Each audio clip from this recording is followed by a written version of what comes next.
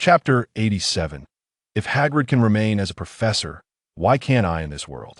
Hagrid's eyes sparkled with excitement as he chuckled. Is this your adopted puppy, Tom? You are truly a kind-hearted individual, unlike those from Slytherin, he added with sincerity. The genuine joy reflected in Hagrid's eyes made Tom feel somewhat uneasy. How could he explain that he wasn't particularly keen on raising this creature, as his true affection lay with the honey-colored soft candy at home? However, if you have a little one in your dormitory, I strongly recommend you leave him here for the time being. Otherwise, they might catch a cold from each other, he advised. Hagrid cradled the black dog in his arms, saying, Let's give him a name. After all, you're the one who helped him. Oh, and it's a boy. He playfully patted the black dog's leg, and Tom watched as the dog energetically chased its tail in Hagrid's embrace. It was rather amusing. Was that even permissible to say? Tom stifled his laughter while observing the lively black dog in Hagrid's hands. Let's call him Blake then. Tom thought he would rather not overthink it. A black dog named Blake seems appropriate, doesn't it? Hagrid exclaimed, Oh, and gently stroked the black dog's head. If you wish to name him that, by all means. However, be cautious when you call him. You wouldn't want a Dementor to overhear. Those mindless creatures might actually think you're referring to Sirius Black. Tom raised an eyebrow. Shall I choose another? No, that's not what I meant, Hagrid replied, still holding the black dog. Blake is perfectly fine. Honestly, I never imagined Blake would betray me. Look over there at that motorcycle. It was Sirius Black who gifted it to me. I rode it to fetch Harry. Who could have foreseen? As he spoke, his voice caught slightly, and it seemed he was on the verge of tears. Tom sensed the situation was turning awkward. He cleared his throat and coughed. Then I shall leave Blake in your care for now, Professor Hagrid. Thank you for your assistance. Not at all, Hagrid replied warmly. Did you just see me teach? His beetle-like eyes sparkled with enthusiasm as he earnestly regarded Tom. Tom began to regret his decision to come here. He was reluctant to invite trouble upon himself. Yet clearly, being engaged in conversation with Hagrid was quite the hassle. Was it possible to rid himself of him? Tom felt his patience wearing thin. He hadn't intended to invest so much time and energy into a stray dog, yet Hagrid was evidently not an easy man to dismiss. A half-blood giant is still a giant, with tough skin and formidable strength, and now Hagrid was a tenured professor at Hogwarts. At this point, Tom couldn't help but scrutinize Hagrid once more. What was it about this half-blood giant that warranted his presence? Why not me? I think it's splendid, Hagrid, Tom remarked, though his mind was already contemplating whether the killing curse could penetrate Hagrid's robust exterior. His face maintained a kind and radiant smile, especially intriguing. It was a blatant fabrication, yet Hagrid seemed to believe it wholeheartedly. His beetle-like eyes sparkled even brighter. Really? I was a bit worried I wouldn't perform well. For first-year students, I could talk more about flobberworms, as these little creatures are harmless and solely focus on eating, but for the older years, I'm still pondering what to teach. There are textbooks, Hagrid, Tom patiently replied. You can refer to the textbooks or consult with other professors regarding teaching methods. However, I am concerned that my class may lack interest, Hagrid remarked, his considerable bulk appearing somewhat pitiable as he placed the newly named, squirming creature, resembling a piece of macaroni, into Fong's doghouse in the yard. You can come to collect him once he's feeling better. I will take good care of him. Once again, thank you, Hagrid. You have been immensely helpful. Tom smiled, his mind racing as he sought an excuse to depart. Well then, I shall. I have an incessant fear that adhering strictly to the textbook will disappoint everyone, including Dumbledore. Hagrid, undeterred by Tom's sentiments, earnestly expressed, evidently having set down the creature to better share his concerns with Tom. I have never attempted this before. I worry that I will not perform adequately. You ought to be concerned about your inadequacy. You have not undergone any systematic learning, and you hardly seem capable of embracing such an approach. Tom felt his patience wearing thin. Aggressive spells may not penetrate the skin of a half-blood giant, yet there exist other incantations to employ. A gentle smile illuminated Tom's face as he discreetly retrieved his wand from his sleeve. Imperio. A pale spell erupted from the tip of Tom's wand, surging directly into Hagrid's mind. Hagrid's gaze immediately cleared. You appear fatigued from conversation, Tom said calmly. It is time for you to return to prepare for your afternoon lesson, and I must take my leave. All is well. Hagrid nodded, and Tom rose, bidding Hagrid farewell once more. He then approached Fong's doghouse, casting a glance at the creature within. "You stay here for now," Tom addressed the black dog. Though he had no concrete reason, he simply felt that the creature should comprehend. "Once you are feeling a bit better, I shall return to take you home." Fong appeared diminutive within the doghouse, emitting a few pitiful woofs. "I will not abandon you," Tom assured Fong with a nod. "As long as you behave, refrain from vying for attention against the honeydukes, keep yourself tidy, and do not chase after mice or insects, I shall continue to care for you." The black dog let out a soft woof. Tom chose not to engage further and turned to leave. Yet, Fong's presence here became an opportunity for Tom, providing him with a legitimate reason for being near Hagrid's hut. The effects of the Imperius curse are quite prolonged, and although it may seem somewhat impolite to say, Hagrid does, in fact, possess a certain lack of intellect. Thus, a single spell could maintain control over him for an extended duration. He did not compel Hagrid to perform any specific actions, for to do so would draw undue attention. He certainly would not think to deviate from the lesson plan, leading students to the Black Lake to hear the mermaids sing in reality. Although this method of teaching was rather vivid and experiential, the sound of the mermaids, when placed on land, proved to be overwhelmingly distressing. Several second-year children were brought to tears, insisting they could not continue the lesson, as it was indeed quite unpleasant on dry land. Chapter 88. Could you refrain from presenting me with such trivial matters? Nevertheless, in a roundabout way, it could be considered a fortuitous turn of events. Due to the black dog, Tom found himself with ample opportunity to frequent the periphery of the Forbidden Forest, observing the creature before plunging deeper into the woods to seek out the basilisk. The basilisk was currently reveling in a life of unprecedented luxury, to the extent that Tom found himself envious, wishing to exchange places with it. Residing in the meticulously constructed lair of the acromantula, feasting on the bounty it had captured, and being entertained by the creature's performances imitating a dancing spider on the ground. Was this reasonable? One might ponder, is this truly justifiable? Perched on a high stone, Tom surveyed at least 20 or 30 giant spiders twisting their legs in a dance, his eyelids twitching. Was this within their capabilities? Perhaps not. The basilisk, however, remained unfazed, embodying the harsh realities of the food chain. Should they fail to pay me homage, I could easily devour them all.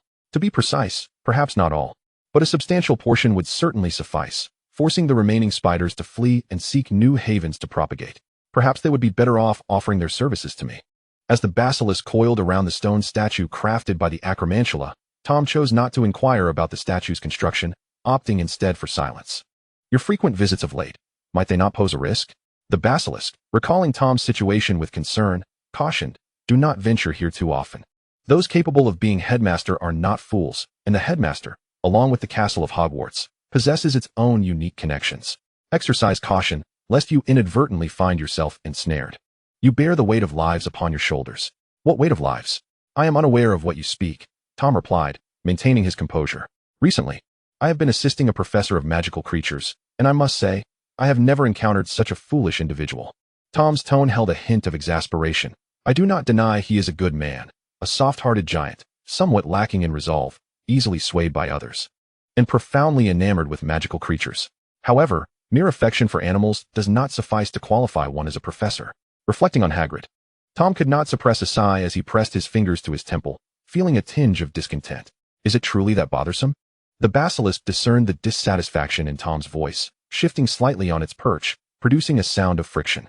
However, Tom refrained from looking up, fearing an accidental gaze into the basilisk's eyes would be foolishly fatal. Merely a common annoyance, Tom grunted, kicking a moss-covered stone off the high platform. School life has become utterly intolerable. Rather than being irritated, I would describe it as tedious. The basilisk's tail flicked before Tom, accompanied by a long, contemplative hiss. It appears you are attempting to amuse me like a cat with a toy, Tom huffed again, though his hand sincerely reached out to grasp the basilisk's tail, which felt pleasantly cool. Did you have the spiders polish your scales? They have many legs, the basilisk replied with calm indifference. Thus they are capable of numerous tasks. Is this reasonable? Tom sighed once more, and a sense of resignation washed over him. Life seemed to have descended into chaos. Perhaps it would be best to stir the pot and consume it whole. Tom resolved to accept his fate, dutifully assisting Professor Hagrid to prevent any accidental mishaps that might endanger students. After all, a fatal incident at school could adversely affect enrollment. Although Hogwarts was not intimately connected to him, it was, after all, his home. Should you turn this into a haunted house, it would undoubtedly impact property values. But there is a saying, is there not? Evil minds may plot, but foolish ones may stumble upon brilliance. I do not mean to imply that Hagrid is foolish. I simply needed to express my thoughts candidly. Hagrid, you are indeed a simpleton, prancing about in your ridiculous legwear and dancing flamenco, your mind surely stuffed with overcooked swamp grass. Even if you were to take a leisurely nap in a graveyard, the zombies would avoid you. Tom stood amidst the throng of students, watching as Hagrid led several hippogriffs towards them, his lips twitching in both amusement and disbelief. Are you well, Tom? Daphne, ever perceptive, noticed the shift in Tom's expression. You seem to be experiencing some gastric distress. Tom swallowed hard, forcing a smile. No, I am perfectly fine. Daphne recoiled slightly, shrugging her shoulders. After a brief silence, Tom hastened to Hagrid's side, inquiring about the situation at hand. Why hippogriffs? Tom lowered his voice. Wasn't it agreed that today's lesson would be on the shrivel figs? I even asked you to procure their honey. Imagine discussing these small, harmless flying insects, devoid of lethality, though lacking in useful knowledge. They are safe and educational. After introducing them, students could sample the honey and share their impressions. What a gentle and harmlessly delightful class it would be. What purpose do you intend to serve by bringing a horde of hippogriffs? Are you planning to supplement their diet? Those creatures are classified as XXX by the Ministry of Magic. You, with your tough skin and considerable stature, may not fear them. But the students are precisely the size of the small mammals that hippogriffs find irresistible. I think this will be much more interesting. Hagrid's beetle-like eyes sparkled with enthusiasm. Do you remember? Yesterday, when you rode that flying motorcycle, it was simply magnificent. I wish I could let all the students experience that, but the motorcycle is quite old, and I fear it may fall apart. Hagrid's eyes twinkled, so bright and clear that Tom found himself momentarily at a loss for words. So, I prepared these hippogriffs for you. Aren't they simply stunning? These beautiful beings, these adorable little creatures. Adorable? Tom surveyed the magnificent, shimmering feathered creatures strutting across the grass from a distance. He felt as though the sky had collapsed upon him. Merlin above, great Salazar Slytherin. Please let this class proceed without incident. I am no longer young enough to endure such shocks, truly. Chapter 89. There is nothing that cannot be resolved with an Avada Kedavra. Yet, it was evident that Lady Luck had no intention of favoring the unfortunate Tom. Hagrid, brimming with excitement, approached the students, enthusiastically introducing these splendid creatures. Aren't they magnificent? Hagrid's booming voice resonated.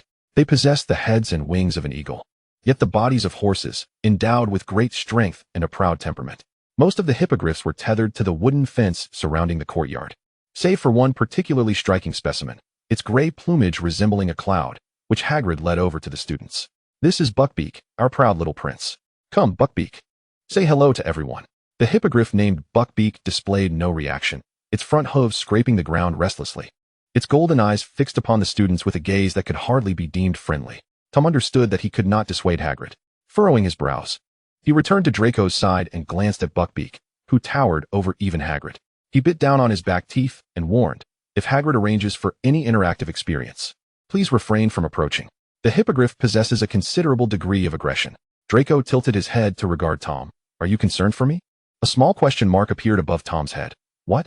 It seemed there was no trace of romantic inclination in Draco, causing him to absently touch his nose, thinking, this is disastrous. My beloved is utterly oblivious. It's nothing, I assure you. I will be cautious, Draco huffed, leaning slightly closer to Tom. Are you afraid? A little. Tom replied earnestly. I have always held a sense of reverence for creatures that are not entirely manageable. One fears the reckless, and the reckless fear the unyielding. While one can reason with a human, how does one negotiate with a creature still in touch with its wild nature? You cannot reason with them. A single bite or kick could result in embarrassment beyond measure. If there is any interaction, I shall go first, Draco said somewhat proudly, stepping slightly in front of Tom. I'm not afraid. Did he just treat me like a child? Tom regarded Draco with a hint of confusion, yet he found no substantial evidence. After all, Draco appeared remarkably composed. Would speaking up be misconstrued as unwarranted sentimentality? After a moment of internal struggle, Tom dismissed his doubts. For Hagrid had already approached the students with Buckbeak in tow.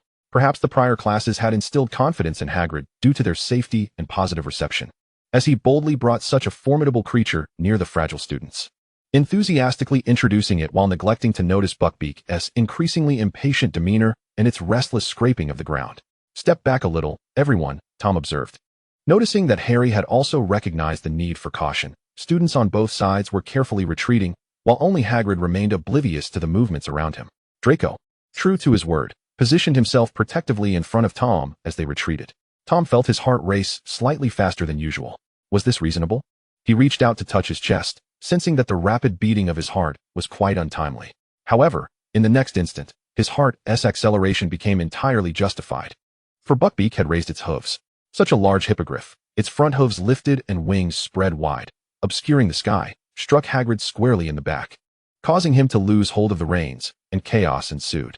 Hagrid's roars, the panicked screams of students, and Buckbeak's flailing wings and thrashing legs plunged the scene into utter turmoil, its already agitated temperament spiraling out of control. There was a reason the Ministry of Magic classified such a creature as XXX dangerous. Subduing a rampaging hippogriff typically required several adult wizards. Run, run, Tom whispered urgently. Do not make eye contact, do not provoke it. We cannot contend with such a beast. While he could have fought back, he recognized that doing so would undoubtedly lead to a conversation with Dumbledore, and the complications arising from confrontation were far worse than retreat, making flight the wisest course of action. However, the rampaging hippogriff's attacks were indiscriminate. Hagrid had failed to equip the creature with a muzzle, and its beak lunged towards Daphne, who was slightly delayed due to her skirt. The scene unfolded in what felt like slow motion, with Daphne being yanked into the air by the force of inertia, Pansy sprinting toward her with wand raised, Hagrid attempting to rise, and other hippogriffs, stirred by Buckbeak's wildness, flapping their wings against the railing. In that fleeting moment, instinct prevailed over thought. Tom surged forward, his wand emitting a dazzlingly bright green light. Avada Kedavra! Following a resounding crash as Buckbeak collapsed, silence enveloped the scene. Pansy rushed forward to embrace Daphne, who was smeared with blood, while only the two girls' quiet sobs broke the stillness. All eyes turned to Tom, including those of the hippogriffs tethered at the edge of the courtyard, now hushed. In that moment of impulsive action, Tom had not contemplated anything. He was somewhat protective, perhaps a result of having received limited affection throughout his life. Thus, he harbored a deeper, somewhat twisted possessiveness towards those he cared for. When those around him were unharmed, he could calmly reflect and remind himself not to reveal his abilities, lest Dumbledore take note of him. Yet, once someone was injured and he knew he could fight back, his calmness swiftly evaporated, making way for the decisive use of the killing curse to clear a path. What problem could not be resolved with a well-placed Avada Kedavra? If there were any, then let it come again. This sentiment ought to be inscribed on his gravestone as a guiding principle, allowing future generations to revere it. Though, upon reflection, it might sound somewhat tyrannical, perhaps it is best left uninscribed. Amidst the varied expressions of those around him, Tom's mind remained eerily calm, though one might argue it was more akin to apathy. Chapter 90. You're responsible for crying. In the ensuing silence, it was Tom who broke the stillness, his voice lacking strength, as if he had resigned himself to the situation. Everyone should return to their business. There's nothing to see here. I feel as though my time at Hogwarts is growing short. Students, back to the castle. Professors, do as you wish. Come on, Pansy, my dear girl, please stop crying. Daphne looks as though she might suffocate. Yet, upon finishing his words, aside from the Slytherin students who began to gather behind Tom, the Gryffindor contingent remained largely unmoved. Tom raised an eyebrow, not particularly concerned, and turned to leave, with the Slytherins following him in a synchronized, silent procession. A stillness swept across the grass on this side of the courtyard.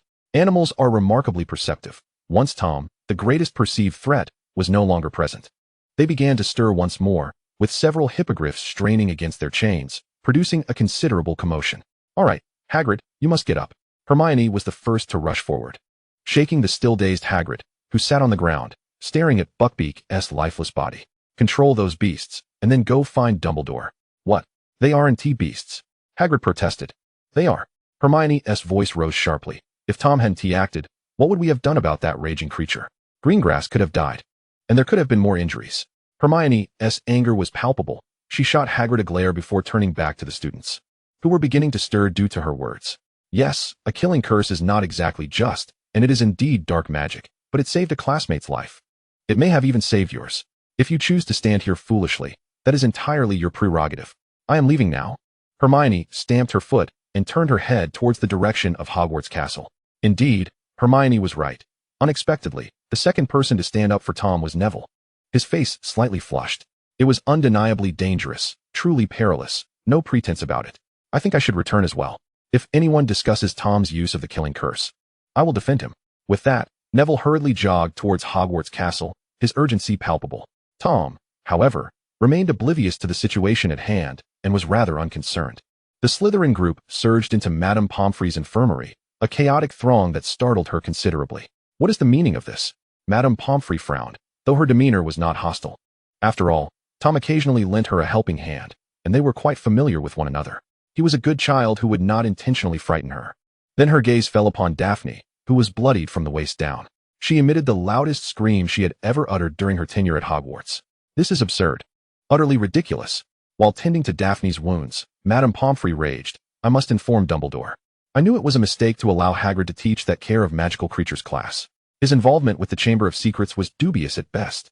And how could that man possibly teach students? The others had already been ushered out by Madame Pomfrey, leaving only the injured Daphne and her companion Pansy, whose complexion appeared even worse than Daphne's. This is madness, Pansy said, her tears now dried but her pallor lingering. Her voice trembled slightly as she expressed her outrage over the presence of a hippogriff before students, particularly after the incident had occurred without any semblance of control.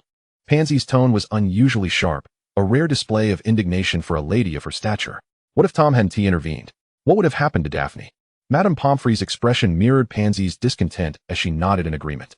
Meanwhile, Daphne, using her uninjured arm, gently nudged Pansy. Oh, Pansy, don't be angry. Anger causes wrinkles. Let us not be upset, all right? You're still saying that to me now. Pansy glanced at Daphne, her eyes beginning to well with tears. What would I do if something truly happened to you? You are my best friend, my closest sister, even closer than those related by blood. I will never let Hagrid off the hook, Pansy declared resolutely. You just focus on getting better, Daphne. I will go find Draco and the others. Don't worry about me. Daphne scrunched her face, looking pitiful. I understand. I want to interfere, but please don't frown or stay angry. It will really give you wrinkles, and then you'll have to use so many face masks to fix it. Madame Pomfrey couldn't help but stifle a laugh at the exchange, letting out a soft snort. Little girl. Outside in the corridor, Tom, Draco, Theodore, and Blaise huddled in a corner, looking rather unseemly. There was a clear distinction between the genders. Madame Pomfrey had sent the boys away to tend to Pansy. Yet, while they were out, their tempers remained uncalmed. This cannot be left as is. Blaise began to draw circles on the ground, his face clouded with gloom. It cannot just end like this. Draco kicked the wall, uncomfortable in his crouched position, nearly tripping over himself. Not only is Daphne injured, but Tom also got involved. I mean, it's not that I think Tom's actions were wrong, but if someone with ill intentions catches wind of this, it won't bode well for him. He was falsely accused of opening the chamber last year. Before this escalates, we should head home, Theodore suggested, displaying an unusual enthusiasm. We must outpace Dumbledore and head to the Ministry of Magic. That makes sense, Blaise responded secondarily. We can push the Ministry to pressure Dumbledore by framing it as an educational incident, force Hagrid's dismissal, and gradually create trouble for Dumbledore. Reasonable. Especially since we have our father's influence to leverage, Draco nodded in agreement, acknowledging the sentiment. What about me? Tom interjected cautiously, pointing to himself. You? Theodore looked up at Tom and surprisingly smiled. You will cry when the investigation team arrives. Is it acceptable to just cry? Tom was momentarily at a loss for words. Who am I supposed to cry on? If you can muster the courage, go and sob on Fudge, Blaise suggested, stroking his chin. He is always eager to play the good guy. If you cling to him and weep, he wouldn't dare to act against you. He is all about saving face and avoiding public disgrace. That is a fair point, Draco concurred, but isn't that a bit too much of a sacrifice? You might end up having nightmares after crying on Fudge. I could tug at Fudge's sleeve and cry. Pansy suddenly interjected into the boys' conversation. Her voice soft and her steps light, giving an eerie impression as though a ghost had descended. Tom, you should tug on Umbridge's sleeve and cry. We need to summon the investigation team. Umbridge. Tom froze for a moment, a chill running down his spine. Although he was unaware of this world's Umbridge character. In his own realm, the one who adored pink and was utterly sinister had left an indelible, terrifying impression on him. That woman was pure malevolence, devoid of any scruples. Tom had even delved into educational psychology for a time, attempting to unravel the roots of why such a deranged individual like Umbridge had come to be. However, he had failed. Ultimately, he encountered a theory in an educational book from the East, positing that humans are born inherently wicked, only to be tempered by subsequent education. It made perfect sense to Tom, who mused on how fortunate he was to be deemed a good person, despite a familial background that only managed to cultivate a 70% normalcy. Umbridge. Just as Tom contemplated whether to voice his thoughts, Blaise was already vehemently shaking his head. That's too terrifying. It's not appropriate. This is more than just a nightmare. It's a direct path to calamity. Observing Blaise's expression, Tom surmised that this world's Umbridge was likely no better than his own, perhaps equally repulsive and discomforting, something to be avoided at all costs. Yet, The investigation team led by Umbridge had a notoriously poor relationship with Dumbledore, Pansy asserted with unwavering conviction, her voice rarely so resolute. Throughout their interactions, she typically adopted a gentle demeanor, speaking little and serving to soothe the others. I will see to it that Rubius Hagrid ends up in Azkaban. As for Dumbledore, even if I can't do anything to him, I will ensure he suffers. The boys silently regarded Pansy, exchanging glances of mutual understanding.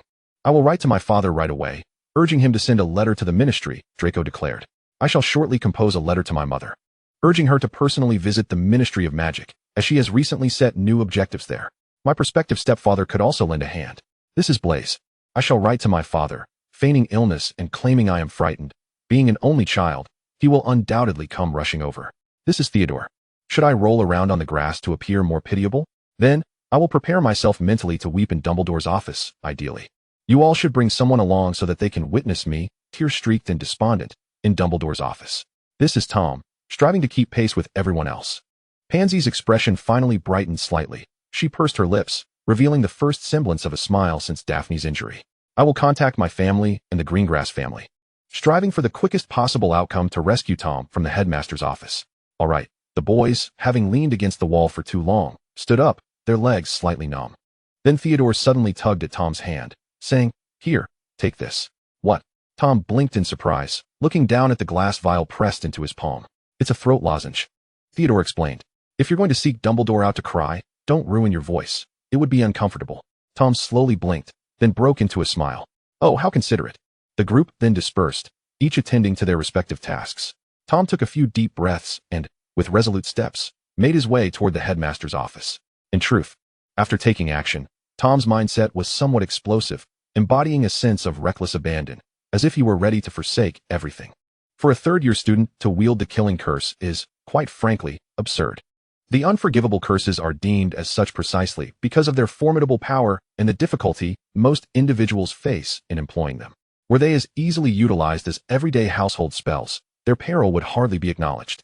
A typical third-year student wielding the killing curse and successfully vanquishing a fully grown sphinx is a juxtaposition that simply does not coexist.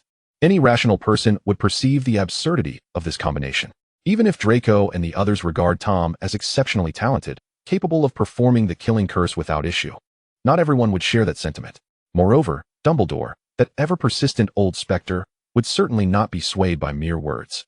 Thus, as Tom approached Hogwarts Castle, he began contemplating whether he should flee entirely, perhaps heading to Germany, to Durmstrang, where dark magic is more tolerated, and he might be celebrated as a prodigy. However, his steadfast friends were unwavering in their resolve. They had already chosen to overlook Tom's use of the killing curse, and were instead uniting to seek justice for Daphne. Tom reflected on this and realized he could not back down now. His friends were fighting for another's honor, just as he had acted in defense of Daphne, whom he considered a friend, prompting him to ignore all rationality in his actions. Therefore, if his friends were set on addressing the ministry, he would take it upon himself to confront Dumbledore. Very well, this dilemma posed little challenge. Nothing could thwart Tom Riddle, the heir of Slytherin. I am the Dark Lord. After all, Chapter 93, Howling from Emotional Injury. Crying is indeed a test of endurance. One must always possess a goal, much like the determined Tom heading toward Dumbledore's office. Each step felt invigorating. His feet brimmed with energy. Upon reaching the Guardian Stone Beast, he pondered for a moment, allowing his conviction to brew, before he fiercely pinched his thigh and began to cry. He had not been gentle with himself. The pinch was rather forceful, causing pain. He then sniffled and cried even louder. He had never cried so indecorously before. When one sobs uncontrollably, maintaining composure is exceedingly challenging. Furrowed brows, large tears cascading down, a reddened nose, and a contorted expression are the truest embodiments of emotional release. Tom locked eyes with the Stone Guardian, which remained eerily silent, while he wept with fervor. His cries drew the attention of wandering ghosts in the corridor, quickly followed by portraits gathering nearby. Soon, curious students began to peek in, drawn by the sound of his lament. As the crowd grew, Tom became increasingly audacious. I didn't mean to. Wah! I never intended to harm that towering beast with claws, wings, and a beak capable of piercing through anything. Wah! It was out of control, attacking students. I felt as if it would devour us. To it, we students must seem like mere small mammals, our flesh tender and delectable. Wah! Life has become so dull, students are truly a delicacy. Wah! Had the professor not lain motionless, I would never have acted. I truly didn't think it through. I was terrified of Daphne dying. What if she had died? I'm still a child. I cannot bear such sights. It is far too frightening. And how could the professor lie there unmoving? How irresponsible. Surely, he must have been negligent in his duties. Wah! I do not mean to criticize the professor, yet this is simply too terrifying. He must also have been frightened. Otherwise, how could he neglect the well-being of his students? Moreover, he was personally appointed by Dumbledore. If he is in error, does that not reflect poorly on Dumbledore's judgment? I firmly believe he has good intentions, but to bring a creature of such danger into a classroom for students. I almost wonder if he has been subjected to the Imperius curse. Tom's wails grew louder, exceedingly loud. Feeling his cries lacked dignity. He attempted to shield his face with his sleeve, yet this did not impede his articulate expression of grievances, as he placed blame where it belonged. Let it all be destroyed. Let nothing remain. The instinct to spectate is inherent to humanity. Soon, the corridor leading to the headmaster's office was crowded with students. Even as the class bell rang, they showed no inclination to leave, all eager to witness the spectacle. Such congestion inevitably attracted professors, and when Professor McGonagall rushed over, Tom dove into her embrace. "Professor, I'm so scared," he cried out with great fervor, his voice cracking under the strain, startling Professor McGonagall, who shivered at his outburst. How embarrassing. Tom could still spare a fragment of his mind to contemplate how utterly he was losing face at this moment. My goodness. He discreetly pinched his arm once more and resumed crying. Oh, great Salazar Slytherin. Once I began to weep, there was no time to consume the throat lozenge. This truly is an exhausting endeavor. As Tom poured forth genuine tears, feeling as though he might suffocate, Hermione and Neville arrived. They squeezed through the throng, escalating the scene to a crescendo as Neville also began to wail, transforming the moment into a cacophony of anguish, with the two of them embracing each other in despair, akin to wolves in a frenzy, while the silent guardian beast before them stood as their ethereal moonlight. The scene was utter chaos, with students' whispers rising to a crescendo that threatened to shatter the ceiling. Professor McGonagall, tightly wrapped in Tom's robe and cradled in his arms, appeared equally flustered and unable to extricate herself from the tumult. Upon hearing Professor McGonagall exclaim a relieved Severus, Tom cast a fleeting glance and abruptly felt faint. It was over. He could no longer maintain his composure. Any further performance might provoke uncontrollable laughter. When Tom next opened his eyes, he found himself in a pristine hospital room. The sheets were white as snow, the intricately carved oak headboard gleamed with a fresh coat of paint, and a charming nightstand held a delicate floral card wishing him a swift recovery. This was not the Hogwarts infirmary. Peering out the window, he recognized the familiar beige walls. He was at St. Mungo's. It seemed he had been unconscious long enough to be transported from Hogwarts to London. As he turned his head to survey the room, he returned to the pillow, having cried too hard. His eyes felt dry and painful, his throat burned, and discomfort pervaded his entire being. Rest seemed the wisest course. So he decided to take advantage of the daylight and drift into slumber once more. While this may have seemed somewhat illogical, there was truly no more rational choice in the world. With that, Tom promptly fell asleep. The following week unfolded in the confines of that hospital room. Funded by the Ministry of Magic, his suite was spacious, with his waking area serving as a bedroom, complemented by a living room, lounge, reception area, entertainment room, and even a yoga studio. Why a yoga studio? Tom queried Draco, who had come to visit. The rationale was that patients, still recovering, could not engage in high-intensity exercise. So yoga provided a gentle means of movement to stave off boredom. Draco appeared somewhat bemused by Tom's inquiry into such an obvious matter. Were you that bored? Nevertheless, he added that Tom was not yet permitted to leave. Due protocol must be followed. If boredom became unbearable, he could bring over some honeydew sweets.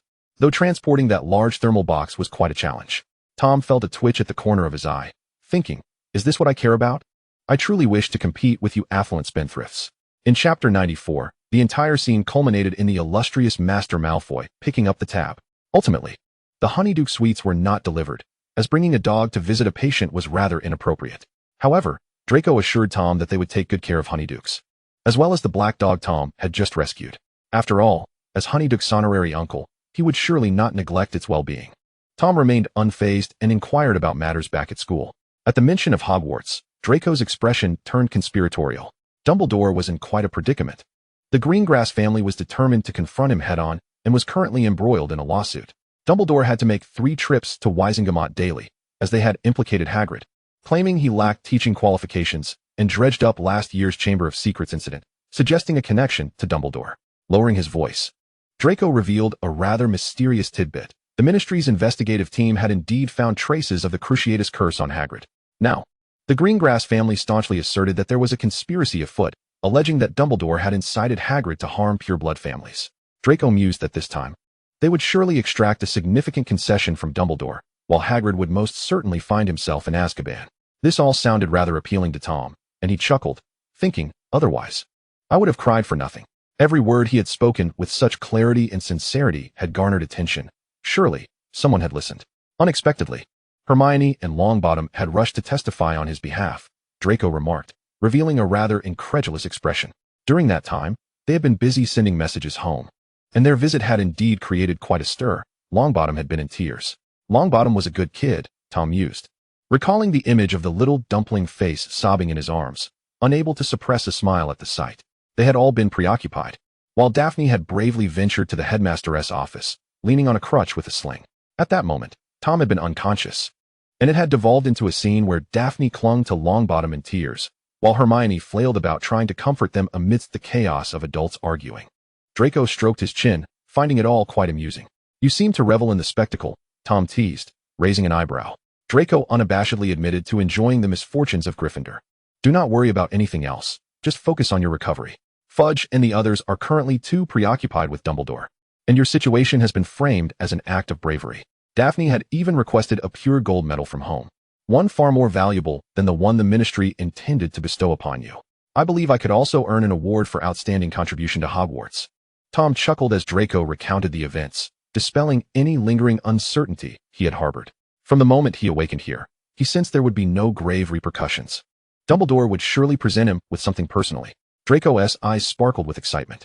He clambered onto Tom's hospital bed, his eyes gleaming as he leaned in, their heads nearly touching. You are indeed a hero.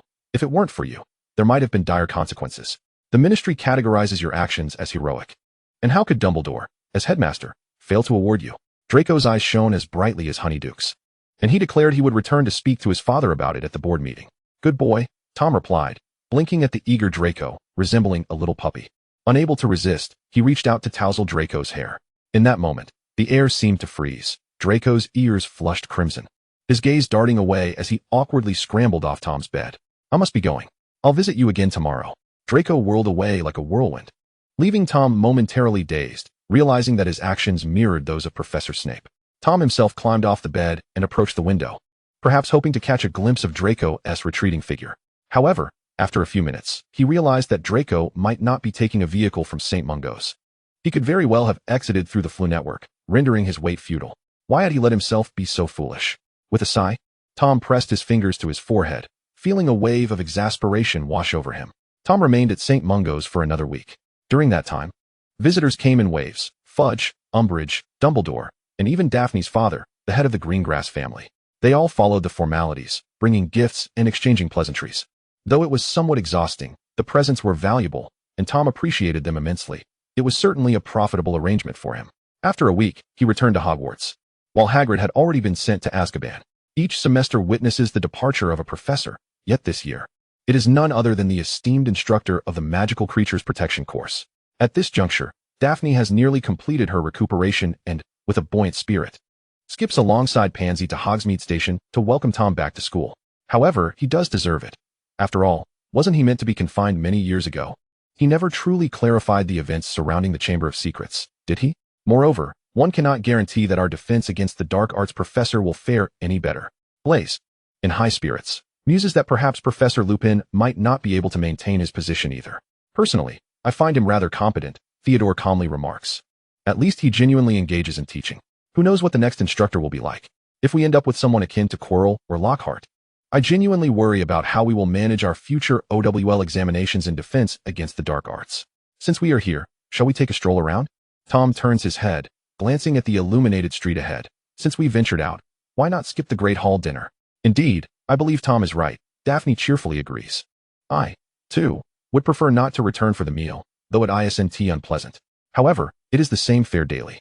A change of scenery would be much more refreshing. As for food, Draco remains nonchalant, stating, order whatever you desire. I shall cover the expenses. Upon hearing this, Daphne's joy intensifies as she skips over to link arms with Draco. If you had said that in London, I would have been even more delighted, considering Hogsmeade has but a handful of establishments. Draco rolls his eyes discreetly, yet still expresses gratitude. Thank you, the illustrious Mr. Malfoy. Daphne, choosing to ignore Draco's expression, beams with delight, exclaiming, "Tonight's entire bill shall be on the esteemed Malfoy." Chapter 95. Happiness has returned to our family. They filed into the Three Broomsticks. Alas, Hogsmeade offers limited dining options, and the hygiene of the Hog's Head Inn has always been a cause for concern, leaving the Three Broomsticks as their sole choice. "What shall we have?" Madame Rosmerta glides over, holding a menu and wearing a radiant smile. It is a weekday, and the crowd at the Three Broomsticks is modest, indicating a rather slow business day. However, once Draco and his companions entered, it became evident that tonight's business would not be dismal. A group of young gentlemen and ladies has arrived. Would they possibly hesitate to order? Indeed, Draco, without even glancing at the menu, promptly declares, "Let us have one of everything." "Such extravagance," Blaise exclaims. "Can we even consume all of this?" Yet, following his suggestion, they order double portions of dessert. "Didn't you just say we couldn't finish it?" Tom questions, blinking in confusion. Since Draco is footing the bill, Theodore explains matter-of-factly. "Even the white chocolate ribs will come in double portions. Leftovers can always be packed." Daphne adds sagely, "Let us have 4 servings of that peach oolong pudding. Both Pansy and I adore it." Daphne is correct. Pansy has finally regained her former self, returning to her usual composed demeanor. "Daphne, you should avoid spicy food tonight. If you wish to avoid scars, be mindful of your diet." "Scars?" Tom inquires, puzzled. "What about scar cream?" "Scar cream is indeed effective," Daphne shrugs. "But the skin it nurtures can become somewhat fragile, demanding additional care. Besides, my entire arm is injured. If I applied scar cream daily, I would be utterly exhausted." Tom nods thoughtfully. "That sounds quite complicated. I have learned something new." They casually order a plethora of dishes, and Madame Rosmerta beams with delight, her vibrant laughter reminiscent of a striking yet poisonous flower. During his time at St. Mungo's, Tom had subsisted on bland hospital fare, no matter how exquisite the meals were. They paled in comparison to the rich, oily ribs and pork knuckles. Consequently, Tom buried himself in his food, earnestly devouring each bite without lifting his gaze. He was so engrossed that he scarcely noticed anyone else at the table. Daphne was similarly engrossed, both of them intent on their meals as if they had gone several days without eating. "Are you truly that hungry?" Draco inquires, surprised, as he brushes Tom's hair from his forehead. "You ought to get a haircut. It's obstructing your vision." "Is it?"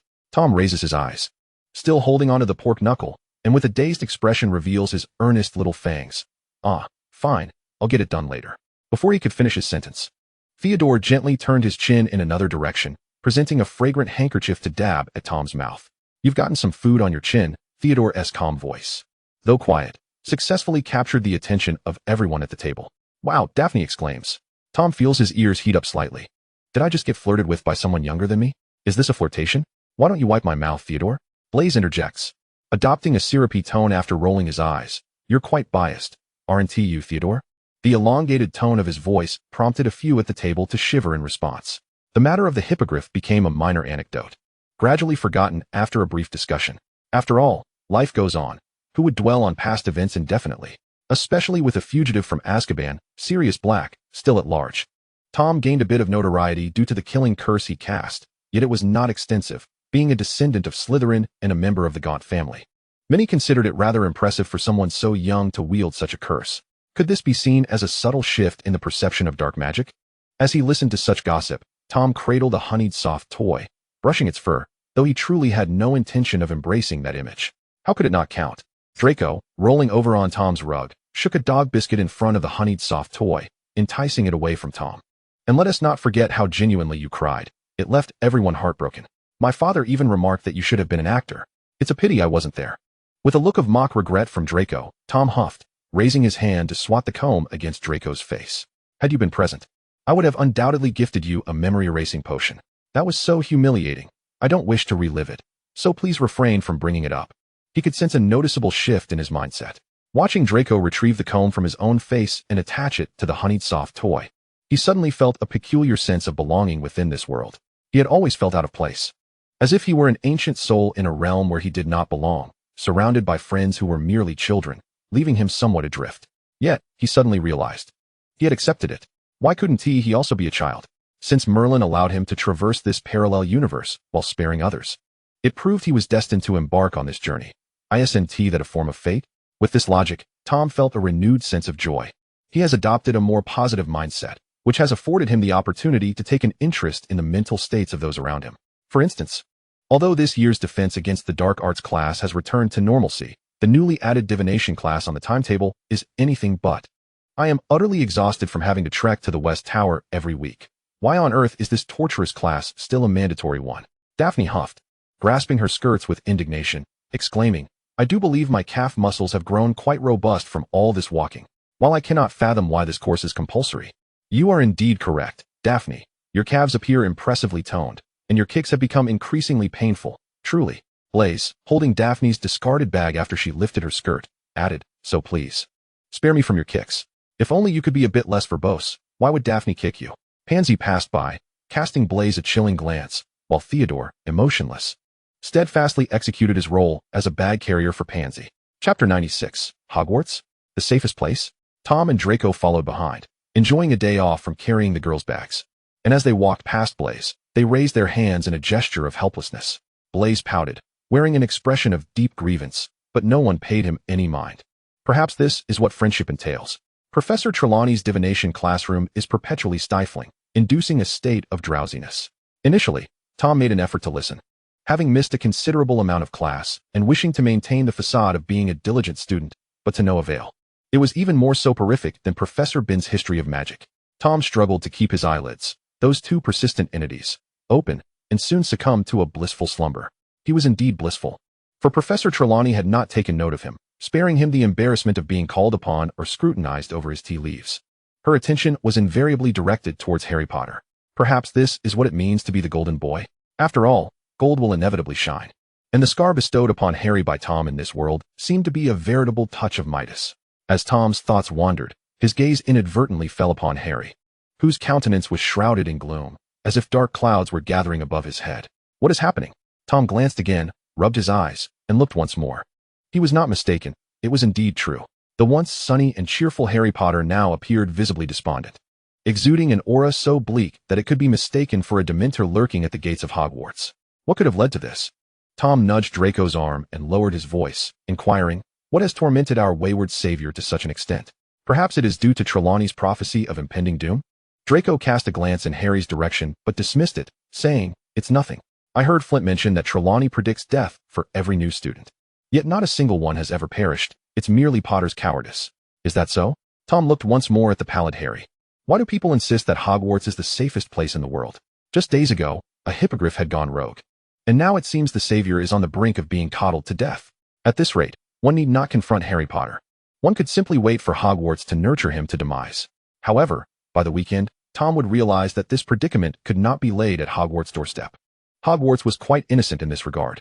The blame lay squarely on Sirius Black, the fugitive from Azkaban, whose target was likely Harry, thereby placing the boy's safety under stringent surveillance. Furthermore, third-year students could only gain permission to visit Hogsmeade with parental consent. What? You say Tom has no family? Who would sign for him? In exceptional circumstances, upon consulting with the head of their house, a student may have their house head sign on their behalf. Tom's permission slip was signed by Professor Snape.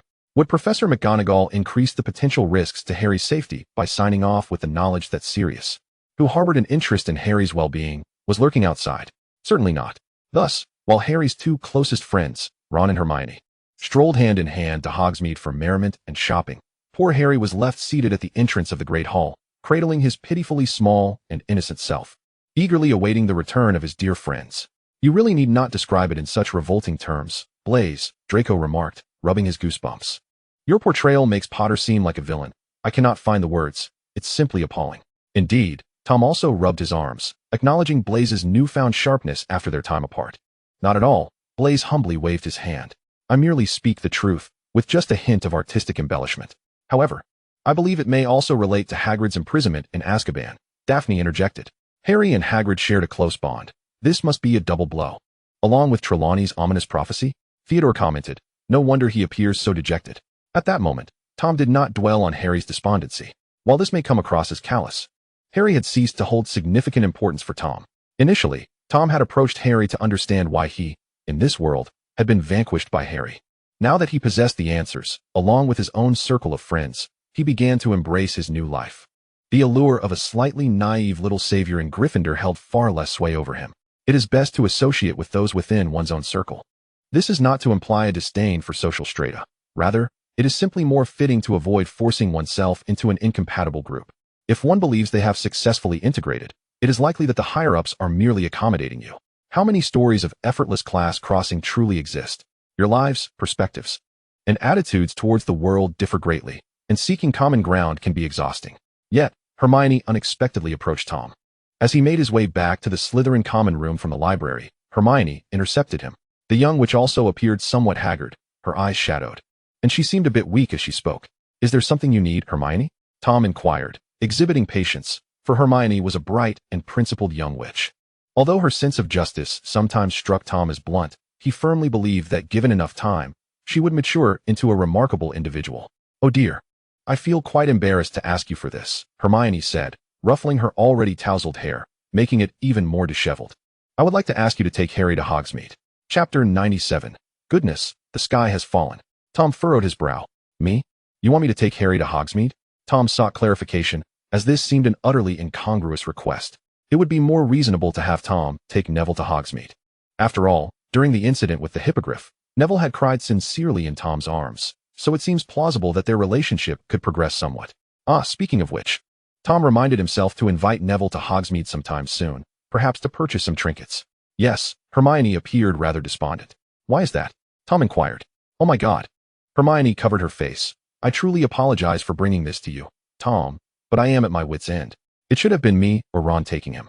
Hermione seemed to be on the verge of a breakdown. This usually resilient young witch buried her face in her hands, her shoulders trembling, leading Tom to suspect she might be crying. A gentleman cannot remain indifferent while a girl weeps, so Tom sighed, produced his handkerchief, and offered it to Hermione. "Let us find another place to talk. I am too soft-hearted. I ought to be a Hufflepuff. I shall have dinner with Cedric Diggory tomorrow to learn from his emotionally stable Hufflepuff spirit." They ascended to the astronomy tower. It was already late October, and the evening breeze was quite biting. After a few minutes, Hermione appeared much more alert, lifting her head to glance at Tom, her expression somewhat weary and visibly haggard. "Take your time." Tom gently patted her shoulder. "Do not be anxious." "I am not anxious. I merely feel a bit embarrassed," Hermione replied, resting against the railing of the tower and sighing.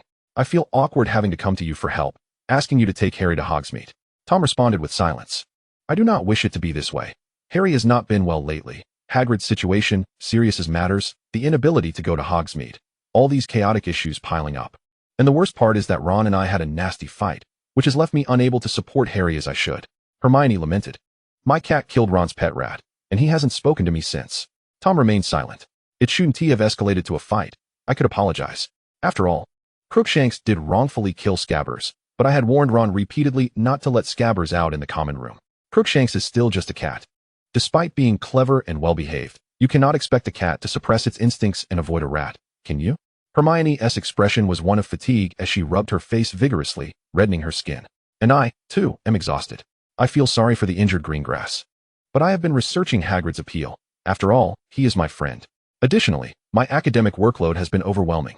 I am enrolled in many classes and must spend hours in the library gathering information." "Oh dear." When Hermione finally fell silent, Tom sighed. "You are placing too much pressure on yourself, Hermione. They are not your responsibility." Hermione pressed her lips together. "To be blunt, Hermione, you are not their mother. You are merely their friend. For friends, we should do our utmost, but it is not worth sacrificing your well-being. When your friendship begins to adversely affect your mental state and daily life, it is time to reassess. But I am not suggesting you sever ties with them, Hermione. I am merely saying they are not your burden. You should not impose such pressure upon yourself." Tom gestured downward as if to ease her tension. "Now, please continue. Why do you wish for me to take Harry to Hogsmeade?" Hermione covered her face once more. "In all fairness, this is not something I should be saying to you. You are Harry's best friend," Hermione stated flatly. Tom responded with a lengthy silence. "I cannot engage with that," he sighed again. "So, in this tempestuous time, with Harry feeling dejected and both Ron and I unable to offer him comfort, you are left." "That sounds rather forced, Hermione. Do you believe what you just said?" Tom replied calmly. "You are clearly fatigued. Ron Weasley does not appear to be in such a state. Moreover, Harry has other friends. Neville and the Weasley twins would certainly be willing to accompany him without needing to seek me out specifically, only to declare that I am his best friend." Hermione looked at Tom, letting out a sigh. "Stop sighing," Tom said with a hint of exasperation. "What are we? Two sighing wind machines? I will speak frankly with you. But first, can you promise not to be angry?" After a few moments of silence, Hermione suddenly adopted a resolute tone, firmly turning Tom's shoulders to face her. "You may speak." Tom's instincts warned him that this could lead to trouble, but his gentlemanly spirit urged him not to turn away. "Harry, he has a bit of a crush on you, so if you were to take him, It would be an entirely different encouragement. He would be incredibly, incredibly happy. Tom replied, I do not have feelings for boys. I remain skeptical. I can only say you might not be inclined that way, especially since your connections with girls appear far stronger than with boys, Hermione remarked, her words quickening. I have no other options. You are right. I have taken on the weight of responsibility for Harry, and I cannot entirely disregard him. So I resorted to this desperate measure of seeking your help. Before Tom could offer further commentary, Hermione hastily interjected. I do not intend to morally bind you with Harry's feelings, Tom. I did not plan to bring this up. I merely wanted you to take Harry. Of course, it is your prerogative not to wish to take him, and I am here to discuss it with you, although my attempts to clarify sound rather insincere. I assure you. I, Hermione Granger, do not deceive. Tom sighed heavily once more. Why must I be the gentleman? Wouldn't it be easier to simply walk away? His head throbbed. It felt as if it might explode. Chapter 98. Glory shall bow to me. Ultimately, Tom did not relent. Rationally, he understood that Hermione was not one to engage in moral coercion. She must have been genuinely at her wits' end to seek his assistance. However, he was reluctant to offer such help. If aiding you would make me uncomfortable, why should I assist you at all? Hermione appeared somewhat saddened and dispirited. Yet after Tom's refusal, she did not press the matter further. She was still a good girl, capable of loving and hating with discernment. Nonetheless, this situation inevitably left Tom feeling somewhat vexed. Accepting one's identity in this world and deciding to live well is one thing. Accepting that one might have to engage in romantic pursuits with someone younger is another. He could not help but feel troubled, yearning for someone with whom to share his thoughts, yet finding no one nearby to confide in. However, if one's sorrows remain unspoken, they fester within, leading to physical ailments. Hence, it is imperative to express one's discontent. Consequently, Tom turned and ventured into the forbidden forest to seek solace with the basilisk. When one cannot share their burdens with those around them, conversing with someone who will never reveal your words can be a comforting alternative. The identity of the serpent monster destined him to a life of perpetual concealment, and the peculiarities of language served as an unparalleled means of confidentiality, rendering him an exceptional listener, indeed the finest of listeners. The serpent monster adeptly managed the giant spider, facilitating Tom's travel without the need for extensive movement. As the giant spider would come to escort him, they even crafted a seat for Tom from vines, upon which he sat while the spider extended its legs to carry him. While the sight was amusing from afar, it was undeniably intriguing. The serpent monster was somewhat taken aback by Tom's presence, especially when Tom proposed to share a story. How could he refuse? Clearly, he could not. Tom's voice bore a hint of weariness, and he lamented that he could only regale him with tales that, to any other listener, might suggest he had been haunted by some meddlesome spirit. What is a meddlesome spirit? The serpent monster was unaware. Yet he could discern from Tom's scent that he was about to divulge something significant. After all, he was a serpent, a high-ranking serpent, capable of interpreting human emotions through their scent. Tom was evidently distressed, and the serpent monster had no intention of provoking his volatile state at that moment. Tom shared everything he could and could not articulate with the serpent monster. He spoke of his helplessness, his confusion, and his unease. He narrated how the world around him clashed with his own, how he had ascended to great heights only to find himself suddenly bereft. And he lamented the naivete of those around him and the forced compatibility he had to maintain. He expressed his exhaustion, exhausted beyond measure. This abrupt transformation seemed to render his previous bravado a mere dream, as if his world was nothing more than a figment of his imagination. A hysterical episode stemming from a momentary lapse of sanity. Had he not been remarkably stable, he might have lost his mind upon arriving in this new realm. The serpent monster was an attentive listener, coiled comfortably and refraining from interruption, only occasionally posing a question to reassure Tom of his engagement. Once Tom concluded his tale, the serpent monster paused for a moment before gradually speaking. No wonder I perceive you as unlike a typical adolescent human. The Tom who approached me years ago lacked the tranquility you exude, and your method of seeking me is indeed quite unconventional. The serpent monster carefully selected his words. Do you have any advice for me? Tom inquired with a grunt. Will you heed it if I speak? The serpent monster asked. Not necessarily. But you must first share it for me to consider, Tom replied candidly. I cannot offer you advice, the serpent monster stated honestly. But if you seek to end your life, I can assist with that. A mere glance would bring no pain. Perhaps in dying here, you might return to your original world. That's a tempting proposition. Let us not entertain it further. Tom pressed a finger to his forehead. I have contemplated methods of ending it all, but what if I cannot return? Wouldn't that be a foolish demise? Currently, you resemble a fool, the serpent monster retorted bluntly. What do you mean? Tom's tone darkened. By your account, you have achieved great heights in your world. Why can you not do the same here? It is not that I cannot. The circumstances are entirely different. Is difference a barrier? The serpent monster's inquiry struck with precision.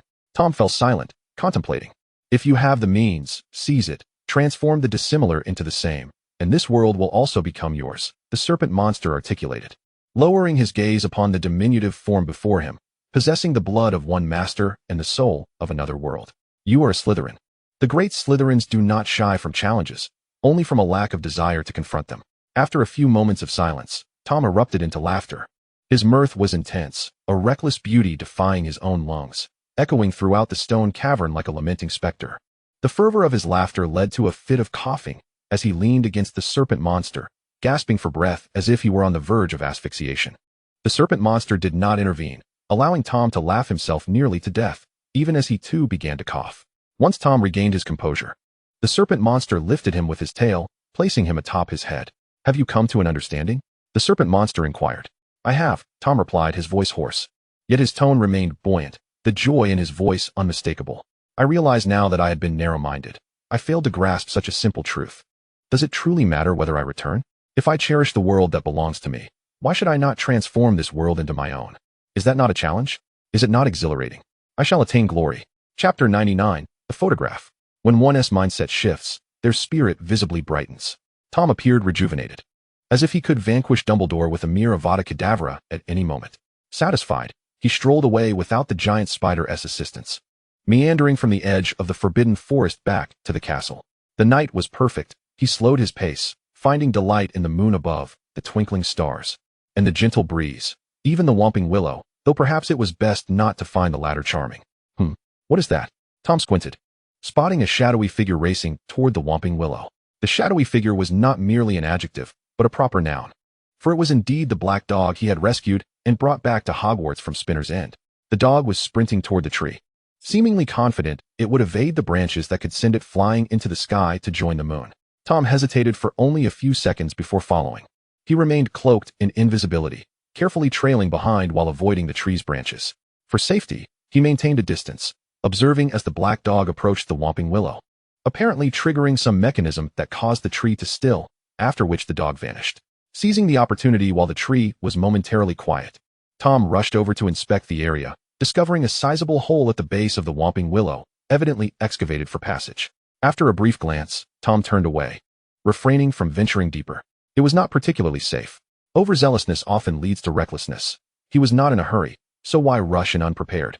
Thus, humming a cheerful tune, Tom returned to the Slytherin common room, content to wash up and retire to bed. The transformation of his mindset was evident upon waking the next morning. Despite having slept only a few hours, he radiated an extraordinary vitality, as though he had stumbled upon a splendid fortune. Why are you so cheerful today? Draco inquired, slightly perplexed. Did you steal Dumbledore's tights last night? Ah, what nauseating nonsense are you spouting? Tom chuckled brightly. Why did I foolishly consider stealing such a thing? I merely had a pleasant dream last night. What did you dream about? Draco inquired, pressing further. I dreamt I struck it rich, Tom replied with a gleeful grin. Made a fortune. Is that truly sufficient cause for such elation? Draco raised an eyebrow, a hint of skepticism in his expression. I too possess considerable wealth, yet I do not find myself in such high spirits. Is this even comparable? Tom mused, convinced it was not, though he deemed it inconsequential. He attended his classes with unabated cheer, and later that evening, he gleefully prepared a concoction of sleeping draught to administer to the black dog he kept at the Quidditch pitch. Sensing the need for caution, he tripled the dosage. He suspected this dog was no ordinary creature. His initial theory was that it had been specially trained, and upon further contemplation, he began to suspect it might not even be a dog, but an animagus.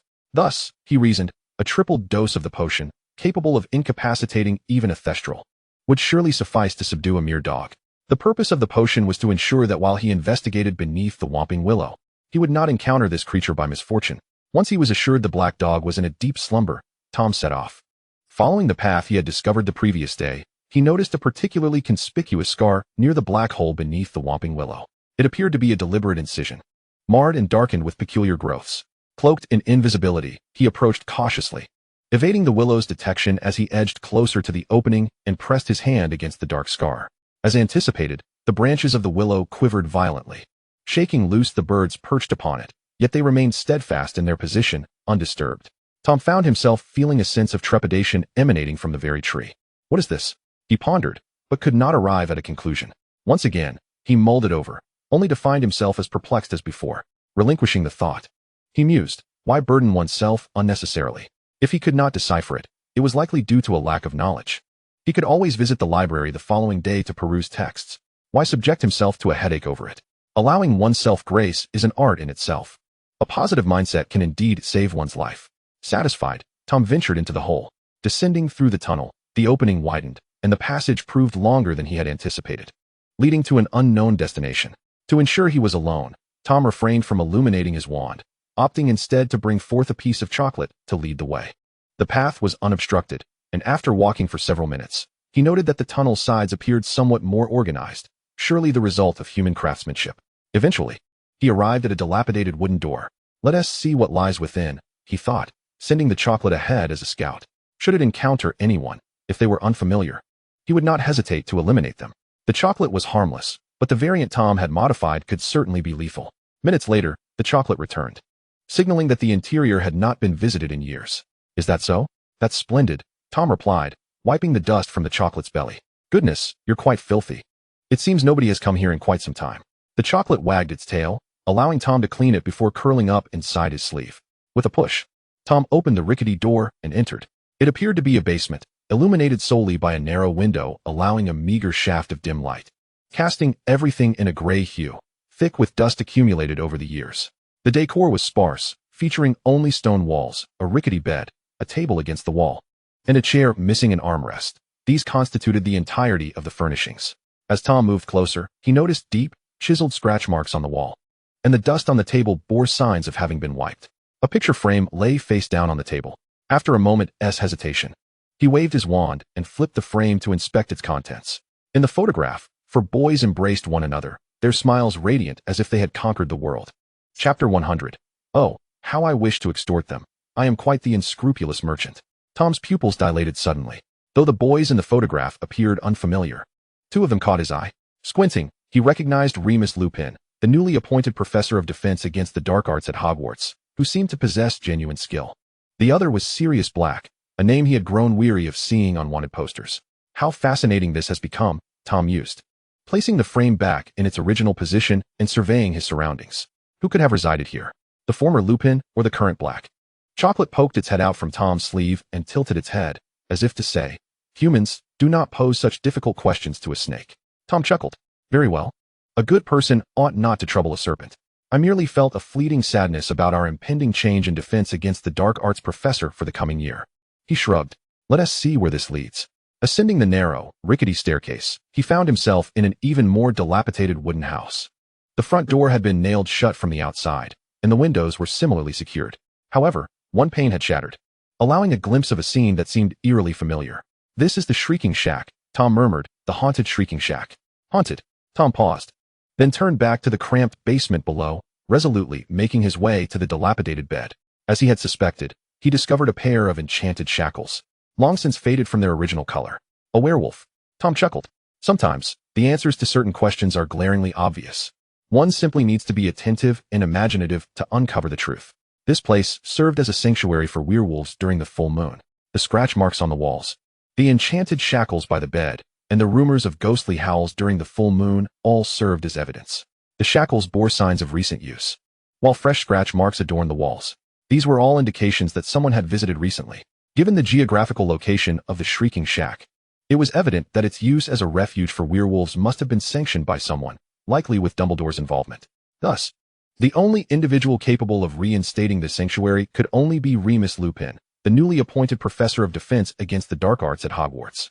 And considering the close camaraderie between Lupin and Sirius Black, one might speculate that Black's recent escape and subsequent arrival at Hogwarts could very well have involved Lupin's participation. Some matters are best left unexamined, for delving too deeply can only lead to trouble. With this understanding, Tom tucked the chocolate away and returned to the castle. The following morning, he awoke, still brimming with vitality. Your excitement instills a sense of fear. Draco scrutinized Tom with a piercing gaze, assessing him from head to toe. What on earth is your situation? Don't think you can fool me with tales of dreaming today. I simply do not believe it. When have I ever deceived you? Tom feigned a sorrowful expression, dramatically clutching his chest. I am utterly innocent, I assure you. I merely stumbled upon something yesterday, and if it proves to be true, it could severely undermine Dumbledore once more. ISNT Hagrid's matter still unresolved? If another mistake occurs, Even Dumbledore would find it impossible to extricate himself from the predicament. Wouldn't he? Draco raised an eyebrow. So you ventured out under the cover of night to commit thievery? Thievery, you say? Tom replied with a playful smile. I simply took a stroll. Are you going out tonight? Draco observed Tom's expression, stating, If you are, do take me along. Not tonight. Tom waved his hand dismissively. One must rest after venturing out. He elongated his tone, noticing Draco's subtly dissatisfied expression, and gently tugged at Draco's arm. However, I still have a matter to entrust to our illustrious and valiant Master Malfoy. I have an idea that requires your assistance for verification. Tom's eyes sparkled with mirth, and Draco was evidently charmed by this. What do you require of me? Draco lifted his chin, wearing a slightly proud expression. I need you to visit your godfather and inquire about the recent potions he has brewed, Tom said, shaking Draco's arm without letting go. I wouldn't dare approach Professor Snape so casually. Such a serious and significant task can only be accomplished by you. The pride on Draco's face was nearly uncontainable. Very well, he grunted through his nose. Since you've put it that way, I shall pay my godfather a visit. You want the list of potions he has been concocting lately? Yes, Tom's tone softened. If there are no specific names, recent ingredients will suffice. Draco appeared ready to guarantee his ability to accomplish the task. The world is a vast kindergarten. Flattering someone is akin to classic child psychology. Tom rested his chin on his hand, observing the flush creeping to the tips of Draco's ears, both his face and heart alight with joy. If his suspicions were correct, Professor Lupin was indeed a werewolf, and since Dumbledore had admitted him, it was highly probable that he would have Professor Snape brew some Wolf's Bane potion for Lupin. After all, the risks associated with werewolves are formidable, far beyond the capabilities of a simple-minded Hagrid. If a werewolf were to attack students, Dumbledore's tenure as headmaster would surely come to an abrupt end. Draco could likely uncover some clues from Professor Snape, and if those clues fell into Tom's hands, they could be used to threaten Lupin. Oh, the mere thought sent a thrill through him. Once it is confirmed that Lupin is indeed that werewolf, Sirius Black would be unequivocally the infamous Black Dog. After all, werewolves lack an animagus form.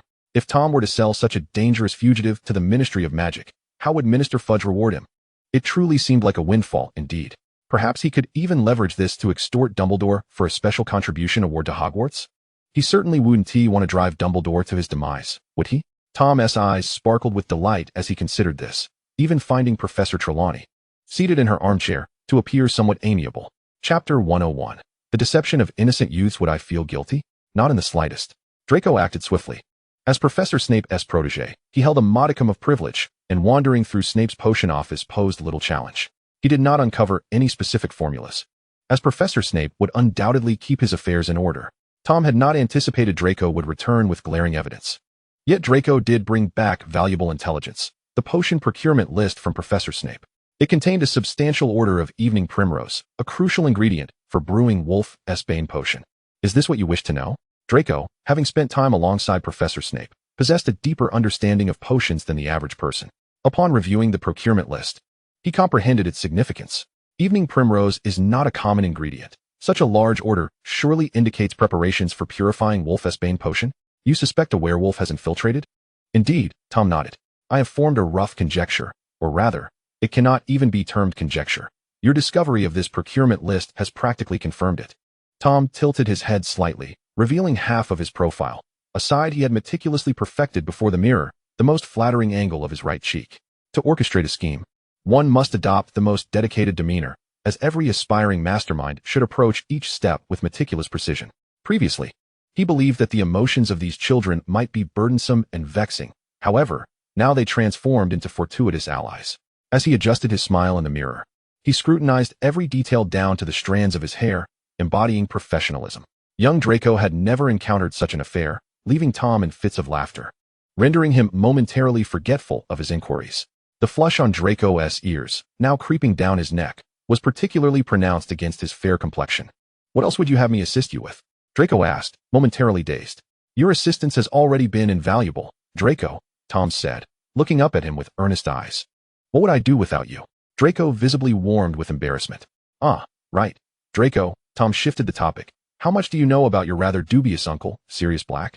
Dementors have been roaming the school for 2 months. Is he truly capable of evading them? Who knows what kind of trick he employed? Upon mentioning Sirius Black, Draco's expression cooled slightly. I don't know much about him, but I'm aware of his blatant rebellion, a pure-blood traitor. enjoying the protection and wealth afforded by his family, while vehemently denouncing everything they stood for over generations. Tom raised an eyebrow. And what of Regulus Black? My little uncle is missing, Draco replied. I don't know the specifics, and my mother is reluctant to discuss the Black family.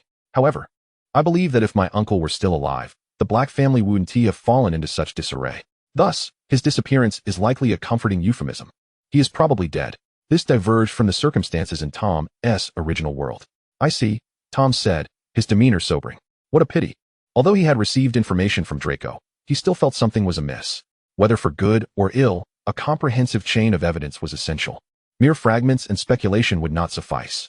He intended to delve into the past of Sirius Black and Remus Lupin during their time at school. However, this presented a considerable challenge. Those who knew such stories had long since reached parenthood, not someone like Tom, still a student at Hogwarts. After surveying his surroundings, he despondently realized that if he wished to uncover anything, he would have to approach the long-serving professors or ghosts at Hogwarts. That posed a significant dilemma. Pondering this, Tom intercepted Harry, who was trudging along in deep thought after class. I remember you possess an invisibility cloak, don't you, Harry? Tom tilted his head and smiled at Harry. Would you care to accompany me to Hogsmeade this weekend? Harry's eyes sparkled with excitement. It was astonishingly easy to charm a boy of his age. Tom at least had to be mindful of his words and actions when conversing with Draco, yet with Harry, he felt utterly unrestrained. Regardless of what Tom said, Harry would gaze at him with those bright, twinkling eyes, hanging on his every word with a level of attentiveness that surpassed even that of a classroom setting, which almost filled Tom with a sense of guilt. Yet, this guilt was fleeting. If Harry truly occupied a significant place in his thoughts, why had he not sought out Tom for a casual conversation all semester long? Energy is finite. If it wasn't expended on Harry, it must have been directed towards someone else. However, Harry remained oblivious to this, and Tom could not discern whether his ignorance was genuine or feigned. When Tom proposed taking Harry to Hogsmeade, Harry readily agreed without hesitation, promptly setting a date. He willingly entrusted Tom with both the invisibility cloak and the Marauder's map obtained from the Weasley twins. What a marvel! It was Tom's first encounter with the Marauder's map, and he found it utterly fascinating, examining it from every angle. Marauder's map? Why is it called that? He pondered, noticing it bore a striking resemblance to an ordinary map. This was given to me by George and Fred, Harry explained, his eyes shining with enthusiasm. They found it in Filch's office. It must belong to a student who was previously caught. Harry then took Tom's hand and led him to a less crowded corridor, where he retrieved his wand. Ahem, he declared, aiming his wand at the map. I solemnly swear that I am up to no good. Is that a spell? Tom glanced down at the map in his hands and suddenly noticed it begin to move, words wobbling into view.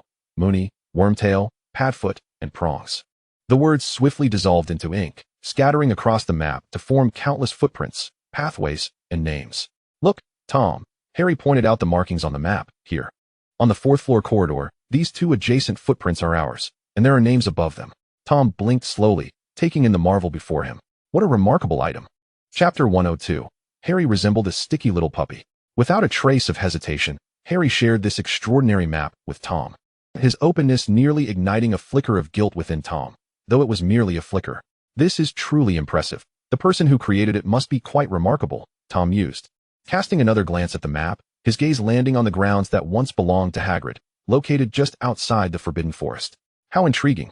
In that spot, there were no words, only the design of a footprint. At first glance, it was invisible, but upon closer examination, one could discern a small mark that echoed the name Padfoot when the map unfolded. What a coincidence. Tom also inspected the office of the Defense Against the Dark Arts professor, confirming the presence of a circular marking its location. Isn't that so, Harry? He asked, unaware of the subtle changes in Tom's expression as Harry leaned closer, brushing against him. What are you looking at, Tom? I'm looking at this. Tom indicated a marking behind the statue of the one-eyed witch. Is this a secret passage? Yes, Harry nodded, inching closer, his soft hair brushing against Tom's cheek, tickling slightly. This map is incredible. You must take care of it, Tom advised, leaning back slightly. Such a useful item may incite envy in many. I know, Harry affirmed, his tone earnest. I only showed it to you. I didn't even share it with Ron. His statement, paired with those sparkling eyes, left Tom at a loss for words. He could only sigh softly and reach out to ruffle Harry's hair. As Tom extended his hand, Harry instinctively leaned into his palm, nuzzling it, resembling a puppy seeking affection. His bright eyes awaiting praise, eager to be called the best and most obedient dog in the world. Well done, Harry, Tom remarked, his tone almost a sigh. He then took Harry to Hogsmeade, allowing him to envelop them both in the invisibility cloak as they trudged through the crunching snow, moving slowly towards the village. Recently, the temperature had dropped, marking the season's first snowfall. What fun things are there in Hogsmeade, Tom? Will you tell me? The invisibility cloak was not particularly spacious. They were no longer the small first years they once were. Now, as their bodies had grown, it felt a bit cramped, their arms brushing against each other, their legs intertwined, their breaths and heartbeats melding into one, leaving them uncertain whose was faster. Didn't Hermione tell you? Tom murmured, lowering his voice to avoid being overheard. Did she not bring you butterbeer? Hermione mentioned it. Harry replied, not following Tom's lead. She did, but I still prefer to hear it from you. Like an eager puppy. Harry leaned closer, his warm breath hitting Tom's neck, causing him to jump slightly in surprise, irritation flickering as he playfully pushed Harry's head away. There's nothing particularly fun. Yet. The puppy, undeterred by his master's momentary annoyance, maintained his gaze, his wet eyes accusing Tom of being the worst master in the world. If there was nothing entertaining, why was Tom always visiting? Surely, there must be something more delightful in Hogsmeade than him. What's the matter? Tom felt Harry's persistent nudging, straightening his back as if preparing for battle. I haven't been paying attention to Harry these past few months. Has he been spending time with Zabini? No, Tom replied. You are the most entertaining. You are the best. If I am the best, why haven't you come to see me? Harry huffed, his voice imbued with a slight whine. Since the start of school, you've only been with Malfoy and his friends. When you were unwell, I wanted to see you, but I couldn't. Malfoy took you to St. Mungo's. This was a difficult conversation to navigate, as it was true that Tom had not sought Harry out, while Harry had made several attempts to visit. With Draco and Theodore surrounding Tom, if Harry insisted on approaching, he would likely encounter some snide remarks. My fault, Tom admitted, lowering his head in a gesture of submission, softening his tone as he took Harry's arm, pulling them closer together. I promise to visit you more often, all right? With no further arguments. Tom's simple acknowledgement seemed to silence any lingering thoughts Harry had, allowing him to continue, tightening his grip on Tom's arm. You must come see me often, otherwise, I will sneak into the Slytherin common room. I have the invisibility cloak, so I can slip in unnoticed. And if you get caught, Professor Snape might deduct points from Gryffindor until it reaches negative numbers, Tom retorted. So, you don't trust me? Of course I trust you, Harry responded, his voice growing even more clingy. Are we going to have lunch in Hogsmeade? Will anyone discover our secret? Please refrain from speaking in such ambiguous terms. As though there is something untoward between us, Harry. Tom listened intently to Harry's words, his pupils quivering within their sockets. The Three Broomsticks does indeed possess private rooms on the second floor, Tom remarked, giving Harry's hand a gentle pat. However, I generally prefer to remain downstairs. Engaging in lively conversation with friends, ascending to a private room incurs additional costs, which feels rather extravagant. I can pay. Harry's voice took on a syrupy tone. I have money. May I treat you to this meal, Tom? Very well, Tom readily acquiesced, not one to offer excessive resistance. Then I shall order a great many dishes. Order away, Harry declared grandly. Choose whatever you desire, and I shall partake in the same. The Potter family, a lineage of considerable wealth accumulated over generations, now had Harry as its sole heir. Thus, he possessed the confidence to make such a declaration, as long as he did not envision something utterly fanciful. The fortune of the Potter family was ample enough to allow him a lifetime of indulgent extravagance. How splendid! Tom couldn't help but reflect on the Gunter family's vault in Gringotts, which lay empty, its dust outnumbering the gold galleons. I constantly find myself wishing to compete with you affluent individuals. Chapter 103. So it is. Their journey brought them to Hogsmeade, and just before entering the village, Harry released Tom from beneath the invisibility cloak. Did you come alone today? Madame Rosmerta was already quite familiar with Tom, as everyone tends to favor a generous child with a sweet tongue, eager to provide a discount. I wish to dine upstairs today, Tom said with an innocent smile. Are there still private rooms available? Madame Rosmerta appeared momentarily surprised, but soon donned an expression of understanding. What does one need a private room for alone? Surely, others will be joining you later, just arriving at staggered intervals. It was akin to a bashful young couple needing to separate before feeling comfortable entering the upper lounge of the Madame Putafoot's tea shop. Having operated her establishment near Hogwarts for many years, Madame Rosmerta was well aware of such nuances. If someone were to request a private room last minute, I would certainly decline, she said, leaning gracefully against the wall as she spoke to Tom, her figure curving elegantly. But you, Gunter, are a good boy. I shall indeed reserve one for you. The Ministry of Magic is sending someone here today, and they require a meal upstairs at noon, so do take care. Thank you. Sister, Tom replied, his eyes sparkling with delight. I'll have one of everything on the menu, and anything left over I'll take home. Madame Rosmerta's red lips curved into a satisfied smile as she playfully extended a finger hovering it before Tom's eyes. Sweet-tongued and generous. Call me sister once more, and I shall grant you a 20% discount.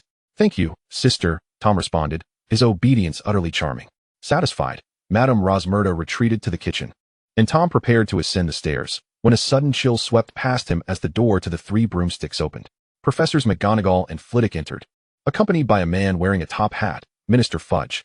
Tom sidled aside, feigning immense interest in the menu on the wall, avoiding eye contact with any of them. Should he be recognized, Fudge would likely engage him in pleasantries, having earnestly declared at Tom's bedside that he believed Tom's future held great promise, especially upon his graduation and subsequent entry into the ministry. Fortunately, the attention of the group remained elsewhere as they approached the bar. Oh, Rosmerta, is everything in order? All is prepared. Violet water, honey mead, with ice and an umbrella, syrup soda, and red currant rum. Everything has been arranged, came Madame Rosmerta's voice. Thank you, Rosmerta, thank you. Dear, it is truly a pleasure to see you again. Only here can I briefly feel young once more. You must join me for a drink. It shall be my treat. Laughter erupted among them, their spirits evidently high. After exchanging a few more pleasantries, they turned to ascend the stairs. Tom had initially intended not to follow, planning to wait until they had all entered the private room before accompanying Harry upstairs. However, as he turned to sidestep them, he overheard a light-hearted complaint. Were it not for Sirius Black, I would have no need to make this trip, especially with the snow falling today. Did Fudge's visit to Hogwarts have anything to do with Sirius Black?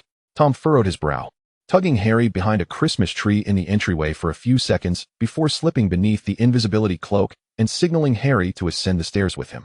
Keeping pace with the group ahead, Harry, of course, harbored no doubts regarding Tom's request and promptly followed, treading cautiously, careful not to draw too near. After all, while Fudge might be a fool, Professors Flitwick and McGonagall were not. They stealthily trailed behind, their footsteps muffled on the narrow staircase, until they reached the door to the private room. Seizing the fleeting moment as the door swung open, Tom mustered his courage and tossed a chocolate through the crack. Chocolate? I knew you had ulterior motives for bringing me out. Harry observed Tom's actions with a look of bewilderment. Is it not peculiar to bring a snake out? Are you truly tossing a snake into the room of Professor McGonagall and the others? Harry glanced between the closed door and Tom, astonished. You are quite remarkable, he muttered at length. Do you not think it improper to eavesdrop on conversations? Tom huffed, pulling Harry into the adjacent private room. Now, let us eat. I have ordered a plethora of dishes. Not at all. I have no sense that you have done anything wrong, Tom casually remarked. But Harry replied earnestly, you are so intelligent. There must be a rationale behind your actions. Harry's sincere response flustered Tom slightly. What if my actions lack rationale? Then that would simply mean I am foolish, Harry responded with utmost seriousness. I currently cannot comprehend your reasoning for doing this. His words implied that Tom's actions were always justified. Tom felt his ears grow warm. Soon, the chocolate returned. Being a snake, its movements were far more agile than a human's. Upon hearing the 3 of them begin their meal, it slithered out through the windowsill, nearly succumbing to the cold outside, which threatened to induce hibernation. In the future, do not make me work for you in the winter, Chocolate's voice, tinged with resentment, echoed in Tom and Harry's ears. It is far too cold. Special circumstances, Tom raised his hands in surrender. I had no intention of this. Had Corny not been dozing at home, I would have brought him out today, allowing you to rest properly. Corny feels the cold too. Chocolate retreated into Tom's sleeve, coiling through layers of clothing before settling back into Tom's pocket. This shall not happen again. All right, Tom nodded repeatedly. So what did you hear? I overheard them mentioning Sirius Black. Chocolate spoke slowly, as it was still mastering the intricacies of human language, requiring time and repetition to comprehend. They said Sirius Black is certainly at Hogwarts. He is here for Harry Potter. And what else? These were tidings Tom was already aware of, thus not particularly significant, prompting him to probe further. They claimed that Sirius Black committed the most heinous act. He betrayed his friends. Friends? Harry inquired, puzzled, for he too understood Parseltongue. He has killed so many. Is there anything worse than murder?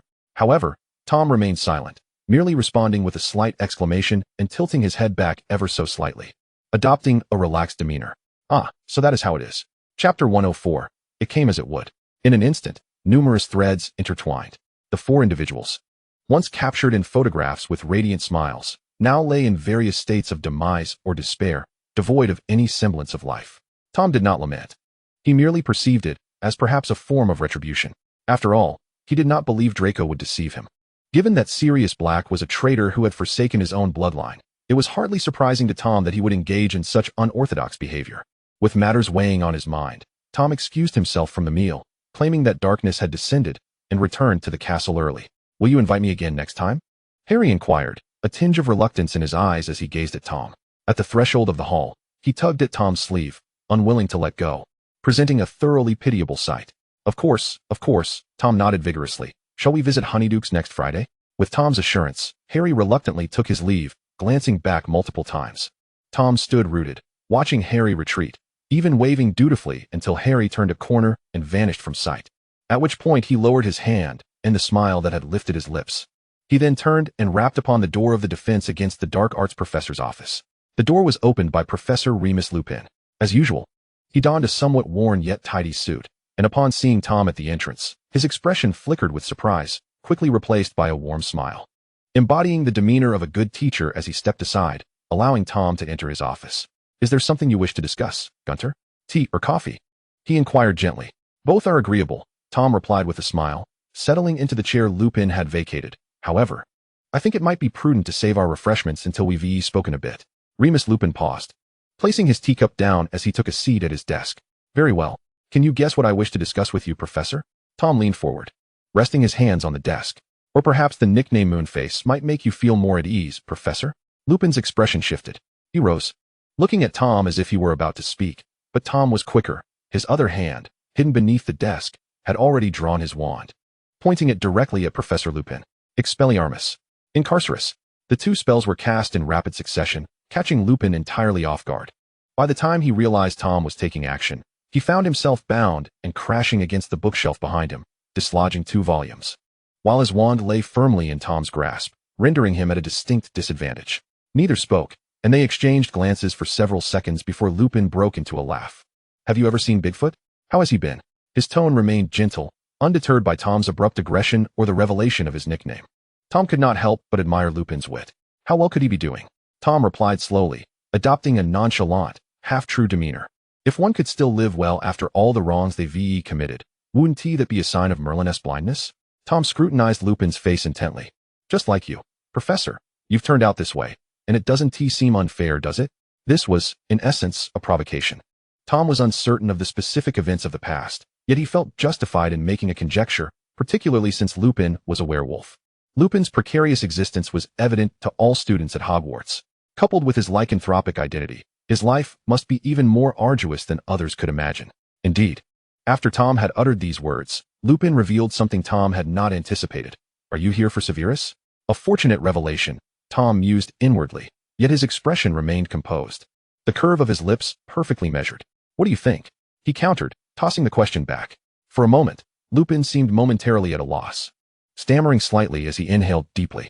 Bigfoot certainly isn't in Severus's possession, otherwise, he wouldn't have let him go. Have you hidden Bigfoot away? Is he still alive? It seems you two share quite the bond. Tom twirled Lupin's wand in his hand. Or perhaps, the deaths of James and Lily Potter are tied to you as well? Lupin's complexion paled even further. I did not. He protested. I didn't come here to provide you with explanations, Professor, Tom interjected, cutting him off. If I wanted explanations, I could simply hand you over to the Ministry of Magic. I could listen to you explain yourself for days at Wisengamot. I am here to seek out information that cannot be discussed in public. What do you think? Lupin stared blankly at Tom, a pallor of sympathy washing over his face, and he offered a bitter smile before sighing. Truly, you are a Gunter, a true descendant of Slytherin. Whatever you wish to know, I shall divulge.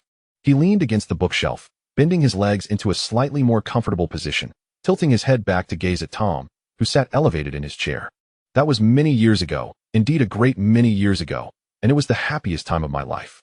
His voice softened, filled with nostalgia for the past, and Tom could discern the sincerity in his words. It was a period of great joy. Remus Lupin had no illustrious lineage. At the age of 4, his father had offended the werewolf Fenrir Greyback, who, in retaliation, invaded their home and bit young Lupin.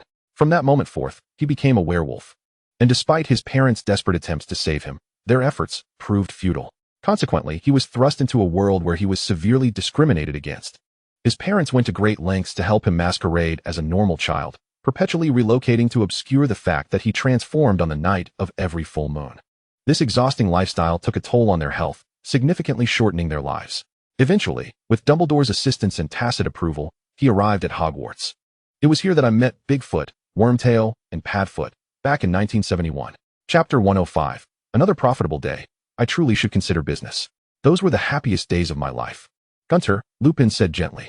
I had friends who remained by my side even after my werewolf identity was unveiled. We were inseparable, sharing every moment together, the best of friends. Best friends to the extent that they accompanied you to the Shrieking Shack during the full moon? Tom raised an eyebrow. Oh yes. Lupin was not overly surprised that Tom was aware of this. Sirius and James were the most inventive among us, and they believed that we should never be apart, even going so far as to become unregistered animagi to accompany me. Wow, what a profoundly moving brotherhood. Tom nodded impassively, his expression devoid of sentiment. The moon-faced figure corresponds to you, while the large paw belongs to Sirius, that great black dog. And what of the pitchfork and the worm's tail? James is the stag, with his pointed antlers representing the pitchfork, while Peter is a mouse, hence the worm's tail. Remus Lupin did not hide the truth. Speaking candidly, perhaps because all those involved have perished, rendering it no longer a shameful secret. I am the moon-faced Sirius Keeper, a title I refer to as the Hell Joke. A mouse? Tom furrowed his brow slightly at this revelation. A grayish-white mouse, perhaps? Indeed, Lupin replied, somewhat taken aback. It is merely a rather charming mouse. Akin to a pet. Has Sirius mentioned this to you? No, Tom suddenly reined in his smile. I've realized that matters can be even more intriguing than I initially imagined. A good memory is invaluable in moments like these. It is said that Peter was obliterated in the explosion instigated by Sirius, leaving only a fragment of a finger behind. Yet, Ron Weasley's grayish-white mouse happens to be missing a finger. What do you think? Does Sirius have a greater likelihood of betraying James Potter, or does Peter? Tom interjected abruptly. What? Lupin, caught off guard, leaned slightly from the ground to rise to his feet. What do you mean by that? I could arrange for you to meet Sirius, Tom shrugged. For the moment, I want to turn you over to the Ministry of Magic. But you will owe me a significant favor in the future, something that could even cost you your life. What do you say? That is a threat, Lupin shook his head. It's unfair. Even if you were to report me, it wouldn't necessarily mean my death, merely that I could no longer remain at Hogwarts. I am indeed threatening you, Tom chuckled, a mischievous glint in his eyes. You may not necessarily die, but Sirius might not be so fortunate. Besides, I'm not negotiating with you. He stood from his chair, drawing closer to Lupin, his shadow looming over him. Lupin instinctively began to lean back towards the bookcase for a semblance of safety. What are you going to do? Poison you, Tom stated calmly. As a corn snake shot forth from his sleeve, sinking its fangs into the side of Lupin's neck, leaving 2 dark puncture marks. Good boy, Tom said, holding the snake up before Lupin's eyes. Allow me to introduce you to my little darling. His name is Corn, quite obedient. I also have another pet, named Chocolate. I've meticulously modified their venom glands. Do you grasp my meaning? Tom winked at Lupin. 1 dose a month. Otherwise, you'll decay and ultimately become a foul, mushy mass. If you doubt me, you can wait half a month to see where the rot begins. He even kindly bent down to wipe Lupin's wound with his handkerchief. His smile innocent. Of course, you could always report me, though I wonder what grounds you would use and to whom you would make such a report. Lupin clenched his jaw tightly. Tom was right. He could not report him to the Ministry of Magic. It would be tantamount to seeking death. Reporting to Dumbledore might be somewhat better, yet it would still lack honor, and he must also ensure Tom doesn't sell Sirius out first. You can take your time to consider. I've said all that needs saying, and Tom had no intention of elaborating further. After all, leaving some things unsaid is often best. However, you are not like the average person, being a werewolf. I suppose you could manage a couple of months before you start to decay. He waved his hand, loosening the ropes binding Lupin, and personally returned the wand to his grasp. Take your time to ponder. I am in no hurry. With that, he turned and walked away, without a hint of reluctance. While Corn coiled around Tom's shoulder, its upper body twisting to fixate on Lupin, flicking its tongue. I agree. Lupin spoke up before Tom's hand could grasp the doorknob. I agree to your terms, but may I first meet the large paw? Not until you swear an oath, Tom replied with a smile, tilting his head. You just said I was threatening you. If I can still make conditions with you, how can it be called a threat? Lupin clenched his jaw once more. Today, Lupin's molars were truly put to the test. Very well, he nodded. I am not negotiating. I am requesting you. If there are hidden circumstances regarding the events of that year, I implore you to grant the large paw an opportunity for explanation. Is that acceptable? Certainly, certainly. What a strong bond of brotherhood you share. Tom turned back with enthusiasm. How delightful, all in harmony. This way, I can send you both the antidote together next time. Lupin, did he also allow your snake to bite him? He.s. a dog. After all, a dog rolling on the grass. It's quite normal to be bitten by a snake, Tom replied with a look of incredulity. Besides, how could I rest easy without holding a bit of leverage? On the first day I suspected the black dog, I sent Chocolate to bite it. Better to kill incorrectly than to let it escape. Even if I made a mistake, It's just a dog. If it dies, it dies. Lupin sighed deeply, then raised his hand, clasping Tom's in a firm handshake. I, Remus John Lupin, do hereby make an unbreakable vow. I shall owe Tom Riddle Marvolo Gaunt. Tom kindly reminded Lupin of his full name.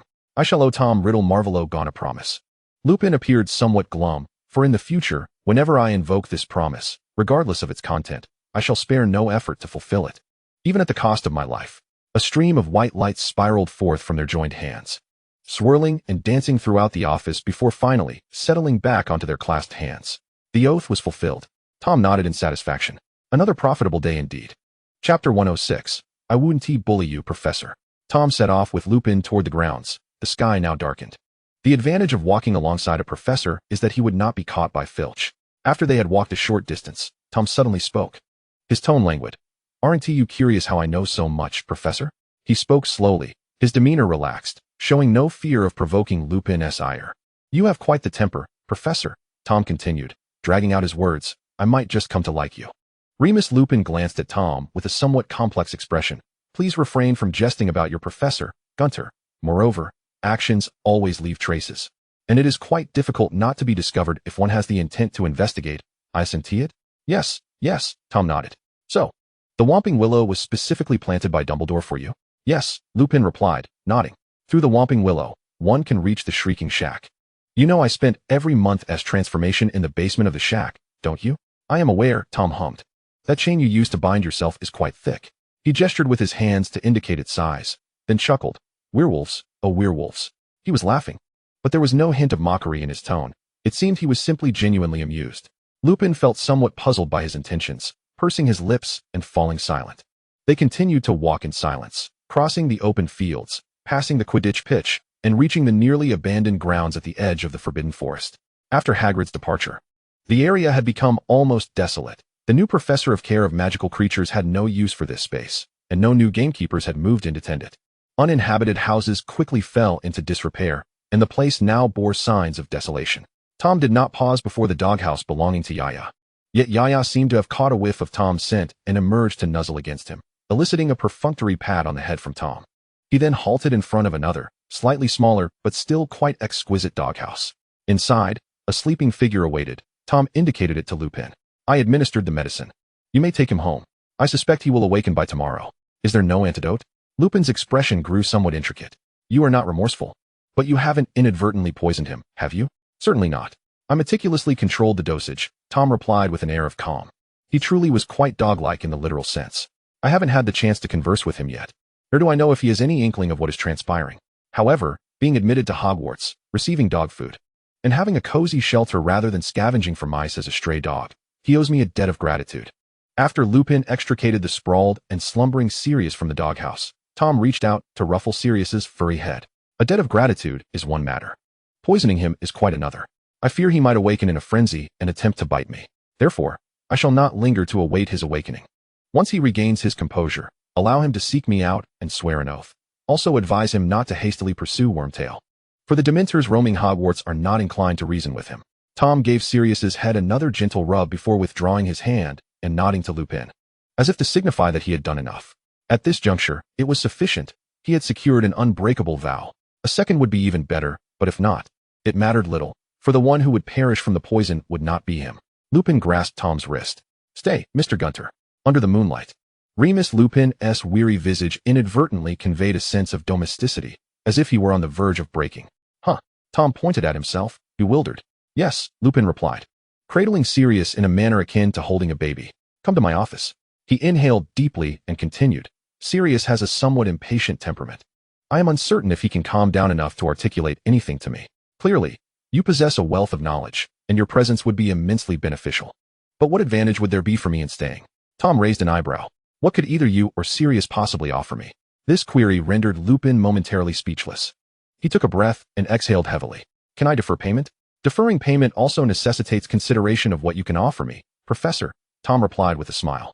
Money? No offense intended, but I suspect you both are rather financially challenged, correct? It seems your only contribution could facilitate my end-of-term examinations, which I doubt I require. Or are you prepared to owe me yet another vow? His candor left Lupin in contemplation, and after a moment, he realized he had little else of value to proffer. Then I shall owe you another vow. if that is acceptable. Lupin's voice softened, clearly aware of his circumstances and adept at bowing when necessary. Yet, it could also be perceived that he had adopted a what's done is done attitude, believing that too many debts would not weigh him down. Having so many of your oaths would serve little purpose. Consider it an act of kindness on my part. A mug of butterbeer in exchange for sharing your tales would suffice. Tom waved his hand dismissively, not wishing to impose too harshly on Lupin. He disliked the notion of bullying the earnest. Lupin blinked slowly, then smiled. Thank you. His gratitude was palpable, evident in the creases around his eyes, which brightened with a noticeable shift in demeanor. We need not. I can go. I shall procure it from Hogsmeade. You wait for me in my office. Let us go together. Tom shook his head in refusal. I've already traversed quite a distance today. A few more steps matter not. Thus, they resumed their journey across the grass, basking in the moonlight as they ambled toward Hogsmeade, now a pair carrying a dog. At this hour, the 3 broomsticks were nearly deserted. Students had returned to the castle, and Madame Rosmerta was listlessly polishing glasses. Upon noticing the arrival of patrons, she looked up in surprise, her expression shifting to one of delight upon recognizing Lupin and Tom. Ah, a professor and a well-behaved student. What can I get for you? 2 large mugs of butterbeer to go. This one is on the professor, Tom interjected, preempting Lupin's response. And 2 portions of black pepper pasta, along with 2 servings of creamy mushroom soup. This is my treat to the professor. You needn't. Lupin raised his hand to protest, but Tom continued. It is I who delayed your dinner this evening by seeking you out. He waved his hand dismissively. One debt deserves another, I assure you. I do not intend to take advantage of you, Professor. Chapter 107. What does it mean to help? This is how I truly care for you. Carrying the butterbeer and what could now be termed a late-night snack, they returned to Lupin's office for defense against the dark arts. The 2 sat opposite each other, engaging in casual conversation, and after Tom requested a large bottle of fire whiskey, a few shots later, a slight flush graced Lupin's cheeks, revealing a hint of inebriation. He gazed at the black dog, snugly wrapped and resting upon his desk, feeling an unexpected surge of affection akin to that felt for a swaddled infant. It was somewhat unsettling. Tom shifted his gaze away. I truly never anticipated I would see Sirius again. Lupin's voice turned somber, his eyes downcast. After his imprisonment, I visited Azkaban numerous times, so many times, but he would never consent to see me, and it grieved me deeply. Just as everything seemed to be concluding, I was abruptly informed that James was dead. Peter was also gone, both perishing because of Sirius, while I remained blissfully ignorant. Lupin's eyes glistened with unshed tears. I was working for the Order of the Phoenix in France at the time. By the time I returned, I missed James's funeral and Sirius's trial. I found myself utterly bereft. Tom could envision the scenario.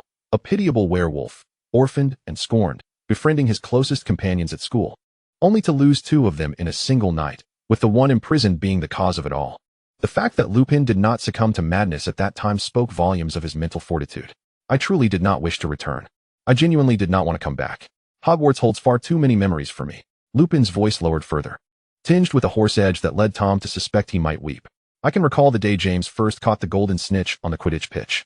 I remember Sirius's audacity when he leapt into the Black Lake, declaring he was going to catch fish. I remember Peter's first taste of butterbeer, which left him quite intoxicated. And I also remember the first photograph we took in front of the Whomping Willow. I truly did not want to return. But Dumbledore sought me out. He claimed he understood my struggles and wished to assist me, that he meant well, and if I returned, I could also see James's child. I have not seen Harry in ages. The last time I saw him, he was just a tiny thing, reaching out and babbling. It was during Harry's baptism, and Sirius was his godfather. Harry resembles James strikingly, as if he were cast from the same mold. Is Dumbledore truly acting in your best interest? Tom shook his glass, pondering the sincerity of Dumbledore's motives. Is he truly for your benefit? Unlike Lupin, who was laden with thoughts, Tom had consumed little and was genuinely hungry. He finished the black pepper pasta on his plate and now felt somewhat sated, unable to drink further. Observing the not quite sober Lupin, Tom felt it appropriate to offer a gentle nudge. Because Lupin appeared to be a pitiable simpleton, such an honest and sensitive individual entangled in politics would merely be treated as a pawn, manipulated at will, ultimately not guaranteed to remain standing until the conclusion of the game. Not to pity Lupin, but merely to acknowledge that tonight's butterbeer tasted delightful. What? Lupin lifted his eyes, somewhat bewildered, yet his gaze remained focused. He was clearly slightly inebriated, but his mind was still functioning. Do you remember Hagrid? Tom, tending to Lupin's now sluggish thoughts, elongated each word. I remember, of course I do. Lupin nodded. We are friends, and I have known Hagrid for many years. Why bring him up? Do you believe Dumbledore appointed him as the Professor of Care of Magical Creatures this year for his own benefit? Tom continued. Absolutely. Lupin replied hastily. Hagrid has always regretted not graduating from Hogwarts, and becoming a professor there is simply his dream. Dream. Tom rolled the word around his tongue. Laced with sardonic mockery as he spoke, he elevated Hagrid to a high position. But did he ever consider whether Hagrid had the capability to rise to such heights? Lupin paused, momentarily at a loss for words. You are aware that Hagrid is someone who never even graduated from Hogwarts, Tom persisted, speaking slowly. What does he possess to be a good professor? His passion for magical creatures? He lacks the necessary skills. He even has a reading disability. He does not reference textbooks in his lectures. He merely speaks of what he wishes to convey. You have also become a professor, Remus. Tom shifted his address. Do you think he can truly excel in that role? Lupin's lips trembled slightly, and he murmured, He cannot. Indeed, he cannot, Tom nodded. Thus it was inevitable that he would encounter trouble, sooner or later. Much like your werewolf identity, it is merely a matter of time. Lupin silently turned to look at Tom, a newfound clarity flickering in his eyes. When you were still a student, you were ill for 1 or 2 days each month. With your friends helping to cover for you, perhaps it could be concealed well enough to evade detection. However, now you are a professor. With students from 1st to 7th year observing you daily, they are not fools. Can you guarantee that none of them will notice? Tom's voice rose slightly. His gaze fixed on Lupin's eyes, each word deliberate. Is Dumbledore truly acting in your best interest? Does he genuinely wish to assist you? Or is it merely because he could not find anyone willing to teach defense against the dark arts at Hogwarts? Lupin turned his face away, falling silent. He has indeed acted in your favor, providing you with a campus life akin to that of ordinary individuals. Observing Lupin's reaction, Tom realized his words had resonated. And so he softened his tone. However, what he is doing now does not suit you. You must consider your own future, Remus. Otherwise, one day someone may truly expose your werewolf identity. What then? But I have no better options, Lupin finally spoke after a few seconds of silence. The full moon is an unavoidable cycle for me, and I am unable to pursue ordinary work. Accepting a professorship at Hogwarts may be a risk, but I truly have no alternatives. I will find a way for you, Remus. Tom leaned in closer. Once we resolve the matter with Sirius, you should resign voluntarily. Remaining at Hogwarts is inherently unsafe. Allow me to assist you, truly assist you. I will provide you with a sum of money, as a form of support. Using this capital, Tom nearly whispered in Lupin's ear, you must know other werewolves who are struggling. You could collaborate with them to undertake some ventures. If you are concerned about direct contact leading to anxiety or exposure, you could take on tasks such as translating old books, work that does not necessitate direct interaction with others. I do not expect you to earn a fortune. The priority is simply to live well. This is what it means to truly care for you, Remus. I offer you choices, allowing you to determine the course of your life. Chapter 108. Let me take a guess. After hearing Tom's words, Lupin fell into a prolonged silence. He lowered his head, rendering his expression invisible to Tom, who could only vaguely perceive the flickering candlelight casting a clear outline upon his face. Tom remained silent as well, merely lifting his glass to clink it against the other one Lupin had placed on the table. Many things do not necessarily need to be articulated in silence. There may be ample time for contemplation. Just like now, after a lengthy pause, Lupin raised his eyes, his eyelids reddened completely. His voice was hoarse as he spoke. Can I? How pitiful, Tom sighed. How much suffering have you endured out there? You certainly can. He extended his hand, ruffling Lupin's hair as one might do to Sirius, who momentarily stiffened but did not shy away. I will help you. Tom softened his tone. Do not fear. Lupin lifted his gaze to meet Tom's. Not only were his eyes red-rimmed, but now his entire face was beginning to flush, and suddenly he turned away, likely on the verge of tears. The atmosphere grew somewhat delicate, and as time ticked by, Tom yawned first. May I take a nap here? I am rather tired after today, and find it challenging to stay awake. Tom broached the subject lightly. Sirius might not awaken for quite some time. Do not exhaust yourself prematurely. I do not need to, Lupin replied, his throat feeling much better now. If you do not mind, you may rest here for a while. Once Sirius awakens, I will call for you. He stood up and pushed open a small door behind a bookshelf. The office connected conveniently to their respective rooms as professors. Lupin's room mirrored his character, exuding a sense of clean simplicity, devoid of superfluous furnishings. It appeared lacking in wealth, yet it was immaculate, creating an overall comfortable ambience. Thus, investing in Lupin is indeed a wise choice. Observing the room, Tom silently nodded in agreement. Very well, Tom replied without reservation. Then I shall take a short nap. Sirius's reaction when he wakes might be somewhat intense. After all, it is akin to waking up to find you before him. You would do well to cast a few silencing charms in the room to prevent any disturbances from attracting Filch. Tom nodded at Lupin and entered the room, while Lupin acknowledged with a nod, thoughtfully closing the door behind him. Tom removed his shoes and coat, lying down on the bed. Unconcerned about cleanliness due to the constraints of the situation, he simply needed to find a comfortable spot to rest. He closed his eyes, and Corny instinctively climbed onto his stomach to keep watch, serving as Tom's third eye. The nap was brief and not particularly deep. Tom stirred awake twice, once due to the illusion of someone knocking at the door, and the second time from the false perception of footsteps outside. You might as well not sleep, Tom. Corny sprawled across Tom's face, a hefty mass pressing down, slightly constricting his breath. You will only grow more fatigued this way. Indeed. I will grow more fatigued. Tom lowered his voice. Yet I am genuinely quite tired. It is merely my subconscious reminding me not to sleep too deeply. Humans are troublesome. Corny flicked his tail, brushing against Tom's forehead, causing a slight itch. Not everyone is so complex. Tom raised his hand to grasp the tip of Corny's tail, attempting to salvage his hairstyle when the genuine sound of knocking echoed. May I come in, Tom? It was Lupin's voice. Sirius has awakened. Come in. Tom raised his voice. I am awake. He evidently held the demeanor of the host. The door swung open, and Remus Lupin stepped inside, looking significantly more vibrant than he had while indulging in drink after drink. His demeanor was notably spirited, perhaps a fleeting resurgence brought on by a night of sleeplessness. He offered Tom a somewhat apologetic smile before turning back and bending down to drag a bound Sirius Black, whose mouth was stuffed with a corner of a cushion, into the room. A question mark slowly materialized above Tom's head. Instinctively, he grasped the blanket beside him, wishing to envelop himself in its warmth. It felt as though he had inadvertently stumbled into a most peculiar situation. Sirius exhibited signs of agitation, prompting Remus to softly explain to Tom. I had to restrain him for his own good. The potion is quite effective, and Sirius is utterly devoid of strength. Tom nodded slowly, mulling over the intensity with which the two brothers had handled their reunion. He noted the sizable bruise on Sirius's left eye, still oozing blood, a clear indication of a recent altercation. Clearing his throat, Tom met Sirius's bewildered, angered, and somewhat shattered gaze, which resembled a pie chart of emotions.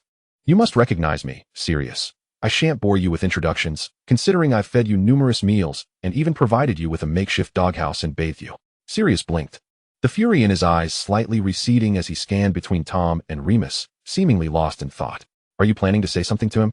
Tom inquired, glancing over at Remus, who stood off to the side. You two haven't seen each other in years. Perhaps I should refrain from speaking first. I've already had a brief conversation with him, Remus replied gently. The results were less than satisfactory. Sirius is rather agitated, so it may be best if you speak first. As Remus finished speaking, Sirius began to thrash violently, contorting his body like a pretzel despite his restraints, his protests evident even with his mouth gagged. Very well. I shall speak first, Tom affirmed, nodding as he descended from the bed, slowly tying his shoelaces before approaching Sirius. Due to financial constraints, Remus's room lacked carpeting, featuring instead a wooden floor. The lead weights embedded in Tom's shoes thudded against the floor, producing a dull sound that echoed like a harmonious note. Standing before Sirius, Tom adjusted his face with firm hands. I shall say this only once, he stated, his grip on Sirius's chin tightening. Harry has endured terribly these past years. If you wish to do something for him, the only son of James Potter, then you must listen to me intently. Remus's vulnerability lay in his werewolf identity, as well as his nostalgia for the past and hope for the future. And what of Sirius's vulnerability? If he were indeed the rebellious Gryffindor Draco spoke of, the talkative friend of Harry, as Remus had described, he surely could not be indifferent to the plight of his friend's remaining orphan child. Sirius remained utterly still, his gaze fixed unwaveringly on Tom, leading Tom to conclude that he had correctly surmised a considerable portion of Sirius's thoughts. In Chapter 109, Sirius Black. Upon confirming that Sirius would not interject with nonsensical outbursts, Tom yanked the cushion from Sirius's mouth. One corner of the cushion was now damp with saliva, a rather unpleasant sight. Furrowing his brow, Tom shoved the cushion beneath Sirius's backside, making practical use of it. Gunther, Sirius managed to utter, his voice barely above a whisper. Ah, hello, Tom nodded. Let us skip the pleasantries. You needn't inquire how I came by this information. It suffices to say that I am quite astute. You broke out of Azkaban for Wormtail, did you not? What is your intention? To protect Harry? Sirius shot a quick glance at Remus before returning his gaze to Tom, softly affirming with a low HM. Did you just explain everything to Remus? Tom asked, nudging Sirius's knee with his foot. What roles did you and Peter play in James's demise? He mentioned it. Remus interjected before Sirius could respond. He was struck by my punch because he concealed from me that the secret keeper had been changed to Wormtail. Perhaps if he had not, James's family would still be alive. Oh, Tom raised his hand, brushing against the still bleeding ridge of Sirius's brow. A reckless hero, were you? That punch you took was well deserved. Sirius felt a surge of heat. The blood was warm, and when Tom touched him, it felt almost scalding. Sirius instinctively recoiled from Tom's hand, but could not entirely evade it. Tom dabbed a bit of blood from Sirius's forehead and then smeared it at the corner of his lips, adding a vivid hue to his pallor. I did not, Sirius asserted, a hint of apprehension evident in his demeanor. He leaned back, attempting to extricate his face from Tom's grasp, adamantly denying any notion of heroism. I am not here to argue this with you, Tom retorted, emitting a dismissive grunt. You went through such trouble to escape. What do you intend to accomplish? Sirius remained silent, casting another glance at Remus. Why do you keep looking at your buddy? Tom shot at Remus. If you two have sorted things out, just let me know directly instead of waiting for me to ask, making me feel like a fool. Didn't he get the chance to say it? Sirius muttered. Remus just hit me. Well, now's your chance, Tom said, glancing left and right. Do you simply wish to kill Peter? Or are you planning to go to Wisengamot to plead your case for freedom? Whatever you say, Sirius continued in a hushed voice. Either way works for me. Anything works? Tom's brow furrowed deeper. Do you think this is like sitting at the Three Broomsticks, perusing the menu? If anything works, I might as well find Fudge and have him throw you back in. Then I can boil some water and scald Peter. Sound good? He lifted his foot, nudging Sirius's chin with the top of his shoe. The gesture was flippant, causing Sirius to feel a flush of embarrassment. His face turned crimson with indignation, and he averted his gaze from Tom, unwilling to meet his eyes. In a low voice, he protested, That's not what I meant. Of course, I want to be with Harry, but it's not that simple. Having failed to explain himself in the past, Remus interjected to clarify Sirius's predicament. You left a significant mess behind. If you truly had done nothing wrong, why would you willingly remain in Azkaban for years without contesting your fate? Remus's demeanor was remarkably calm. He understood that even if Sirius turned Peter in, he might not entirely absolve himself. He felt that he deserved it. You cannot say that about me, Remus, Sirius replied, sounding more human in his address to Remus. When I arrived at Godric's Hollow, it was too late. Do you know how much I have suffered? I have been at Azkaban for all those years, atoning for my failure to recognize the truth back then. Atonement? Remus shot back without reservation. Do you think your pain negates mine? You all abandoned me, and your time in Azkaban was your penance? Do you realize how difficult those years were for me too? I certainly can imagine. Sirius almost roared. But how could I see you? I couldn't see you for years. I never had a good night's sleep. Every time I closed my eyes, I thought of how I couldn't see you. That was out of fear, wasn't it? Remus countered. Unrelenting. You are nothing but a coward. Sirius glared at Remus, who returned the gaze with equal fervor.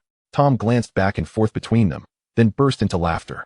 Childish, he remarked, patting Sirius on the cheek. Utterly childish. Sirius turned his face away in indignation. You refuse to speak with me? Tom chuckled, questioning whether it was because he had fed you dog food or nearly subjected you to neutering. Do not be so haughty, Sirius. I am speaking seriously. If you continue to ignore me, I shall make your demise a reality. Sirius turned his face away, wearing a somewhat dazed expression with his mouth slightly agape. Huh? I am but a Slytherin you look down upon, Tom remarked, giving Sirius's face a firm pat, this time with a bit more force. If you were to perish, I could easily hand you over to the Ministry to find Fudge. You are not that kind of person. Sirius inhaled deeply. After all this time by your side, I know you are not a bad person. You merely possess a sharp tongue at times. Compared to Slytherin, I actually believe Ravenclaw might suit you better. You dare suggest Ravenclaw is more fitting for a descendant of Slytherin? Tom's eyes widened slightly. You should exhume Salazar Slytherin and Rowena Ravenclaw from their graves and let them duel to determine which house is more appropriate for me. Sirius fell silent, momentarily at a loss for words. Harry's current life is quite dreadful, Tom stated. He lacks his biological parents and resides with his Muggle aunt. You may not understand their family well, but the first time you saw me in my garden, Harry had just quarreled with his aunt's family and was thrown out. Tom exaggerated the situation for effect. He was crying pitifully, claiming he would rather never return to Hogwarts than remain with them. Had I not whimsically rented a place on Privet Drive that holiday instead of returning to the Gunter estate, Harry might have ended up sleeping in a bridge as a homeless person. How dare they? Sirius's face flushed with indignation. Is that so? Remus approached with concern. Drawing closer to Tom, his brow furrowed. I thought Dumbledore would arrange a suitable place for Harry. What does Dumbledore have to do with this? Tom shot back at Remus with a meaningful glance. Dumbledore arranged for Harry to live with his aunt, Tom succinctly explained. Do you not wish to alter the status quo? You believe your suffering constitutes atonement? Isn't it? Tom's voice dripped with scorn. If you think this way, then we have nothing further to discuss. He raised his chin defiantly. I will not engage in conversation with a fool who is so self-righteous. What has your so-called atonement achieved? Your self-imposed suffering in Azkaban has obscured the truth regarding the incident that befell the Potters, allowing the true culprit to roam free. Your misguided notion of atonement has left Harry without any family in the magical world, forced to live with his muggle aunt's family, who despise magic. Your self-imposed confinement. Refusing to confront Remus Lupin has subjected him to suffering as well. Upon returning to England, he faced nothing but devastation, with his closest friends dead, and the one survivor being the true perpetrator. What do you think you are doing? Aside from amplifying the pain of those around you, what have you accomplished? Tom grasped Sirius's chin tightly, leaving red imprints upon his skin. For Merlin's sake, when you return to face the unfortunate Remus, have you ever uttered a word of apology? Several times, Sirius attempted to retort, but his words were drowned out by Tom's relentless barrage. Sirius blinked rapidly, casting a glance at Remus, who averted his gaze, unwilling to meet Sirius's eyes. This is your final opportunity, Sirius, Tom insisted, still gripping Sirius's chin to compel him to meet his gaze. Your genuine chance for atonement. You can change, even if it is arduous. You must do what you should have done years ago, reveal the truth, apprehend Peter Pettigrew, and return openly to provide Harry with a home. That is what you ought to do, thus honoring James Potter, who died because of you, and Harry Potter, who lost his parents due to your silence, as well as Remus Lupin, who has suffered for so many years because of your concealment. Will you continue to hide, afraid to confront reality, ensnared in your own self-righteousness? I had expected you to be different. Sirius, are you truly a Gryffindor? You seem more like a coward. When gentle words failed to elicit a response from Sirius, it became evident that he was one who responded better to provocation. Who is self-righteous? Who is the coward? Sirius retorted, turning his head towards Tom. Are you not? Tom released Sirius's chin, looking down at him with a challenge. Then prove it to me. Sirius's posture shifted as he struggled to rise, visibly wanting to stand, yet Remus had bound him securely, preventing his escape. I will prove it to you. Sirius gritted his teeth over trivial matters. I will handle everything. Tom merely shrugged in response, the insult more potent than its harm. Let us discuss how to proceed. Remus interjected, aware of the historical context and their understanding of Pettigrew. We will devise a solution. Then I leave it to you, Tom nodded. Should you encounter difficulties, remember to seek assistance. Perhaps you will be fortunate and encounter no obstacles at all. Tom was indeed reluctant to involve himself further in their specific plans. Although Sirius and Remus evidently leaned towards Dumbledore's faction, Tom felt that if Dumbledore were to see him mingling with them, he would not be particularly pleased. The amiable old man, who smiled warmly, had never seemed genuinely kind in Tom's eyes. I shall escort you back, Remus offered, halting Tom momentarily. Otherwise, if you return now, you may be intercepted by Filch. Tom paused, resting his hand against the doorframe before nodding in agreement. Remus also nodded, retrieving his coat from the hook behind the door. You two are just going to leave me here? Sirius exclaimed, his eyes wide with disbelief. Could you at least untie me? Am I to remain bound like this? I shall loosen your restraints upon my return. Remus glanced at Sirius, for I fear you may run away. Who would run? Sirius's eyes widened further. In response, the door clicked shut behind him. I thought you would be happy. After walking a few paces, Tom turned to observe Remus's profile, noticing a hint of melancholy. I had envisioned countless scenarios of our reunion. Remus began softly, as if wary of disturbing the still sleeping Hogwarts. I imagined it too many times, rehearsing it in my mind. Yet when it truly came to pass, I found myself utterly at a loss. Tom remained silent, neither affirming nor denying Remus's sentiment. I find myself harboring resentment towards him still. Lupin, clearly not expecting Tom to provide any answer, felt that to say hate would be too extreme. After all, I have always understood the nature of Sirius and am well aware of the deeds he is capable of. Indeed, Tom nodded. Although the manner of his nodding appeared somewhat dismissive, you have swiftly accepted that there are hidden truths behind the events of those years. Do you believe Sirius deceived me? Tom. Lupin's voice was gentle. Not at all. That is beneath him. Tom waved his hand dismissively, a semblance of detached melancholy gracing his features. I truly wish for you both to find peace. I do not wish to see the Dementors hovering about when I look up each day. It has been ages since I have glimpsed a blue sky. Chapter 111. It has become a veritable mess. Just drink it. Listening to Tom's words, Lupin suppressed a smile. He was the kind of person whose good nature was immediately apparent. His smile was warm, evoking an unwarranted sense of vulnerability in others. All right, you can leave me here. Filch does not patrol the lower levels. Tom gestured at the spiral staircase. I shall return to my slumber. You should also rest, and not fret too much. There is a fine Eastern proverb I wish to impart to you. Tom cleared his throat and spoke in an air of mystique. All things in the world have their best arrangements. Therefore, do not worry excessively. Tom patted Lupin on the shoulder. The worst outcome would merely be that he ends up back in confinement until his death, or perhaps dies outright, would it not? That is quite a hellish sentiment. Lupin chuckled, and as he did, faint lines of laughter appeared at the corners of his eyes, a curious sight indeed. Indeed, it lacks decorum, Tom nodded thoughtfully. Yet, such a possibility is not entirely without merit. If it were to come to that, I assure you I shall devise a means to relocate his grave near your future abode. Then, when he has decayed to mere bones, I shall select the finest among them to fashion a chew toy for you. Now that is even more hellish, Lupin laughed, this time with genuine warmth. I am not so sorrowful anymore. I do not require your comforting. He always appeared weary, his complexion never quite optimal, and the slight flush of his ears, illuminated by the morning light outside, seemed particularly pronounced.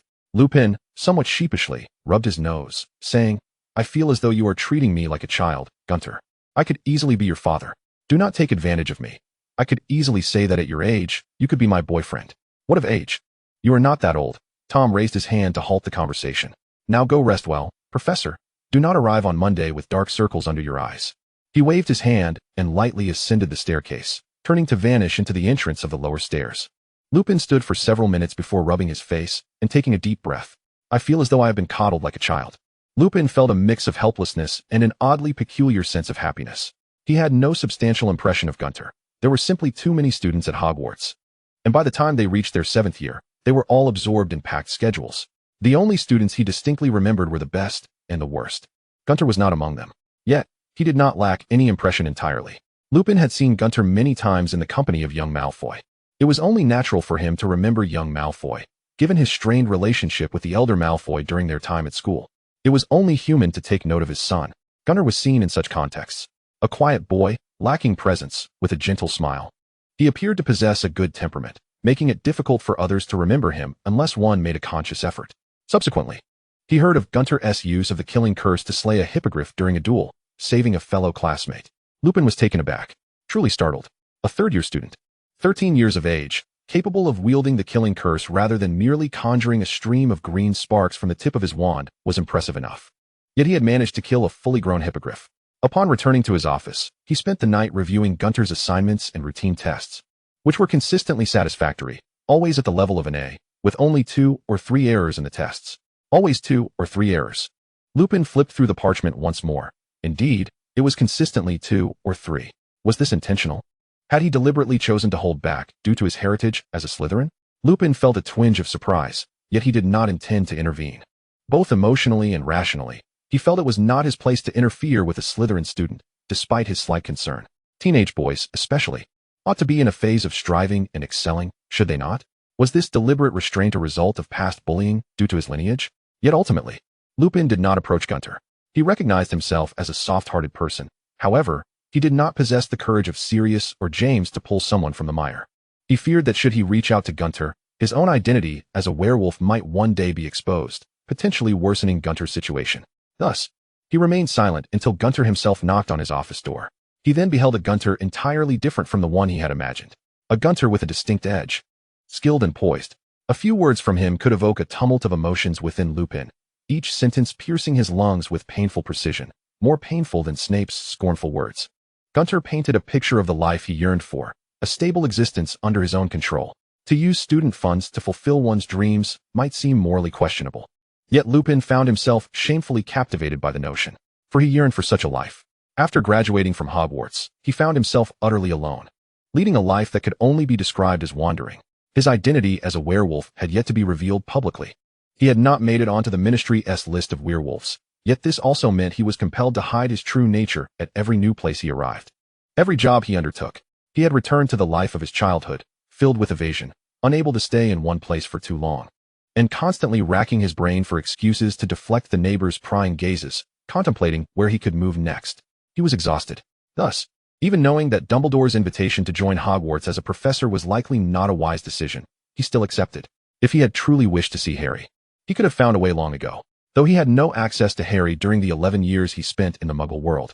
Now that Harry was in his 3rd year, the opportunity for reunion was not beyond reach. He simply desired a place to rest. He was utterly fatigued. Therefore, when Tom half-jokingly threatened him, he capitulated quickly, for a drowning person will clutch at any possible means of buoyancy, even if it may only be a thorny reed. And indeed, Tom had brought Sirius back into his life, albeit in an undignified manner. Yet what did it matter? His life had already been sufficiently miserable. What was one more layer of degradation? It has become a veritable mess. Just drink it while it's hot. It was nothing of great consequence. Chapter 112. It matters not. I shall make a clean break.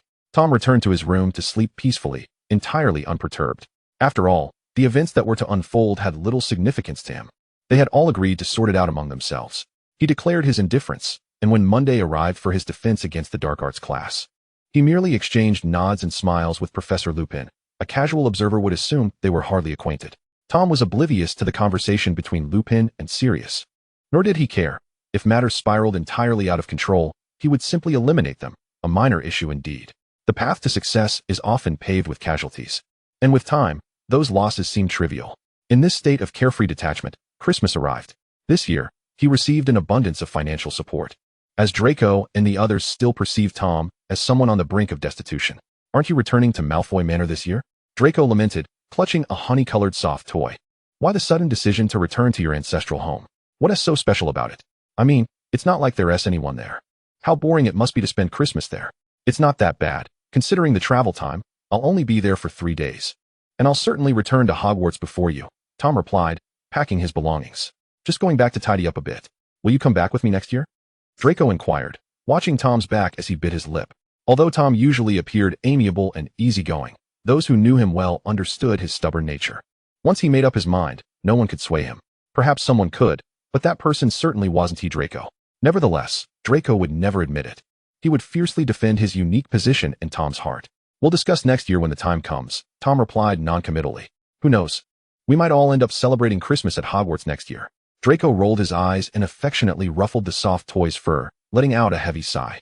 "Look at your heartless father, abandoning you this Christmas and leaving you in my care. What a pitiable child." Yet the soft toy was oblivious, reveling in the joy of human affection, barking happily and nudging its damp nose against Tom's soft cheek. "Are you not considered the father of the soft toy?" Tom finally turned to cast Draco a glance. "If it follows you home, it will feast on premium dog food. If it comes with me, it will only scavenge for field mice. I can't say I would feel comfortable with it licking my face after that, would you?" That was indeed a cause for concern. Draco, feeling somewhat defeated, ruffled the soft toys for once more. All right, you always have a point." Tom chuckled. Seated on the floor with his neatly organized suitcase filled with items destined for his home. With a gleeful leap, the soft toy bounded into Tom's embrace.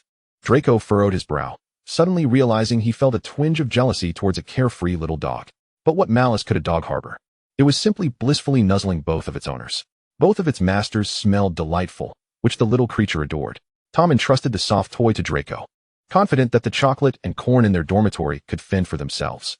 He lifted his suitcase and returned to the old Gunter estate. After some time away, the house had clearly fallen into further disrepair. Vines that had thrived during the summer now hung limp and dry from the eaves and walls, resembling the desiccated skin shed by a snake. The wooden door still creaked ominously as Tom stepped inside, gazing at the home that starkly contrasted with the one in his mind. Reluctant to tidy up, Tom withdrew his gaze and ascended the stairs to his room, dropping off his luggage before heading into town. He went to purchase a birthday cake. The small town lacked any upscale bakeries, so Tom's expectations were modest. He requested the simplest of cakes, leveraging his charming smile and generous wallet to secure the chance to craft it himself. "Shall we start with baking the cake layers, young man?" the cheerful baker inquired. "No, madam," Tom replied, contemplating the plastic piping bag filled with cream. "I am well aware of my culinary limitations. If I were to start with the layers, we might be here all afternoon." He began with the frosting, meticulously applying layer upon layer, smoothing it down before piping on a somewhat uneven border. "You have quite the talent," the baker remarked, propping her arms on the counter as she watched Tom work. "See how this border is becoming increasingly beautiful, is it?" Tom asked, wiping his nose with the back of his hand, feeling a touch of anxiety at this unfamiliar skill. "That's good. I was rather worried it wouldn't turn out well, and he wouldn't like it. Is this cake for someone in your family?" The baker smiled, clearly believing Tom's cake was intended for loved ones, as most people tend to gather with family during Christmas. Indeed, Tom smiled back. "That's splendid. This cake was for the true Tom Marvolo Riddle." The 11-year-old Tom Marvolo Riddle had entered this world, yet where had that 11-year-old gone? Perhaps he had vanished. Perhaps he had transcended to another realm. Regardless, that youthful spirit was no longer present in this familiar world. It had taken Tom himself a long time to accept this reality, but what of that little Tom? The 11-year-old would surely feel even more sorrowful. Thus, this cake was a tribute to that child. Tom returned to the old estate with the cake, and as the clock struck midnight, he lit the candles atop it. "Happy 11th birthday to you," Tom murmured slowly. "I have taken over your body, and I will likely do many things with it in the future. If you return, we can discuss it then. If you cannot, Consider this my way of claiming your existence as my own. After all, what is mine is mine. He quietly watched the candles melt away, their wax pooling into the white frosting, transforming into a vibrant red. Chapter 113, I Will Always Love My Bed. Tom spent an unusually quiet Christmas at the Gunter estate, before packing up and returning to Hogwarts.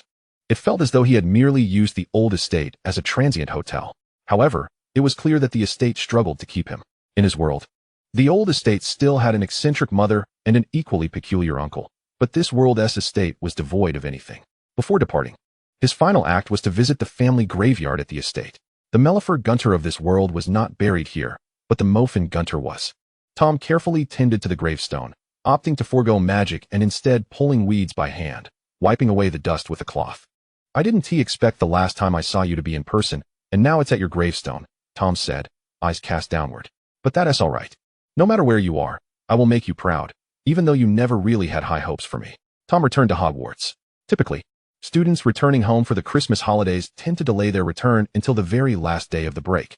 Thus, it was uncommon for someone like Tom to arrive early. As he walked through the snow-laden halls of Hogwarts, dragging his suitcase, he felt a sense of solitude and purity, as though he were the last person in existence. However, this sensation was fleeting. Upon exiting the platform and preparing to venture into Hogsmeade for a bite to eat, he was once again enveloped by a cacophony of voices. Suddenly, he was pounced upon by a shadowy figure, tumbling into the soft snow below. It was Sirius Black in his animagus form, the large black dog. The dog, with its warm tongue lolling out, appeared eager to plant a wet kiss on Tom's face. "Stop it," Tom exclaimed, swiftly grasping Sirius's muzzle. "No licking." "Oh my goodness, Tom." Tom heard Harry's voice exclaim in delight through the flurry of snow. The black dog was promptly pulled away, and Tom found himself hoisted under the arms as if he were a cat being rescued. Before him was the enlarged, astonished visage of Harry Potter. Did Merlin hear my wish? Harry, donning a crimson beanie embroidered with a grand letter H, had rosy cheeks and a nose that glowed with warmth. "It's really you, Tom." "What?" Tom struggled slightly, extricating himself from Harry's grasp. "What wish did you make?" He muttered something about wanting to see Harry the moment he opened his eyes. Ron Weasley's voice chimed in from the other side.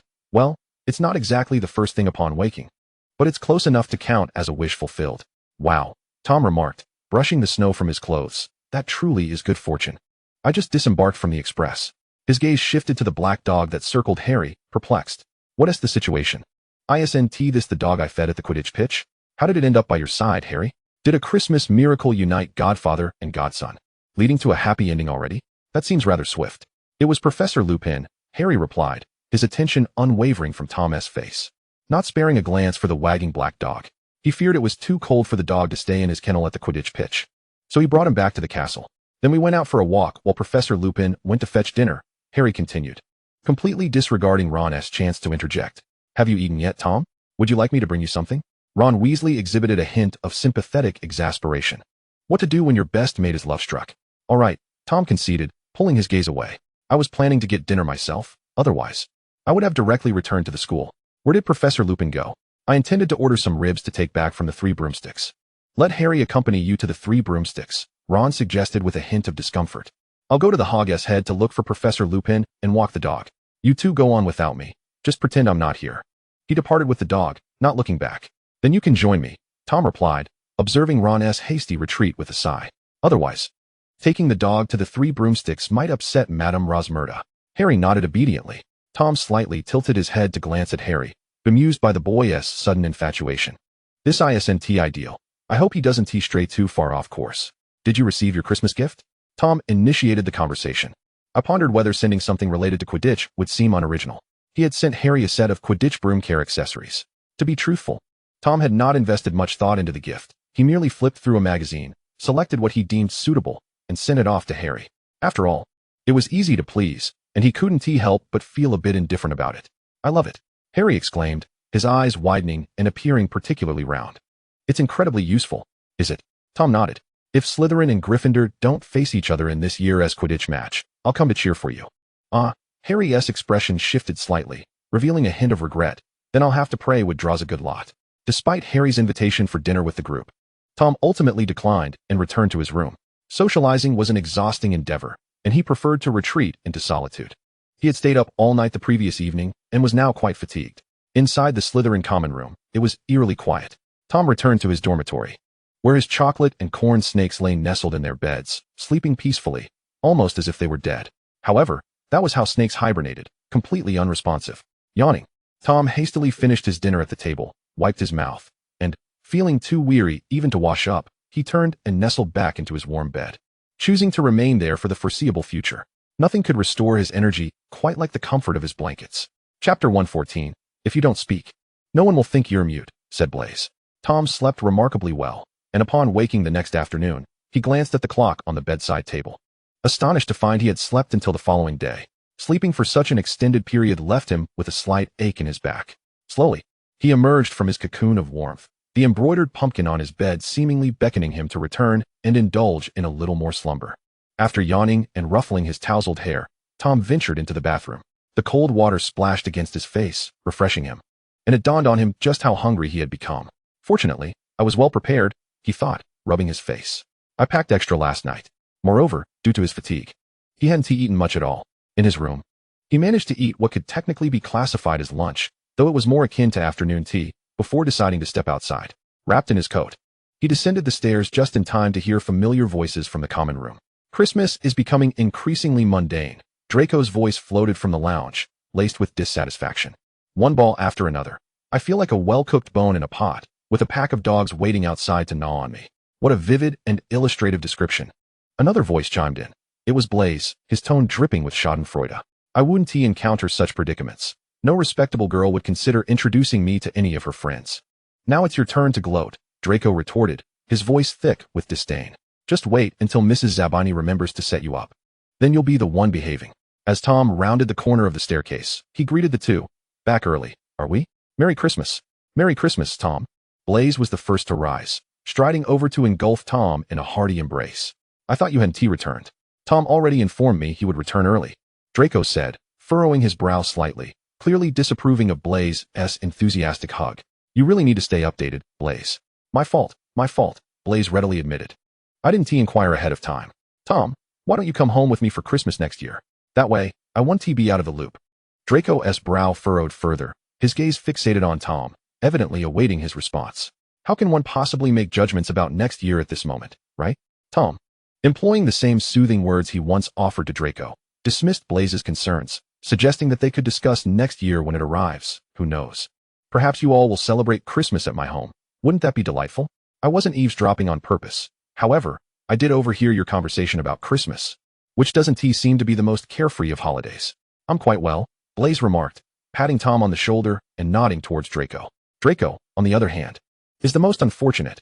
Numerous families have begun to consider marrying off their daughters to him, and there are even those contemplating sons.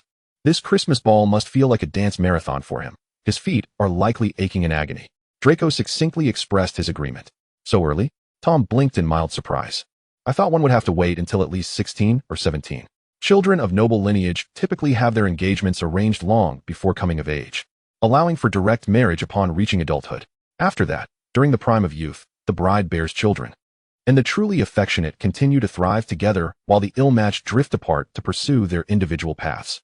At such a tender age, there is ample time for love to blossom anew. Life is long enough to indulge in it.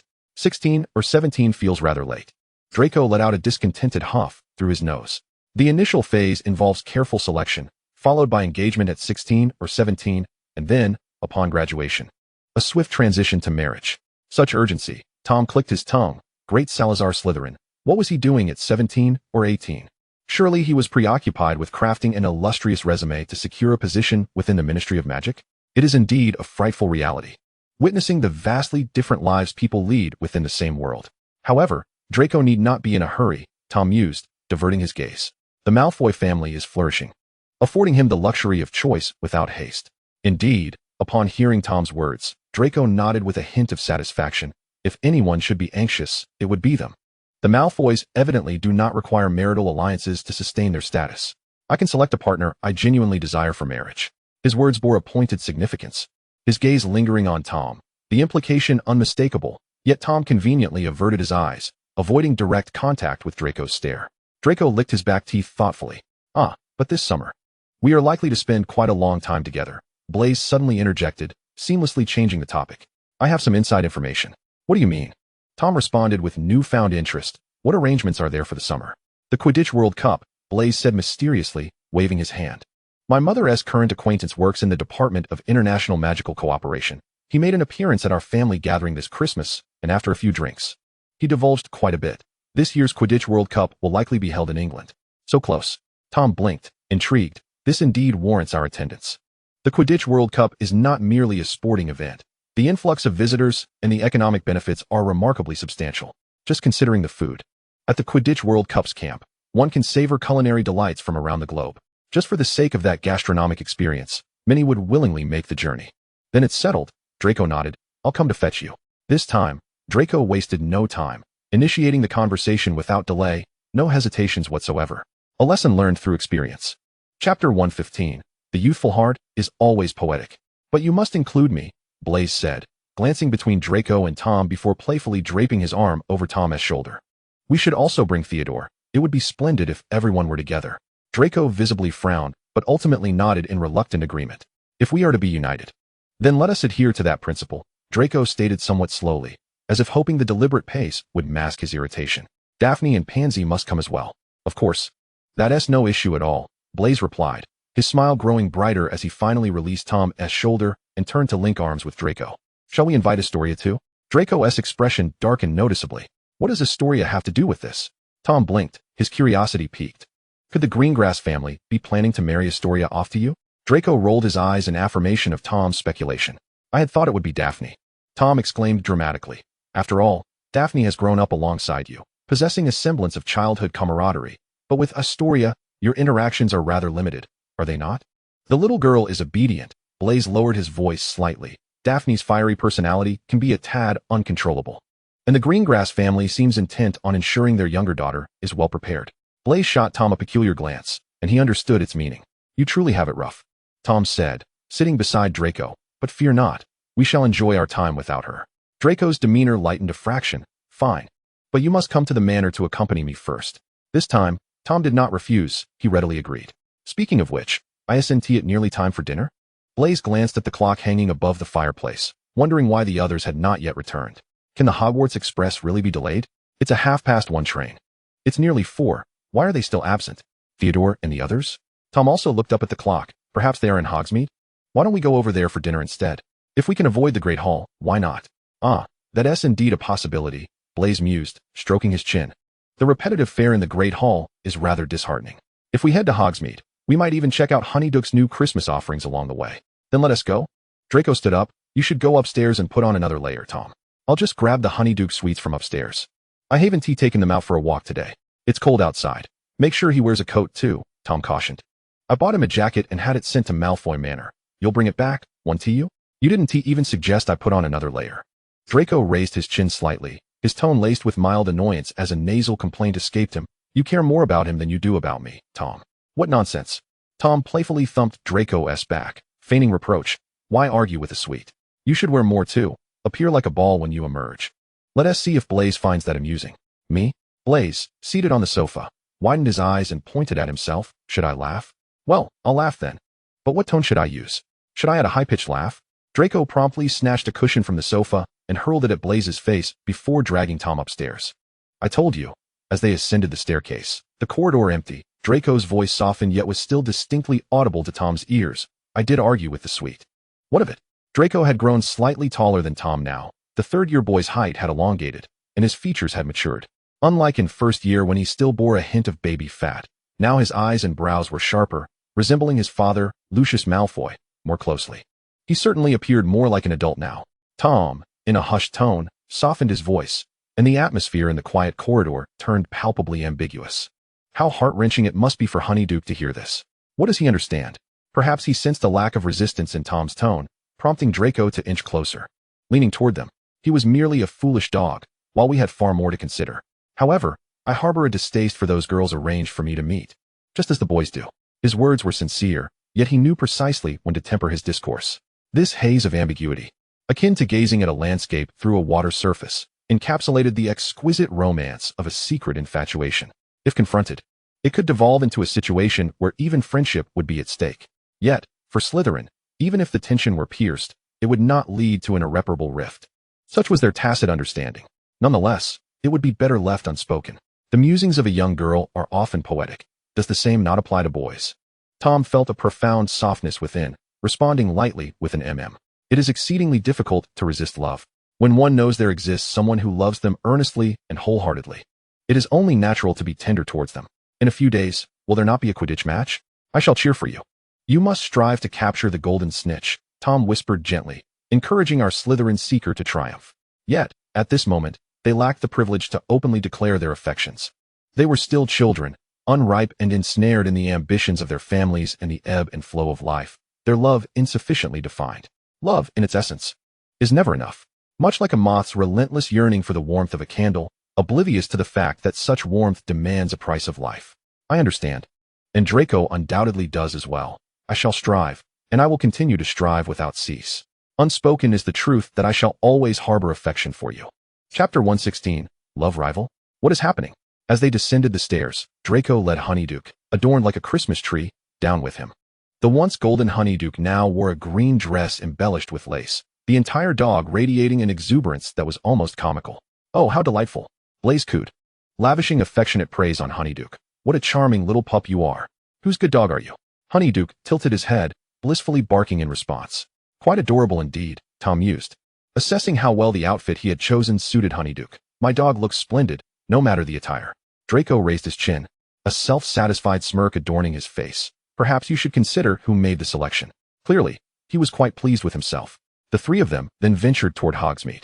Upon exiting the underground staircase, they had yet to reach the Great Hall when a cacophony erupted from within, reminiscent of the noise during the sorting ceremony. Blaise, ever the gossip, peered curiously toward the source of the commotion. What could possibly be causing such a ruckus? His curiosity piqued, while Draco and Tom remained unhurried, nodding in agreement to investigate. Once inside the Great Hall, they discovered it was bustling with students chattering animatedly, and a cluster of professors at the front engaged in their own discussions. Is Hogwarts about to close?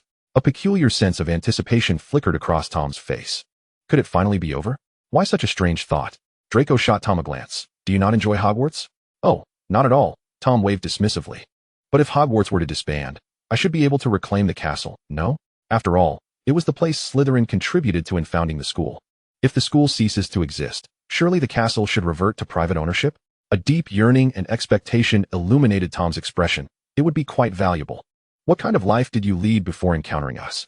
Blaise turned back, his face displaying a hint of incredulity. Yet, since joining us, we have not let you want for anything. We've cared for you well. Indeed, Tom nodded. Every Christmas, I receive a year's worth of necessities. Before he could finish, a figure abruptly dashed into Draco's embrace, startling the four of them, 3 boys and a dog. Honeyduke, momentarily disoriented, opened his mouth as if to bark, only to be swiftly silenced by Tom's quick hand, emitting a pitiful whimper. For at that moment, Tom discerned that the figure who had leaped into Draco's arms was Storia Greengrass, Daphne's younger sister, the daughter of the Greengrass family who intended to wed Draco. Tom and Blaise stood aside, their faces reflecting an ensemble of curiosity, while Draco appeared at a loss, hands raised in a half-hearted gesture of embrace or rejection, looking rather foolish. Meanwhile, Astoria had already begun to weep softly in Draco's arms. What on earth is happening? Tom shot a glance at Blaise. How should I know? Blaise replied with a knowing look. Didn't Draco say he wasn't courting anyone? But he isn't. Draco's gaze brimmed with a mix of exasperation and bewilderment. Who knew she would come over on her own? Yet no one paid heed to Draco's lamentations. Tom and Blaise simply exchanged glances, tacitly ignoring Draco's widened eyes. However, salvation soon arrived in the form of Daphne, who rushed over, her skirts lifted. Astoria, Daphne hissed, tugging her sister close. Did I not tell you not to wander off on your own? She appeared somewhat worn, clasping Astoria tightly to her side. What has happened? Tom interjected, attempting to rescue Draco, who looked as if he might explode. Why is she so frightened? The Hogwarts Express was attacked. Theodore and Pansy followed Daphne, their expressions grave. Sirius Black appeared on the train, followed closely by Dementors. It's utter chaos. What should have been a merry Christmas trip back to school turned into a nightmare as the train, while en route, encountered the fugitive, Sirius Black. No one knew his intentions, but upon being discovered, he began to flee, and the Dementors followed in pursuit, disregarding the fact that the train was filled with students. Thankfully, a few upperclassmen on board knew the Patronus charm. Daphne patted her sister on the shoulder. Otherwise, it could have been disastrous. Those Dementors were starting to fixate on individuals. How could one withstand their gaze? They treat us like prisoners. That is outrageous, Blaise exclaimed. Is Fudge resigning? Or is Dumbledore stepping down? Tom, perhaps your dream might just come true. What dream does Tom have? Theodore's attention was slightly diverted. I was just saying how chaotic it is here. Could it be that Hogwarts is closing? Tom explained, looking at this. It seems quite possible. It's as disordered as a bowl of pumpkin porridge. That sounds delectable, Pansy chimed in. I was delayed at lunch today and didn't even get breakfast on the express. Shall we go then? Daphne immediately turned to Pansy. It's likely to remain chaotic here for a while. Let us head to the kitchen for something to eat. Must we linger here a moment longer? Draco finally spoke. His gaze icy as it lingered on Astoria, nestled in Daphne's arms, for a few seconds. You should take your sister back to the dormitory. She is not suited to accompany us any further. Leave her alone? Daphne furrowed her brow slightly, a hint of concern in her demeanor. It's fine, I can manage. Astoria said, lifting her face from Daphne's embrace to reveal half of her delicate and fragile profile. I want to go with you, Tom observed, an amused thought crossing his mind. Ah, it seems I've encountered a rival in the art of green tea. Chapter 117. What is this? A werewolf. I must report this. Ultimately, they decided to take Astoria with them. After all, a young girl who had just been frightened by a Dementor would not be left alone in the dormitory. And Daphne, as her sister, could not bear such a thought. Draco's expression was not particularly pleasant. He specifically held Tom's hand, guiding him along while staying at the edge of the group. It seems Astoria quite likes you, Tom remarked, glancing at the stiff-necked Draco, a light chuckle escaping him. After all, she is Daphne's dearest little sister. I know, Draco replied, lowering his voice. I do not harbor feelings for Astoria. I have made that abundantly clear. Would Godric Gryffindor throw himself into Salazar Slytherin's arms when frightened?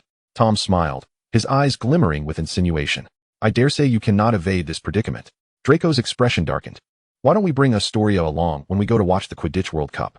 It would be an excellent opportunity for you two to cultivate your relationship, Tom continued, seemingly oblivious to Draco's irritation. Draco turned to Tom, eyes wide with disbelief. You cannot say such things. His tone carried an unmistakable hint of grievance. I am only jesting, Tom said, finding delight in Draco's reaction.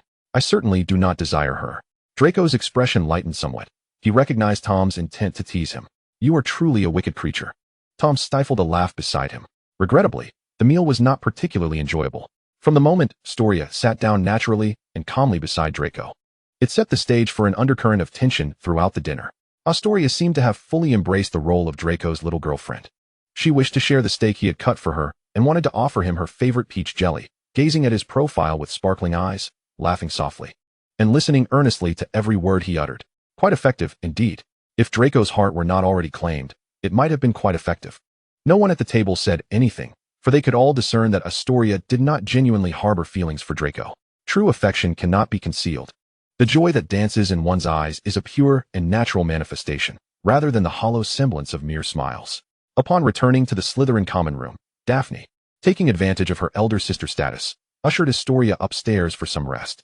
When Daphne descended again, she appeared quite fatigued. I apologize, Draco. Astoria did not mean any harm. Draco waved his hand dismissively. I shall speak with my father upon my return. I have little interest in a union with your family. The most disheartening aspect was that he could not express his frustration towards Astoria, as her actions were dictated by the Greengrass family, and as an obedient daughter. Her behavior was not truly her own. It would serve no purpose to burden her with guilt. What is going on with Sirius? Blaise, ever the gossip enthusiast, returned to his curiosity, having refrained from mentioning it earlier for fear of alarming Astoria. How did Sirius end up on the Hogwarts Express? Indeed, Tom chimed in, equally intrigued. What could have transpired? Sirius has already reunited with Lupin. Given their closeness to Dumbledore, surely they could have sought his assistance directly. Would Dumbledore allow Sirius to parade around on the Hogwarts Express, bearing the identity of a fugitive? Surely not. What would be the purpose? To inform the Ministry of Magic that Sirius is at Hogwarts and that they should send more Dementors? Uncertain, Theodore interjected, seemingly searching for something, before abruptly jumping off the topic. Jumping off? Blaise grimaced at the thought. That must hurt terribly. He couldn't have simply died from the fall, could he? Though I would prefer he did, Draco drawled. He was once a Black. The shame of dying in such a manner would be too great. The old Black family members would rise from their graves to scold him. Who knows? Daphne crossed her arms in complaint. He looks like a madman. Perhaps his years in Azkaban have driven him to madness. What on earth are the Ministry of Magic doing? They've failed to capture him for so long. Tom, having lost interest in the ineffective information being exchanged, turned his attention to an enjoyable interaction with Honeydukes. It matters not, if the sky falls. There are taller individuals to bear the weight. It shall not crush my head. That evening, he penned an anonymous letter and sent it to Umbridge's desk, reporting that Remus Lupin was a werewolf. It may sound somewhat disloyal, does it not? However, it is only when one finds themselves utterly destitute and in despair that they will cherish your assistance. If Lupin's werewolf identity were to be exposed, the sum of money Tom had provided would be regarded as a lifeline. Thus, he felt no psychological burden in writing that letter. The missive was sent via Hogwarts Public Owl. The paper torn from the communal area of the library, the envelope hastily taken from the Daily Prophet at the hall's entrance, and the note was carefully crafted in a modified print. Umbridge acted swiftly. The very next day, she strode into Hogwarts in her pink high heels. A smile plastered on her face as she removed Remus Lupin from his classroom. By the time the elusive Dumbledore returned to Hogwarts, Lupin had already spent 6 hours at the Ministry of Magic. Dumbledore found himself embroiled in yet another legal predicament. The previous controversy regarding Hagrid's hiring had not yet cooled, and now news of his employing a werewolf had surfaced, rendering his position as headmaster considerably less secure. So Professor Lupin is a werewolf? Daphne expressed her disappointment at the table. I thought he was a good person. Turns out he is a werewolf. There is no inherent conflict between being a werewolf and being a good person. Theodore offered a relatively objective evaluation. Yet, his identity as a werewolf poses significant risks within the school. Tom nodded in agreement. Indeed, and Dumbledore, knowing full well, has made yet another poor choice. If we consider the previous lunatics, Lockhart, and the even more deranged Quirrell, my dreams of achieving my aspirations seem to be drawing ever closer. How splendid. Chapter 118. A poorly played hand. Perhaps this is talent. Allow me to answer Tom's dream. Blaise replied with a grin. His dream is for Hogwarts to close, which I find may not be entirely impossible. You have reminded us that we can certainly revisit the earlier incidents involving Lockhart and Quirrell. This time, if they managed to bring down Dumbledore, the Board of Governors would triumph splendidly. Draco nodded, but he believed that the prospects of achieving such a feat were rather slim. For the moment, no one could withstand the position held by the headmaster of Hogwarts. Indeed, Tom concurred. Yet it was plausible that the Ministry of Magic might appoint an honorary vice-chancellor, specifically to vex Dumbledore. That certainly sounds intriguing, Draco mused with a hint of satisfaction. Anything that could annoy Dumbledore would be a positive development, especially after he had created so many troublesome issues. He ought to face some consequences. Most students regarded the unfolding situation with detached curiosity, as the troubles involving Lupin and Dumbledore seemed of little concern to them. It was challenging for students to forge profound connections with their teachers or headmaster, making it even more difficult to cultivate genuine empathy. However, within the walls of Hogwarts, there was evidently one individual who was deeply concerned about Lupin's fate, namely, Sirius Black. Tom was unaware of the commotion caused by Sirius, but by the time he awoke, Blaise was already animatedly sharing the news at the breakfast table. Sirius has been captured. It was our Professor Snape who apprehended him, Blaise exclaimed, his eyes sparkling as he relayed the information. The ministry officials were already in position. They were merely awaiting Fudge's arrival to declare the verdict. So soon? Tom furrowed his brow. What transpired last night? I only heard a snippet from my informant, Blaise said mysteriously. It seems Harry Potter received some information about Sirius and challenged him to a duel. And then Sirius was defeated by Potter? Draco displayed an expression of utter disbelief. Is Sirius really that inept? It appears that the Black family graves might need renovations, Daphne chimed in with a smile. They'll have to crawl out and scratch the bones of Sirius. Tom gradually relaxed his knitted brow, letting out a soft snort through his nose. Useless creature. Had I known, I would have preferred to sell him directly to the ministry. At least that way, I could have made my presence known to Minister Fudge. Now, I've only secured a mere promise from Lupin, which feels like a loss. Tom squinted slightly, his mood souring, as he attended his morning classes. His discontent manifested in a somewhat listless demeanor, prompting others to inquire if he should simply take a leave of absence. In light of the chaos, Daphne deemed it a sensible idea, with defense against the dark arts having devolved into a self-study session. Attending for an hour seemed futile. Resting in the dormitory would be far more beneficial. Indeed, Blaise agreed, and nothing else is likely to happen. Could there possibly be news of Sirius escaping? Don't jinx it, Theodore warned. It's not entirely out of the realm of possibility. Blaise pondered for a moment, conceding, all right. I take back what I said. Let us hope nothing else occurs. Not necessarily, Draco interjected. Sirius Black cannot be contained in Azkaban. Fudge would certainly not allow him to return there without ensuring he wouldn't cause any further trouble. He might even order a Dementor's kiss to eliminate any future threats.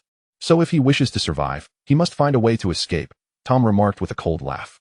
But what does a Dementor's kiss matter? Its fangs 1T mar his visage. Wow, Blaise gasped. Is such a disturbing topic one I can actually listen to? A Dementor's kiss. In the magical world, Capital punishment had been abolished due to its inhumane nature and replaced with imprisonment in Azkaban for centuries, a fate that could certainly be construed as a form of death. Only in exceptionally egregious cases would the sentence be altered to that of a Dementor's kiss, which would extract a person's soul, leaving behind a mere shell trapped in Azkaban. A living corpse slowly decomposing. However, it remained uncertain whether the soul would indeed meet Merlin, as no one knew if a Dementor's kiss would ultimately consume the soul. No one had ever inquired, for Dementors were silent. As fate would have it, when Tom and the others gathered at the long table in the Great Hall for dinner that evening, Blaise approached them once more, brimming with enthusiasm. What did I say? Sirius has truly escaped. Really? He actually got away? Daphne leaned in, eager for details. It seems he fled before Fudge arrived this morning, Blaise said mysteriously.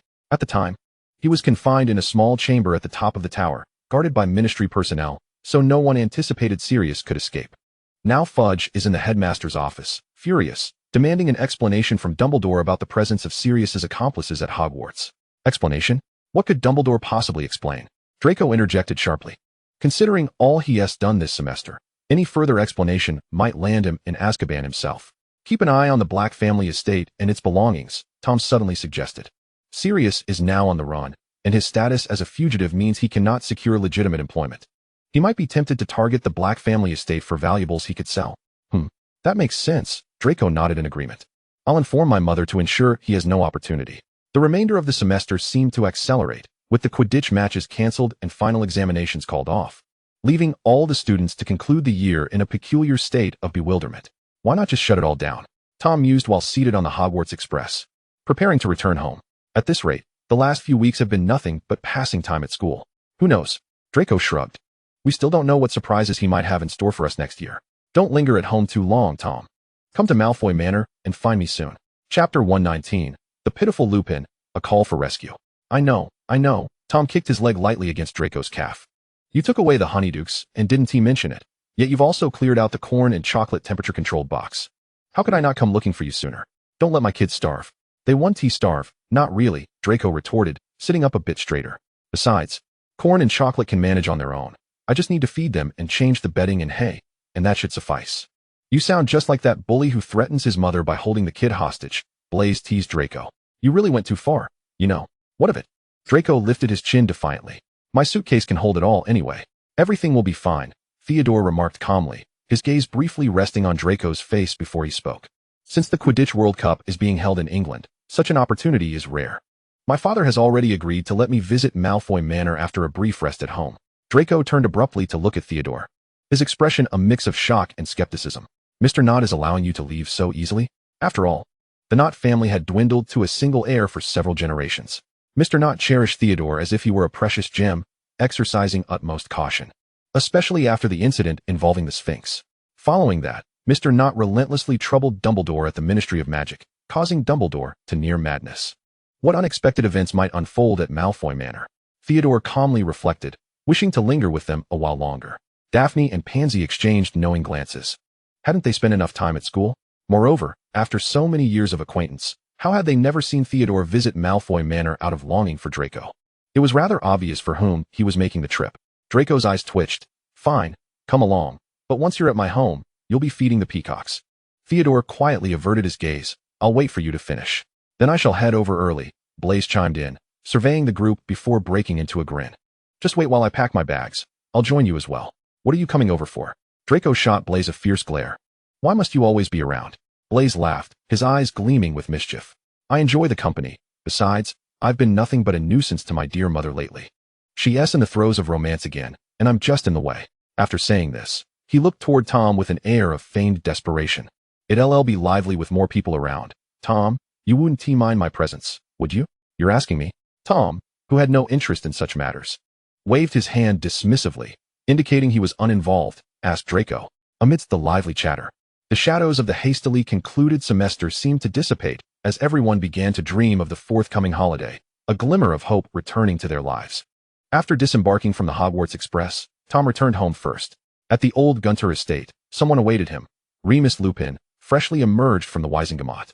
Lupin appeared more haggard than usual, dark circles under his eyes suggesting he hadn't slept in days. He stood in the yard, resembling a tree planted at the entrance, tall and stiff, awaiting a gust of wind to snap his spine. You've arrived? Tom greeted him, opting not to enter but leaving the door ajar. "That's rather impolite," Lupin remarked. His expression one of mild surprise as he glanced toward the wooden door, then shook his head and approached to take the luggage from Tom's hand. "I suppose it's my intrusion." "Not quite an intrusion," Tom replied nonchalantly. "I have no one here, so you may stay. There's even a basement where you can hide during the full moon." After the ministry took Lupin away, Tom had already devised a plan for him to seek refuge at his old estate, which lay dormant. Allowing Lupin to stay was merely a gesture of goodwill, and besides, Lupin was quite tidy and could help Tom tidy up the place. After all, the ivy in the yard seemed to have its own ideas, growing unchecked and wild. "Thank you," Lupin said, following Tom inside. As they entered the house, a chilly and stale scent, reminiscent of abandonment, enveloped them. Tom wrinkled his brow, dragged over a couple of chairs, and headed to the kitchen for some teacups. "Let us make do with some water," he said, hastily rinsing a cup before filling the teapot with fresh water. "I don't return often, and no one cleans here, so it's a bit dirty." "It's more than sufficient," Lupin replied earnestly, not betraying any disdain. "Had it not been for your letter, I wouldn't have known where to turn next. I appreciate your kindness in allowing me to stay. It's nothing. While you're here, you might as well tidy up a bit, consider it your rent." Tom waved his hand dismissively. "And if Sirius has nowhere to go, he can crash here for a couple of days. Just don't frighten the locals. There's a Muggle village nearby, no transformations or magic in front of them." "I've lost contact with Sirius." Lupin's eyes fell, revealing a hint of sorrow. "Since I went to the ministry, I haven't had the chance to reach out. I received no news while in the ministry's detention. I only learned of Sirius's troubles during a break in my trial from the jury's idle chatter." "Oh," Tom nodded. "It's not a significant issue. As long as he is free and has his limbs, he won't starve." "But why did he revert to his human form on the Hogwarts Express and attack students?" This puzzled Tom. The situation had seemed to improve, and if Sirius were to reveal himself, it would be before Dumbledore, not roaming around the Hogwarts Express. What was the purpose of that? "I caught a whiff of Peter." Lupin's gaze dropped even lower, his demeanor growing more pitiful. Originally, Peter had transformed into Ron Weasley's pet rat, but upon learning that Sirius had escaped, he faked his death and fled, without evidence of Peter's survival. They had not sought out Dumbledore immediately. Remus Lupin took a deep breath, his tone laced with regret. "I should have restrained Sirius, but he was too swift. A man's 2 legs could not outpace a dog's 4. Sirius leapt onto the Hogwarts Express, leaving the poor moon-faced Lupin behind on the platform. Chapter 120, My Dear Relative? Tom's silence was deafening. Why was he suddenly so compliant and insistent on evidence at this moment? He had heard tales of how they had once reigned over Hogwarts, brazenly disregarding the school's rules, much to Filch's dismay. Why now of all times? Did they prioritize capturing Peter before explaining things to Dumbledore? "Very well," Tom rubbed his forehead. "What do you plan to do next?" "Perhaps I should first contact Sirius." Lupin managed a reluctant smile. "Once we connect, we'll figure it out." "Quite the troublemaker," Tom nodded critically. "Fine, if he shows up. He is not allowed to transform here. I want to take the blame when he causes chaos." Lupin sighed deeply, apologizing to Tom. Yet Tom was not particularly in need of the apology and waved it off. "Let us tidy up a bit, and I'll take you to town. I'll be heading over to Draco's in a couple of days, and it's better you know your way around while you're here." Upon hearing this, Lupin promptly went to grab his suitcase, and Tom followed him to the door, but suddenly, Tom halted. The magical barrier he had drawn at the entrance had been tampered with. He hadn't locked the old estate's door because he was confident that no one could enter. His protective enchantments ensured that only the owner and approved guests could enter the house. Thus, despite the dilapidated state of the house, with some windows covered in cloth, he was not concerned about anyone breaking in to steal from the Gunter estate. Although Tom had previously scoured the place and found nothing of value, the smoldering embers within the barrier now made it clear someone had been in and out of the old estate during this time. "Take your luggage, Lupin." Tom retracted his gaze. "I've changed my mind." "How so?" Lupin's movement paused as he turned to look at Tom. "It's still too secluded here," Tom stated. "Let us proceed to the Leaky Cauldron. I noticed in the newspaper that a new barbecue place has opened nearby, and I haven't had the chance to try it yet. Allow me to treat you today." With one hand grasping his own luggage, he seized Lupin's wrist with the other, and in an instant, they vanished from the old Gaunt residence. Tom did not overthink the creation of the apparition. He had set it so that both the owner of the house and the guests permitted by the owner could enter. He was the owner, being a Gaunt by name, a descendant of the bloodline that belonged to this house. However, there was another individual who could also be considered the master of the abode, Tom Riddle. He too inherited the blood of Marvolo Gaunt, and thus had a claim to the old Gaunt residence. "Master, Master of Frail?" Trembling voice echoed from around the corner upstairs as they departed. If Remus Lupin were still present, he would undoubtedly recognize it, for it belonged to the wretched Peter Pettigrew, whom he and Sirius had long sought. The current Peter differed vastly from the one depicted in the photograph. The young man in the image wore a round face adorned with an innocent smile, radiating blissful happiness. Now, however, he had withered, emaciated to the point of being unrecognizable. Loose skin hanging from his bones, pallid complexion, and unkempt facial hair. Had he not been familiar, one would hardly associate him with the person from those days. Left? A barely audible voice inquired. What traces did you leave for him to discover, Wormtail? Peter Pettigrew began to tremble in terror. Kneeling on the floor with his forehead pressed against the ground, unable to face the source of the voice. I handled everything meticulously, Master. I left no traces. His voice rose in a hurried pitch, sharp with anxiety. I cleaned everything up. Master, please believe me. But he still found out, the soft voice interrupted.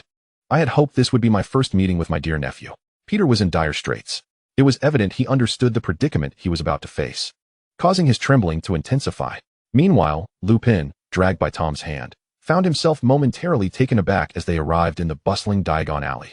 After a brief pause, he seemed to realize something. He leaned down to tug at Tom's sleeve, lowering his voice. Is someone here? Indeed, Tom nodded. A relative I would rather not encounter at this moment. Lupin blinked in surprise, his eyes widening. The Gaunt family had dwindled to the point of extinction, leaving only Tom. Who else could possibly be considered a relative? The only one could refer to that half-alive, nameless entity who should not be mentioned. I must inform Dumbledore, Lupin murmured. I need to tell him. Now. Tom shot a glance at Lupin. You can barely look after yourself, and you wish to protect someone else? What you should do now is carry my luggage and accompany me to the Leaky Cauldron to book a room, then join me for barbecue. Lupin opened his mouth, obediently taking hold of Tom's suitcase while simultaneously lowering his head, his voice hesitant as he continued, but I cannot remain silent. Tom cast a sidelong glance at Lupin. Then you can find a way to contact him yourself. I want to be held responsible if a confrontation leads to my home being destroyed. I shall demand a letter of recommendation from Dumbledore. A letter of recommendation? Lupin momentarily faltered in understanding Tom's line of thought. Because I intend to join the Ministry of Magic after graduation, Tom declared, striding confidently into the Leaky Cauldron. Though Dumbledore and Fudge may not see eye to eye, a letter from the headmaster of Hogwarts would suffice to demonstrate my exemplary conduct as a student. Lupin's expression grew increasingly complex. You do not wish to remain at Hogwarts as a professor? Chapter 121, Concerning Regulus. In a standard room with 2 beds, the proprietor of the Leaky Cauldron spoke. Meals will be delivered to your room at mealtimes. You mentioned staying at Hogwarts to teach. Tom scrutinized Lupin, his expression appraising. That was not a favorable assertion, and it carried a hint of offense. Tom accepted the key from the proprietor, but remarked, what would I gain from being a professor at Hogwarts? Exhaustion? A meager salary? Even if I were to reach the pinnacle of that path, I would merely become the headmaster, and that would be a considerable challenge. The best I could hope for would be a head of house. The ministry, however, holds different prospects. Lupin's expression mirrored his inner turmoil, feeling as though he had been struck. Let us go. We shall ascend and drop off our luggage. Tom twirled the key on his fingertip. Tonight, we shall feast on barbecue. But you just had the meal sent upstairs? Lupin whispered. That counts as an additional order, Tom replied, a trace of a smile finally gracing his features. I am still young. I have not outgrown my appetite. The accommodations at the Leaky Cauldron were not extravagant, though they were economical and conveniently located. With students away for the holidays, the establishment was not overly crowded, leaving the corridors rather deserted. I shall stay for just a few days, Tom declared as he collapsed onto the bed by the window. While you're here, feel free to explore Diagon Alley and try to attract Sirius back. I understand, Lupin nodded appreciatively. Thank you. Indeed, Tom raised his chin. I simply wish to live my life well, to reach the limits of my potential within my finite existence. Just remember that, if you do not understand, it matters not. Lupin's compliance and obedience were so pronounced that Tom felt an inexplicable sense of dominance over him, prompting him to engage in conversation a bit more than usual. Are you attending the Quidditch World Cup? Lupin inquired as he began to sort through his belongings. Do you need help changing the bed linens? Perhaps it was a bias from their houses, but a Slytherin he had previously known was quite particular about using outside linens during overnight stays. If we can change them, that would be splendid. I have some in my suitcase. Feel free to take them, Tom replied, rising from the bed and settling into an armchair. You know a Slytherin? Who is it, Professor Snape? No, it's Sirius's brother, Regulus Black. Lupin opened his suitcase, shaking out his beige bed linens. I misspoke. He is the only Slytherin with whom I have maintained a somewhat amicable relationship. You know Regulus? Tom sat up, a hint of interest sparking in his tone. Do tell. Actually, there isn't much to tell. I am not very close with him. Lupin turned back to lay the linens, his back to Tom, concealing the expression on his face. His acquaintance with Regulus stemmed from Sirius. After all, they had grown up together, and aside from the 2-year age difference, they had spent most of their time in each other's company. Initially, their relationship had not been so fraught. Remus Lupin vividly recalls the day Sirius enthusiastically introduced Regulus to their small group, clapping a hand on Regulus's shoulder. "This is my brother Regulus. His name signifies the heart of a lion. Isn't that impressive? In my opinion, he ought to join me in Gryffindor." At that moment, pride radiated from Sirius's eyes and heart. Yet he failed to notice Regulus's delicate, resigned smile beside him. Perhaps James and Peter were oblivious to it, but Remus was acutely aware. Having concealed his identity as a werewolf since childhood, he had developed a keen sensitivity to the emotions of others. That sense of resignation likely served as the root of the rift between Sirius and Regulus. Sirius had resolutely severed ties with his family, but Regulus could not afford such a luxury. The once promising heir, his brother, had rebelled to the point of detaching from the family. Regulus found himself compelled to uphold the honor of the Black lineage. As a friend of Sirius, Remus could not claim that his companion had erred. Yet it was an undeniable truth that Sirius's actions had inflicted pain upon Regulus. He felt that Regulus was nearly shattered. Having witnessed the slender figure of his friend hidden in the shadows of various reflections, silently observing his brother and others reveling in their camaraderie, Remus had once compassionately attempted to intervene, offering to relay a message to ease the tension between Regulus and Sirius, but Regulus had declined. He vividly remembers that night beneath the moon, when Regulus stood before him, his smile as light and resigned as it had been when Remus first encountered him. "I know what my brother is like. When he chooses not to listen, he shuts his ears and heart." The slender Slytherin expressed his gratitude to Remus for his attentiveness and care, his demeanor so considerate it felt like a gentle spring breeze. If only Regulus had not been burdened by his frail health, and if he had not been thrust into the responsibilities of the Black family, perhaps life would have been a tad easier for him. Eventually, the brothers irrevocably parted ways. Remus was left bewildered by the events, only recalling a moment when, while at the Honeydukes, Peter mentioned Regulus's fondness for a certain rose tea and proposed bringing some back for him. Sirius, however, had coldly dismissed the idea, stating that he had severed ties with the Black family and, by extension, with Regulus. Remus remembers the cautious exchange of glances with Peter and recalls James's casual remark to Sirius, "Buddy, you should have done this ages ago." Regulus was getting too close to that little crybaby, and I couldn't be bothered to say anything. After that, there were no further developments.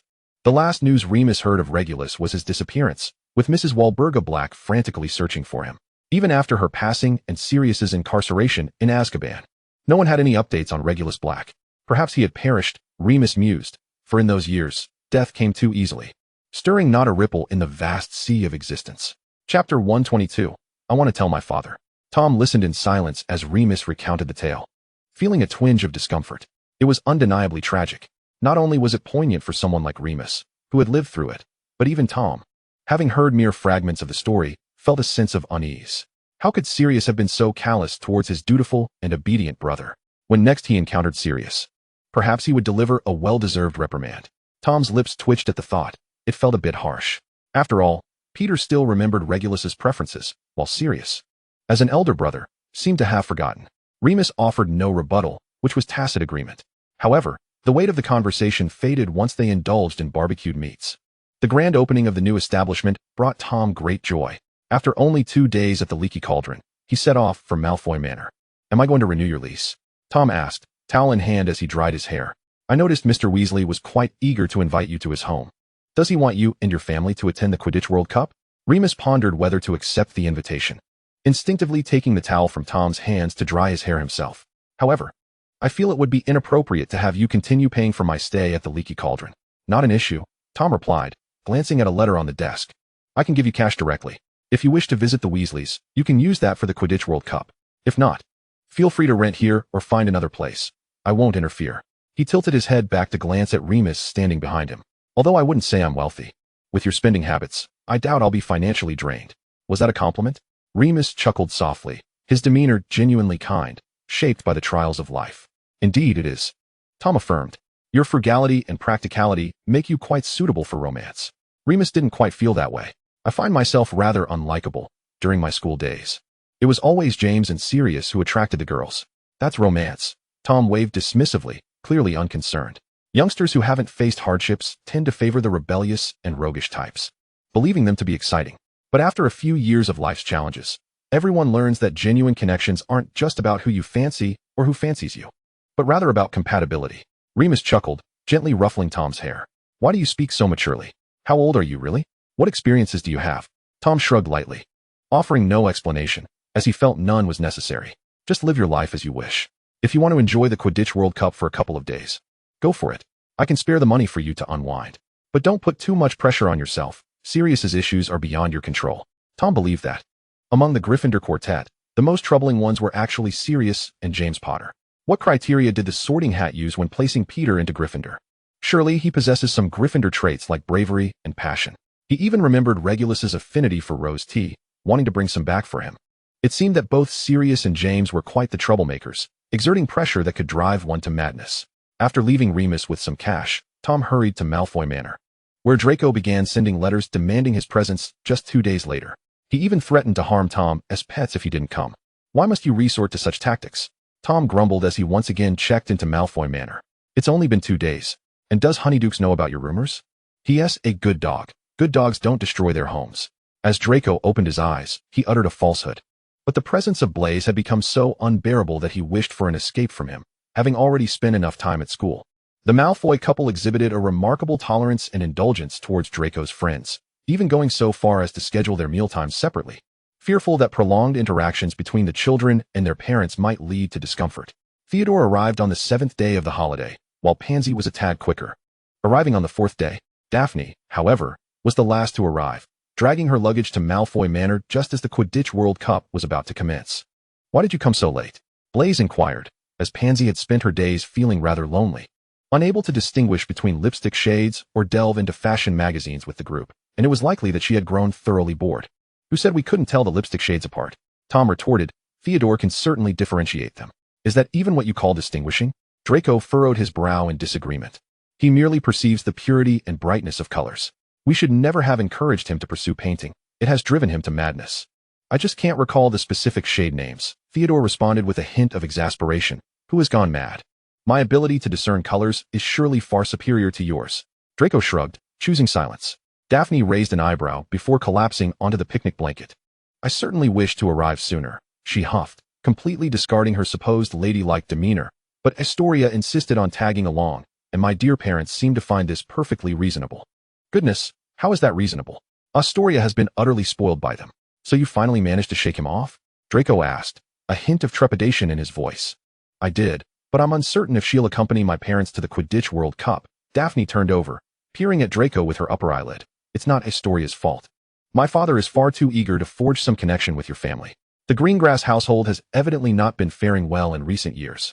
Is the Malfoy family now engaged in charity work? Draco remarked somewhat acerbically, lifting his chin. I ought to inform my father. In chapter 123, Daphne's tardiness meant they ultimately missed dining at the newly opened barbecue restaurant in Diagon Alley due to time constraints. Instead, they hosted a barbecue in the garden of Malfoy Manor, inadvertently singeing the tail feathers of a white peacock. Extinguish it, extinguish it. Blaise, weren't you supposed to keep an eye on the fire? How was I to know Theodore would pour in that much oil? And yet you still insist it was your idea to add an entire basket of charcoal. It's going to burn. Don't add so much chili. It will cause breakouts. Watch out, a bird's coming. That is a peacock. An expensive bird, not just any bird. You've singed the peacock's feathers. It's going to go bald. The scene was chaotic. All of them were accustomed to a life of privilege, and this endeavor of barbecuing proved to be quite challenging. Their adamant refusal of the house elf's assistance had likely laid the groundwork for this pandemonium. Despite the sacrifices of numerous skewers and vegetables, a great deal of charcoal and 2 grills, as well as the unfortunate peacock, they still managed to enjoy the fruits of their labor without setting ablaze the entire back garden of Malfoy Manor. Initially, none were adept at the task, but they learned quickly. I shall hold reverence for every skewer of meat I consume. Blaise weakly lifted his grilled sausage. This has been akin to a wizarding battle. I too shall cherish my skewers, Daphne declared, holding a skewer of broccoli with glazed eyes. Vegetables are splendid. Even if undercooked, I can eat them raw. But with meat skewers, one must be more discerning. As for the others, they were too weary to speak. Yet the peacock yearned to express itself. It strutted about, its tail now resembling a tattered fan, and then suddenly lunged, pecking at their pant legs. The probability of a peacock causing one's demise is low, yet it is not non-existent. Regardless, that night, everyone slept soundly. The following day, they nearly missed collecting the door keys. We won't be late, will we? Tom yawned, his hair resembling a bird's nest, clutching a honeycomb candy that had chocolate and corn protruding from his locks, giving him the appearance of a Medusa with a bald head. Is being late truly consequential? After a night of revelry and indulgence, they sprawled across the sitting room in a variety of bizarre postures, with Tom awakening at the dining table. Lying on the hard marble surface left him stiff and sore, and he felt as though he might see Merlin upon closing his eyes again. "It's all right," Draco remarked, his tousled golden locks a testament to their escapades. "My father has arranged a tent for us. We merely need to arrive before the Quidditch World Cup commences."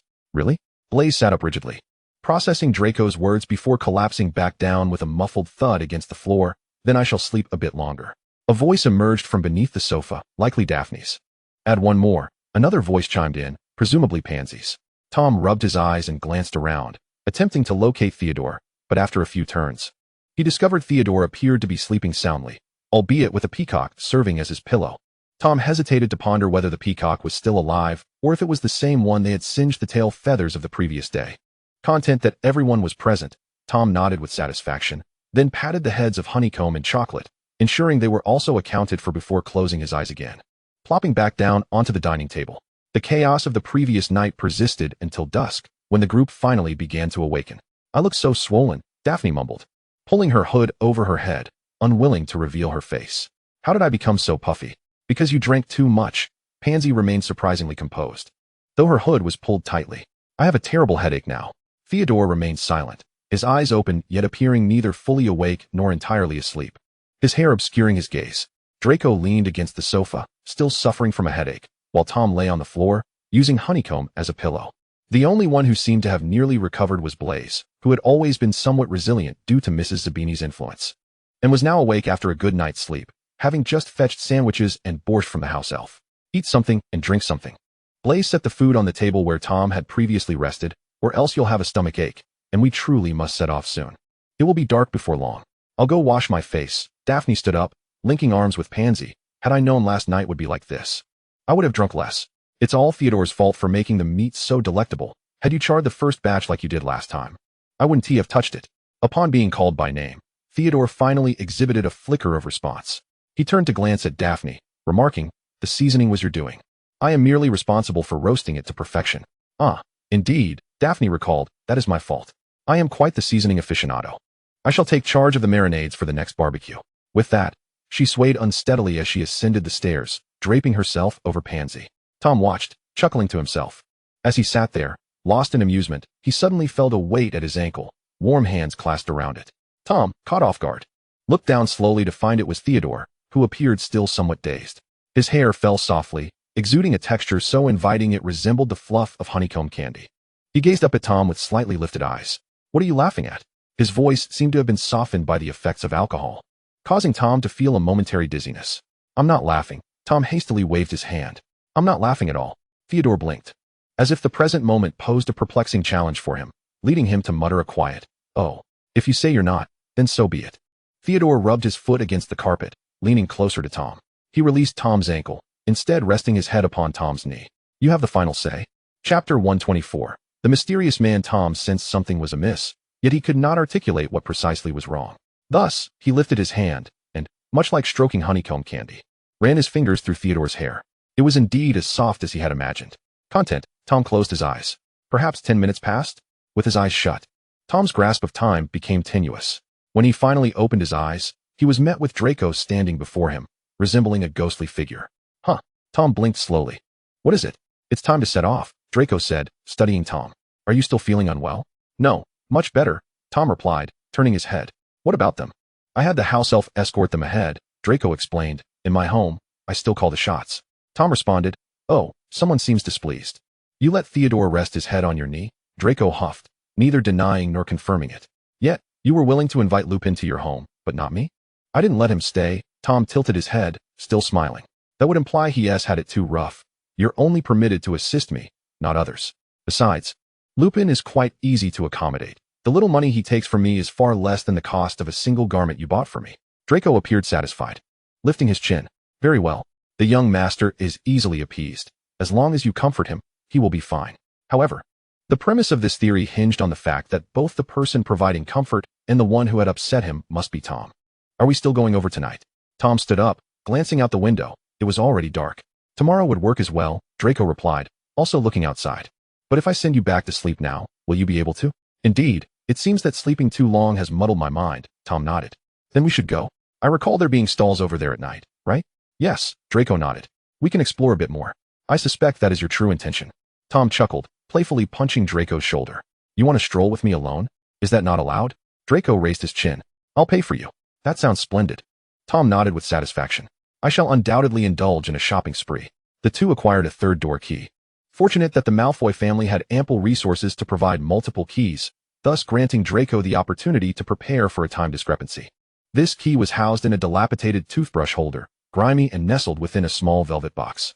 Why would the Ministry of Magic choose such a shabby object as a door key? Draco remarked, scrutinizing the incongruous key within the box, feeling somewhat disconcerted. This is quite worn. Because something that looks shabby is less likely to be picked up by muggles, Tom observed the nearly split toothbrush holder, also feeling a twinge of discomfort. However, the reasoning behind such poor preparation was indeed perplexing. Yet, despite its shabby appearance, it was still a key. They placed their hands upon the tattered toothbrush holder and were immediately engulfed in a whirlwind of vertigo. The door key was certainly not an essential travel tool. It offered a dismal experience and was exorbitantly priced. After a severe bout of spinning, Tom gradually regained his bearings, though the remnants of a hangover lingered, making him feel even more dizzy. However, a cool breeze swept over him, suddenly invigorating his mind significantly. They landed in a marshland thick with reeds. What sort of location is this? Tom expressed his bewilderment.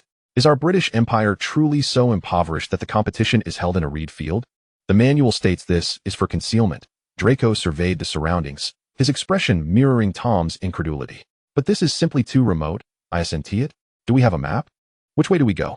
Tom turned his head, attempting to discern their bearings, but to little avail. The reeds towered high and dense, dwarfing the two children. North? Draco frowned. I gave the map to Theodore, who knew we would arrive in such a godforsaken place. The density of the reeds struck Tom as he tugged on a reed stalk. If I were to cast a devil's fire, how many people would be ensnared here? You are correct. This poses an extremely serious safety hazard. Suddenly, a voice emerged from the thicket of reeds. This is indeed very dangerous. Draco instinctively positioned himself in front of Tom, while Tom's hand gripped his wand. Who goes there? Draco called out. Where are you hiding? There is no hiding. No hiding, the voice responded, and shortly thereafter, a short, stout man emerged from the reeds. He was bundled up in a heavy coat, his entire form concealed. A mask covering his face, a hat atop his head, and a scarf wrapped around his neck. I merely happened to pass by. I too am lost. Children. Is it summer? Won't you overheat dressed so heavily? Tom and Draco exchanged wary glances, both evidently on high alert. Who are you? Tom inquired. My name is James. The man replied. I came to watch the Quidditch World Cup, but I got lost. I dressed this way to avoid startling you. I apologize. I recently experienced a severe accident, and the scars on my body may be a bit frightening. Very well, Mr. James, Tom nodded casually. I accept your explanation. But I must ask you to leave this place. I harbor no ill intentions, children. I simply wish to accompany you for a short distance. 3 individuals are evidently better than one. I said no. Tom raised his wand. Leave this place, sir. There are other well-meaning individuals who can assist you, but not me and my friend. In the next instant, both Tom's and the man's wands ignited. However, it was clear that Tom was better prepared at that moment. He had already grasped Draco's wrist, and they vanished from the marsh thick with reeds in a flash of apparition. Such a suspicious and problematic individual should never be kept close at hand. However, leaving him outside seems equally inappropriate.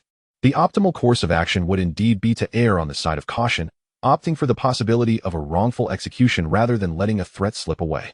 Yet, with Draco by his side, Tom deemed it prudent to avoid provoking a fatal incident. Thus, even though the man across from them had not drawn his wand, Tom resolved to lead Draco away. Chapter 125.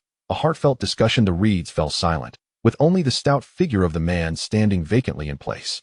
His attempt to cast a stunning spell had failed, striking the reeds and snapping a stalk in two.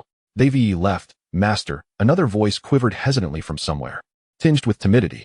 Yet, there was no second figure present. Upon closer inspection, this voice emanated from the stout man himself. I can see you, Wormtail. The original voice chimed in again, revealing a greater ingenuity than anticipated. What shall we do now, master? The quavering voice persisted, trembling with uncertainty. Shall we pursue them? No.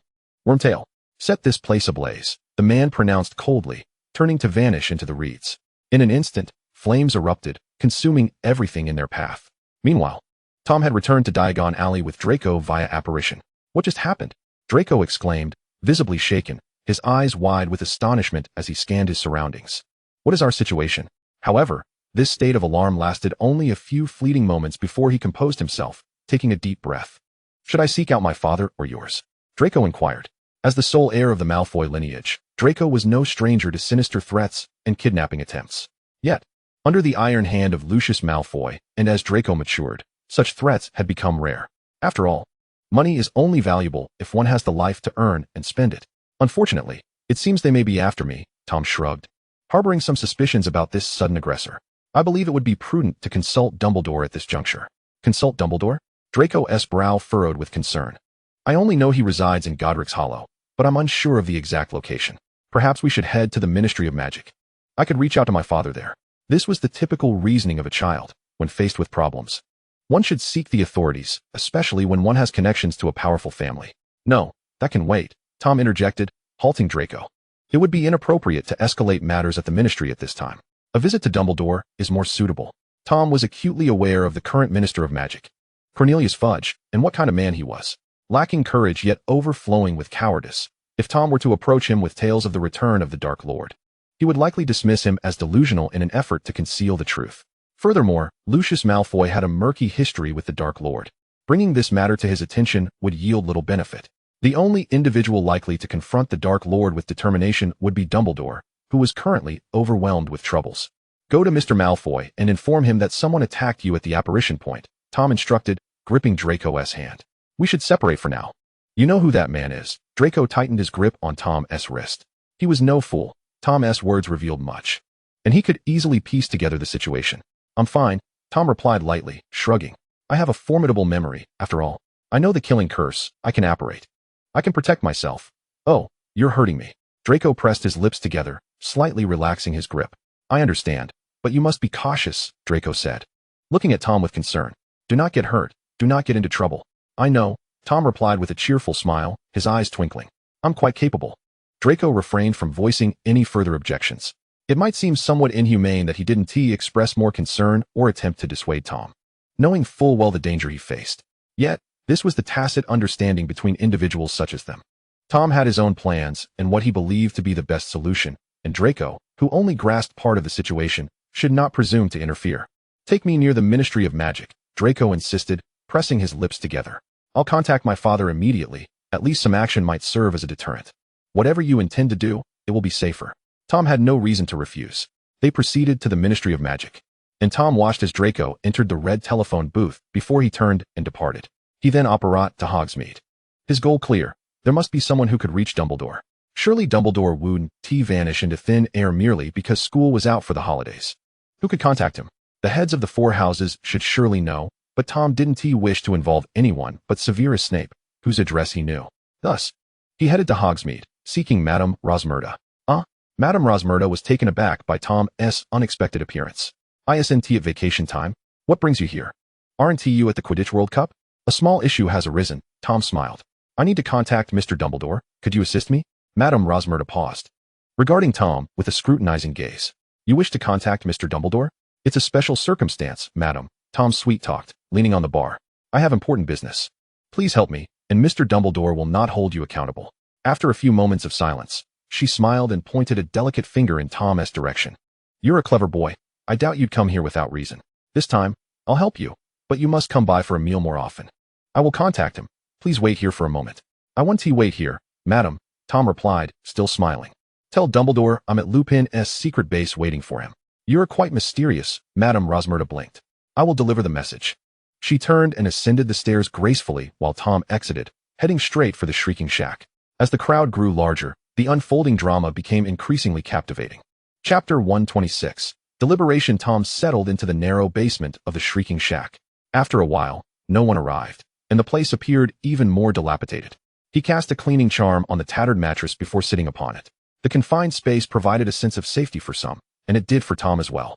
Moreover, with its drafty walls, he felt secure with avenues for both offense and retreat. Glancing at the pocket watch, he noted it was past 9 in the evening. Fortunately, he had walked with Draco. Tom looked through the small window of the basement, catching glimpses of the cobalt sky, devoid of stars. Had they departed as a group, navigating would have been more challenging. This was rather unfair. Tom averted his gaze, casting his eyes downward to the scratches on the wall beside the bed. A sense of discontent festering within him. In this world, Tom Riddle was no foolish sphinx. If it came to a confrontation, he was confident he would emerge unscathed. Yet he could not guarantee the safety of those around him. It was imperative to act swiftly. After approximately 20 minutes, Tom heard the creaking footsteps ascending the stairs. He turned his head to observe Dumbledore, who descended draped in a gray robe, his hair and beard unkempt, giving the impression of comfort in his attire. The moment he laid eyes on Dumbledore, Tom's mind momentarily spiraled into unfocused reverie.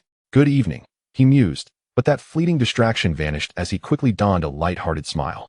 Long time no see, Headmaster. I bear unfortunate tidings.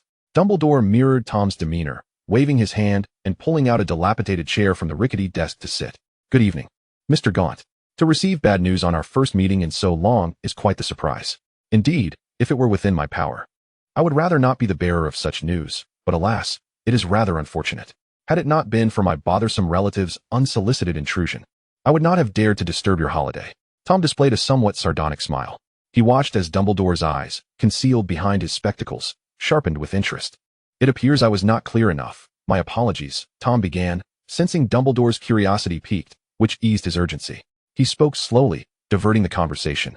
I had initially planned to attend the Quidditch World Cup. My desire to witness Bulgaria versus Ireland was immense, and I had secured the finest box. Dumbledore remained silent. Only Tom's voice echoed in the dim basement, creating a slight reverberation. Suddenly, Tom chuckled. All right, I shan't jest any longer. It is indeed the person you suspect. He has returned, and I believe he seeks me, though perhaps he harbors ulterior motives. Regardless, I am indifferent. Tom shrugged, meeting Dumbledore's expressionless face. What ill intentions could I possibly have, right? I merely wish to live and grow without any disturbances, you understand? He shrugged again. He might be residing at the Gaunt estate. I can provide you with the address, should you wish to pay him a visit. If he seeks you, then your safety is compromised, Tom. Dumbledore spoke softly, his tone becoming more intimate. This cannot simply conclude here. Conclude here it shall, Tom retorted decisively, unwavering in his stance against Dumbledore. The information I provide is merely a means to request a recommendation letter from you for my future endeavors at the Ministry of Magic. I wish to embellish my resume with it. He echoed his previous response to Lupin. I avoid him not out of fear, but simply to maintain my peace. I do not desire interruptions in my life, regardless of his renown or power. However, his pursuit of you may not bode well, Tom. Dumbledore seemed intent on reasoning with him. To my knowledge, he is a man who will stop at nothing to achieve his goals. What could he possibly want from you? Because he needs me, of course. What else could it be? Tom resisted Dumbledore's probing. He is still in the early stages of his resurgence, and it is not an easy path. Seeking me is merely a means for him to accomplish something. He has no one beneath him. He needs my assistance. Meeting Dumbledore's gaze, Tom asserted, my coming to you signifies my position, does it not? I will not aid him, yet I do not wish to assist you either. This message is conveyed solely because I find myself in need of you, as you require my information. Where did you encounter him? Noticing Tom's steadfastness, Dumbledore chose not to press him further for a so-called stance. Due to the Quidditch World Cup, the Ministry distributed a plethora of portkeys. I was somewhat pleased with Dumbledore's comprehension. The location was a marshland adorned with reeds, and it was there that I encountered him. Who were you with when you met him? Dumbledore pressed further. I assured him I would not speak of it. Very few would believe me if I did. Tom waved dismissively. I do not wish to invite trouble upon myself. Then you believe I would be swayed? Dumbledore appeared slightly amused. You came directly to me. How did you know Remus would be able to reach me? 3 broomsticks have been operating near Hogwarts for quite some time. You have been a long-serving professor at Hogwarts. Have you not? Surely you must have a few allies, yes? Tom began to flatter half-heartedly, avoiding Dumbledore's inquiry. I shall investigate, Dumbledore nodded. If your information proves accurate, perhaps this Quidditch World Cup can be preemptively addressed to prevent any casualties. Tom casually shrugged. All right, then when shall I receive this recommendation letter? Do you truly desire it? Dumbledore's expression shifted slightly, revealing a more pronounced change in demeanor. I assumed you were jesting. Am I to remain at Hogwarts if I do not join the Ministry? Tom regarded Dumbledore with a look of incredulity. To be frank, every head professor at Hogwarts ought to be grateful. It is a labor of love. Chapter 127, A Cordial Encounter. Tom and Dumbledore parted ways from the basement of the Shrieking Shack, and Tom returned to Diagon Alley, where he would reside at the Leaky Cauldron for the night. He had deceived both Dumbledore and Draco. He still intended to meet this world as Tom Riddle. To hide indefinitely would leave the initiative in the hands of the other. However, once one met openly with him, the dynamics would shift. Tom believed Riddle would find him. In a sense, it also demonstrated his own trust. The souls of counterparts from different worlds could hardly be lacking, could they? Surely not. Tom secured a single room on the second floor of the Leaky Cauldron, ordering a pepperoni pizza, spaghetti with tomato sauce, and mashed potatoes with meatballs viral, then commenced his wait. The delivery was notably slow. It took over an hour before he heard a knock at the door. A voice outside announcing the arrival of his meal. "Come in. I haven't locked the door," Tom called out. After a brief silence, the door opened, revealing a familiar, stout figure, though this time not as heavily bundled. The man wore a simple pullover and jeans, with an apron haphazardly draped over him. Yet he sported a scarf and a large knitted hat. "What have you done to the delivery person?" Tom asked, gesturing for him to place the food on the table. "You didn't cause any fatalities, did you?" "I merely robbed him," the voice, familiar to Tom, chimed in. "I even snagged you plenty of food. You have lunch for tomorrow." "Well, I likely won't be able to eat it all," Tom remarked, eyeing the enormous thermal container placed on the table. A slight twitch at the corner of his eye. "Thank you. Had I known, I would have ordered less, saving some coin." Now that they were closer, and the other was not as heavily clad, Tom recognized the source of the voice. Moreover, the appearance stirred a sense of familiarity within him. "Are you currently at Peter's back?" Tom asked hesitantly. "This was certainly not my intention." After being discovered, Riddle graciously allowed Peter to turn around and untangle the object wrapped around his head, revealing the face on the back of his skull. Yet, I lacked a more suitable method. What did that face on Peter's nape resemble? Tom was not particularly inclined to describe it. However, if he were compelled to do so, it could be said that after catching a glimpse of it, Tom's appetite vanished entirely. Slowly, he averted his gaze, feigning great interest in the pizza on the tray. "Did you anticipate my visit?" The mouth on that face opened, resembling a serpent's split maw. "I hope I haven't frightened you. May I call you Tom?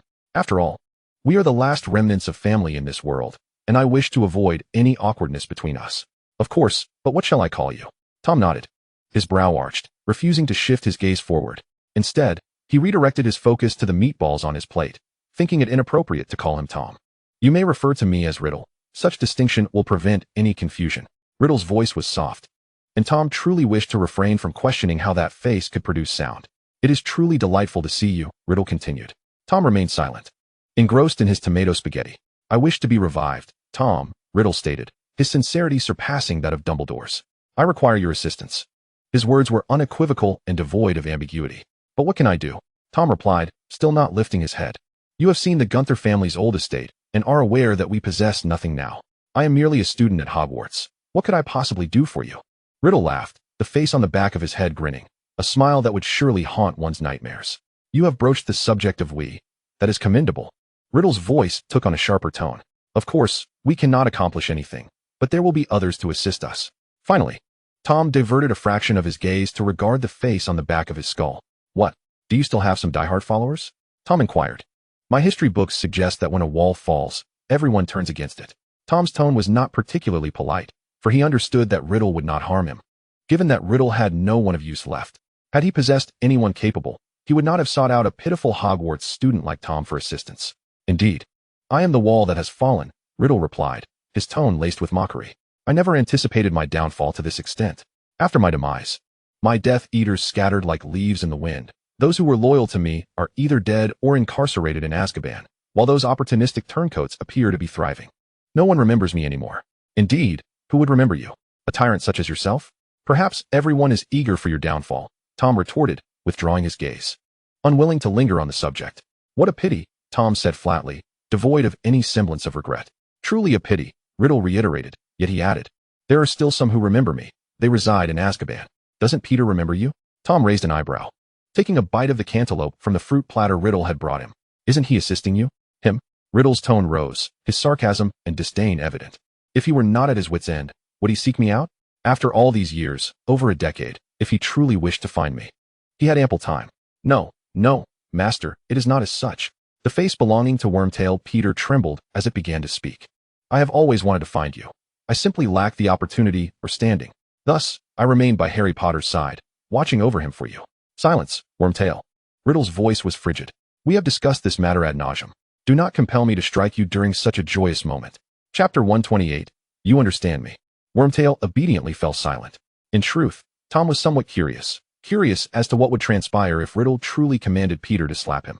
After all, Riddle was still situated on the back of Peter's head. One could only speculate if that slap would cause Riddle any discomfort. Tom lifted his eyes, intending to voice his curiosity, but upon meeting Riddle's gaze, he swallowed his words. For a time, the room was enveloped in an eerie silence, broken only by Tom's eating sounds. "I am full." When Tom finally pushed the food away, the wall clock had turned another full circle. Was it enjoyable?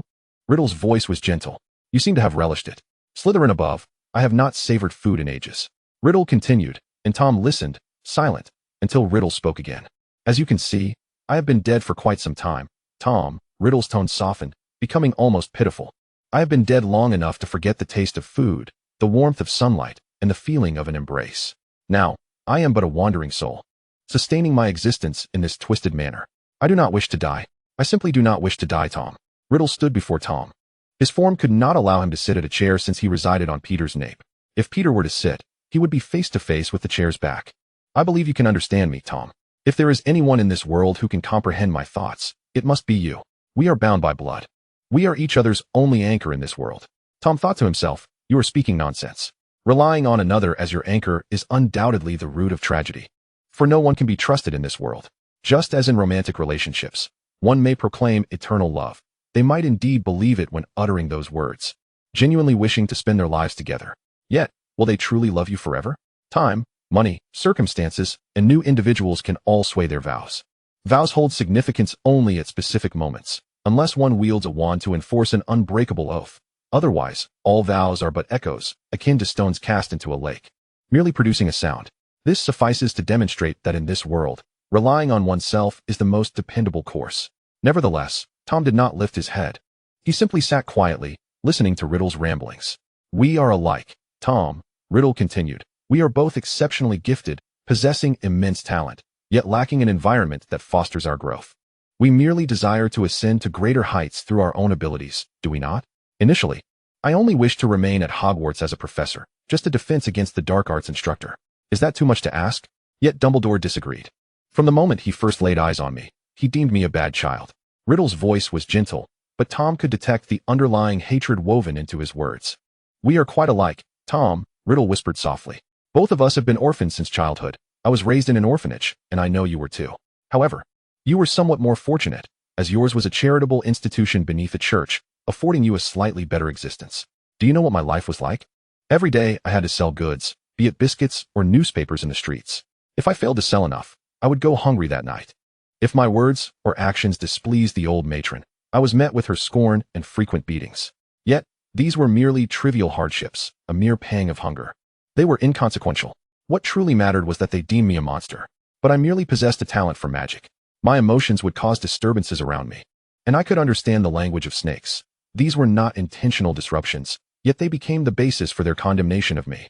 When I first excitedly shared with my closest boyhood friend about the small snake I had found on the grass and my ability to comprehend its words, he looked at me as if I were insane.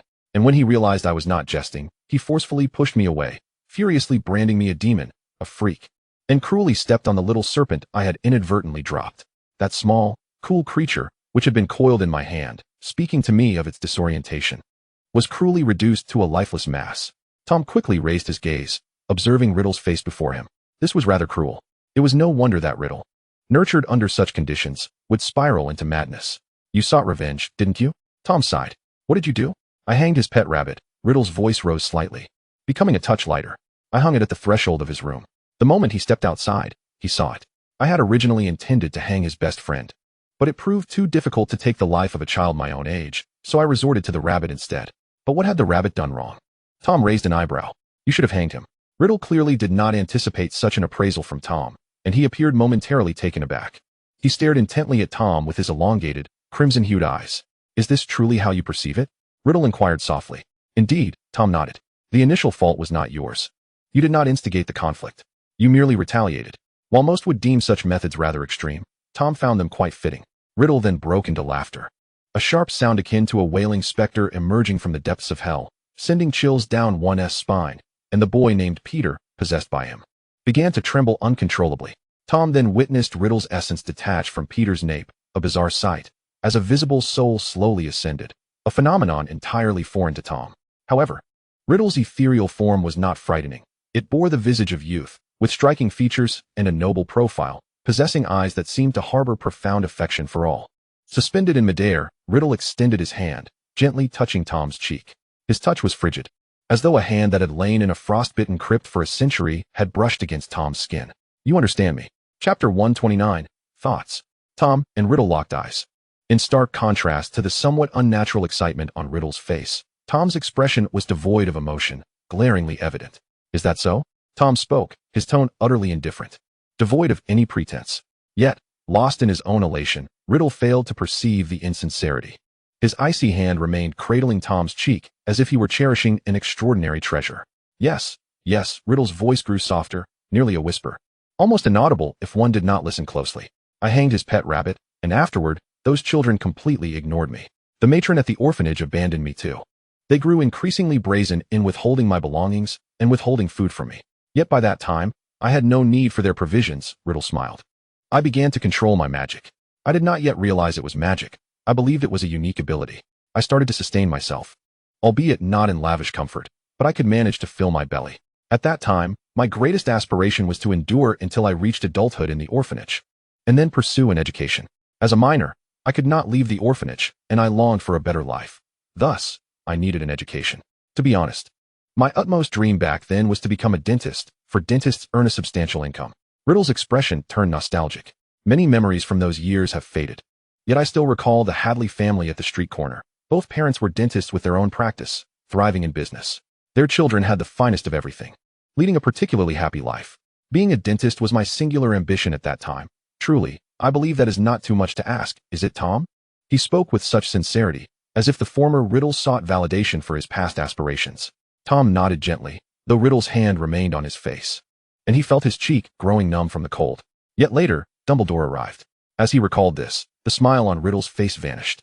He revealed to me the existence of the magical world, claiming I had talent, that I was to attend Hogwarts School of Witchcraft and Wizardry. At that moment, I naively believed this was my opportunity, my salvation. I could escape that wretched orphanage and pursue my education. My dream was on the verge of realization. But Dumbledore accused me of wrongdoing. He demanded my repentance. Riddle's voice was nearly a growl. He insisted that I sincerely repent for my misdeeds, declaring my actions to be wrong. He did not inquire about the reasons or circumstances. He merely fixated on the outcomes, seeing only the suffering I had inflicted upon those wretches, stubbornly concluding that I had wielded magic to perpetrate evil against them. I was merely resisting. Was it wrong to resist? They suffered misfortune merely because they were outmatched by my abilities. Had I not possessed magic, I would have been bullied and would have endured an even harsher existence. I refused. Riddle's voice rose momentarily, only to suddenly fall.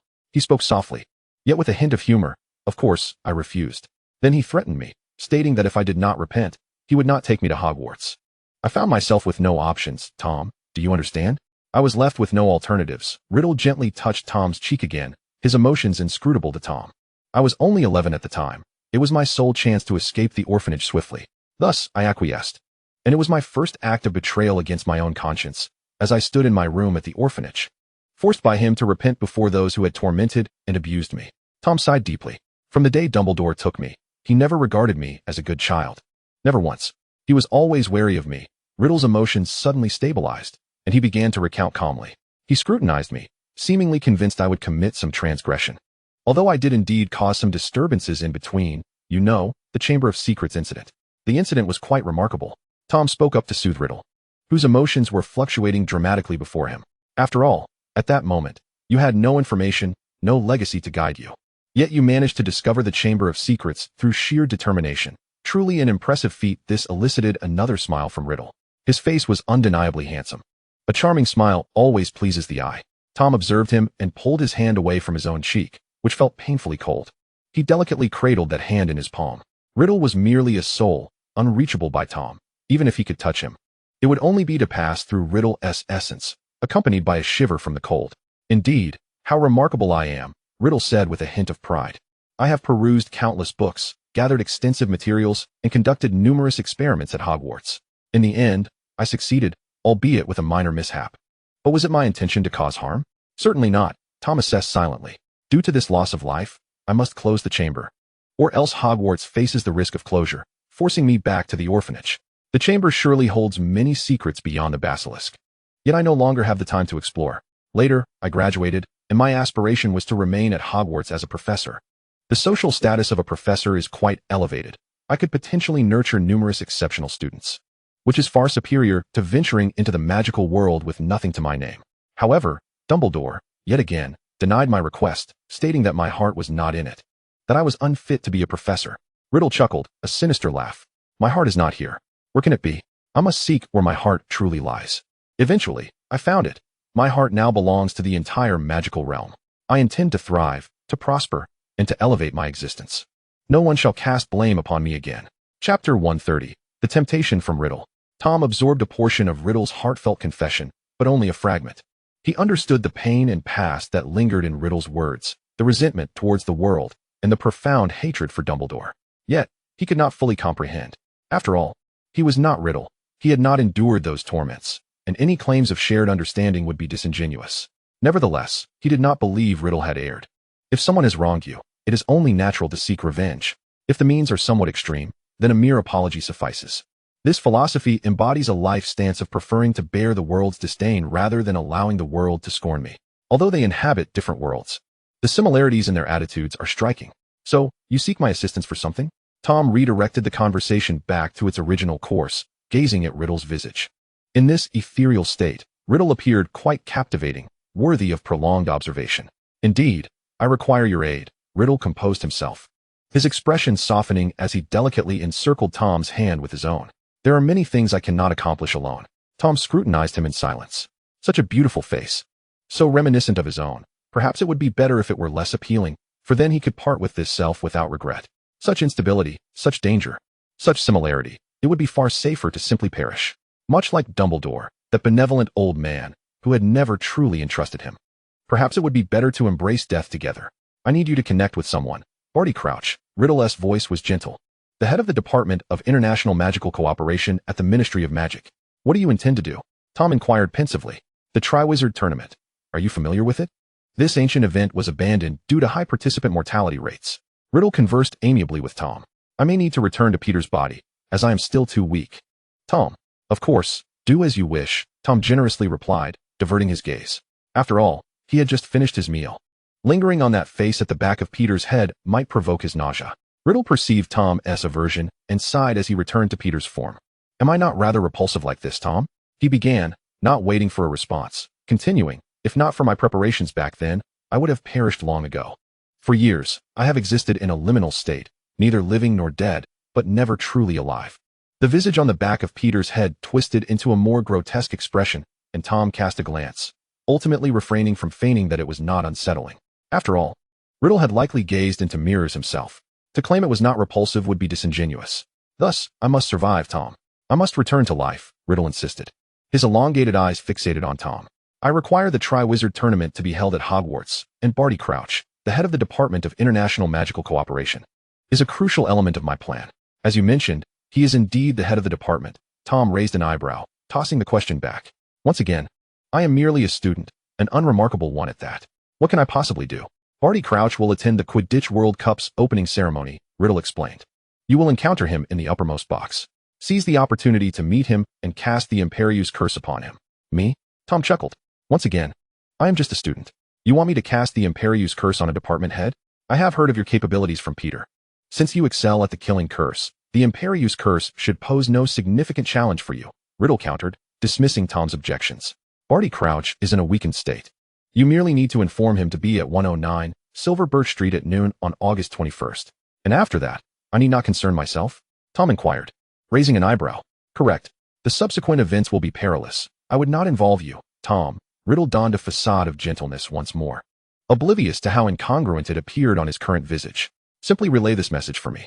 After a few moments of silence, Tom nodded. I will assist you with this task. I shall find a way, he affirmed. But after this, will you no longer require my presence? You are my only family in this world. If you can bring me back to life, we can live together well. Is that agreeable? I do not wish to be alone in the desolate, gaunt manor. His words were tinged with hesitation, his gaze lowered, revealing a pitiful demeanor as he looked upon Riddle's face. I could surely pursue a career in acting, Tom mused internally. Were I an actor? With such a scene partner, I might even negotiate for additional compensation for my troubles. Cease your futile thoughts of opposing Dumbledore. His prowess is unparalleled. The entire wizarding world heeds his command, and even if the Minister of Magic harbors discontent, he is powerless to act against him. Last year, when Hogwarts faced such monumental turmoil, Dumbledore orchestrated an immense debacle, yet he emerged unscathed, as if nothing had transpired. Tom bit down on his lower lip, forcing himself to stifle tears, his eyes glistening with a sorrowful, pleading expression. If you were to be resurrected, I would have a family. My academic performance is exemplary. And upon graduation, I could secure a position within the Ministry of Magic, providing for you. Of course, Riddle began to assure Tom, even feigning tears. His voice cracking. It has been so long. I have certainly moved past the events of the past.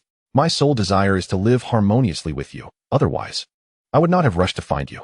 He even went so far as to expend his energy once more, manifesting in his spectral form before Tom, reaching out to gently brush away the tears from the corners of Thomas' eyes. You are my only family. I am undoubtedly willing and determined to live a lifetime with you. In chapter 131, he implored, you must strive to survive. Tom lifted his gaze, revealing a pitiful countenance, his eyes misty, evoking sympathy in anyone who beheld such a visage. The authenticity of the compassion within that gaze mattered little. Even a fraction of sincerity sufficed. Just as Tom now perceived a glimmer of pity in Riddle's eyes. They were alike, sharing the same handsome facade, fully aware of the effects such a visage could wield. But I require no sustenance from you, Tom, Riddle stated, locking eyes with him. You are so astute, so exceptional. You shine even brighter than I did in my youth. You shall undoubtedly thrive at the ministry, and with your capabilities. I am confident you could vie for the position of Minister of Magic. Given your merits, how could I possibly hinder your progress? Riddle relinquished his grasp, causing Tom's gaze to descend, observing Riddle's translucent hand as it attempted to intertwine with his own, only to pass through without contact. I must return to life. Once I do, I shall strive to accomplish something worthwhile, so that we may live together in peace, shall we not? The candlelight in the room, neglected for some time, flickered perilously, casting their shadows against the wall, wavering ominously. The dimming flames seemed on the verge of extinguishing, ready to surrender to the encroaching darkness.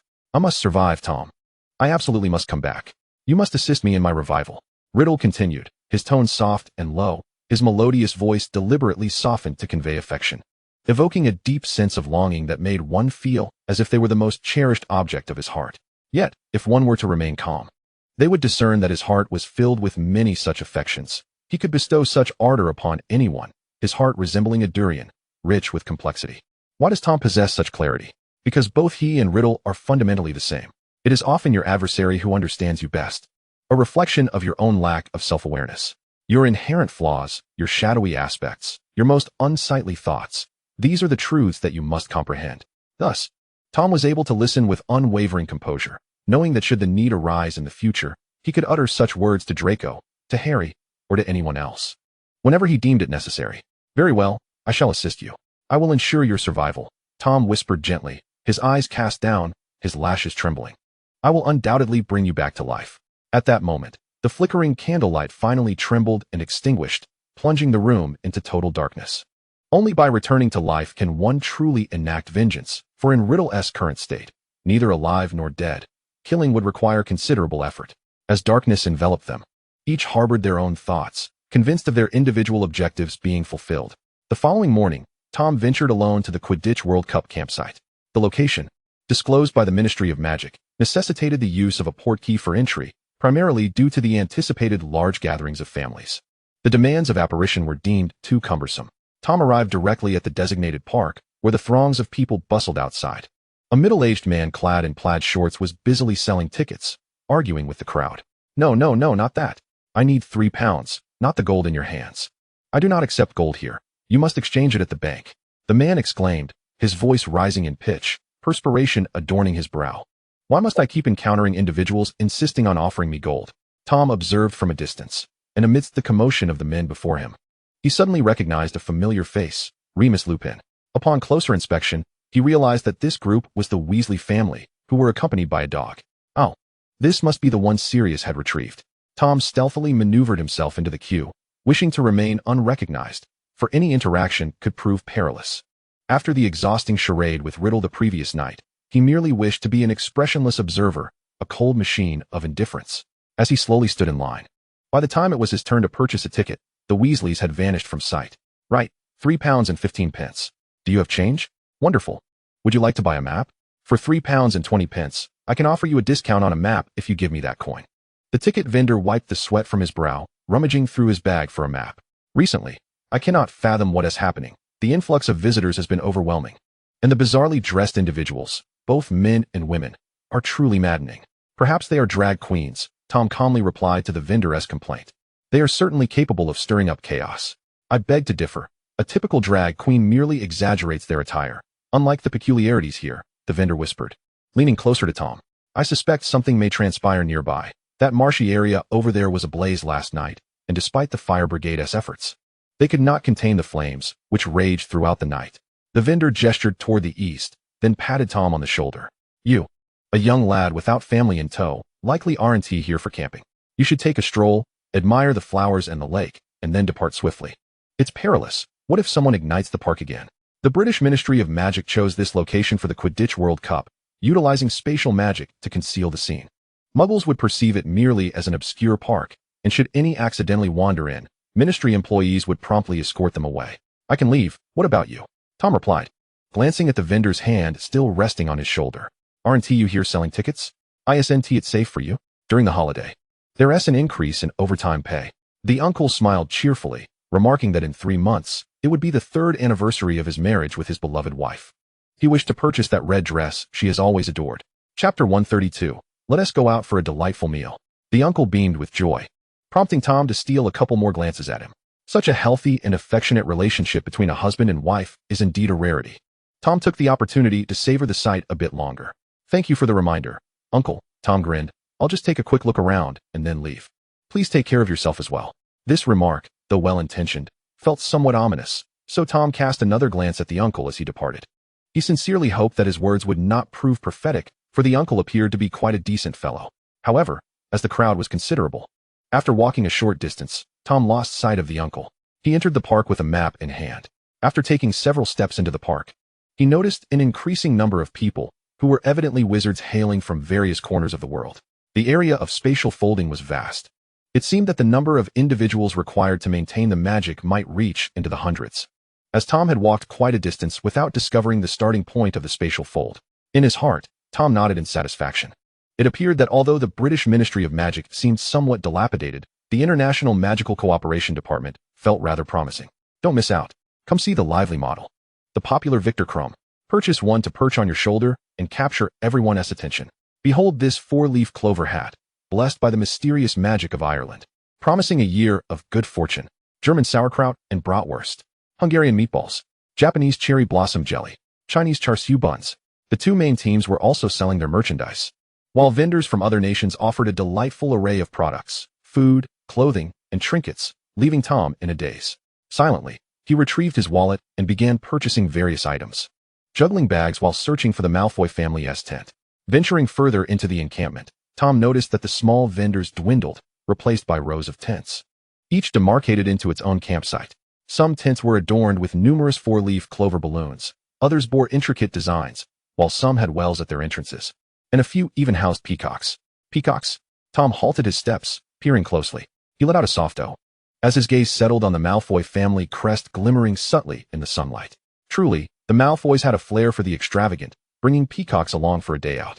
Approaching the tent, he hesitated, unsure whether this was the tent meant for himself or for the children to play in. He pondered whether the flamboyant act of bringing a peacock was the doing of Lucius or Draco Malfoy.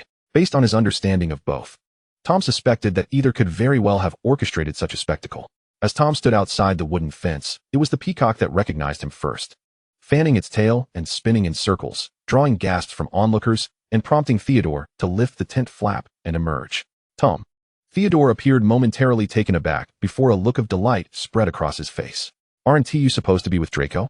His gaze flitted behind Tom, landing on the assortment of boxes and plastic bags in his hands, causing his brow to furrow slightly. He stepped forward, opening the wooden gate and taking the items from Tom. Where's Draco? Why isn't he helping you carry this? A minor issue had arisen, which Tom shrugged off lightly. Is Draco not here yet? Could you see if you can reach him? Let him know I'm fine and that I bought a lot of things for us to share. Tom nudged Theodore playfully. I imagine it's still early. You all haven't had breakfast yet, have you? Not just breakfast, Theodore replied, glancing at Tom's face with a slight smile. I'm the only one up. Huh. Tom was momentarily bewildered. Isn't at 9 o'clock? You're telling me no one is up yet? We all thought you two would come last night. Theodore, holding the items, helped Tom lift the tent flap. No need to be quiet. This tent is quite spacious. They're all sleeping on the 2nd floor. The illustrious Malfoy family had even acquired a tent with 3 levels and an attic, complete with a basement. What wealth! Tom exclaimed as he placed his belongings at the entrance and sank into the plush sofa, admiring its luxurious leather armrests. How opulent. The interior is so lavish. It's all right, Theodore observed Tom melting into the sofa like a lazy cat, retrieving a juice from the fridge. Do you like it? If you do, I'll give you one. Tom straightened up from the sofa, accepting the juice with the straw between his lips. How much did this tent cost? Theodore chuckled, acting as a juice holder while casually ruffling Tom's hair with his free hand. About 100,000, I suppose. It mainly depends on the interior design. The tent itself isn't overly expensive. Tom's eyes widened in disbelief. So pricey? Is my family truly in decline, or are you all just extraordinarily wealthy? This doesn't seem right. It's fine. Theodore maintained his composure. You should take a look at what you brought back. Let us see what you want to eat first. I'll help you unwrap it. Give me those dumplings. Tom gestured with his chin. I noticed that shop is still selling those meat buns, but I can't carry any more. The coffee table was already brimming with the treasures Tom had collected, clearly indicating his shopping spree. However, after scanning the pile of items on the table, Theodore redirected his gaze. Put the juice down, he instructed, rising from his seat. Leave these for Blaze and the others for breakfast. We're going out to eat. Huh, Tom mumbled through the straw. We're going out to eat. Theodore had already begun putting on his coat. Didn't you say you wanted to try that meat bun? Let us go together. If you can't finish it, you can give it to me, so we can both sample more new dishes. Chapter 133. Bro, we're getting a bit ambiguous here. Theodore's casual tone made Tom ponder, and surprisingly, he found no issue with it. All right, Tom nodded. Do you know where Mr. Malfoy's tent is? Let us check if Draco has arrived yet. The magical world can indeed be quite cumbersome. Otherwise, a simple phone call would suffice at this moment. Unfortunately, magic and science struggle to coexist, perhaps to prevent humanity from peering too deeply into the mysteries of the universe. In areas where magic prevails, electrical devices tend to malfunction. One cannot have it all. The fridge from which Theodore had retrieved the juice was merely a magically enhanced cooling cabinet. Sure, I know where Mr. Malfoy's tent is. Theodore nodded, extending his hand to take the juice from Tom. Tom emitted a soft grunt through his nose, his expression replete with confusion. Had I known we would be venturing out to indulge in street food, I would have refrained from opening this juice. Theodore calmly inserted the straw into his mouth. I'll drink it. You save some room in your stomach. Let us go forth and savor a variety of delights. Tom gazed at the straw, still bearing his bite marks, his expression somewhat perplexed. No, my friend, this feels a tad ambiguous. Yet Theodore appeared utterly unfazed, simply holding the cup of juice with tranquility. Standing at the doorway, awaiting Tom to join him. Let us go, let us go, let us go. Tom elongated his words as he ambled towards Theodore, declaring, I want a meat sandwich. That one looks quite appetizing. Thus, they stepped outside once more. The vendors outside remained as lively as when Tom was there earlier, but the crowd had swelled even more. Tom and Theodore maneuvered through the throng, feeling as though they were sardines crammed into a tin can, swaying precariously, at risk of spilling their essence. Give me your hand, Theodore. Tom glanced at Theodore's rather expensive shirt and decisively remarked, Your shirt is too costly to withstand my tugging. Theodore nodded, grasping Tom's hand, not with excessive force, but with a firm grip. Look over there. That lady is holding a safety leash. Tom followed Theodore's gaze and beheld a lovely lady cradling a little girl clad in an Irish fairy costume, adorned with beautiful braids and sparkling eyes. A green handcuff-like object dangled from her wrist, connected by a springy cord to the lady's wrist, conspicuous, secure, and utterly effective in preventing loss. Tom blinked, hesitating slightly, casting a glance at Theodore. You can't be considering buying that, can you? Tom mentally screamed.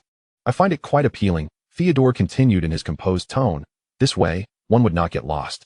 True, one wouldn't get lost. But I fear if Draco sees this, he might tether my other hand as well. Tom slowly averted his gaze, sighing internally. All right then, let us purchase one. Most of those acquiring the safety leash were parents with children, yet a fair share were couples and spouses, and a considerable queue formed at the stall. However, the petite items sold quickly, and the vendor was adept at business. The cart displayed an array of wristbands sorted by color, and a small challenge was announced. Any purchaser who kissed in front of the vendor would receive a discount of 20%. Tom cast a glance at the brightly colored poster hastily adorned with markers, promptly lowered his head to busily select a wristband color, feigning ignorance. Does this rule specify where one must kiss? Theodore, however, was not to be outdone by the poster. He raised his hand to point at it, inquiring of the vendor. No specific location, the vendor replied, his hands briskly exchanging money and goods, while his gaze shifted to Theodore. Any kiss will suffice. Spouses, lovers, family, friends. It's all about spreading love. He emphasized loudly, shaking a string of wristbands in his hand. The vendor's English bore a slight accent, yet his smile radiated warmth, compelling one to remain captivated. A discount, Tom? Now it was Theodore's turn to gently tug at Tom's sleeve. The cart was crowded, and Theodore pressed closely against Tom. Their arms brushing, warmth and heat transferring, causing Tom to feel a bit flushed. You still care about this discount? Tom mumbled. Didn't you say you'd gift me that expensive tent? One must be frugal where necessary. Theodore suddenly adopted a thrifty demeanor, inching even closer to Tom. It's 20% off. Tom turned to glance at Theodore, his eyes immediately drawn to Theodore's ears, now flushed a deep crimson. Despite standing before him, earnestly conversing, it was clear that his ears were nearly glowing. All right, handsome, a kiss wouldn't be a loss. Tom cleared his throat, nodding. All right, for the discount. Then Theodore waved to the vendor, and as Tom held his breath, pondering whether to close his eyes, Theodore gently leaned in and kissed Tom's forehead. It was a soft, tender kiss. Tom's eyes widened in pure astonishment. After the kiss, Theodore promptly turned away, not looking back at Tom, instead facing the vendor to request the discount, asking for the avocado green one that Tom had just chosen. However, from behind, it was evident that the blush on Theodore's ears had now spread to his neck. Tom, dazed, raised a hand to touch his forehead, feeling his heart pounding vigorously. Oh no, I've been flustered. Reach out, Tom. Theodore, returning with the wristband after paying, carefully avoided making eye contact with Tom and approached him to fasten the band around his wrist, securing the other end onto his own. Where is that meat sandwich shop you mentioned? It's called a Rugiamo, a Chinese specialty, Tom softly corrected, allowing the ambiguous pink bubbles of tension to float about. I think we could ask the vendor to cut it in half, so we both can have some. All right, Theodore's voice softened. What else do you wish to eat? There are so many stalls. Let us explore a bit. Tom coughed lightly, but not for too long. Once we're full, we should head over to Mr. Malfoy. Within a reasonable and ample time frame, they could enjoy some delightful ambiguity. Tom observed the tips of Theodore's ears, planning to stroll over to Mr. Malfoy once he felt sufficiently satisfied, inquire about Draco, and perhaps catch a glimpse of Barty Crouch. Chapter 134, A Call of Tommy. The atmosphere of ambiguity indeed proved to be quite effective. The secretive concerns of youth are often exchanged with delicate caution. Although if both Theodore and Draco harbor feelings for Tom, the future might be fraught with tension, after a few seconds of contemplation, Tom concluded that he did not mind. A love triangle is not a battlefield for me. It's not a major concern. Mr. Malfoy's tent was located nearby, and this outing with Theodore had not resulted in any frivolous purchases. They shared every bite of their food, and upon arriving at the campsite, neither held anything in hand, as this area was considerably quieter, away from the bustling figures. Did Mr. Malfoy reserve this space for us, due to concerns over our noise? Tom feigned a worried expression, surveying the surrounding tranquility. Is he worried we might offend someone?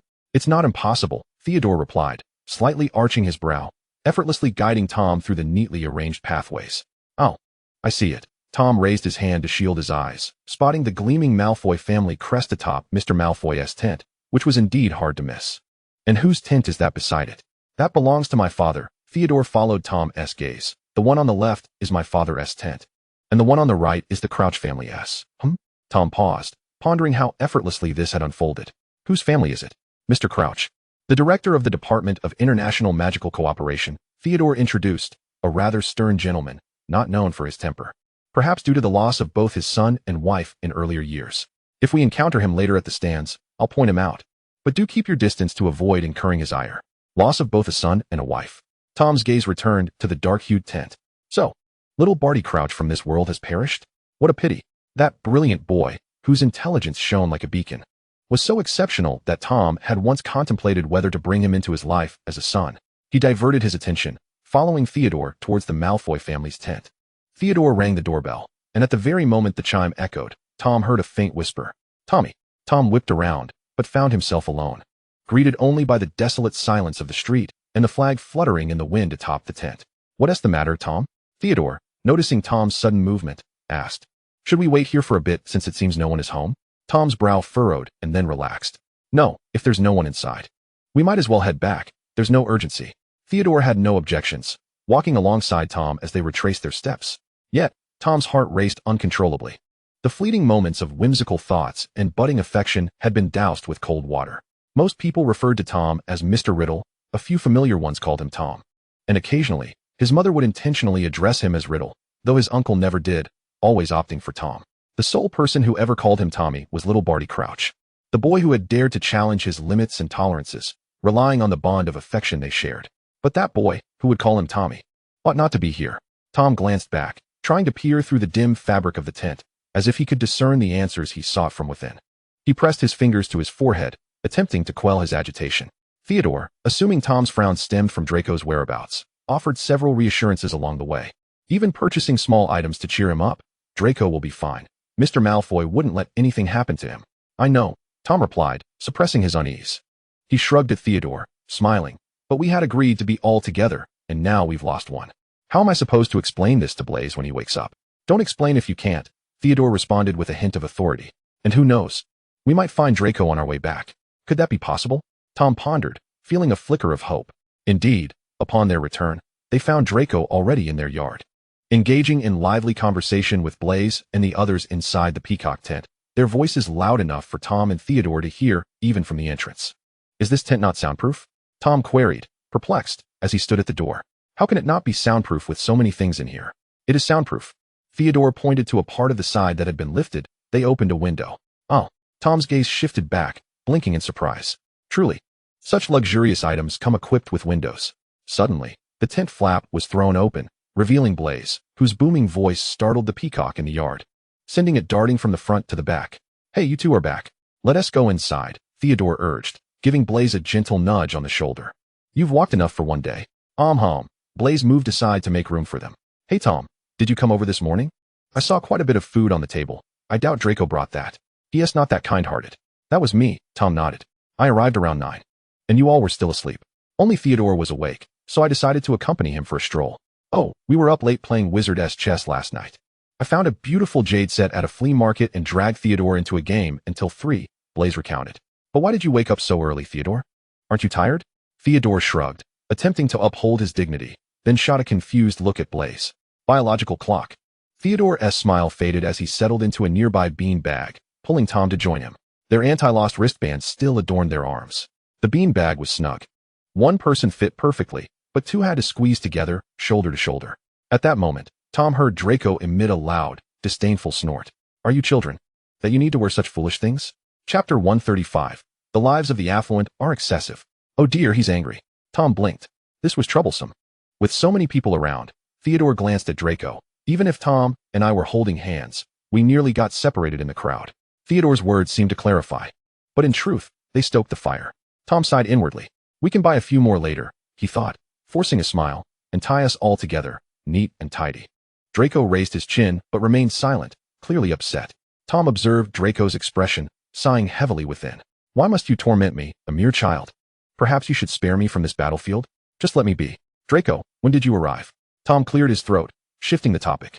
Theodore and I went to Mr. Malfoy's tent to find you, but there was no one there. Oh, Draco raised an eyebrow. You want to look for me?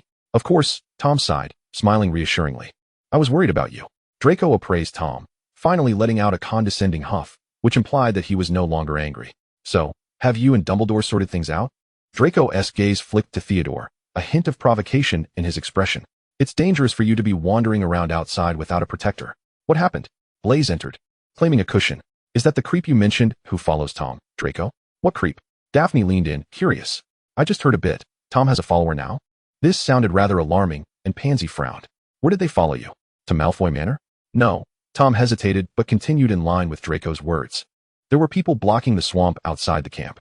I suspect they are Hogwarts students, so I went to find Dumbledore. He said he would handle it. So I trust him for now. Draco nodded, directing a glance toward Theodore, a hint of challenge in his expression, as if to say, did you not know? There are such creeps at Hogwarts. Blaise feigned exaggerated shock. You need not worry, Tom. When school starts, I'll help you find out who they are. In the midst of their banter, the matter was temporarily set aside. Once Tom removed the anti-lost wristband from his wrist, Draco stood to fetch some water, inadvertently kicking the avocado-colored band beneath the table, a place nearly impossible to retrieve. They spent the entire afternoon indulging in frivolous revelry, and as evening approached, they gathered their belongings, preparing to enter the venue for the match. We should set off early. If we do, the crowd won't be too overwhelming, Theodore suggested, glancing at the wall clock and cross-referencing it with the match schedule. We can wait in the stands. Daphne nodded in agreement, her expression tinged with trepidation. Indeed, queuing amidst a throng can be quite excruciating. When my mother and I attended a show in Italy, the lines were unbearable. It felt like a trial. The heat intensified the mingling scents of everyone's perfumes, and I can still recall the lingering scent of Merlin's lace-trimmed stockings. I hope never to experience that again. EW. Draco grimaced. It will only worsen from here. Let us move. The sooner we leave, the sooner we arrive, and waiting in the box will be just as fine. Thus, they filed out in succession, following the route outlined in the guide toward the venue. Even with their early departure, the streets were teeming with people. Throngs from around the world converged here to partake in this grand event, eager to spend their money. It truly was a significant boost to the KPIs. So many people. Tom felt like a pitiful prisoner, with his left hand tethered to Draco's wrist and his right to Theodore's, as the two Aurors tightened their grip on him. Why are there so many in that line? He lamented. The unfortunate Tom, overwhelmed by the pressure, was met with an exaggerated shake of the head from Blaze. Well, we are in the VIP lane, thanks to the kind and generous Mr. Malfoy, who procured for us the finest box. Wow, Tom blinked in surprise. No wonder. He had once received an invitation to such an international event as a guest, with a dedicated attendant to escort him inside. In his earlier, less distinguished days, he lacked the privilege of such treatment and would have stood in line like everyone else, certainly not affording a VIP ticket, which cost at least 3 times more. The Gunter family wasn't that affluent. Tom's gaze lingered on Draco for a few seconds, thinking, this lad truly is wealthy. After rounding the first major bend, the distinction between the VIP line and the regular one became readily apparent. They had effectively shortened their entrance journey by nearly 2/3, entering directly into the venue's spiral corridor, which was adorned with a plush red carpet. Every few hundred meters, attendants stood waiting, their trays laden with an abundance of drinks. Tom curiously approached one of the small holes in the stone columns lining the corridor, discovering they served various purposes, some for cooling with ice, others exuding delightful fragrances, clearly filled with scented oils. Is this the life of the affluent? Tom felt a sense of disillusionment wash over him. When I once rallied those nobles for donations, I believed I would gain more, yet now I realize I have far less. The lives of the wealthy are indeed indulgent. Following the red carpet, Tom and his companions arrived at their box, which offered an unobstructed view, aligning perfectly with the 3-goal hoops of the Quidditch match, ensuring the ultimate viewing experience. The chairs were upholstered in velvet with golden embroidery. Goodness! Tom was taken aback as he touched the chair beneath him, his expression one of astonishment. The boxes were separated not by walls, but by elegant red satin ribbons and columns, maximizing the view. As Tom turned to his left, he noticed a trembling house elf clutching its ears behind the chair. Then he heard a soft call. Tommy. Chapter 136, The Love of Youth. This time, the name was clearer, causing Tom's heart to skip a beat as he straightened his back. Could there truly be someone in this world who called his name with such haunting persistence? It was rare. Few could match the unwavering spirit of young Barty Crouch. Perhaps it was due to old Barty's insufficient attention toward him, for many parents, when unburdened by the need for verification, simply brought a child into existence for fleeting joy, but failed to nurture them properly. Young Barty had caught Tom's eye due to his innate talent, leading to greater care and affection bestowed upon him. Yet, how many remained unnoticed? Thus, in the magical world under Tom's reign, marriage and childbirth became subjects of examination and registration. Failure to comply necessitated retesting, with licenses granted only after passing. Young Barty Crouch was indeed a clever child, remarkably intelligent and gifted. Tom believed that, given time, this child would surpass his own achievements. Upon realizing this, Tom took Barty away from old Barty, the price merely a promotion for the latter. Barty was then raised under Tom's care. He was merely 13 at the time. How old was Tom then? He could not recall, but he was certainly no longer young. Yet, his magic allowed him to maintain the youthful and handsome visage he cherished. When he took young Barty out shopping, strangers often mistook them for brothers. This created a precarious situation, as after turning 18, Barty persistently sought to climb into Tom's bed. A development that nearly terrified Tom. He could not comprehend how the child he had raised could harbor such thoughts, leading him to spend an entire week sleeping in his office, too frightened to return home. Then Barty ended up in the hospital, suffering from low blood sugar, fainting at home, discovered by a maid who regularly cleaned the house. When the maid reported to Tom at the Ministry of Magic, he was so startled that he dropped a pen. Naturally, he could not bear the thought of the child he had nurtured falling ill, and he promptly took leave to visit St. Mungo's. There he found Barty pale and pitiful, sitting on a hospital bed, gazing out the window, the sunlight streaming in and casting a glow upon his ashen face, nearly blending him into the light. Upon seeing Tom, Barty knocked over the glass cup in his hand, clear water spilling onto the sheets, mingling with the tears that streamed down his face. Each droplet broke Tom's heart. He was well aware that Barty was his child in all but blood. With a mere glance, he could discern what the child was feeling. He had noticed that Barty's affections towards him were not entirely innocent, yet he had always assumed that the child, with such a brilliant mind, would eventually understand and mature. However, what awaited Tom was the sudden appearance of a face beneath the covers. Tommy, Barty's voice trembled, tears cascading down his cheeks without restraint. Is it really you? He stumbled barefoot to Tom, throwing himself into his embrace, or rather, pulling Tom into his own. Although he was no longer the small child who could effortlessly nestle into Tom's arms, he seemed oblivious to this fact. I thought you wouldn't come to see me. Barty wept, tears soaking Tom's collar. You've been gone so long. I thought you never wanted to see me again.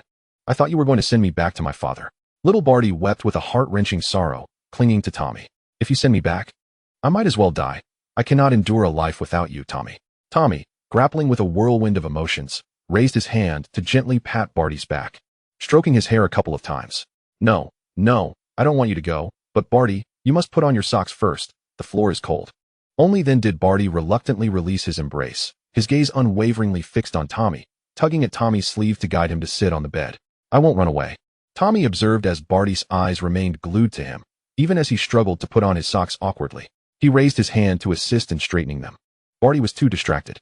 I'm afraid you might run. Barty's voice dropped to a whisper, his talent for feigning vulnerability evident. You could stay away for a week. Running away shouldn't be a challenge for you. Tommy found himself at a loss for words. I'm not trying to reason with you, he finally said after a few silent moments, exhaling deeply. You're not foolish. You know what is right and what should not be done. Is doing the right thing really that important? Barty countered, lifting his face to gaze intently at Tommy. The fervor of youth is most resilient. And Tommy had often remarked on Barty's cleverness. Your reluctance to agree stems merely from our age difference and the disparity in our statuses, Barty articulated clearly. I had thought you might show leniency out of friendship. Clearly, you harbor some feelings for me. Enough, Tommy interrupted. It was true that he had not been entirely indifferent to Barty. He had no qualms about admitting it. A young man, vibrant and handsome. His very presence was a fruit of his own nurturing, ripe and enticing. Did he truly not wish to savor it? If humanity lacked desires, Eve would never have tasted the apple, nor would Pandora have opened the box. Yet, Tommy's moral compass forbade him from such indulgence. Indeed, though I, Tommy, am not a virtuous man, I uphold my moral boundaries. After all, I am a proud descendant of Slytherin, and I refuse to tarnish my ancestry. I fear my forebears would rise from their graves to chastise me. He could not act upon these feelings. He could not touch Barty, even if Barty professed his love. As the one in a position of power, claiming Barty's affection would be all too facile. He would be exploiting the reverence and admiration Barty held for him. A greedy endeavor indeed, especially in light of Barty's youth and potential. At just 18, still ungraduated from Hogwarts, Barty's future held myriad possibilities. And his heart was capable of loving many. Tommy could not seize that. I'm sorry, Barty, and I apologize to the version of myself that raised you with such care. Chapter 137. You didn't expect it, but I didn't die. I know. After Tommy's interruption, Barty sank into despondency for a fleeting moment before lifting his face again. His eyes sparkling even brighter than the largest sapphire atop Ravenclaw's crown. What you care about is merely those things. I can obtain the headmaster's recommendation, and upon graduation, I will enter the Ministry of Magic. He smiled at Tommy, his expression imbued with a light-hearted cunning. Once I ascend to a position even higher than my father's, you will have no choice but to accept me, correct? Even higher than Barty Crouch? Tommy pondered in silence for a few moments. The position of head of the Magical Law Enforcement Department was no small challenge, even for Barty. Thus, Tommy refrained from uttering any hurtful rejections. Very well, he sighed, expressing profound exasperation with Barty Crouch. Once you reach that position, we can discuss these matters. Are you feeling better? Can you return home? Will you come home with me? Barty asked directly. Home. Tommy sighed again. The situation is resolved. Why wouldn't I return? Then I can go home. Barty beamed once more. Let us return now. I'll cook you pasta tonight, shall I?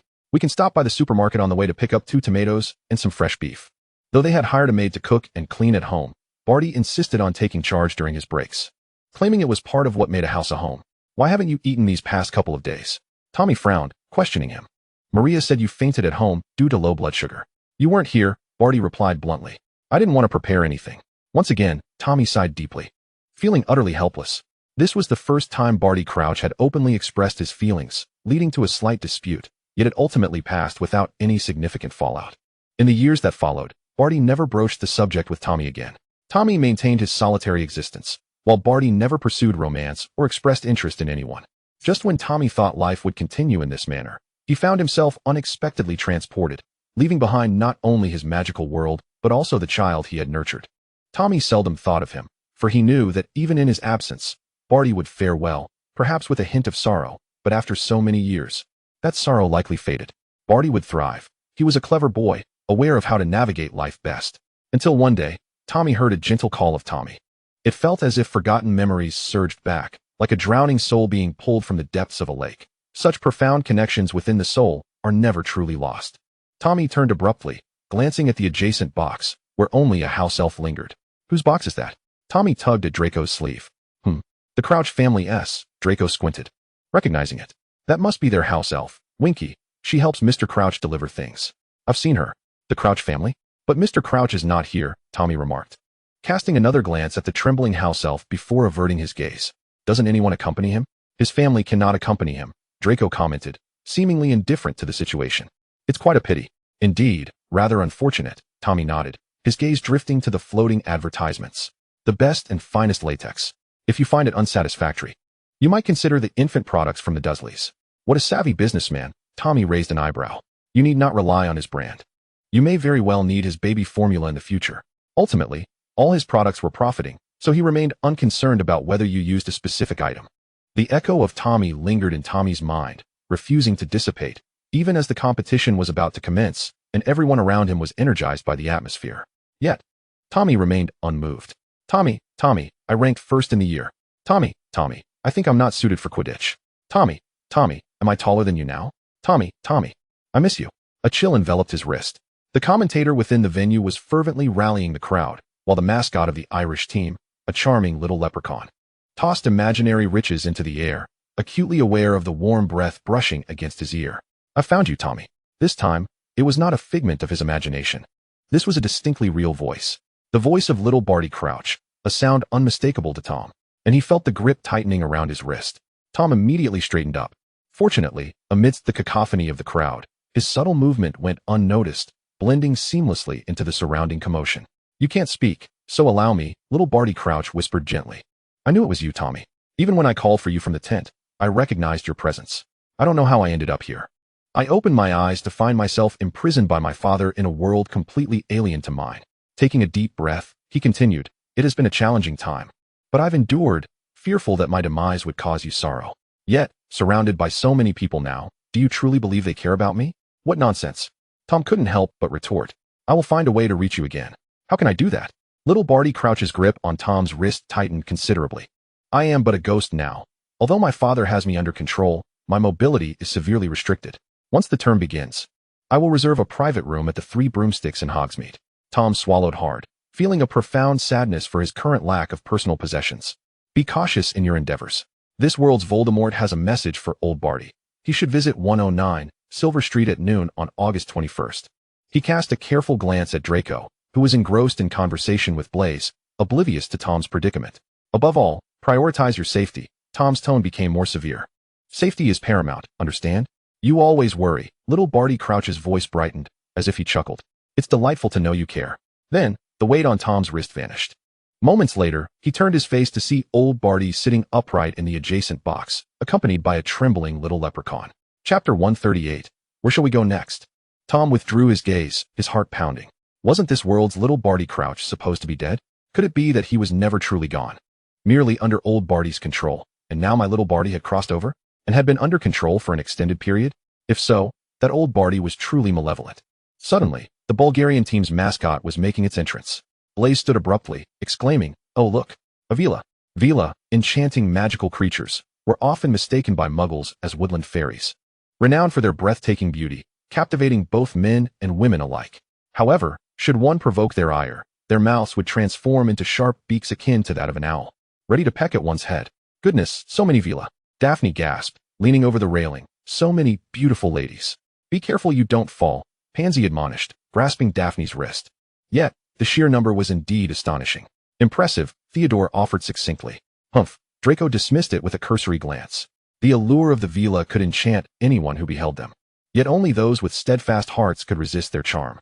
Tom surveyed his companions, astonished to find that none seemed entranced. Has everyone in our Slytherin group found someone special? That can't be.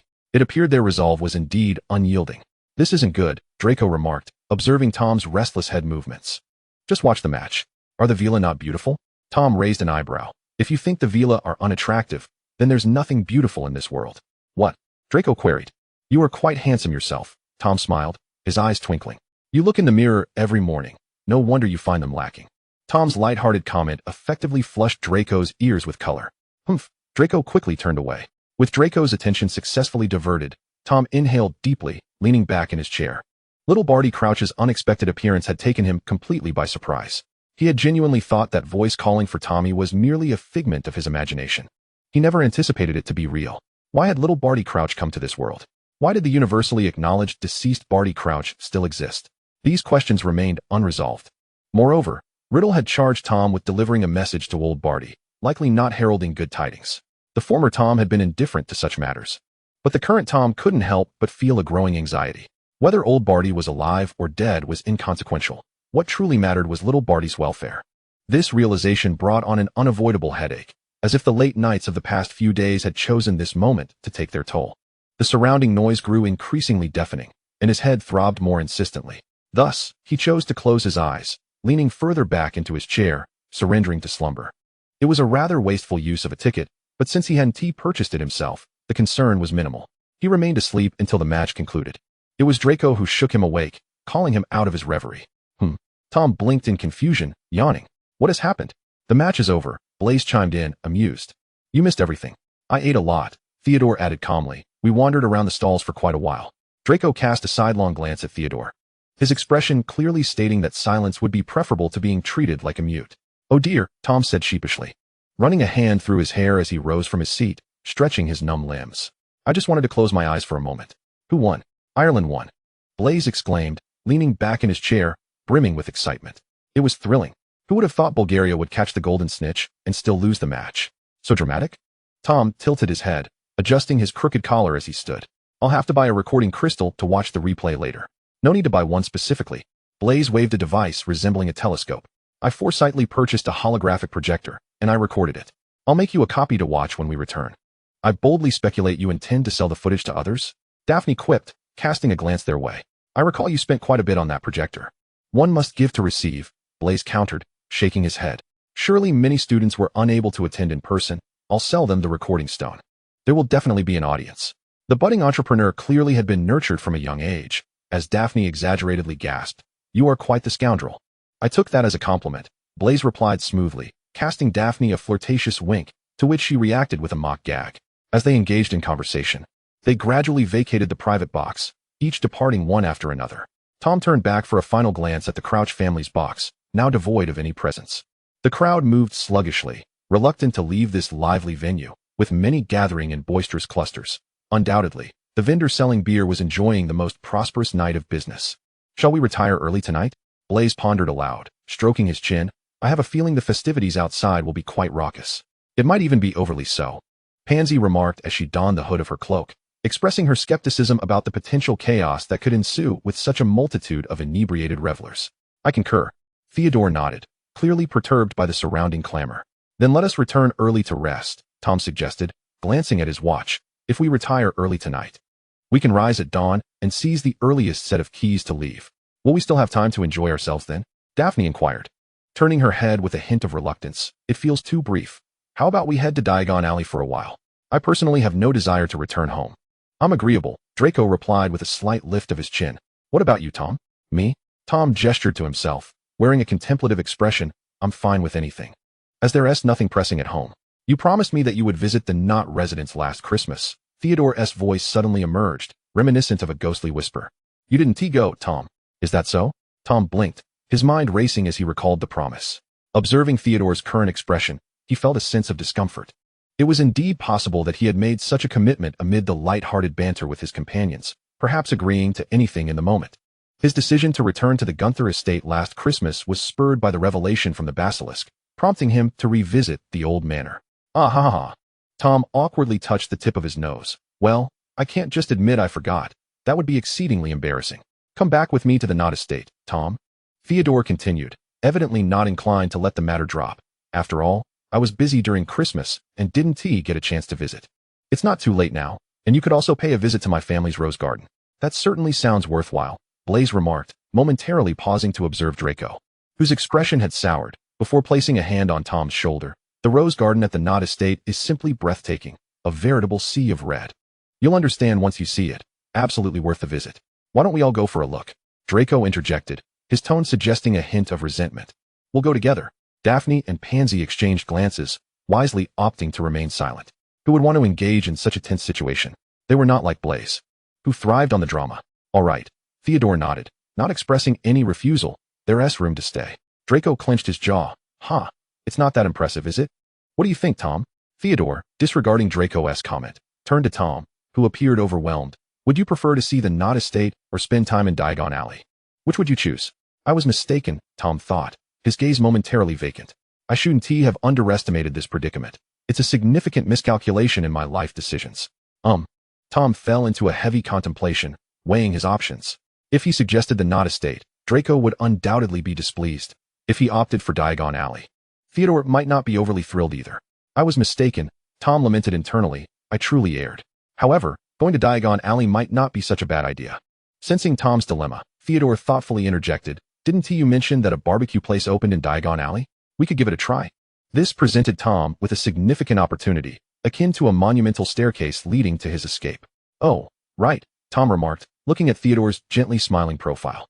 Blinking as he grasped Theodore's sleeve, shaking it emphatically. Then let us go have barbecue.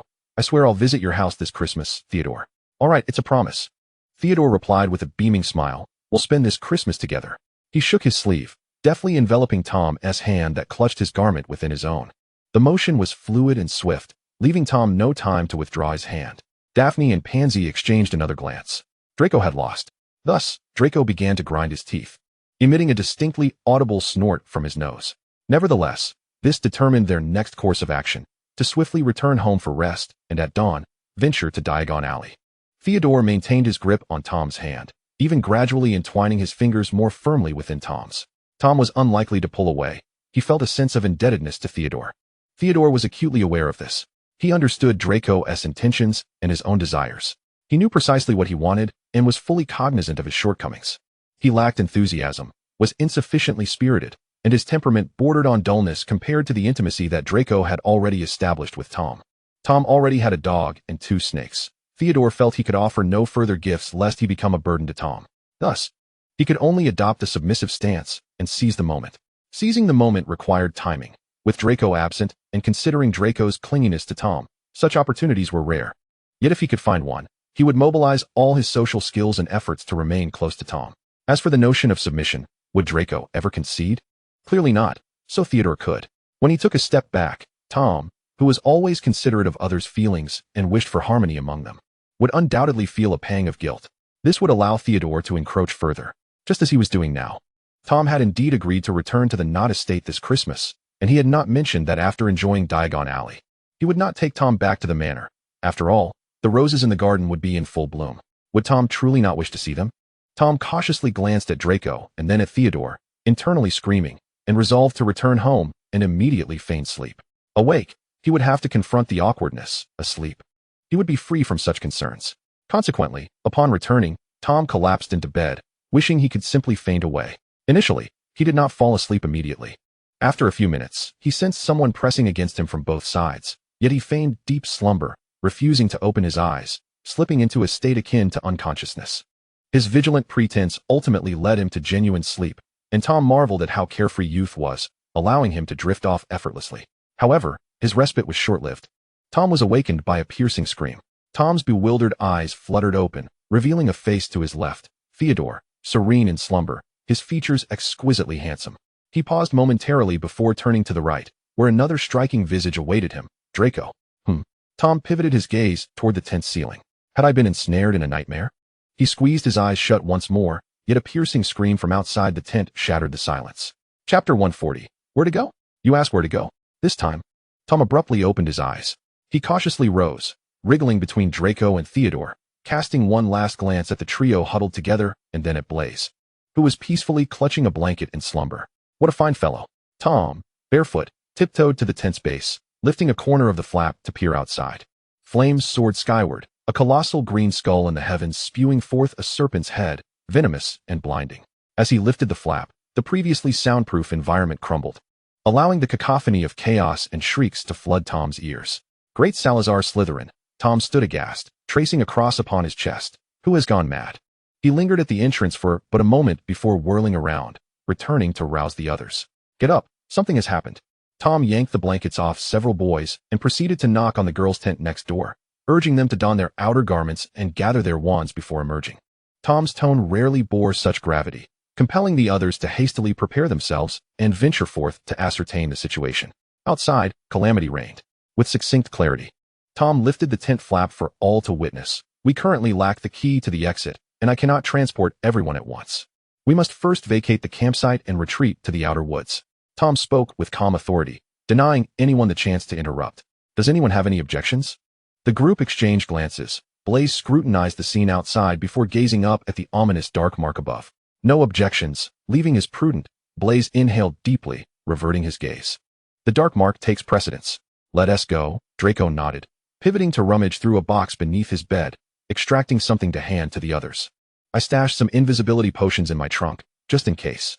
I never expected them to be needed. Excellent. Tom snapped his fingers. Everyone take a sip. And let us detach the curtain strings to hold onto, so we don't get separated. Outside, the situation appeared dire. Yet no one uttered a word as they gathered their belongings. Daphne had torn her nightgown to knee length. Let us move. Daphne's eyes sparkled with a mix of danger and exhilaration. It's thrilling. I can feel my heart racing. Tom took the lead, and they exited the tent.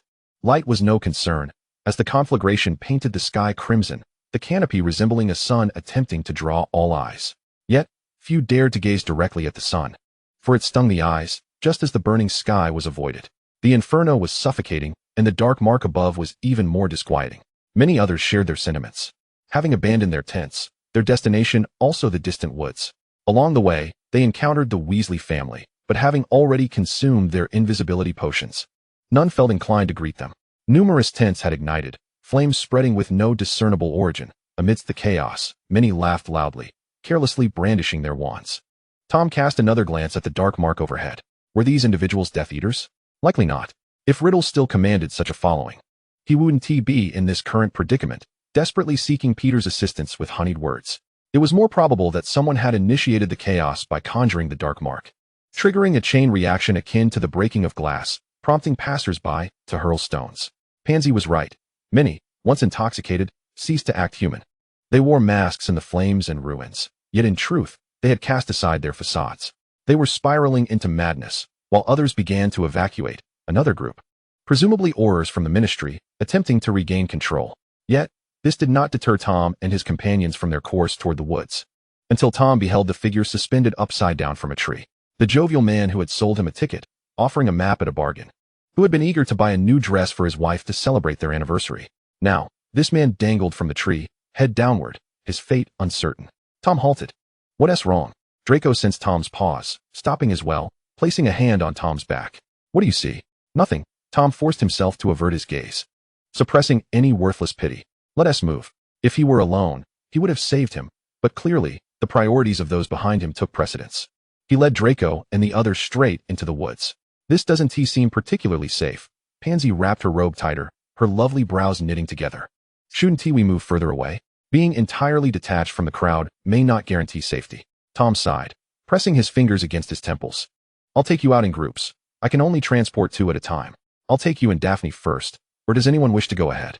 Not an issue. Draco elongated his words. After all, we are gentlemen. In the face of danger, we allow the elderly, women, and children to evacuate first. But where will you take them? The leaky cauldron, Tom replied, a hint of exasperation in his tone. I can't enter your family's estate. True, Blaze sighed. The old manor is inaccessible via apparition, but everyone can come to my house. I have a place. Wonderful. Tom's eyes sparkled with hope. Where's your abode? In France, Blaze admitted sheepishly. Tom's heart sank. Apparition requires precise positioning. The greater the distance, the more challenging it becomes. From England to France? That could very well cost Tom his life. Chapter 141. Speak for me. The leaky cauldron it is then. Theodore glanced at Blaze, his expression slightly conflicted. Why did you buy a house in France? Tourist attraction. Blaze rubbed his nose awkwardly. It's a good investment. I can't partake in the investments of you affluent individuals. Tom sighed in resignation. So it's settled. We'll meet at the leaky cauldron. Pansy and I will leave first. You can book a room once you are free. All right. Pansy readily agreed. The flames and screams outside had yet to cease. Tom turned his head, unease prompting him to slice open his left palm. What are you doing? Pansy, closest to Tom, instinctively raised her hand to stop him. But it was too late. Oh, generous and life-giving thorns. Tom knelt, his bloodied palm pressed to the ground. I humbly invite your presence, beseeching your mercy to grant me protection. The incantations echoed with a sinister cadence, weaving a tapestry of dark magic that, while not widespread, held an unsettling allure. Sacrificing something to gain something in return, an exchange that seemed inherently fair. Yet, how did it become twisted into something malevolent in the mouths of certain individuals?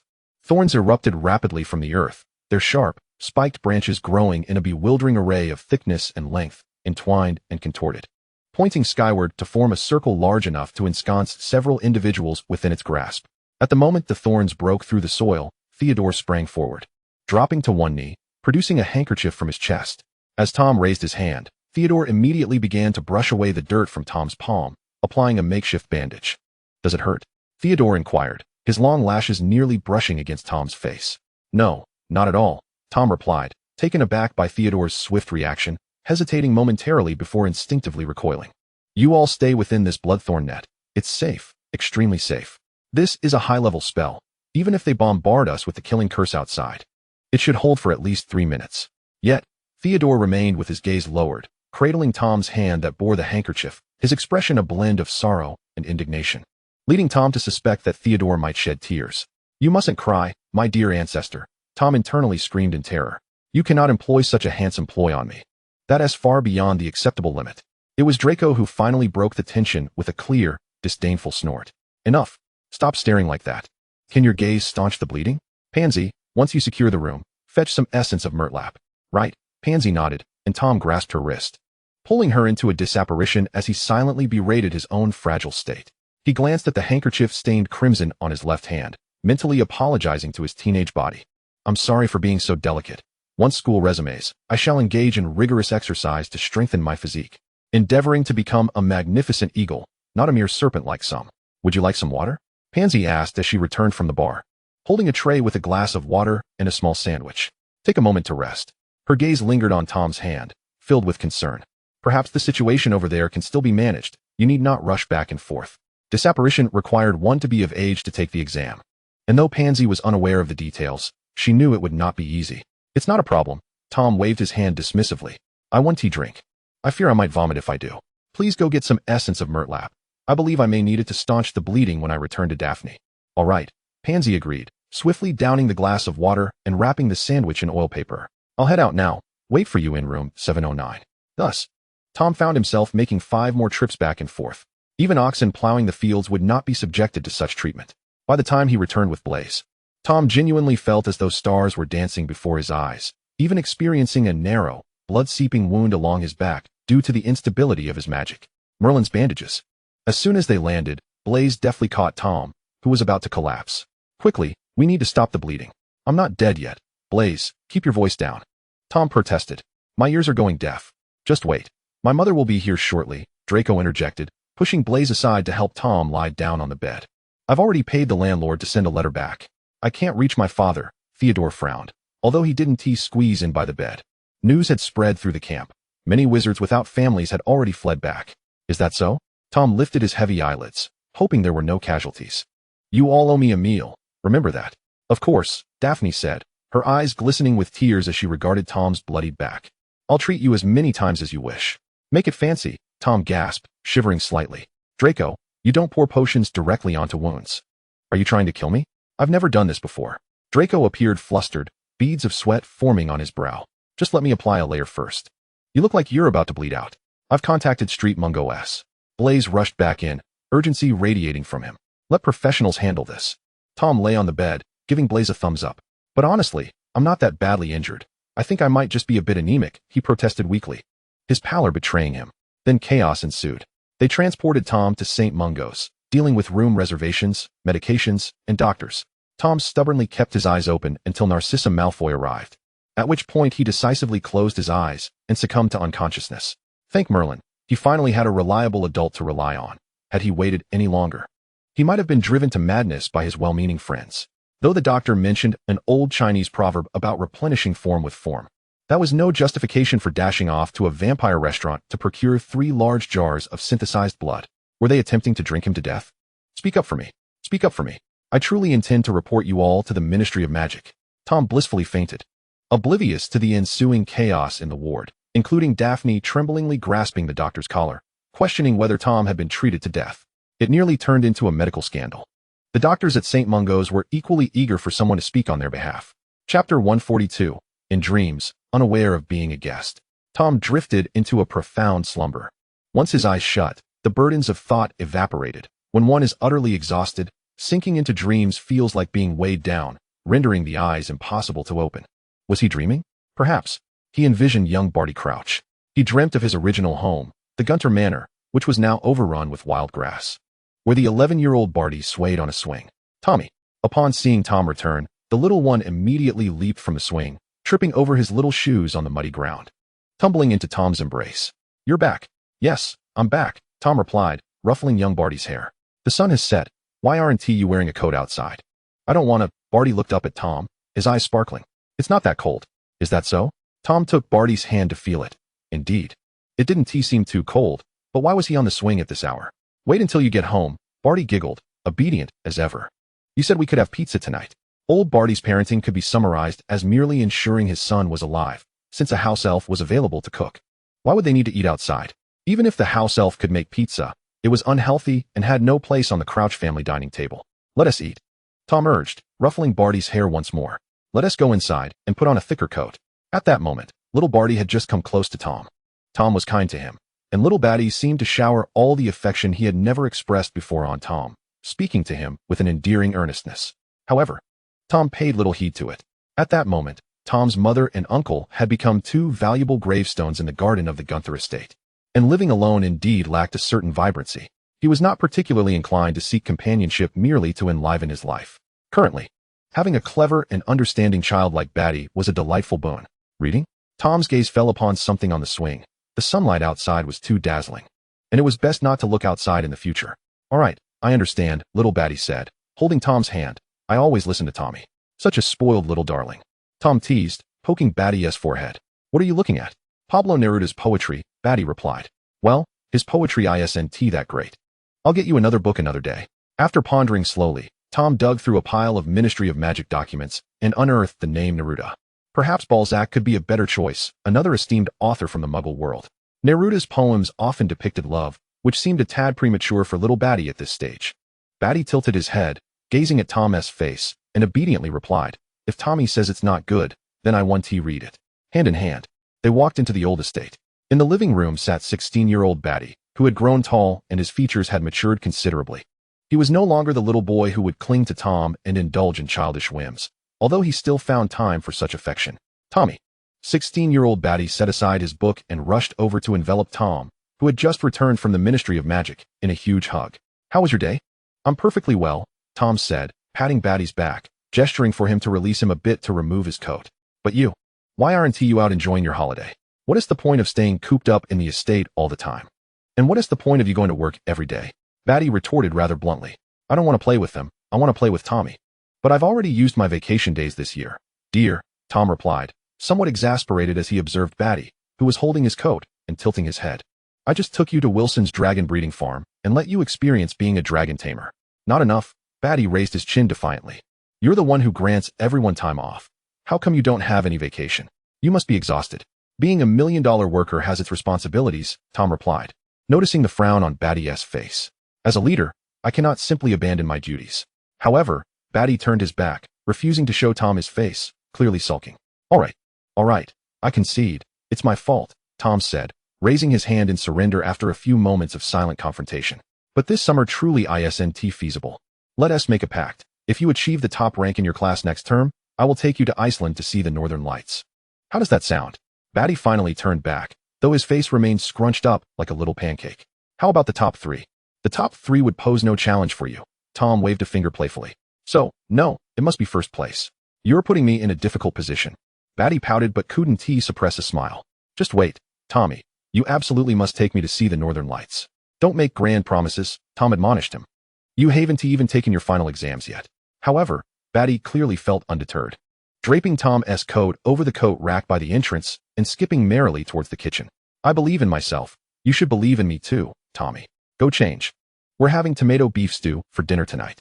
Before Tom could blink, Batty emerged from the kitchen, his posture noticeably more upright, with the taut muscles of his arms peeking out from rolled-up sleeves. At that point, Batty had graduated and was working at the Ministry of Magic. Yet, Tom's gaze was drawn to the glint of the tie clip resting beneath Batty's waistcoat. With that tie clip, he must have graduated recently, serving as Tom's assistant. Batty approached, his eyes unfocused, and gently touched Tom's forehead. Why do you still need to drink for social events at your age? Be careful not to end up with gout. Are you implying I'm old? Tom chuckled, his expression crinkled with amusement. You performed splendidly today. That old rascal Rochelle has already hinted at wanting to borrow you for a while. Gaining his approval isn't easy. I'm not implying you're old. Batty knelt on one knee, looking up at Tom from the sofa. Are you sending me away, Tommy? You deserve better. It would be a waste of your talents to remain by my side as an assistant, Tom replied. But I only want you, you know. Batty reached up to unfasten the 3 proper buttons on Tom's shirt collar. You're a bit tipsy. Let me make you some sobering soup. Chapter 143. A person in the hospital, a pot from the sky. In a hazy stupor, Tom felt somewhat unsteady, yet fortunately, he was tight-lipped enough not to reveal any dreamlike musings. However, when he awoke and opened his eyes to the ceiling of St. Mungo's, he felt a measure of confusion mixed with relief. It was quite reassuring, at least indicating that nothing serious had transpired. Surveying the familiar decor around him, he recalled that the last time he had fainted was in a similarly luxurious hospital room after the incident with the Sphinx. Thus, Tom sat up and pressed the call button by his bedside to summon a nurse. The difference money makes was evident. The nurse arrived promptly, pushing a cart laden with various items, ready to provide whatever Tom requested. I'm a bit hungry, Tom said earnestly, and where are my friends? Mrs. Malfoy brought you here and then left with a few other young gentlemen and ladies, the nurse replied swiftly, beginning to gather items in the adjacent kitchen. You need to come this way. You're in no serious danger, just a case of excessive blood loss combined with fatigue, which caused you to faint. Oh, Tom nodded, having a fair understanding of his own condition. Any news regarding the Quidditch World Cup debacle? The nurse paused in her arrangement of cutlery, then smiled. What could possibly be wrong? The magical world under Minister Fudge's governance is in no peril. It was merely a prank played by a mischievous house elf. And many tourists from around the world took the opportunity to cause a ruckus after indulging in too much drink. Her response was both quick and reassuring. Evidently, a rehearsed line, likely mandated by the ministry to prevent public panic. Was there any loss of life? Tom inquired further. No, just some material losses. The only injury was to a male muggle, but he has already been taken to their hospital for treatment and is in no danger. The nurse smiled again, handing him the menu. Just mark what you wish to eat, and someone will be along shortly to bring it to you. Oh, so at least that old fellow is safe, Tom mused, nodding as he averted his gaze and casually marked a few items on the menu to satiate his hunger. After finishing his meal, he called for the nurse again to inquire about his discharge. She informed him that she wasn't certain, as it would depend on Mrs. Malfoy being able to arrange it. That's acceptable, Tom thought cheerfully. After all, with the wealthy Malfoy family covering his hospital stay, he wouldn't mind lingering a bit longer. He promptly collapsed back onto his hospital bed, succumbing to a brief slumber, a hint of happiness enveloping him. He had intended to await Mrs. Malfoy, yet upon awakening, it was none other than Dumbledore who greeted him in the ward. Tom rubbed his eyes, fervently wishing he was mistaken. However, even after rubbing his eyes until they felt slightly gritty, Dumbledore remained seated on the sofa, beaming with his characteristic smile. With a heavy sigh, Tom resigned himself to the situation. Dumbledore slowly blinked. Am I not welcome, Gunter? It's rather difficult to welcome you, Headmaster, Tom replied earnestly.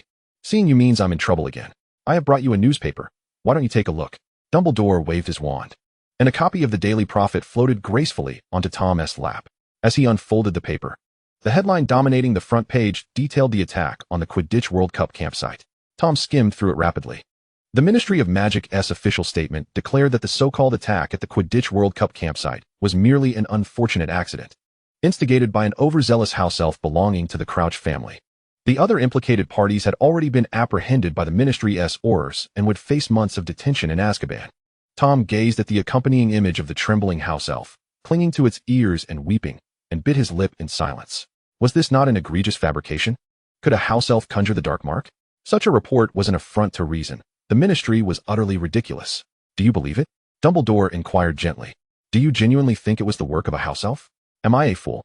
Tom retorted, lacking in courtesy. This is merely an attempt to deceive the simple-minded. Indeed. Dumbledore nodded. You visited me just before this incident occurred. I felt compelled to investigate, so I paid a visit to my friend, Barty Crouch. Tom raised an eyebrow. And what did you uncover? Despite his outward calm, he was deeply concerned.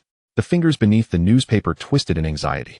He was worried not for old Barty, but for young Barty. From their brief exchanges, Tom only knew that young Barty had managed to control his own father, but to what extent? Would Dumbledore uncover the truth? Was young Barty in danger? He found it incredibly difficult to suppress such thoughts. I discovered no issues, which is the most troubling aspect, Dumbledore remarked, observing Tom's expression. I do not believe a house elf could accomplish such a feat, yet I cannot fathom that Crouch would instruct that poor creature to act. Voldemort has already caused him enough devastation. Your words are of no use to me, sir, Tom replied, relieved to hear that Dumbledore had found nothing. Yet his face remained impassive. You ought to explore the circumstances further and inform me of what I can do. I am just a poor student, and my hospital fees are covered by my dear friend's mother. Dumbledore gazed at Tom for a long moment after you left Hogsmeade. You spent a night at the Leaky Cauldron. Did you encounter anyone that evening? Not at all, Tom replied, raising an eyebrow. I could not return to my old home. So I required a place to stay, did I not? If you suspect me because of this, then you are being unreasonable. From Dumbledore's expression, Tom suspected the headmaster was not merely seeking a rational discussion. The delivery person from the restaurant where you ordered dinner that night has died, Dumbledore continued, fixing his gaze on Tom. I find it difficult not to connect this incident with you, Gunter. Chapter 144, a bit heavier, but no more of this day. Tom furrowed his brow. So what? His demeanor was far from welcoming as he leaned back against the headboard, exuding a sense of relaxation. Was this suspicion or a veiled threat? No, I do not mean to threaten you, Dumbledore said, still smiling amicably. I merely harbor some doubts. Gunter, you suspect me? Tom acknowledged with a nod. What do you intend to do? Legilimency, Dumbledore said with a smile. I wish to understand what you did that night. Tom frowned. In truth, there was nothing he could not reveal. He had confidence in his mental defenses, secure in the belief that Dumbledore could only perceive what he wished to see. But why should he acquiesce? Tom sighed dramatically, then, with an air of resignation, gestured helplessly at Dumbledore. But I do not wish to show you, sir, he said, wearing a congenial smile. Even if I did, it would not be without compensation. What do you desire? Dumbledore inquired, playing along. To see what you can offer me, sir. Tom replied, exasperated. You already owe me a letter of recommendation. What else do you intend to owe me? This posed a conundrum. And Dumbledore's expression mirrored his own frustration. Can I write you an IOU? I do not extend credit, sir. Tom averted his gaze. It seems we have reached an impasse, and so I shall not keep you for dinner. Dumbledore's gaze lingered on Tom's face. Tom sensed that the headmaster had more to say, yet ultimately, Dumbledore merely smiled and shook his head gently. You are a clever boy, Tom. Dumbledore altered his address. I hope you make the right choice. Tom nodded and made a gesture indicating Dumbledore's departure. The headmaster offered no further excuses, acknowledging the need for decorum between them, and turned to leave. However, Tom could not ascertain if Dumbledore would act covertly. Now, as Tom closed his eyes and reclined back onto the bed, his mind wandered once more, returning to his concerns for young Barty. The vague words lingered in his thoughts, and he found it difficult to dismiss them. When he attempted not to dwell on them, he could let go, but when he pondered them, his heart was heavy with worry. He struggled to find sleep. But soon enough, Draco and the others arrived, a lively group coming to escort Tom from the hospital. Is this how you come to collect Tom from the hospital? Daphne grasped Tom's arm, scrutinizing him as though he were a pet cat, her concern palpable. Shouldn't you rest a bit longer? I just feel uneasy. The doctor you intimidated has assured us numerous times that Tom is fit for discharge, Pansy interjected, pulling Daphne's hand back, but perhaps he needs to recuperate some more. Recuperate? No, let us go. I've mapped out all the restaurants in Diagon Alley. We can indulge from start to finish. Blaise chimed in, nodding affirmatively. I've even compiled a guide for the Muggle districts in London, Theodore added nonchalantly. Draco, arms crossed, succinctly stated, I'll pay. Tom blinked, entirely lacking any agency in his own plans, as he was whisked away by Draco and the others, ready to feast. Whether he had recuperated or not was uncertain. But his weight honestly reflected the indulgent feasting he had engaged in during the holiday. I cannot eat anymore. Tom protested weakly. I've gained 7 pounds. 7 pounds. Yet, no one paid heed to his lamentations. Gained weight. That's of no concern. You're still quite adorable, Daphne said with a cheerful smile, playfully pinching Tom's arm. It's all right. You're not too heavy, are you? It's quite all right. Pansy consoled sincerely. Gaining a little weight can be a positive thing. With exercise, you can transform that flesh into muscle, and it won't appear as if you're overweight.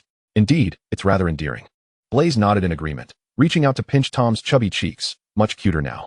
Your weight bears little consequence, Tom, Theodore remarked calmly. I discovered a new restaurant today. Their specialty is cheese-covered pork chops, and I've already reserved a table. Affordability is not an issue, Draco replied, his responses always straightforward, yet somehow warming to the heart. As the school year approached, Tom had gained 15 pounds. 15 pounds, indeed. Though Tom had always been somewhat slender, this additional weight had transformed him into a rather well-built young man. Consequently, Tom found himself silently mourning the loss of his former abdominal muscles and resolved to embark on morning runs. Don't overthink it, Tom, Draco reassured, sitting beside the somewhat despondent Tom on the Hogwarts Express. Once school starts, we can run together. I don't want to run with you, Tom retorted, pushing Draco away with a hint of disdain. You all are the culprits behind my weight gain. I'll go running with Honeydukes. Draco paused momentarily before agreeing amiably. Fine. If you need a partner, you can call on me. Tom huffed and nestled back into his seat, cradling Honeydukes, gently caressing the soft, warm belly of the little dog. Oh, let me love this world for just a moment longer. Thus, in a rather listless state, he returned to Hogwarts, traversing the Hogsmeade platform, climbing into the carriage pulled by the Thestrals, and resting his chin upon the Slytherin table in a state of profound disinterest. With a gentle nudge, Theodore patted Tom's shoulder, placing his handkerchief beneath Tom's forehead to alleviate the pressure. Tom emitted a grunt from his nose, but did not lift his head. This year's defense against the dark arts professor's chair is vacant, Blaise remarked, his words drawing a flicker of Tom's attention. Does this mean we have no professor for defense against the dark arts this year? Tom tilted his head wearily and glanced at the teacher's podium, where indeed, the chair sat unoccupied. He withdrew his gaze, muttering, whatever, let it all be destroyed. As long as Hogwarts doesn't close down. Chapter 145. Who is this person? Tom could hardly muster the spirit to pay attention during the sorting ceremony, a clear indication of his melancholic state. However, after the ceremony concluded, Dumbledore did not merely exchange a few words before beckoning the house elves to serve dinner. Instead, he stood at his podium and rapped his goblet to command attention. Another year begins. Children, Dumbledore's voice resonated powerfully, ensuring clarity throughout the hall. We are delighted to have you back, and we extend a warm welcome to our new members. The audience responded with applause, and after a few moments, Dumbledore raised his hands to silence the crowd, revealing a smile. This year, we will host some special activities at Hogwarts, so I want to bore you with the usual rules and regulations. You may view them on the large blackboard at the entrance and remember them, lest our esteemed caretaker, Mr. Filch, come to have a word with you. A sudden sharp scream erupted from the Gryffindor table, and Tom glanced over to find the Weasley twins living up to their notorious reputation for mischief. Yet, as he looked, he unexpectedly caught sight of Harry, who was already gazing in his direction, seemingly for a considerable duration. When Tom casually glanced his way, Harry seized the opportunity to flash a radiant, endearing smile.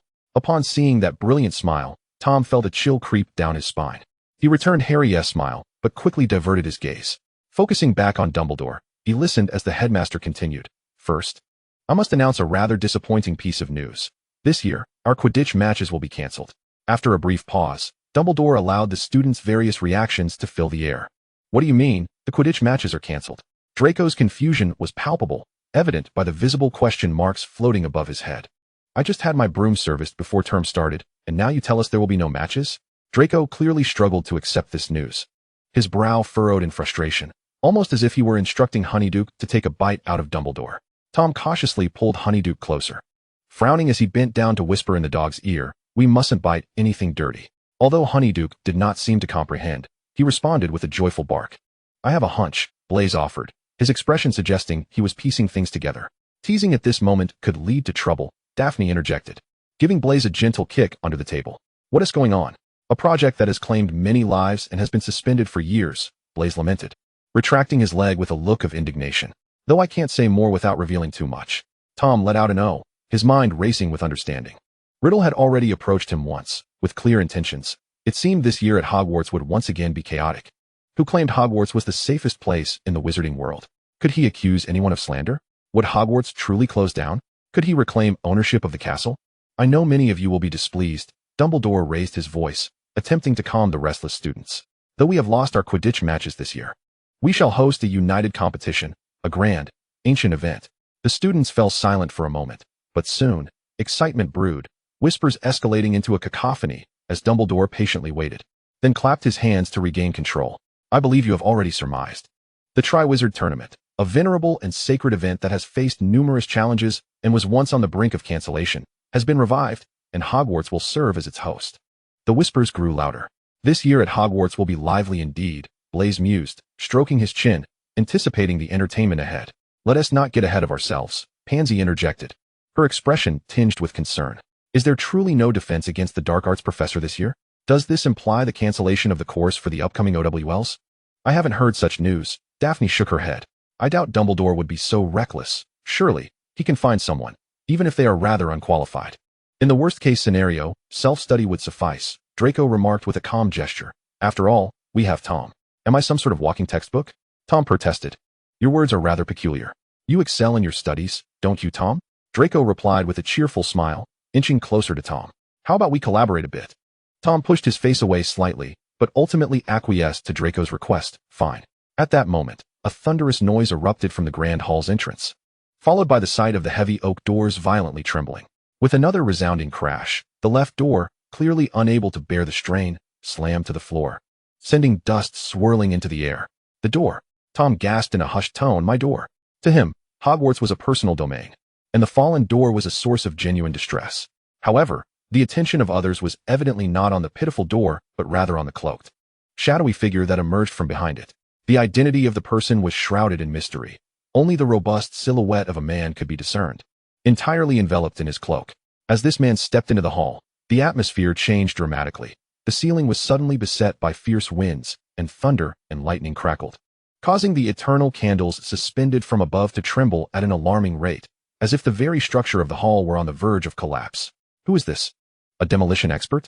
Tom cast a discontented glance. Yet, the figure seemed oblivious to Tom's burgeoning dissatisfaction as he raised his wand, performing an erratic and almost reckless flourish aimed at the ceiling. Instantly, calm descended upon the room. I have arrived, Dumbledore, the visitor finally spoke, his voice hoarse from beneath the hood. It rained outside. The roads were treacherous, hence my tardiness. Chapter 146. Cedric's entrance. Nearly everyone was silently fixated on this uninvited guest at the door. In the ensuing silence, Dumbledore paused for a few seconds before breaking into a smile. Alastair, I thought you might not grace us with your presence tonight. This indicated that Dumbledore was familiar with the cloaked figure, and the tone suggested a close relationship. Tom exchanged puzzled glances with those nearby, both uncertain of the unfolding situation. I have a daring hypothesis, Blaise whispered hesitantly, but I dare not voice it. Go on, Daphne urged softly. I suspect this individual is our defense against the dark arts professor, Blaise continued in a conspiratorial tone, as there remains but one seat at the staff table. Surely not. Draco frowned, casting a disdainful look at the cloaked man. Has Dumbledore truly sunk to this level? The assembly watched, riveted, as the cloaked figure made his way to the front, before plopping down into the chair designated for the defense against the dark arts professor with a resounding thud, an impact felt in the hearts of every Hogwarts student. At that moment, he finally revealed his face, hidden beneath the black cloak. It was a visage both grotesque and terrifying, marred by severe injuries. The muscles of his face twisted grotesquely, evoking nightmares, yet the most alarming feature was his eyes. He possessed one genuine eye, while the other appeared to be a foreign prosthetic, a blue glass orb that spun horrifically, fixing an unsettling gaze upon the students below. Goodness, Blaise exclaimed, momentarily stunned, as he quickly recognized the disconcerting figure, Mad-Eye Moody. Draco's expression indicated he had heard the name as well. But wasn't he in the papers just days ago for mistaking his own trash can for a Death Eater, causing an uproar in his neighborhood? Who knows? Blaise sighed. What brings him to Hogwarts as a professor? I'm beginning to worry. Daphne expressed her alarm. I fear I might have nightmares just from seeing that face. Daphne's expression reflected her apprehension, and Draco's companions did not appear any more at ease. Yet, Tom remained transfixed by the man's face, unable to divert his gaze. There was something eerily familiar about it, not in the conventional sense of recognition, but rather an inexplicable sense of familiarity that stirred within him. Tom furrowed his brow in bewilderment. However, Daphne misinterpreted Tom's reaction, assuming he was equally unsettled by Moody's appearance, and leaned closer, nudging him. Tom offered a slight smile in response. Who is that? He continued to stare at Moody, barely registering Dumbledore's discourse, lost in contemplation until a sudden realization struck him. That's it. Young Barty Crouch had a similar aura, reeking of dampness and unease, a scent that would make one's bones ache. A headache began to form as Tom pondered. Could we not be kinder to the elderly? This might actually be detrimental to their health.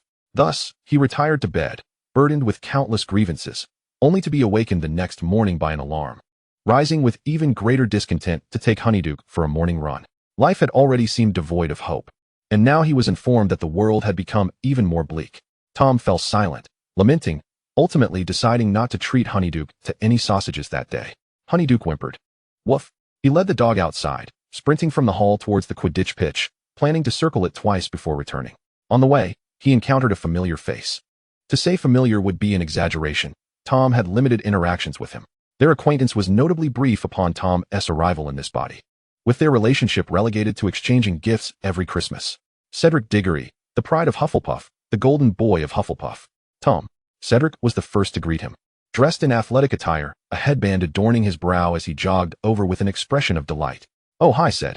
Tom could not resist being dazzled by the young man's radiant smile, stifling a yawn. "Good morning." "Good morning, Tom," Cedric replied, crouching to pet Honeyduke. "And you too, little fellow." Honeyduke joyfully leaped into his arms, the silly little creature attempting to mark his territory on Cedric's handsome face with his tongue. Tom swiftly pulled him back. "Control yourself," he admonished, patting Honeyduke's head. "This is Honeyduke, a boy of 4. "Ah, fine lad." Cedric beamed, clearly enamored with the cute and goofy pup. "Are you here for a morning jog?" He redirected his gaze from Honeyduke. "Or perhaps you've come to accompany me for some fun." "If I were to accompany you for fun, I certainly wouldn't choose the morning." Tom yawned again. "I need to work off the weight I've gained during this holiday." His tone was steeped in melancholy as he spoke, absent-mindedly caressing his abdomen, mourning the loss of his waistline through the fabric of his clothing. Cedric suppressed a smile. "Shall we go together then? I need to exercise as well. And if you are just beginning your morning runs, holding on to him might disrupt your rhythm and make it uncomfortable." The sincerity in the golden boy of Hufflepuff's eyes was utterly unfeigned, leaving Tom with no grounds to utter a refusal. He removed the leash of Honeyduke from his wrist and handed it to Cedric. "Then I entrust my furry companion to you," Tom said. Grasping Cedric's hand with a sense of solemnity, "He is obedient, but please don't run too fast. I fear your stamina might tire him out." He spoke with a seriousness that seemed devoid of jest, prompting Cedric to smile even wider. "Where did you acquire this peculiar bias against me?" Cedric chuckled, revealing the dimples on his cheeks. "What kind of strange person do you take me for? I would never." Chapter 147. This should not be.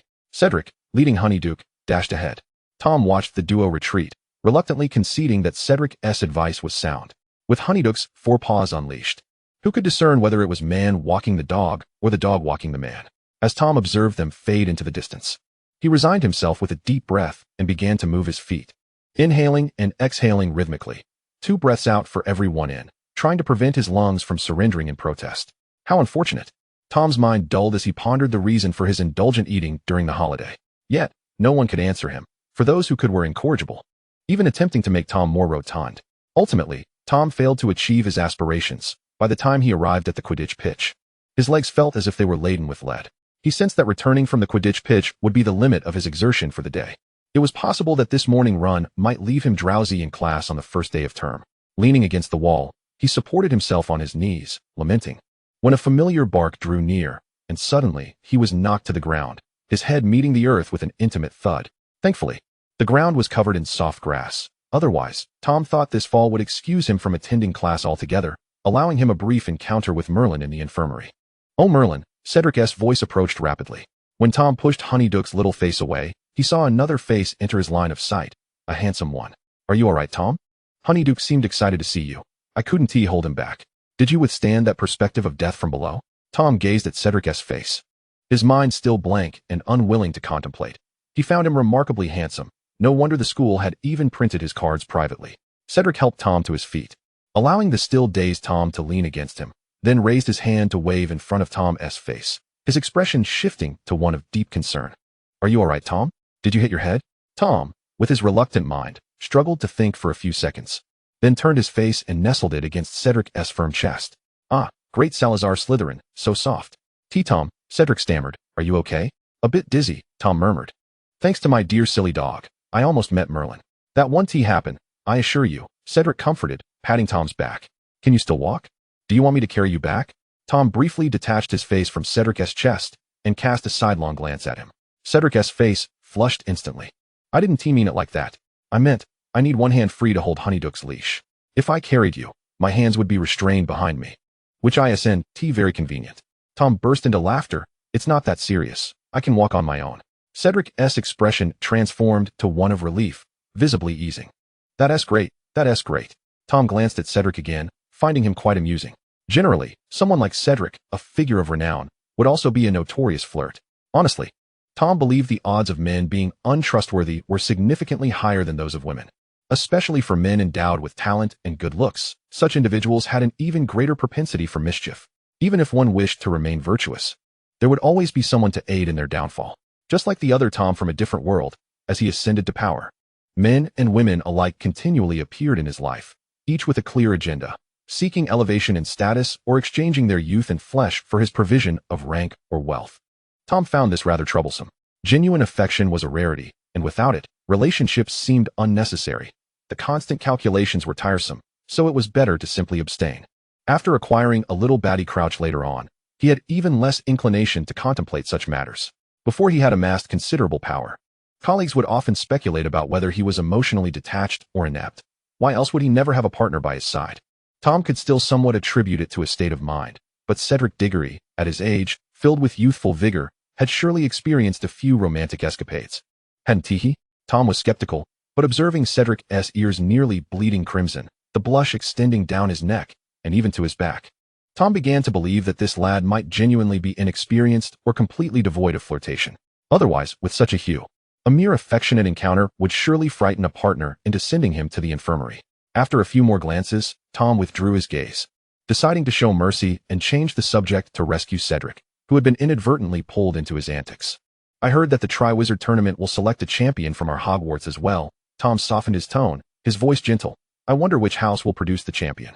Will you sign up, Ced? Me? Cedric snapped back to reality upon hearing Tom's words, instinctively tightening his grip on Honeyduke's leash. I will. I'll sign up shortly. But the Triwizard Tournament is perilous. Tom tilted his head, displaying a puzzled expression. The last tournament was cancelled due to its dangers. And there were instances where all 3 champions perished. It's so dangerous, and yet you still wish to participate? Yes, Cedric nodded. I want to be Hogwarts champion. Or rather, I aspire to be Hufflepuff's champion. Tom paused, turning to look at Cedric earnestly. I know this may sound somewhat childish. Cedric coughed awkwardly at this scrutiny. And perhaps it sounds boastful, but I've always thought, why can't Hufflepuff be celebrated? He blinked, revealing a shy smile, yet those honey-colored eyes were filled with earnestness. When one mentions Gryffindor, they might think of bravery. When Slytherin is mentioned, ambition comes to mind. Ravenclaw evokes thoughts of wisdom, and when Hufflepuff is brought up, loyalty is often the sole descriptor. Many assert that Hufflepuff is the least courageous, devoid of ambition and wisdom, thus resorting to loyalty as their defining trait. I believe it is not so. Chapter 148. I see you again. Tom remained silent, merely gazing into Cedric's eyes. He listened intently, while Cedric spoke each word with utmost sincerity. Are we truly inferior to anyone? Cedric queried. I do not wish to boast about Hufflepuff's virtues before you, Tom, as that would be somewhat disrespectful. However, I wonder why a champion from Hogwarts cannot emerge from Hufflepuff? Tom responded with a silent smile, gently tightening his grip on Cedric's hand. As a staunch Slytherin, it was a challenge for Tom to acknowledge Hufflepuff as an outstanding house, given that he held equal bias against the other 3 houses, with a particular prejudice towards Gryffindor. Yet, he had never doubted Hufflepuff's excellence. What constitutes true loyalty? Does one not understand the significance of Hufflepuff's complete lack of Death Eaters during the last Wizarding War? This was an accomplishment even Gryffindor could not claim, was it not? Cedric chuckled, a shy smile gracing his features. Tom joined in his laughter as they made their way back to Hogwarts Castle. As they approached the entrance on the first floor, they encountered the newly arrived Defense Against the Dark Arts professor, Moody, dressed in a rather masculine, pocket-laden overcoat. He stood at the castle's entrance, his false eye swiveling around before finally resting on the intertwined hands of Cedric and Tom. He let out a mocking chuckle. Oh, a little couple, and you've brought a child along. Cedric appeared momentarily taken aback before tightening his grip on Tom's hand. No, I am not together with Tom. Cedric replied earnestly to Professor Moody. You cannot say such things. It could tarnish Tom's reputation and bring about negative repercussions. His tone was serious, and Tom could discern that he was genuinely contesting Moody's remark. Professor Moody remained silent, merely raising an eyebrow in a comical manner, his gaze still fixed on the hands of Tom and Cedric. It was my fault, Professor, Tom spoke slowly, in a soft voice. I tripped and felt a bit dizzy, which is why Cedric helped me. Out of Cedric's sight, Tom raised an eyebrow, recognizing the familiar figure before him, the very Barty Crouch Jr., who had shattered a door in Hogwarts Great Hall. Tom had no immediate reason or opportunity to confront him, so he refrained from speaking. Yet he found it amusing to slightly inconvenience Barty. I haven't even inquired about your sudden appearance at my school, and here you are, making snide remarks while I hold hands with my upperclassmen during a morning jog? As expected, the guise of Professor Moody dropped, and Barty Crouch straightened his expression. You tripped? Moody took a step forward, his footsteps heavy, prompting Tom to notice that one of Moody's legs was, in fact, a prosthetic. I hope we don't have any students who will injure themselves on the first day of school. Cedric's brow furrowed once more, but Tom tugged at Cedric's sleeve, signaling that all was well. I believe I am fine, Tom stated. But I would appreciate it if the professor would accompany me to the hospital wing to see Madame Pomfrey. I can accompany you, Cedric interjected, still frowning as he glanced at Professor Moody. Surely, the professor has other matters to attend to. Just help me bring the Honeydukes back to the Slytherin common room. And let him lie down. Someone will take him back, Tom reassured Cedric, tugging at his sleeve to calm him. Can I still look after you during my morning jog tomorrow? After a few moments of silence, Cedric nodded slowly, releasing Tom's hand but casting an untrusting glance at Professor Moody. Then let us proceed, Moody urged, prodding the ground with his prosthetic leg. Tom waved to Cedric and walked alongside Moody as they ascended the stairs. After turning 2 corners, their footsteps synchronized as they both deliberately avoided taking a single step towards the hospital wing, instead stopping at the door of the Defense Against the Dark Arts professor's office. Such unspoken understanding was remarkable, almost uncanny. Without exchanging a word, they entered and promptly locked the door behind them. Should anyone have witnessed this, they would surely have been left astounded. However, it appeared that no one was present. Upon entering, Tom made a beeline for the most comfortable armchair situated in front of the desk. He had sat in this chair during his visit to see Lupin the previous year. It was soft and inviting, the most coveted piece of furniture within the office. You make me appear quite the failure, Tommy, he heard a voice behind him. Smooth and insistent, akin to a persistent tickle, lingering close to his ear, seemingly impossible to shake off. When have you ever deceived me? Tom replied without turning around. Like that time in 3rd year when you told me you were going to summer camp, while in reality, you snuck off to the Hebrides to see the Horntail? The pitfalls of familiarity. Knowing someone so well made it easy to see through their facade. Barty Crouch had now circled to the front of the chair, having resumed his true appearance, now bearing a somewhat worn but handsome visage. He knelt before the chair, resting his head on Tom's lap. Before you. I am always a child, Barty confessed, his head bowed, speaking in a tone almost wistful. You can always see right through me. Tom lifted his hand and gently stroked Barty's hair. Aren't you going to ask me why I am here? Barty nudged his head against Tom's palm. I thought you might have many questions for me. If I don't ask, will you remain silent? Tom chuckled. It feels peculiar to see you like this. You've aged. But I find it quite charming, Barty Crouch replied, resting his face against Tom's hand. Now, I have become the older one, the one who pursues the younger. Your reasons for rejecting me have diminished yet again. Chapter 149. Riddle seems to have that serious illness. Tom merely continued to stroke Barty's head, letting out a sigh once more. You are being obstinate, Barty. Am I? I know precisely what I desire. He nudged Tom's palm again. Our time to converse like this is limited. Your friends will soon start to worry about your prolonged absence, so I must keep my words brief. Barty lifted his face, his blue eyes sparkling with mirth. I have made contact with Voldemort. I will assist him in his resurrection. He intends to use this Triwizard Tournament as a means to regain his form, and I believe his plan is feasible, so I shall aid him in achieving this goal. Tom furrowed his brow. This is perilous. In this world, the original me was a loyal follower of Voldemort. I may be alive, yet I speak of him with disdain. It would be all too easy for him to see through my disguise, and he would undoubtedly not let go of someone as useful as I, Barty chuckled, lines forming at the corners of his eyes, leaving Tom momentarily speechless as he reached up to touch the corners of Barty's eyes. What an incongruous feeling. There is nothing to worry about. Little Barty remains in a prone position. I can handle Riddle, and he mentioned you, Tommy. He said that in this world, you and he are family. Little Barty blinked, appearing somewhat pitiable. Is he your family? Tom sensed that it was not a mere illusion. He could detect a hint of grievance in Little Barty's tone. Are you upset? Tom, opting not to squander his dwindling mental resources, chose to inquire directly. I am jealous. Little Barty confessed candidly, grasping Tom's hand, his gaze fervent. I am so envious, truly envious. He adjusted his posture to meet Tom's eyes. I am your family. I should be the person most dear to you in this world. His eyes sparkled with a peculiar eagerness, and for a moment, Tom felt a shiver run down his spine. Tom began, carefully contemplating his words, but Little Barty hurriedly shook Tom's hand, preventing him from speaking further. I do not care about anyone else, be it Malfoy or that Diggory. It matters not, Tommy. I will never restrict you. I would never provoke your ire. Little Barty's tone was stubborn, but your family can only be me. Even if you fall in love with someone, they are merely companions for a time. Not your family.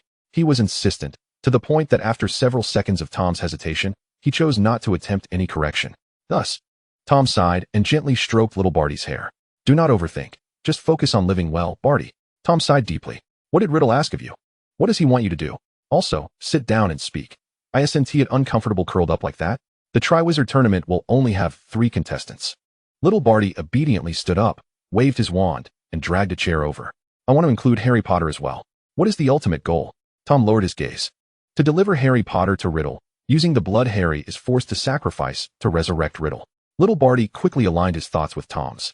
Resurrecting Tom pressed his fingers to his forehead. How do you intend to proceed?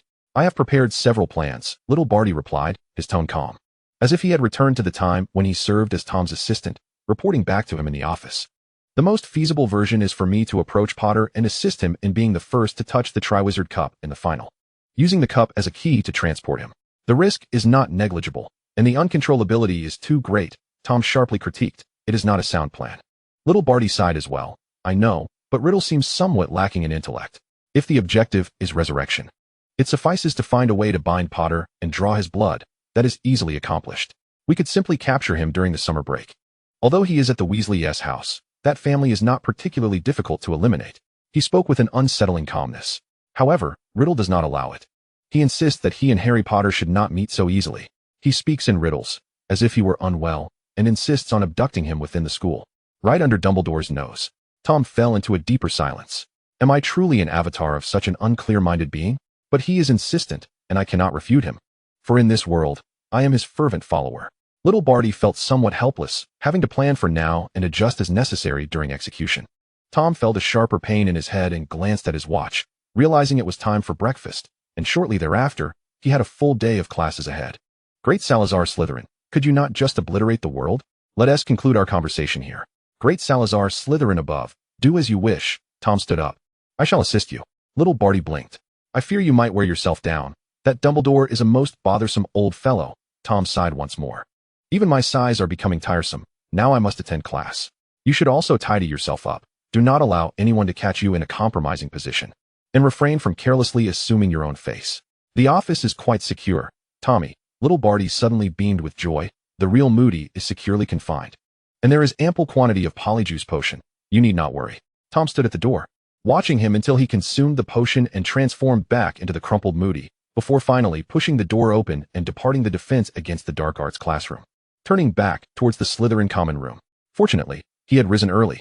There was still time to return to his room for a shower and a quick tidy-up before heading to the Great Hall for breakfast. Life was becoming increasingly bleak. Perhaps skipping breakfast would allow for a little more rest, to let his mind go blank. As he slipped to the entrance of the common room, he spotted Honeyduke waiting patiently for him. The little dog, upon seeing him, raised its head and joyfully barked, then swiftly bounded over to leap into Tom's arms. Oh, good boy. Tom patted the little dog's head, having forgotten that it was still here. Chapter 150. The Little Dog Causes Trouble. Honeyduke wore a face of confusion and innocence. The silly pup approached to lick his master's hand, happily nudging into his embrace. The little dog was oblivious to the multitude of thoughts swirling in Tom's mind. It simply knew that its master had returned, and thus it joyfully rushed over to lick him. Tom stroked Honeyduke's head. Daddy is in trouble, little one, he mused, caressing the carefree dog's head. Sometimes I think perhaps it would be better to simply resign myself to being a carefree pet. A pampered dog or cat of a wealthy family. I would not even be picky about the breed. Lizards and snakes would suffice. As long as they are not toads or fish. I can tolerate the cold, but I cannot quite handle the slippery texture. Tom sighed earnestly, a grave sigh. What trouble have you encountered, Mr. Gaunt? Suddenly, a chilling voice rang out from behind, ghost-like, sending a shiver down his spine. It was Professor Snape. In an instant, Tom felt the hairs on his neck stand on end. The sensation of cold creeping down his back was far more terrifying than a sphinx poised to strike. Cautiously, Tom turned around, carefully observing the unexpectedly appeared Professor Snape. Good morning, Professor, Tom greeted in a pitiful tone, genuinely pleased to see you. His demeanor was as pitiful as his words. Professor Snape cast a glance at him, and then emitted a clear, cold chuckle. Tom visibly shrank back, looking as forlorn as a little chick. Meanwhile, the silly Honeyduke was blissfully unaware of his master's nervousness, glancing around before deciding to leap into the arms of this human before him. Merlin, Honeyduke. Tom was genuinely panicked now. He rushed forward, grabbing his dog, only to lose his balance and tumble into Professor Snape's embrace, causing the professor to stagger. This is a disaster. Tom's mind erupted with alarm. I did not do it on purpose, Professor, he mumbled, his head bowed, daring not to lift it as he clutched Honeyduke's neck, trembling and cautious. Honeyduke was innocent as well. He was merely a dog, a silly dog. Professor, please do not be angry. Professor Snape once again let out a clear, cold laugh. From Tom's perspective, he could only see Professor Snape flicking his sleeves, stirring up a wave of blackness. I hope you can manage yourself. Professor Snape's voice was icy. And your dog as well. After uttering these words, the dark wave before him rolled a few times before vanishing. Tom continued to hold Honeyduke's neck, waiting a few minutes before cautiously loosening his grip and lifting his head, only to find that Professor Snape had already departed. Tom possessed the audacity to confront Headmaster Dumbledore. Yet he felt a twinge of trepidation in the presence of Professor Snape. Dumbledore was a master of subtlety, familiar and therefore somewhat disregarded by Tom. But Snape was the type who, when in a foul mood, could easily transfigure Tom into a cauldron or hurl Honeyduke into a pot of dog meat stew with just a flick of his wand. In the face of such tangible threats to life, what did mere subtlety matter, right? Thus, Tom deemed his current timidity not only reasonable, but wholly justified. You've caused trouble, haven't you? Tom reached out to poke Honeyduke's head. You must be a clever little dog. You can't get your dad into trouble. Your other dad isn't foolish either. Why would he pick such a dim-witted pup like you?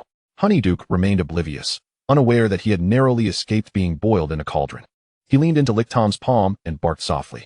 Tom affectionately ruffled the dog's head before leading the dim-witted creature into the common room. The hour was still early, and few people occupied the common room. Tom guided Honeyduke back to his dormitory, affording himself time for a shower and a change of clothes. Then, after a drying charm, tousled his hair casually before descending the stairs with his bag. At this moment, Draco was already waiting in the common room. Morning, Draco surveyed Tom's new hairstyle. Did you really go for a morning jog? I must say, your hair resembles a bird's nest. Is it that bad? Tom lamented slightly as he touched the tips of his hair. It's fine. I doubt many will notice my hairstyle. Draco merely huffed in response, indicating his indifference. Let us go have breakfast, Draco said, looking at Tom. Don't tell me you plan to skip breakfast. That would make me think you've become obsessed with your weight. Not quite. Tom waved his hand dismissively. I'm perfectly clear-headed. I know that merely dieting won't benefit my weight or health, and I hope today's breakfast includes pancakes, though I'll use less maple syrup. Naturally, using less syrup did not imply he would eat fewer pancakes. After a satisfying breakfast, Tom's previously disheveled hair began to settle softly. His hair was quite fine, avoiding the dreaded bird's nest appearance. I'm rather looking forward to this year's defense against the dark arts professor, Blaise remarked as they walked to class. I inquired last night. This Moody is quite a formidable orer. Perhaps he'll impart some truly unique knowledge. If he can salvage the precarious quality of our defense against the dark arts class, I won't mind what kind of person he is, Theodore commented more judiciously. But I hope he doesn't stray too far from the textbook, as we ultimately need to take exams. That's a very practical concern. I find him a bit intimidating. Don't you? Daphne whispered. Yes, it's impolite to gossip about others, but after seeing his fake eye, I had nightmares last night. I can hardly imagine what my mental state will be like facing his face every day this semester. Perhaps you'll desensitize to it, Daphne. Draco remarked with a hint of malice. You'll get used to it, as long as he doesn't cause any major trouble. He is supposed to teach us for an entire semester. The sky is falling. Daphne pouted her pretty face. Had I known this, I might as well have gone to Beau's Batons. I hear they have fairies singing there. Oh, come now, Daphne. You're quite the beautiful fairy yourself, Blaise interjected. Give the other fairies a chance. Daphne smiled contentedly and playfully punched Blaise on the shoulder. They continued to chat and laugh as they strolled into the defense against the dark arts classroom, where Professor Moody was already standing at the podium. His gaze piercing and chilling. Tom inexplicably felt a twinge of guilt, though he was unsure of the source of his discomfort. Let us sit at the back, Draco suggested. Frowning. I just have a feeling his gaze is rather unsettling. We should sit further back. That works, Theodore nodded in agreement. Granger and her friends are in the front row. It'll be noisy. The insatiably curious Hermione Granger will undoubtedly seize every opportunity to question the professor. Thus, they settled in the back row of the classroom, claiming a cluster of chairs, spreading out their books, and waiting for the other students to trickle in. As the class bell rang, Professor Moody, who resembled a statue at the podium, abruptly waved his wand, slamming the classroom door shut with a resounding thud. Students who are late will be marked absent. 10 points will be deducted for each tardy individual. If I catch you a second time, it will be 20 points. And so on, until your house cup is utterly depleted. The room fell into a profound silence, save for Tom, who gazed at Professor Moody's stern countenance, feeling an odd sense of precociousness akin to a parent witnessing their child's growth. He seems rather stern, Daphne whispered. We might be in for a tough time in defense against the dark arts. If he can teach us something useful, then a bit of severity isn't necessarily a bad thing, Theodore remarked thoughtfully. I've heard he is quite a renowned orer. Very well known, Blaise nodded. I'll look up his background tonight. I suspect many will be quite curious about him, and it could make for a profitable endeavor. Backgrounds are for the deceased. Draco corrected Blaise's terminology. Be careful with your illicit little publication. You could end up in detention or fined. Surely not, Blaise replied cautiously, stroking his chin. But if I do make some money, I'll treat you all to a meal at the Three Broomsticks. Blaise Zabini was not lacking in funds. His interest in gossip stemmed from the influence of his mother, Mrs. Zabini. Put away your textbooks, Professor Moody commanded from the podium. his gaze sweeping over each student with a distinct lack of warmth. What are the students in the back row attempting to do? Am I to consume you? Or will the knowledge I impart damage your brains? Move to the front. Tom looked over, but Moody did not meet his gaze. His eyes passed over each student equally, filled with disapproval. Should we move? Daphne hesitated, uncertain. It's not absolutely necessary, is it? New professor, let us show some respect, Tom interjected, addressing Moody. I see several empty seats in the 5th row.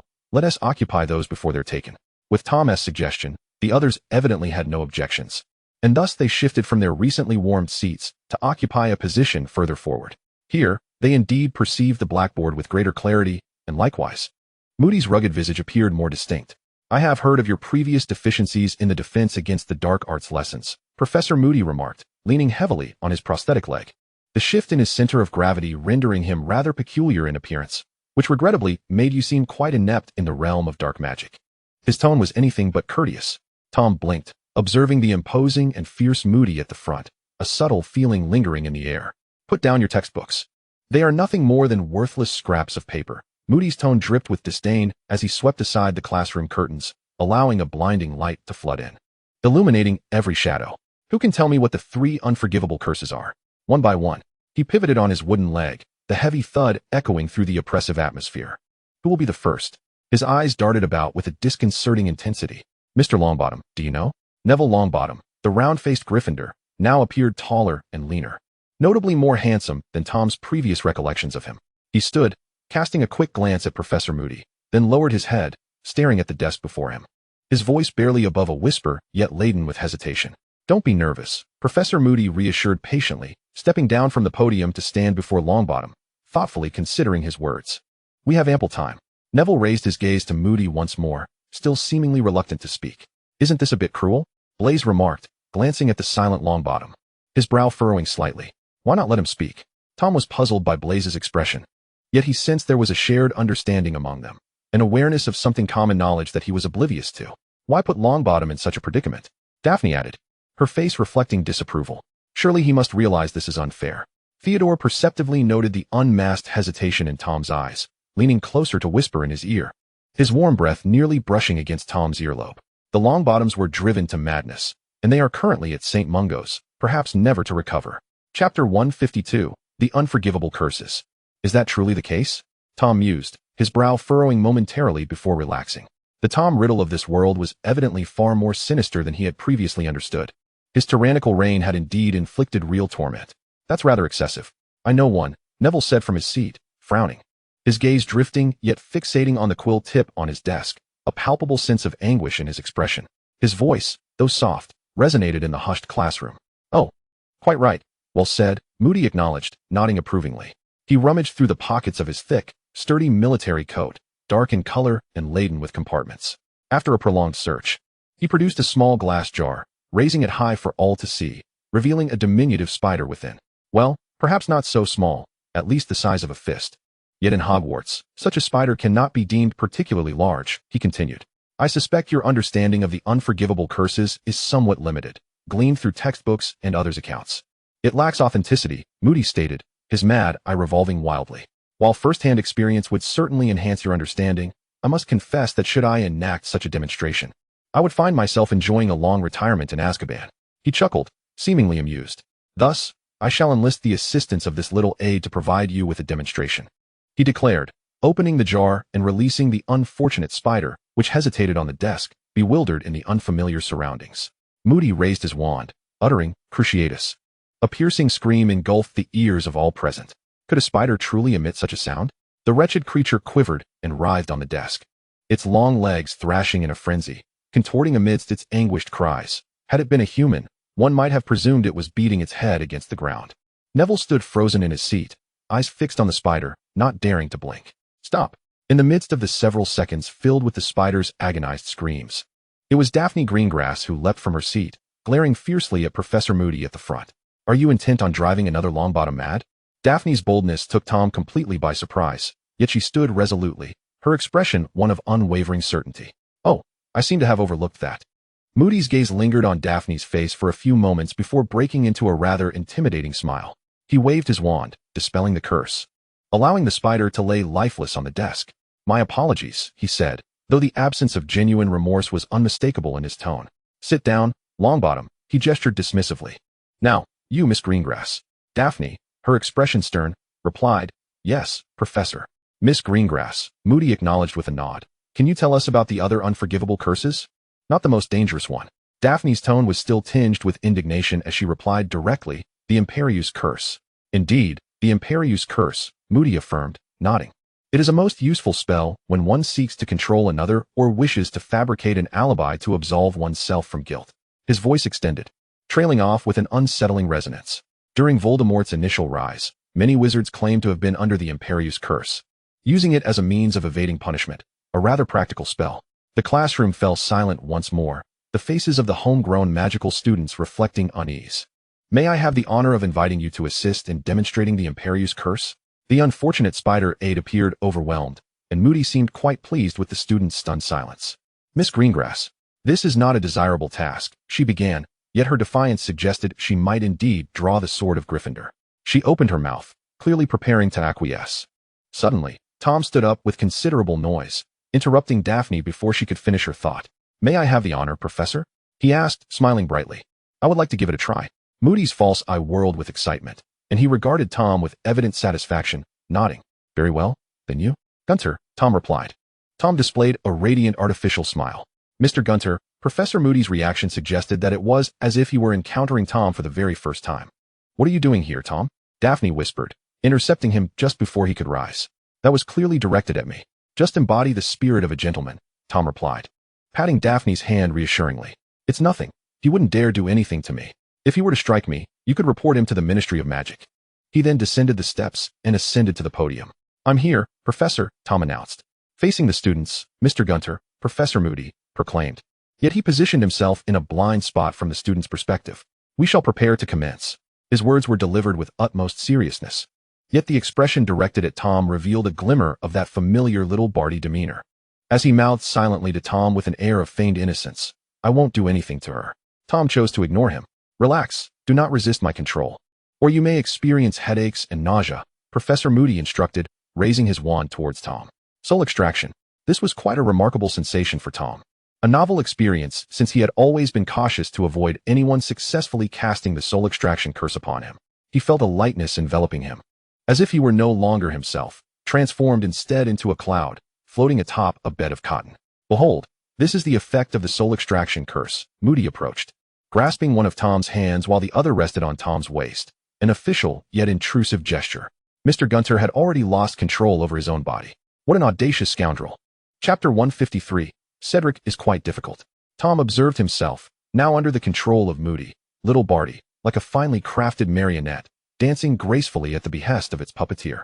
Even if I am a puppet, I am the most exquisite and beautiful one, Tom mused, drifting away in thought. However, Moody waved his hand, signaling him to halt. Yet, evidently, the soul extraction curse was not the most perilous spell, Professor Moody remarked, enveloping Tom from behind in a half-circular stance, commanding him to retrieve his wand. In practical application, there exists an even more effective spell. You know what it is, do you not? Moody held Tom's hand, directing his wand towards the limp little spider sprawled on the desk. It is time for its final judgment. Dear Mr. Gunter, he steadied Tom's wrist, his grip unwavering, devoid of any tremor. You know, perhaps you should utter something? A momentary accusation flashed through Tom's mind, condemning little Barty's nefarious actions. He sensed a return of control over his body. It was undoubtedly intentional, a deliberate act to allow Tom to reclaim his autonomy. Nonetheless, Tom felt compelled to maintain the pretense of being a compliant marionette, unable to move of his own volition. Avada Kedavra, Tom uttered softly. A beam of green light erupted from the tip of his wand, and the pitiful little spider on the desk met its demise in an instant. In a sense, this was a fortuitous outcome. It would no longer have to dread becoming a mere teaching tool, subjected to torment. The classroom fell into an intense silence. Not even the sound of breathing could be heard, until perhaps several seconds later, Professor Moody released Tom's wrist and began to applaud. This is a spell that requires formidable magical prowess. Clearly, Mr. Gunter, you are quite talented, Moody remarked, his hand landing heavily on Tom's shoulder. Perhaps you might consider becoming an Auror in the future? His voice echoed in the classroom, while Tom firmly declined. I believe I do not yet possess such grand aspirations. May I return to my seat? By all means, Moody feigned a smile. Though it is regrettable, I certainly respect your choice, young Mr. Gunter. Tom cast him a contemplative glance before returning to his seat. In an instant, concern from his friends enveloped Tom. Are you all right?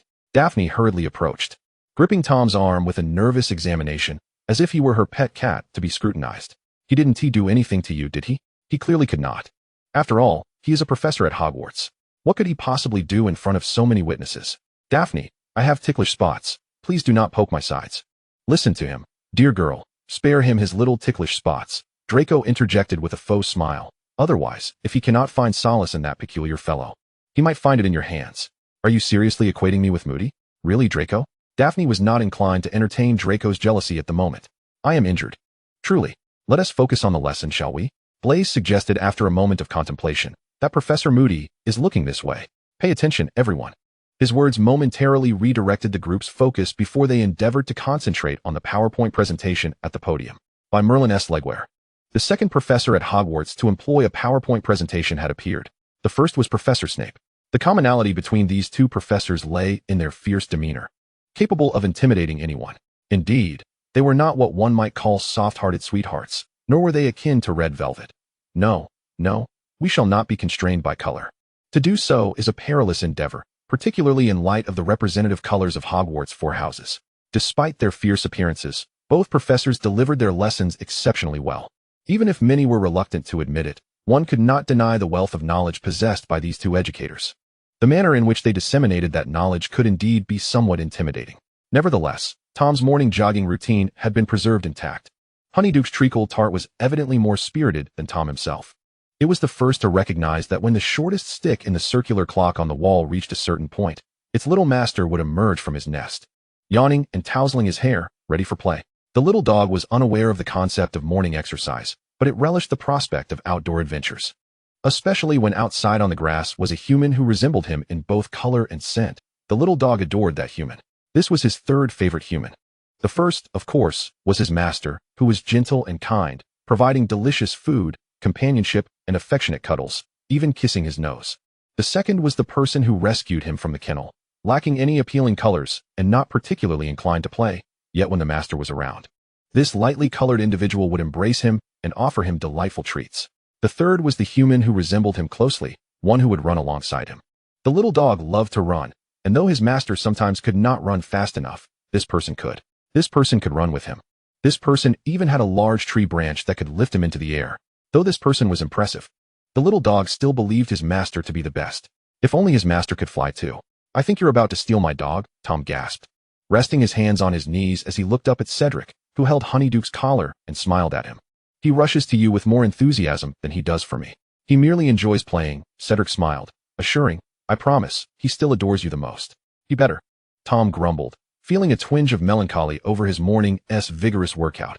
Otherwise, I would truly grow envious. After all, I have nurtured him for so long that I might just add something to your breakfast, I assure you.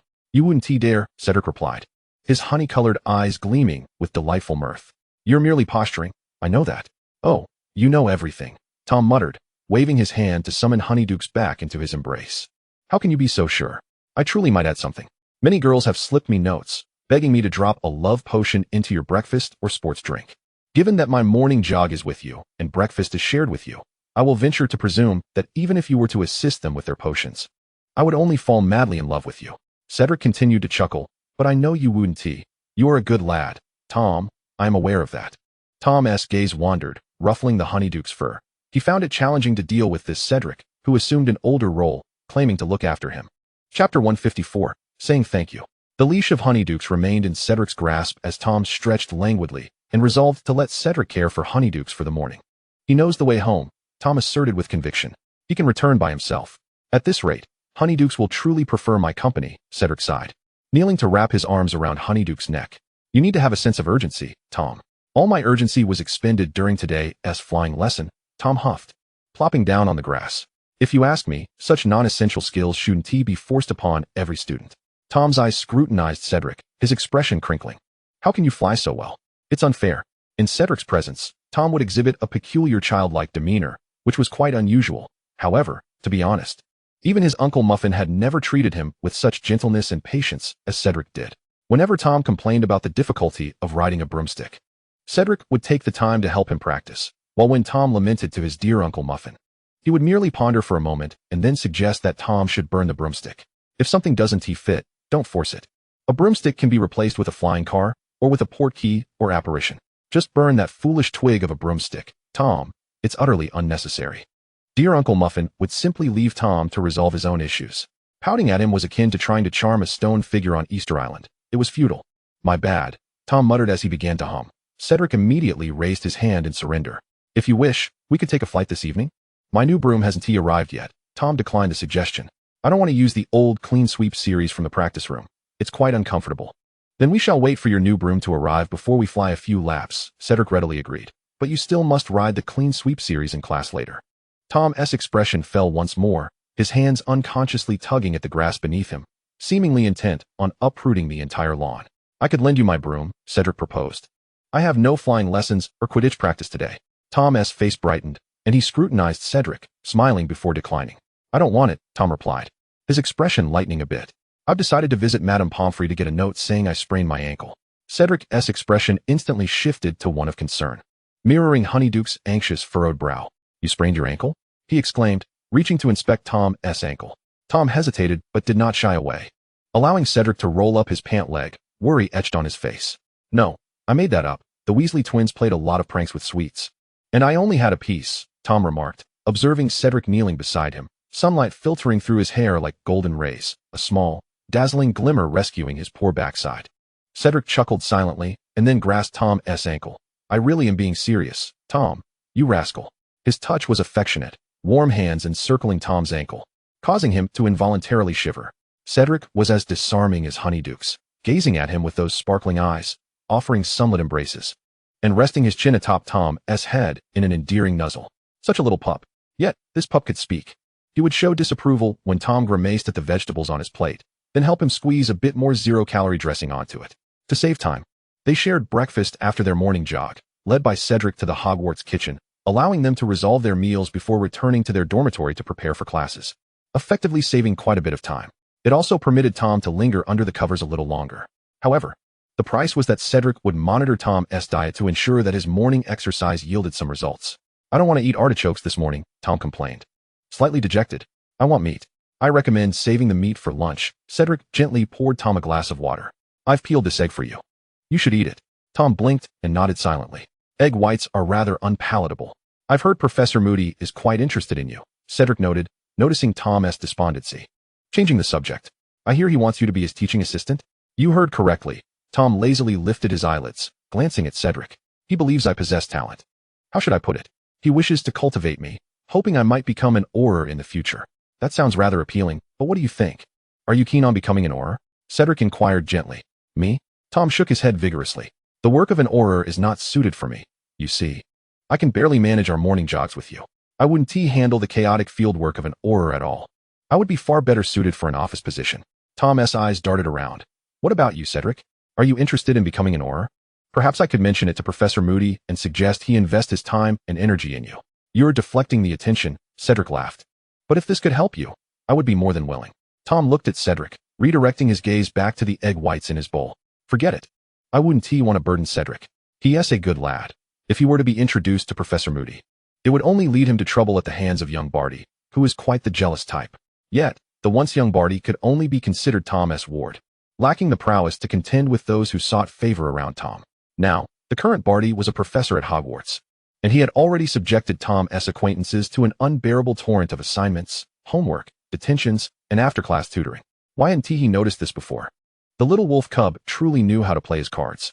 Tom's gaze drifted, and his hands began to fidget with the pitiful grass beneath him involuntarily. How had he not noticed before?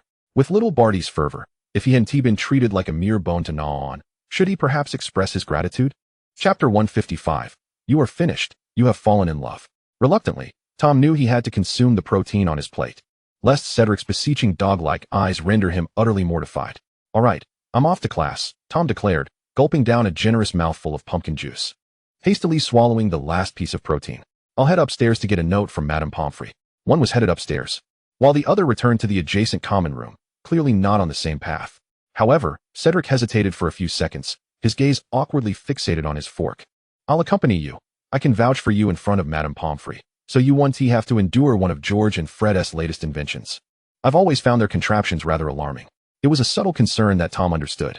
Thus, resting his chin on his hand, he smiled and replied, "All right. Oh dear. If little Barty were to find out, who knows how much jealousy might ensue." After Tom nodded in agreement, Cedric visibly relaxed, confessing to himself that he had developed a fondness for Tom. To be honest, he had never thought he would be attracted to a boy. He always considered himself completely straight until Tom appeared in his dreams. It felt somewhat intrusive, yet he had to admit it was a delightful dream. Cedric remembered the first time he saw Tom, a hurried figure that seemed to be fleeing, subsequently dropping his handkerchief. Cedric picked it up and returned it to him, and thus they became acquainted. However, that was the extent of their relationship. They were in different years, belonged to different houses, and their encounters were few and far between. Tom had his own friends, and Cedric had his, so they were merely acquaintances, perhaps not even friends. Yet this did not prevent Cedric from hearing others speak of Tom Riddle. When someone is exceptional, nothing can overshadow their brilliance. Cedric was aware of Tom's impressive academic performance, knew he had visited St. Mungo's and the hospital wing on several occasions due to unforeseen circumstances, and was aware that Tom had used a killing curse to slay a sphinx. He felt no fear. Most Hufflepuffs shared his sentiment. For Tom did not engage in wanton slaughter. He acted to protect his friends. Hufflepuffs understood the meaning of guardianship. If you are fighting for something, you are worthy of making sacrifices. Only Gryffindor seemed to revel in the tale. However, this was all Cedric could glean about Tom. It was the entirety of his knowledge until this semester began. He had seen Tom panting on the grass, chased by an exuberantly joyful golden retriever. The golden sunlight warmed Tom, making him appear like a precious gift. Thus, they transitioned from mere acquaintances to friends, a rather marvelous transformation. Soon after, Cedric began to perceive Tom as akin to a cat, somewhat spoiled, willful, with eyes that darted about, even absent-mindedly tugging at the grass. Forgive him for such a comparison. He genuinely thought Tom resembled a cat. The poor Hufflepuff golden boy was utterly captivated by Tom, eagerly anticipating their morning workouts, even declining the company of friends and teammates for it. Cedric glanced at Tom, who was now turned away, adjusting his robes. He took a small breath. He was uncertain how well he was concealing his feelings. He had never truly liked anyone before. Well, perhaps not entirely true. There was that seeker from Ravenclaw, Qiu Zhang, who had piqued his interest. If they had continued conversing, perhaps a romantic story might have blossomed. But then Tom appeared. Tom's allure was evidently stronger. There was a subtle dissonance about Tom. At times, Cedric felt he should be the one caring for him, yet Tom would occasionally reveal a fleeting, helpless smile that seemed to exude a hint of tenderness. Cedric could not discern if he was misreading the signals, but it only deepened Tom's mystery. When curiosity about a person arises, it becomes increasingly difficult to refrain from uncovering their depths, and as one discovers their merits, it becomes nearly impossible not to fall in love. This was a natural progression. Nevertheless, Cedric resolved to keep his feelings for Tom a secret. First, he was uncertain of Tom's sexual preference, and second, he was nearing graduation without a secure job, unable to remain by Tom's side. If they were to be together, it should be genuine. The honest and steadfast Hufflepuff Badger was already contemplating distant futures. He needed to secure a stable job first, and then, once Tom graduated and had time, he would invite him out on a date. If after 3 dates they could share a kiss. Oh dear, would that be too swift? Perhaps holding hands after 3 dates was more reasonable. The pure-hearted Hufflepuff Badger felt his ears flush. Accompanied by Cedric, Tom easily obtained a note from Madame Pomfrey, proudly tucking it into his pocket as he sauntered leisurely towards the Slytherin common room. Perhaps he should simply skip it altogether and have Draco deliver the note to Professor McGonagall. He could linger in his dormitory for a while longer. As Tom pondered this languidly, he was startled by a voice emerging from the shadows. Tom, it's a very familiar voice, Harry Potter. Come here, come here. Tom instantly felt a headache coming on. Harry? Though his head throbbed, he maintained a gentle, composed smile as he approached the shadow, where he saw Harry Potter's bright, gleaming green eyes. Suddenly, he was enveloped in a massive, tight embrace that nearly expelled the breath from his lungs. What was this? Tom felt as if his very soul had been squeezed out. Let go a bit. You're squeezing my arms, Harry, he protested, flapping like a little chick, then grasping the hem of Harry's shirt. I'm going to be suffocated. Yet Harry did not relent. He even lifted Tom slightly before finally releasing him. I've missed you, Tom, Harry exclaimed, his eyes shining with an almost frightening intensity. He leaned in closely, but you never came to find me, so I had to come looking for you. Chapter 156. Harry, you're acting a bit strange. Tom swallowed hard, cautiously stepping back a fraction to create a slight distance between them. However, Harry was so close that even as Tom attempted to retreat, he could feel the warmth of Harry's breath on his face. This was rather unsettling. Tom carefully tucked his chin in. Weren't they supposed to be the golden boy of Gryffindor? Brave, kind, and fearless? But this was genuinely frightening Harry. Yet evidently, Tom could not voice his complaints. Doing so would only exacerbate the situation. How did you end up here, Harry? Tom whispered cautiously, fearful of disturbing anyone. The proximity to the stone wall of the Slytherin common room heightened his anxiety. As if any moment someone might emerge from the wall and catch sight of the two of them. Nevertheless, what would it matter if they were seen? Yet, Tom still felt a twinge of nervousness. Facing Harry's unervingly bright eyes, he couldn't help but feel a bit apprehensive. You never come to see me, Harry remarked. Perhaps sensing Tom's unease, or perhaps oblivious to it. Regardless, he leaned in closer, his hand subtly resting on Tom's waist, firmly yet persistently drawing him nearer. Hermione says that if I miss you terribly, I should come find you instead of waiting foolishly. Such words were quintessentially Hermione, and Tom felt a buzzing in his head. However, he was certain Hermione hadn't sent Harry to ambush him at the entrance of the Slytherin common room at this early hour. I'm truly sorry, Harry, Tom said dryly. I apologize for being so busy at the start of the term. It's entirely my fault. I should have sought you out. It seemed prudent to begin with an admission of guilt. Tom sighed silently to himself, hoping Harry would then graciously respond with forgiveness and release him. But you must make it up to me. Harry's voice was firm, catching Tom off guard. What? Tom stammered, feeling utterly flustered. This was not how he anticipated the conversation to unfold. Shouldn't Harry be the one to say I forgive you? You need to compensate me, Tom, Harry insisted, inching closer. His demeanor almost syrupy, stickier than honeycomb. How about a trip to Hogsmeade this weekend? We can have dinner there and stroll around. Tom inched back, attempting to create some distance. Which day? Saturday or Sunday? He cautiously acquiesced. I can certainly spare a day to accompany you. All weekend, Harry pressed on unabashedly. I don't believe you'll be too busy to spare a moment to glance at Gryffindor. Thus I demand your entire weekend. Harry leaned in even closer, a threatening glint in his eyes that suggested a tantrum should Tom refuse. Tom shamefully acknowledged his cowardice. Thus, he nodded earnestly. I understand. But could I have a lie-in on Saturday morning? I'd rather not rise early. Harry's expression brightened with a victorious smile. How about noon on Saturday? I'll wait for you here. No, Tom protested weakly, waving his hand. Not here. I'll wait for you at the entrance to the Great Hall. Imagine me waiting here. Only to bump into Draco. What kind of life would I have left? And what are you going to do now? Harry begrudgingly accepted Tom's suggestion. Shall we attend flying lessons together? I know Slytherin and Gryffindor have flying lessons this morning. Ah, well, I can't do that right now, Tom said, pulling out his excuse note from his pocket. He suddenly felt as if the note emitted a golden glow, his salvation. I've sprained my ankle. So I've already taken leave from flying lessons. Tom's voice dwindled as he observed Harry's expression, inexplicably feeling guilty. But why should he feel guilty? He cautiously questioned himself. He shouldn't feel guilty. Why should he feel that way over a mere child? Yet, he did feel guilty, profoundly so.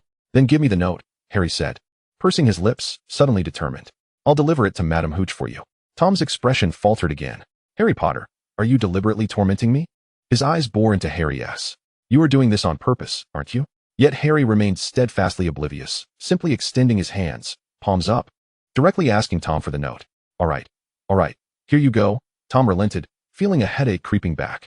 Thank you for taking it to Madam Hooch. Harry finally displayed a satisfied, slightly bashful smile. You're welcome. Tom watched as Harry cheerfully departed with his note, feeling as if he were walking on clouds. Each step unsteady as he wobbled back into the Slytherin common room. There, he spotted Theodore lounging on a couch, engrossed in a book. The flickering firelight casting a glow upon his face, causing Tom to worry about the potential strain on his eyes. Morning, Tom, Theodore greeted, clearly having noticed Tom's gaze. He looked up and smiled. You seem to have returned a bit later than usual. Theodore was always an early riser, and Tom often encountered him upon his return from morning runs. Tom settled beside Theodore. Indeed, this morning has been quite eventful, he remarked, his tone somewhat self-pitying without his realizing it. Theodore closed his book, tilting his head to look at Tom. What happened? First, I sprained my ankle, Tom murmured, quickly waving his hand dismissively at Theodore's concerned glance. Actually, it's a ruse. I didn't sprain my ankle. I only needed an excuse note to avoid flying lessons. Theodore nodded knowingly. That would certainly take some time. Are you planning to attend flying lessons? If not, you can hand me the note. I can deliver it to Madam Hooch for you. And therein lay the issue, Tom continued. My excuse note has been taken by Harry Potter. Chapter 157, The Weekend and the Aesthetic Deficient. The expression on Theodore's face shifted to something more nuanced. I know your morning workout partner is Cedric Diggory. But Potter, where did he come from? Good question, Tom thought. I too wish to know his origins, he replied with a huff, nearly slouched against Theodore. He complains that I haven't visited him since the term began. Had I known he would be so clingy, I would have never befriended him. Such a remarkably capricious statement. Theodore silently mourned for the unfortunate Harry Potter for a mere few seconds before shaking off the sentiment. Is this causing you distress? He asked earnestly, concern etching his features. I can warn him to stop. I considered it, truly, Tom nodded slightly, but ultimately my rationality dissuaded me. It would be unbecoming of a Slytherin, and I do not wish for it to become a scandal. That would tarnish my reputation, and in light of that, I now owe him a weekend trip to Hogsmeade. Theodore's expression grew even more complex. It sounds like you've put yourself in quite a bind. Indeed, it seems so, Tom replied, a profoundly sorrowful look crossing his face. Moreover, that note will be handed to Madame Hooch by him, and I can only imagine the splendid expression Draco will wear. Theodore fell silent for a few moments before sighing. All right then, I understand, Tom. Tom tilted his head, studying Theodore intently. I shall assist you in concealing the truth from Draco, and subsequently commandeer your next weekend. Theodore appeared rather exasperated, yet he remarked, honestly, you fret over Draco's potential displeasure, yet you show no concern for my feelings should I discover the truth. Tom blinked and adjusted his posture slightly, inching closer to Theodore, resembling a cautious feline approaching a treasured object. So will you? He inquired. Theodore nodded. Of course I will. Thus, I must reserve your next weekend. It is to be spent in my company. It sounded somewhat like a dubious bargain, Tom's eyes darting thoughtfully.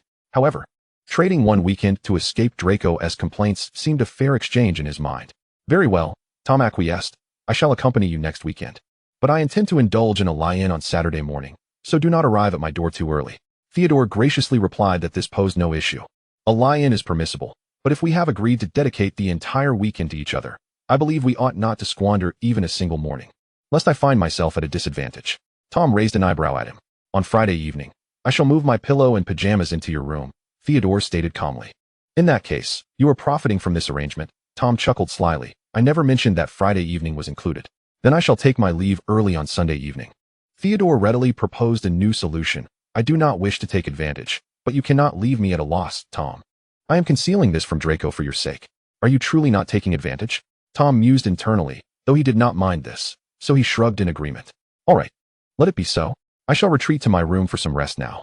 Having accrued 2 weekends' worth of sleep debt, Tom closed his eyes for a brief slumber, during which visions of calendars flipping incessantly danced through his mind. Time, too, rushed forward, and the weekend soon arrived, prompting Tom to prepare himself and make his way to the entrance of the Great Hall, where a radiant Harry Potter awaited him. Harry Potter had evidently made an effort to present himself well. Tom gazed at Harry, momentarily dazed as he rubbed his eyes. Who was this handsome young man before him? What had become of the Harry Potter clad in mismatched jeans and sneakers beneath his wizarding robes? Tom, Harry exclaimed as he spotted him, rushing forward to envelop him in a grand embrace. Good afternoon. Good afternoon, Harry, Tom replied, slightly disoriented. You look quite dapper today. Such a remark made the prospect of their trip to Hogsmeade infinitely more enticing. Having a spirited companion or a stunning model at one's side surely heightened one's desire to explore. Really? Harry asked, a hint of bashfulness gracing his features as he smiled, running a hand through his hair. This outfit was put together by George and Fred. They insisted that I couldn't wear my usual shabby clothes, or I would frighten you away. Oh, Tom nodded in understanding. To be honest, they were quite right, Harry. He appraised Harry's ensemble, the hair neatly styled, his round black frames replaced with elegant gold-rimmed spectacles, a red and gold baseball jacket over a likely white pullover, rugged khaki cargo pants adorned with pockets, and pristine white sneakers. In honor of your splendid attire today, I shall treat George and Fred to a butterbeer each. You can take it back to them, Tom grinned. You are truly well dressed today. I dare say you will capture the hearts of passing girls. Is my usual attire truly so dreadful? Harry murmured softly, but I do not wish to win any girl's heart. I wish to win yours. The words were barely above a whisper, but Tom heard them nonetheless, choosing to feign ignorance. Come along, Harry, he said with a smile. Where shall we wander first? Harry appeared slightly disheartened. How about we visit the Hog's Head Inn? I've heard they have a new dish, a Hungarian horntail steak special, and I'd like to try it with you. The Hog's Head Inn? Tom felt his smile falter momentarily. If your intentions in inviting me out are of a romantic nature, shouldn't you take me to Madame Putafood's tea shop instead? Enjoy some sweet tea and dainty pastries? Yet you choose to bring me to the Hog's Head Inn, a tavern adorned with the head of a dead pig as its sign? You are clearly planning a jolly time with my brother, utterly squandering your splendid outfit. Chapter 158. Poor Harry. Poor Harry, exceedingly poor Harry, was blissfully unaware that Tom had mentally deducted 1,000 points for his lackluster choice. Nonetheless, he continued to smile, evidently pleased with his decision. Very well, let it be the Hog's Head Inn, Tom conceded, harboring no expectations. Thankfully, he had opted not to wear his new leather shoes today, for the filthy floor of the Hog's Head would surely mar their soles. As one of the larger establishments in Hogsmeade, the Hog's Head Inn was evidently not frequented by Hogwarts students, appealing more to the rougher local populace. Here, inexpensive food and drink were plentiful, though the hygiene and ambience left much to be desired, yet crowds still gathered. After all, not everyone could indulge freely at the Three Broomsticks. The wealth disparity within the wizarding community was quite evident. As Tom trailed behind Harry, choosing a relatively clean booth, he unexpectedly encountered a smiling Professor Moody. Tom felt a wave of despair wash over him. Great Salazar Slytherin. Can you allow me to bash my head against this table right now? I truly wish to avoid facing them. Harry hesitated for a moment, but after a few seconds, he waved at Professor Moody with a bright smile. Professor Moody, are you here for lunch as well? How had Harry forged such a close bond with little Barty? Tom's gaze darted between the two before returning to focus, deciding not to dwell on the events that had transpired in his absence. It was evident that Barty, disguised as Moody, was doing an excellent job of maintaining his facade, for the Hogwarts dining hall always carried that distinct aroma. His gaze scrutinized Harry and Tom, unreserved and lacking any semblance of politeness. So what is this? Moody growled. A date? Tom felt darkness descend upon him once more. What? Harry's surprise was instantaneous as he swiftly glanced at Tom, his face flushing crimson. No, this is not a date. It's merely a casual lunch between friends. Moody's magical eye fixated on Tom, seemingly rolling its eye at the notion of him being present in such a disreputable establishment. Well, since it's merely a friendly lunch, Moody's voice boomed again, firm and unyielding. I shall join you at your table. Without affording Harry a moment to protest, he had already taken a seat with his tray. As he took his seat, Harry found himself bereft of any means to intervene, momentarily caught in a daze. His expression tinged with a pitiful sense of regret. He then nodded, conceding, all right, of course. With that, Moody settled down, squeezing Tom into the innermost corner of the booth. Right beside him, Harry managed a somewhat forced smile. Well, I'll go place the order. You can stay here, Tom. Thank you. Tom nodded appreciatively. I shall eagerly anticipate your selection. Thus, Harry departed, leaving Tom and Moody, or rather, young Barty, seated together. I shall eagerly anticipate your selection, young Barty remarked, feigning a listening posture. Tell me, Tommy, do you actually prefer this type? Have I been misguided in my efforts? Merlin's knickers, Tom muttered. What nonsense are you spouting? He invited me out for a meal. How was I to know he chose the Hog's Head? Just as he contemplated how one could ever accept the sanitary standards of the Hog's Head, young Barty cheerfully nudged his glass closer to Tom. It truly hasn't been cleaned properly. Look, my hands are sticky here. I wager 100 galleons that this meal will leave you unsatisfied, my dear Tommy. Tom's face turned slightly pale. His gaze flickered over the beer mug, and though his smile wavered, it ultimately held firm. After all, the Dark Lord's composure remained intact, merely causing a few involuntary twitches at the corners of his mouth. I could find an excuse to whisk you away shortly. Young Barty observed Tom's expression with a hint of amusement, though he evidently stifled his laughter. Just cooperate, and I can escort you back to my office, where I could order takeout. Hogwarts professors can have the house elves deliver meals to their quarters. Tom's gaze lingered on young Barty's somewhat unflattering disguise for a few seconds before he replied, all right. Poor Harry remained blissfully unaware that he had been thoroughly disparaged time and again. He returned, beaming with the latest offerings from the Hog's Head, pushing Tom's portion toward him. Give it a try, Tom. I've heard it tastes quite delightful. Who told you that? Tom inquired, accepting the plate while scrutinizing the sauce steak, its precise color obscured, and the knife and fork adorned with unmistakably unclean fingerprints, hesitating to dig in. Hagrid, Harry chuckled. He's back. He was locked up in Azkaban for nearly a year. Dumbledore helped secure his bail, and he's just returned to his hut to resume his duties as the keeper of keys and grounds. Black is there too. He's living with Fong. A wave of darkness washed over Tom once more. You mentioned he was imprisoned in Azkaban for nearly a year, that desolate place, where one would have to lick stones off the walls for a hint of salt. Upon his return, surely anything you offer him must seem delectable? Yet Professor Moody evidently took interest in the other name mentioned. Black? A dog, a black dog. Harry quickly clarified. He's the stray Tom kindly took him before. But to prevent Fong from feeling neglected, he's been living with Hagrid. Oh, Professor Moody nodded in understanding. The name Black is quite fitting. Though considering it shares a name with a wanted criminal, perhaps we should exercise caution. Is it merely an ordinary dog? Chapter 159, Where's my good boy? Harry's expression momentarily stiffened, unmistakably revealing his discomfort. It was glaringly evident that he was a youth unskilled in concealing his emotions. No, they are certainly unrelated. Not at all, he firmly asserted. They are entirely different. How could a human and a dog be alike, right? Ha ha. Harry Potter's laughter rang hollow and strained, revealing underlying turmoil to anyone who observed. Oh, great Salazar Slytherin. Is there no one to teach him? Harry, do refrain from being so one-sided. Professor Moody's voice remained gruff, though unexpectedly softened. Although that black dog named Black may appear innocuous, we reside in a world of magic where deception abounds. Harry's expression grew even more rigid. Perhaps it is simply an ordinary dog, Professor, Tom interjected, attempting to alleviate Harry's distress. I've seen that dog and cared for it for a time. It is quite a foolish creature. It is hard to say whether Tom had ulterior motives in his words, yet following this statement, Professor Moody's attention evidently shifted. He ceased his inquiries regarding the black dog and turned his focus elsewhere, suddenly recalling the numerous student assignments that awaited his attention. I wonder if I could enlist the help of our superlative student, Moody mused aloud, to assist me in grading some papers. How about it, Gunter? I could award points to Slytherin. Is it really that straightforward? Tom regarded Professor Moody with a skeptical eye, remaining silent. You wouldn't mind, would you? Moody redirected his gaze to Harry. May I borrow your friend? Please, Harry. Harry appeared somewhat reluctant, clearly discontent with the notion.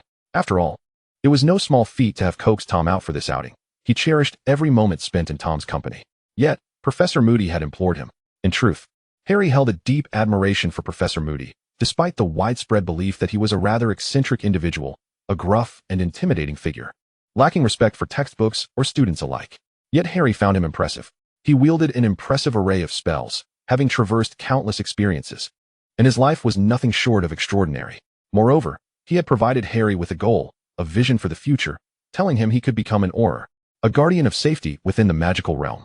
Harry found this prospect exceedingly cool. He recalled his childhood, marred by Dudley's bullying, and wondered if, as an Auror, he might protect himself and deliver a sound thrashing to Dudley and his cronies. Professor Moody was teaching him how to become an Auror. Thus, Harry held great respect for Professor Moody and was reluctant to decline his request. However, the individual to be borrowed was Tom, and he was not keen on parting with him. I shall assist Professor Moody, Tom said lightly. I'll pack this lunch to take home, and tonight, I'll treat you to dinner at the Three Broomsticks, Harry. With Tom now having made his position clear, Harry blinked, hesitating, suppressing words that yearned to escape. He longed to ask if he could accompany them, to see if he might lend a hand, but in those fleeting moments of uncertainty, his rationality successfully dissuaded him. His practical skills might have been commendable, yet his theoretical foundation? Utterly dismal. If he wishes to avoid embarrassment before Tom and not leave a negative impression on Professor Moody, it would be prudent for him to honestly choose to forego involvement. Very well, Harry heard his voice say. I shall fetch a few takeout boxes. Where shall I wait for you later, Tom? You may come to my office before dinner, Harry, Professor Moody interjected. I believe he has a considerable amount of assignments to grade this afternoon. Harry nodded and went to retrieve the takeout boxes, while Tom cast a sidelong glance at Moody, giving a light kick to Moody's wooden leg beneath the table. Take it easy, Tom murmured softly, on the verge of tears. If he cries, will you be heartbroken or something? Little Barty's voice held a hint of sarcasm, and his words were far from polite. Do I strike you as a sympathetic confidant? I assumed you would relish playing that role, Tom continued, both of them watching Harry's movements at the counter, where Harry seemed to hold you in high regard. Just a typical teenage boy, little Barty smirked. He merely needs a bit of coaxing, a touch of validation, as if I were the most understanding person in the world. Praising his unnoticed virtues, believing that one day he shall accomplish something extraordinary. Does that sound familiar? Tom paused, his gaze darting quickly across Moody's face. Realizing that this was indeed the usual tactic he employed to charm others. That is your customary method of flattery, Tommy, little Barty readily affirmed Tom's thoughts. You once ensnared me with such tactics. Damn it, I did not. Tom lowered his voice, a hint of urgency creeping in. Can you compare yourself to outsiders? You are my son. I have never regarded you as a father, little Barty retorted, or do you wish to redefine our relationship into that of a super daddy? For a fleeting moment, Tom wondered if he had misheard, instinctively rubbing his eyes and then awkwardly massaging his ears. Pardon me, could you repeat that? Tom asked, bewildered. You are truly quite cruel, child. Chapter 160, Something's Amiss. After a few seconds of silence, it was little Barty who sighed first. All right, I take it back. I admit I was too harsh, little Barty murmured, but you cannot blame me. There are too many people around you now. I am no longer the most special one. And I cannot help but feel jealous. As he uttered these words, little Barty appeared genuinely apologetic, prompting Tom to sigh. We can discuss this later. Tom had to concede that even though little Barty bore Moody's evidently worn face, he could still detect the boy's disillusionment in his eyes, which set off a wave of compassion within him. Shouldn't the heart be a smooth, obedient muscle? Tom sighed silently, regretting that he had ever chosen to raise a child. However, little Barty was a good boy. He should not have grown up beside his wretched father. Moreover, if it weren't for little Barty, Tom's days back then would have felt a tad lonelier. It was truly challenging to determine what was right or wrong in that moment. In a peculiar silence, Harry returned, bearing the takeout boxes, and Tom stood to assist in packing away the nearly untouched food. They parted ways. Harry was heading to the distant Gryffindor Tower, while Tom and Professor Moody were to arrive at their destination sooner. Well then, see you tonight? Harry managed a somewhat strained smile. Since their return journey commenced, a hint of dejection had settled on Harry's face. See you tonight, Harry, Tom replied with a smile as he bid Harry farewell. I shall treat you to something delicious. Meanwhile, Professor Moody patted Tom on the shoulder with a hearty thud. I shan't do anything to your friend, Harry. Cease that puppy dog expression. Moody's words evidently struck a nerve with Harry, prompting him to flusteredly wave goodbye and hastily depart. As they watched Harry's retreating figure, little Barty contentedly draped an arm over Tom's shoulder as they entered the office. I admit I was harsh. I apologize, little Barty spoke before Tom could voice any objections. But it is difficult for me to control myself. Tommy, please do not hold it against me. Truthfully, that apology should be directed at Harry rather than me, Tom sighed, finding it challenging to utter any harsh words to little Barty, who had returned to his usual self. However, I have no intention of seeking retribution for him. So do as you see fit. A soft, almost tender smile graced little Barty's face. I knew you cared for me the most, he leaned in, nuzzling Tom's cheek as he had done in his childhood. I will strive to control myself and not burden you, Tommy, but it truly is difficult. Little Barty's eyes glistened with a soft vulnerability. But is it true? That black dog, is he truly not one of the blacks? Actually, yes, Tom coughed lightly. Though Harry may be pretending, he is not particularly adept at it. I believe he is doing his best. Doing his best to appear this way? Little Barty snorted cynically. He may as well have problematic dog written across his face. What nonsense has Dumbledore taught him? He is, after all, young. Tom attempted to defend Harry, but was interrupted by another scoff from little Barty. At my age, I could have managed your paperwork, Daddy, little Barty said sweetly and insincerely. Tom felt a headache coming on. My fault, all right, dear? It is entirely my fault. Can we turn the page on this? Little Barty merely raised his chin, displaying a questioning expression. I need to think about it. He feigned contemplation, because I am uncertain whether you will say something to hurt me afterward, Daddy. I swear on a cherry sea salt cheesecake, I will not, Tom implored, resembling a pitiable lord negotiating reparations. I shall no longer defend Harry. Then kiss me. Little Barty said, suddenly leaning closer, his mischievous eyes magnifying before Tom. Just a kiss will suffice. I do not even require one on the lips. A kiss on my forehead will do, and you will be in the clear, Tommy. He was being deliberately provocative, as evidenced by the sly smile on his face. However, as Tom observed the fine lines at the corners of little Barty's eyes, a realization struck him. Little Barty was aging. This acknowledgement sent a jolt through Tom's heart, and after a few moments of hesitation, he leaned in and gently pressed his forehead against little Barty's. A tender, almost fleeting kiss akin to a goodnight kiss. For an instant, time seemed to rewind to a distant past when little Barty was still a child, sitting on the bed, covered in a blanket, with his fair little face peeking out, waiting for Tom to narrate a somewhat childish bedtime story. Yet, this kiss was not a goodnight kiss. It was something different. Little Barty appeared momentarily stunned, then leaned in, firmly embracing Tom.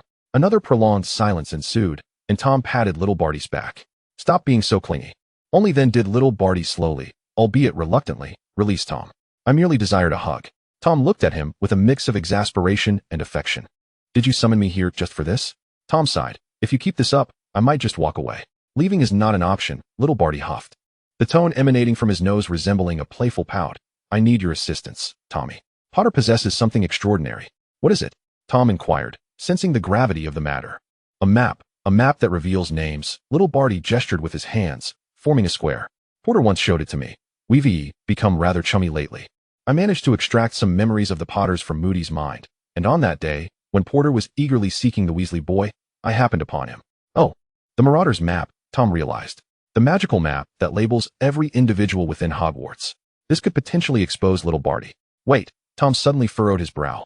If he showed you that map, and you were both in the same location, wouldn't you have already been revealed? The map should have clearly indicated that the name beside Harry Potter is Barty Crouch. Good question, but I don't know. Little Barty shook his head. I was so frightened at the time that I nearly acted, but when I glanced at the map, it indeed displayed my name as Moody. And Potter did follow the map's guidance to locate Ron Weasley. I am unaware of how this map operates. And the real Moody? Tom pressed. I have him locked away in that large trunk over there. The one in the corner. Little Barty squeezed onto the sofa, naturally and forcefully pushing Tom down. resting his head on his lap. I cannot kill him just yet. I still require his hair for the polyjuice potion, and I need his memories to deal with Dumbledore. But you have him confined in your office? Tom frowned, clearly displeased with this arrangement. That's quite perilous. Yet, I can't feel at ease without him nearby, little Barty replied. Hogwarts is, after all, Dumbledore's territory. I can only find some semblance of security in this office. Even so, I am constantly anxious during classes, fearing someone might rummage through my trunk. How long do you have left of the polyjuice potion? Tom asked. 3 days. This concoction expires far too quickly, and my supply of ingredients is rather limited. I've already pilfered quite a bit of African snake skin from Severus's office, little Barty sighed. Honestly, this was supposed to be a straightforward task. Can't I just abduct Potter and drain him? Thus, having a capable leader is of paramount importance, Tom dryly remarked. I cannot assist you with the ingredients. You must devise a way to steal them yourself. However, I can help you dispose of Moody. Extract everything you can from his mind tonight. If there is too much to process, just take what you need. Keeping him alive poses too great a risk. And how do you plan to deal with him? Little Barty lowered his gaze, studying Tom's face. Will you be in danger, Tommy? After all, Hogwarts is a Slytherin asset. Some armors and portraits in the corridors might turn a blind eye to my nocturnal wanderings. Tom raised his hand, stroking little Barty's hair, who obediently leaned into Tom's palm. I will take him into the Forbidden Forest. He will be thoroughly disposed of. Sounds like you're harboring some peculiar pet in the Forbidden Forest, little Barty chuckled. Pretty much, indeed a peculiar pet, Tom nodded. A basilisk inherited from the great Salazar, Slytherin himself. I doubt he would refuse to help me dispose of an undesirable individual.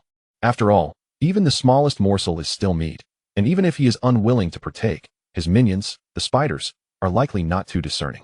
That sounds like a fine place. Little Barty's smile widened slightly. His demise could nourish the snakes or spiders, and subsequently enrich the soil of the Forbidden Forest. Thus, Moody will perish, a great, valiant war hero, an exceptional orer, a somewhat gruff yet good-hearted individual. As a leader, Tom would lament the loss of such a person. But the current Tom is not a leader. He merely wishes to assist little Barty with a minor issue.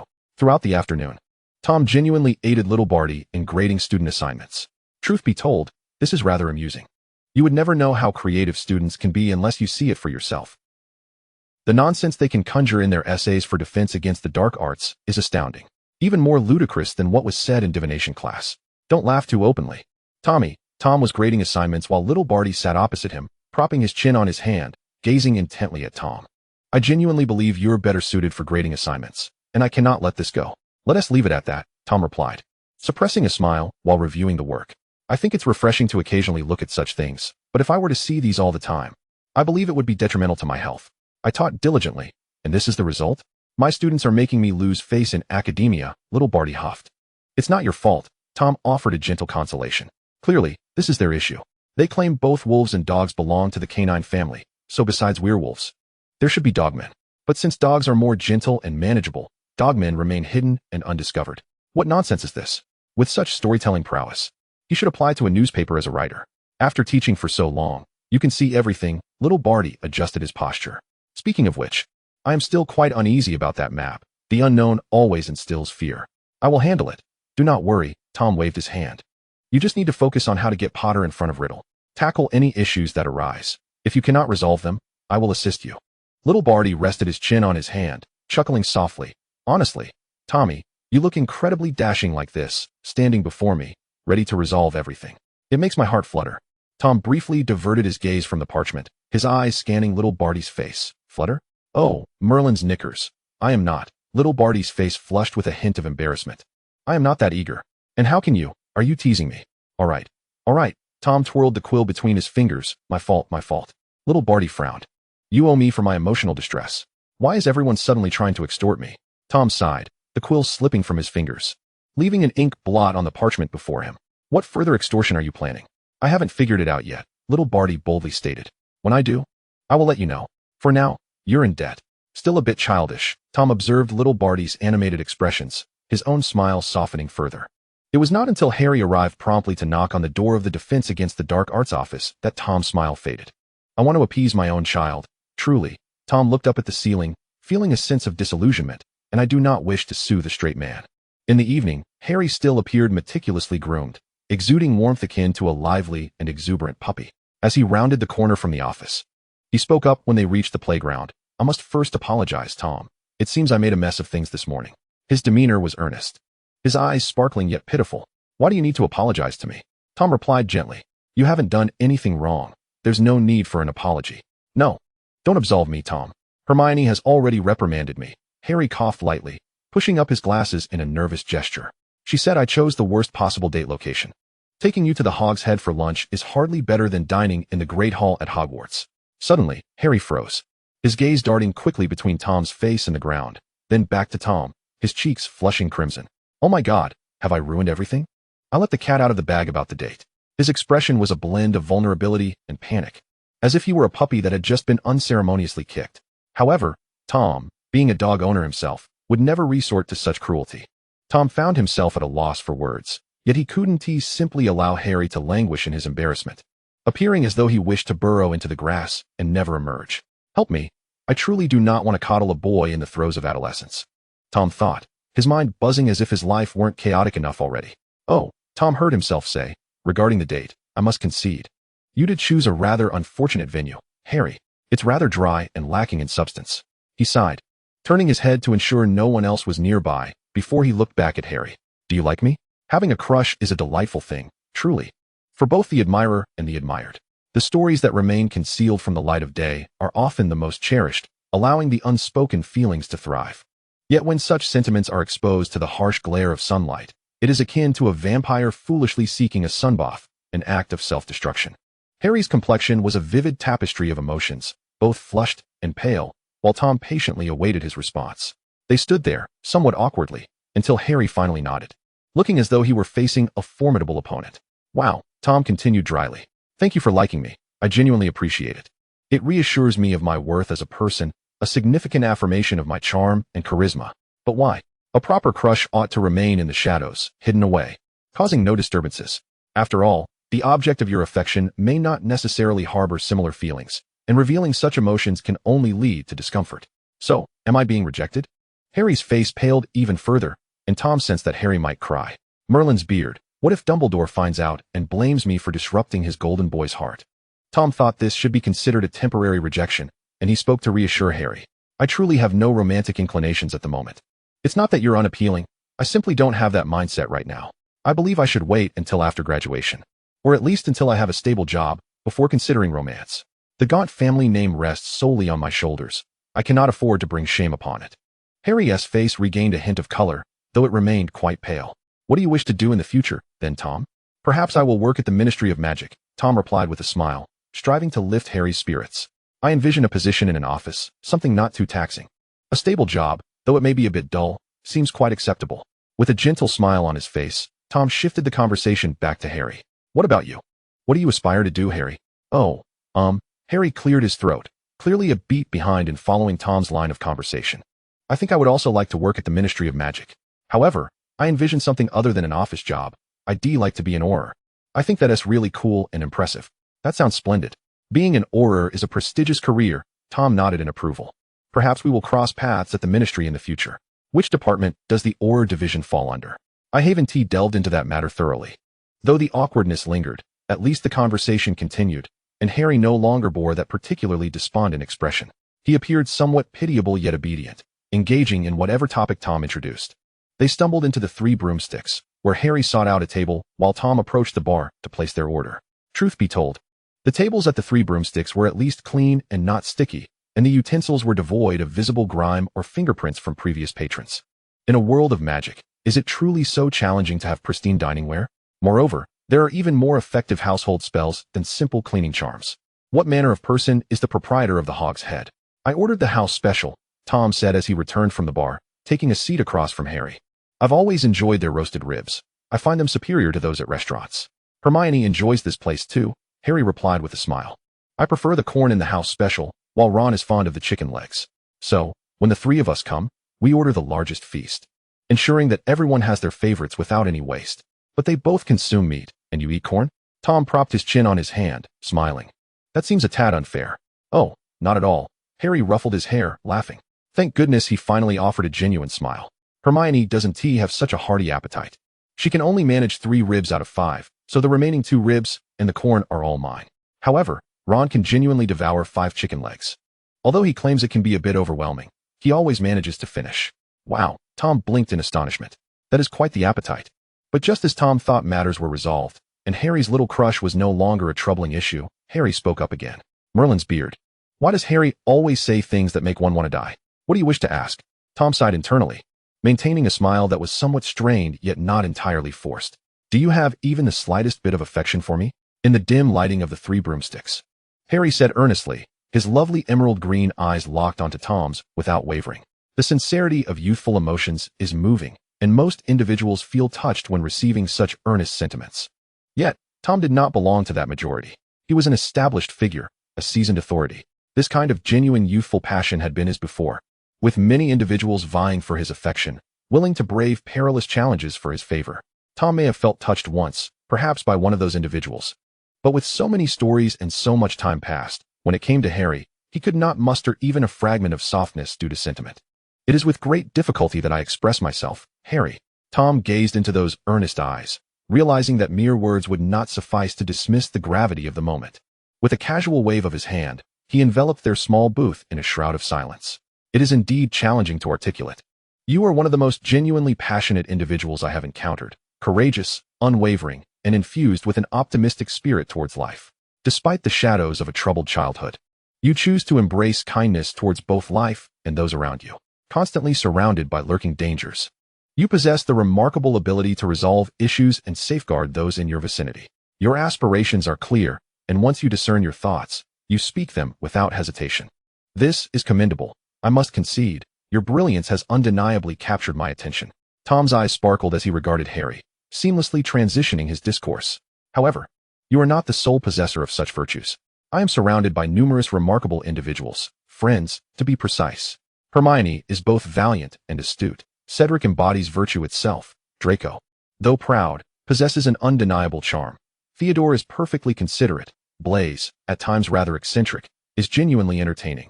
Daphne, far from a demure lady, is a bundle of joy. And while Pansy may not warrant praise, if I were to seek a wife, she would undoubtedly be the epitome of perfection. Tom maintained his gaze on Harry, a slight tightening of his lips betraying his amusement. The people in my life are exceptional, Harry. Each possesses qualities that draw me in. However, attraction does not equate to love, and what may ultimately influence my choices is not merely a captivating trait, but rather an ephemeral moment of heart's flutter. Emotions are devoid of definitive answers. Tom's eyes held a tenderness that Harry found unfathomable. Clear-cut feelings often seem to lack something essential. Observing Harry's face, Tom smiled as he nudged the butterbeer toward him. Do not get too caught up in your thoughts. Once we have graduated, you may consider pursuing me again. But for now, do not waste your affections on me.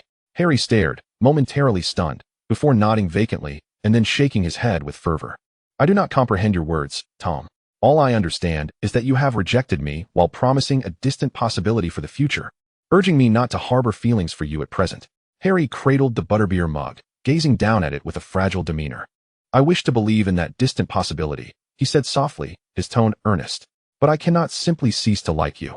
That is beyond my capability. For I am serious. I truly do like you. Tom remained silent, watching Harry with a contemplative expression. You claim that matters of the heart cannot be clearly articulated, and I find your assertion to be valid. Harry spoke slowly, his thoughts igniting like sparks. I cannot even articulate why I liked you in the first place. It has been quite a while since I first met you. It has been a considerable duration since our paths first crossed. Of course, I am aware you may perceive my demeanor as lacking propriety. Hermione has mentioned it too, suggesting I am too straightforward and possess poor taste.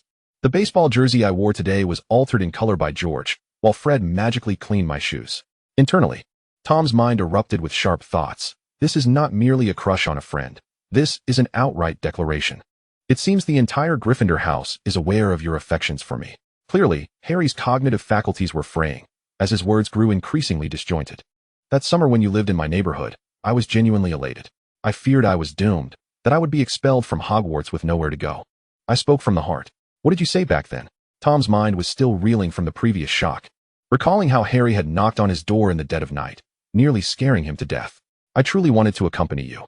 Even if it meant becoming a house elf in your home. Harry's eyes glistened with emotion.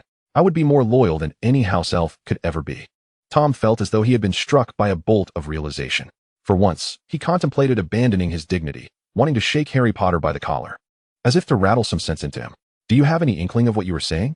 You, a non-magic native, what do you truly understand? A loyalty greater than that of a house elf? You do realize that the ultimate goal and honor of a house elf is to devote their entire existence to their master, only to have their heads severed and displayed in the fireplace, right? Do not misuse newfound knowledge so recklessly. I am no longer a youth. Have mercy. As Harry continued speaking, Tom found himself increasingly overwhelmed, gripping his fork tightly to suppress the urge to resolve all dilemmas with a single jab. Regardless, I shall not relinquish my feelings for you, Harry declared resolutely. Until you have completely rejected me, I shall not abandon my affections.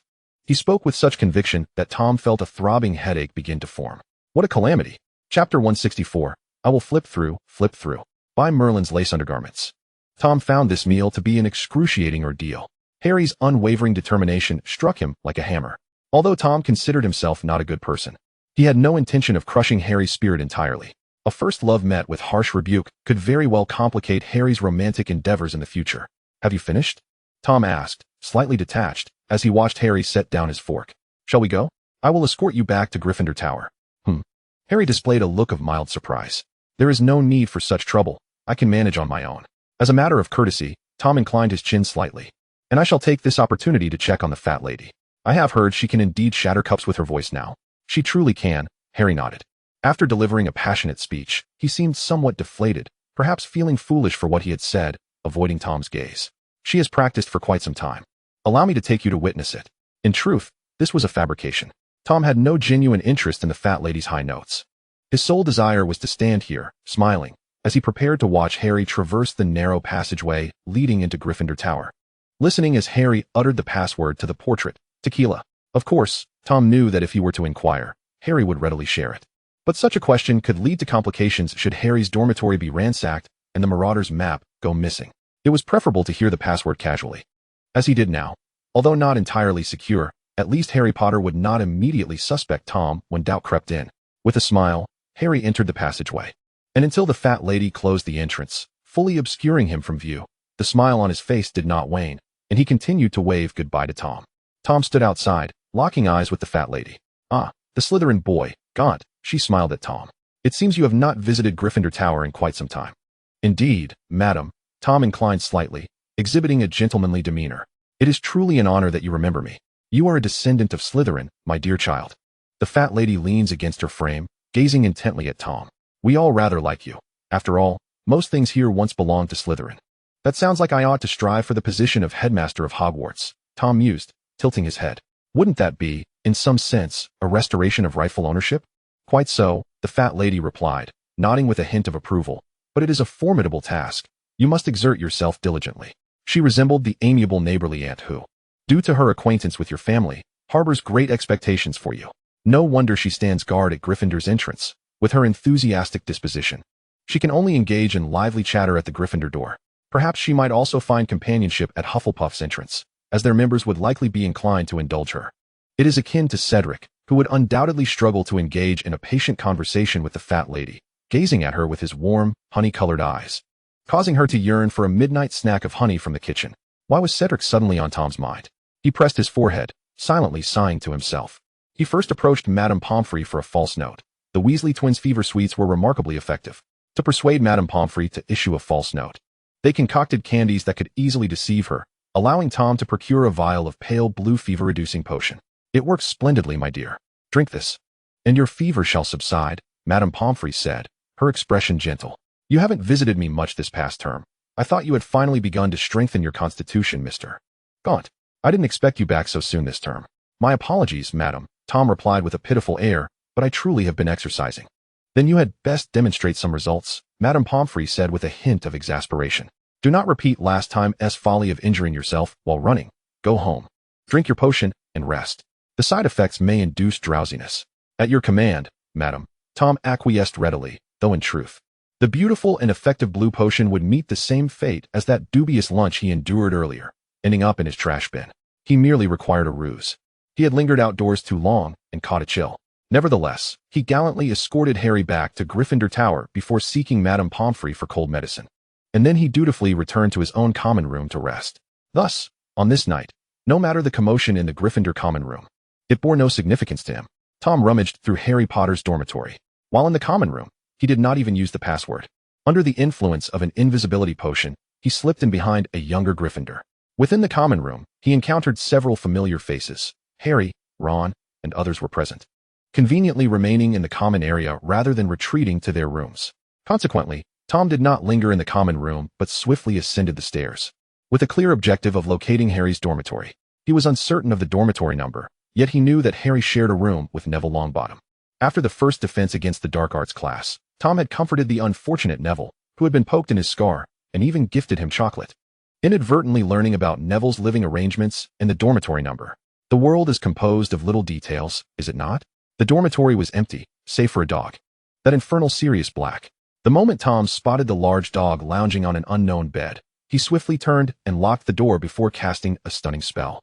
Unlike humans, dogs possess exceedingly keen noses. Sirius Black would surely detect Tom's presence, rendering subterfuge ineffective. Thus, a mental charm to incapacitate him was the most prudent course. Tom then commenced his thorough search. Truth be told, this was quite a physically demanding endeavor. Boys' rooms often exhibit a disarray surpassing that of girls, with items strewn haphazardly and an array of inexplicably odorous garments piled upon chairs. Should anyone require a chair to sit upon, those garments would likely find themselves displaced to the bed. Tom had engaged in such behavior himself in the past. After all, clothing must reside somewhere when not in the wardrobe, either on the chair or the bed. Chapter 165. A treat for everyone, whether palatable or not. Tom swiftly executed a thorough search. He had prepared himself to confront anyone who entered, determined to leave no stone unturned until he found the Marauder's map. Remarkably, he soon stumbled upon it. The map lay amidst a chaotic heap on the desk, so conspicuous that Tom almost suspected it a trap. Although the parchment was not particularly eye-catching, Harry had previously shown it to Tom, and his memory served him well. Is it a trap? Tom cautiously cast a few exploratory spells, but to no avail. Never mind. When faced with uncertainty, one must act decisively. With a flourish of his wand, Tom levitated the Marauder's map and unfurled it. I solemnly swear that I am up to no good. The map unfurled gradually, and Tom observed his position materializing as a small footprint on the parchment. Harry, Ron, and Neville were situated in the common room, while he also spotted Hermione, accompanied by the Weasley twins. At least it was the genuine article. Tom tucked the map into his robes and placed the still-dazed canine form of Sirius Black upon Harry's desk before making a hasty exit. Due to the seamlessness of his endeavor, Tom even found time to wait by the door for another to enter, seizing the moment to slip out as it closed. He made his way straight to young Barty's defense against the dark arts professor's office, knocking 5 times in a light, rhythmic manner. This was the cadence agreed upon with Barty, to ensure that when Tom arrived, no one else would be present in the room. After all, it was a professor's office. While it connected to the dormitory, it was hardly a private space. The door opened almost immediately. Tom darted inside and made straight for the familiar comfort of the sofa. You've returned just in time, Barty remarked, his face still bearing Moody's countenance. Dumbledore departed from here only 3 minutes before you arrived. The effects of Tom's invisibility potion had yet to fade, so Barty, arms crossed, spoke to the entire seating area, appearing slightly bemused. What did Dumbledore want with you? Tom's tone rose sharply as he frowned, hastily consuming the antidote for the invisibility potion. What was his purpose in coming here? His voice was laden with dissatisfaction and aversion. Barty raised a hand in a placating gesture. Calm down, Tommy, calm down. I haven't been exposed yet. Even so, that poses a danger, Tom replied, his brow furrowed. It is Dumbledore. I know, Barty said, a subtle smile gracing his features. Though I must emphasize that I have been of age for quite some time. Witnessing you in such a fierce state does make me feel a bit like a defenseless fool, which is somewhat gratifying. Tom rolled his eyes in a rather ungracious manner. Let us get to the point. The matter at hand is that Dumbledore indeed places considerable trust in me, especially since I have not yet revealed myself. With the Triwizard Tournament approaching, the pool of reliable individuals at Dumbledore's disposal is rather limited. Even if he suspects me of harboring ulterior motives, he would not hesitate to utilize my services.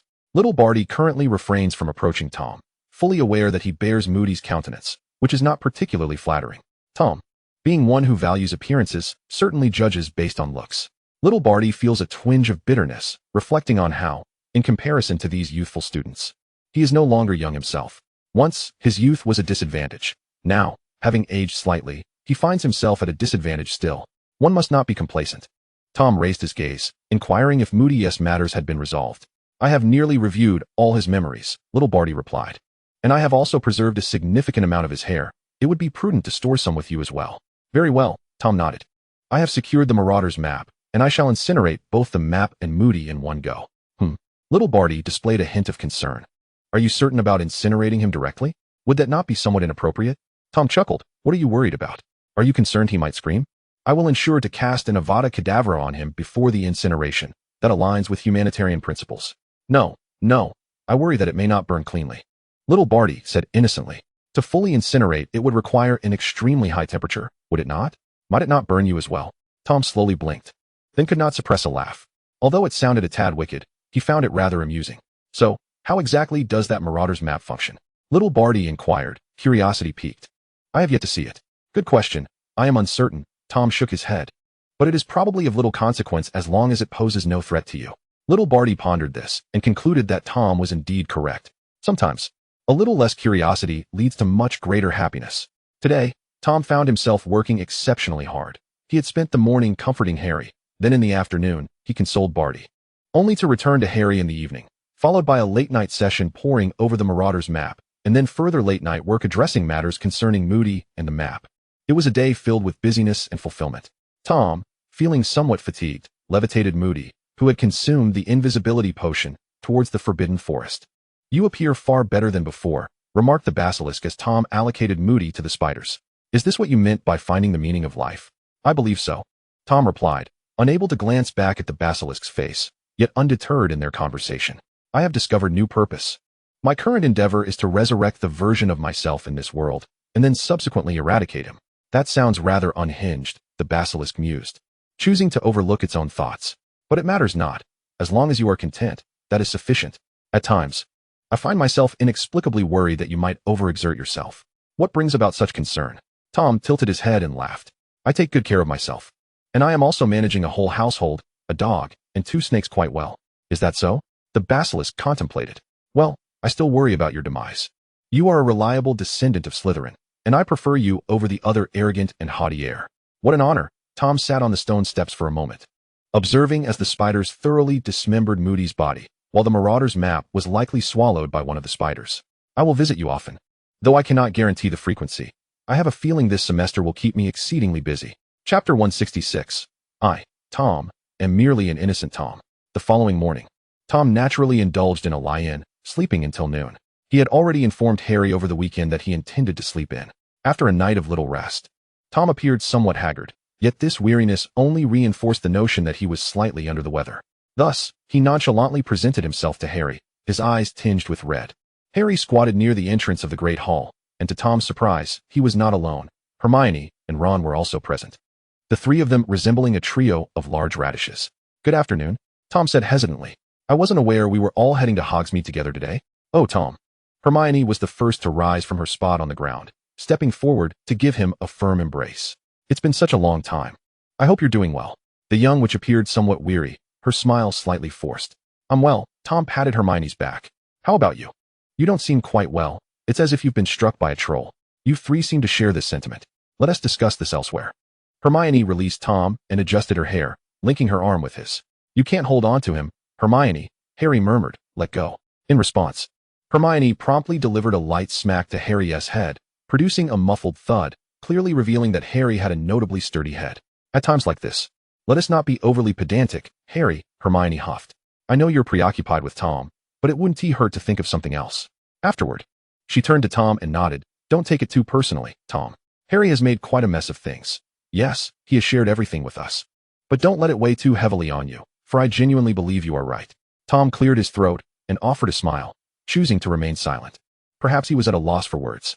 As always, the unspoken feelings brought about a certain discomfort, rendering the atmosphere rather awkward.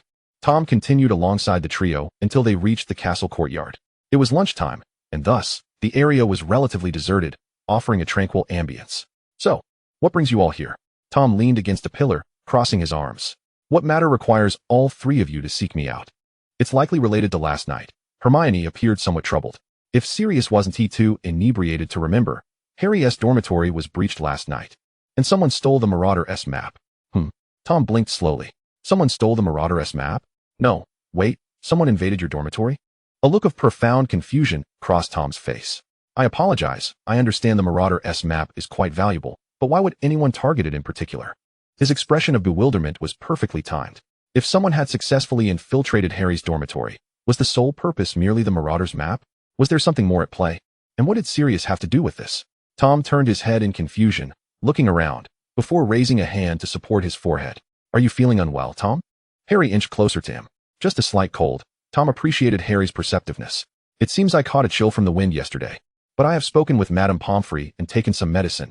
I'm merely experiencing a bit of drowsiness due to the potion's aftereffects. Bringing up his illness felt overly deliberate, yet Harry discovering it first was far more favorable. Oh dear, Hermione glared at Harry. You should have noticed sooner. Perhaps we wouldn't be here bothering you now. I've taken medication, so I'm fine now. Tom shook his head. Now, back to the Marauder's map. Was it solely the map that was taken? At present, there exists solely the Marauder's map, Harry remarked, casting a troubled glance at Tom, his expression imbued with concern. Upon my return yesterday, I discovered Sirius sprawled within my suitcase, amidst a chaotic mess. Initially, I presumed he had indulged in too much drink. At this juncture, he appeared somewhat embarrassed, raking his fingers through his hair and exhaling a sigh. Sirius has been rather like this of late. He cannot assume his human form, which renders him quite frustrated. Thus he resorts to drinking. When inebriated, he naturally reverts to his animagus form, transforming into a slumbering dog that wreaks havoc everywhere. Tom interjected with a dramatic exclamation. That sounds rather reckless. His tone was exaggerated, yet devoid of genuine emotion. Indeed, Harry sighed. I thought he had merely passed out, having rummaged through my suitcase before falling asleep. However, in the dead of night, he awoke, climbed onto my bed, and nipped my nose, rousing us all from slumber. Tom paused momentarily. Wait, let me interject. Harry, do you really keep Sirius in the dormitory? That seems rather unsafe, he said, his expression earnest and sincere. Given that Sirius and Scabbers did not coexist harmoniously, having previously snatched the last morsel of canned beef from Scabbers, Harry appeared somewhat sheepish. Regardless, Sirius did wake me, he continued, claiming he was attacked, which prompted us to turn the room upside down in a bid to ascertain what had transpired. Ultimately, we discovered that we had merely misplaced the Marauder's map. Ron chimed in to elaborate. Just the Marauder's map, Tom echoed Ron's words. But why would it be solely the map that was lost? Did Sirius mention any other uses for the Marauder's map?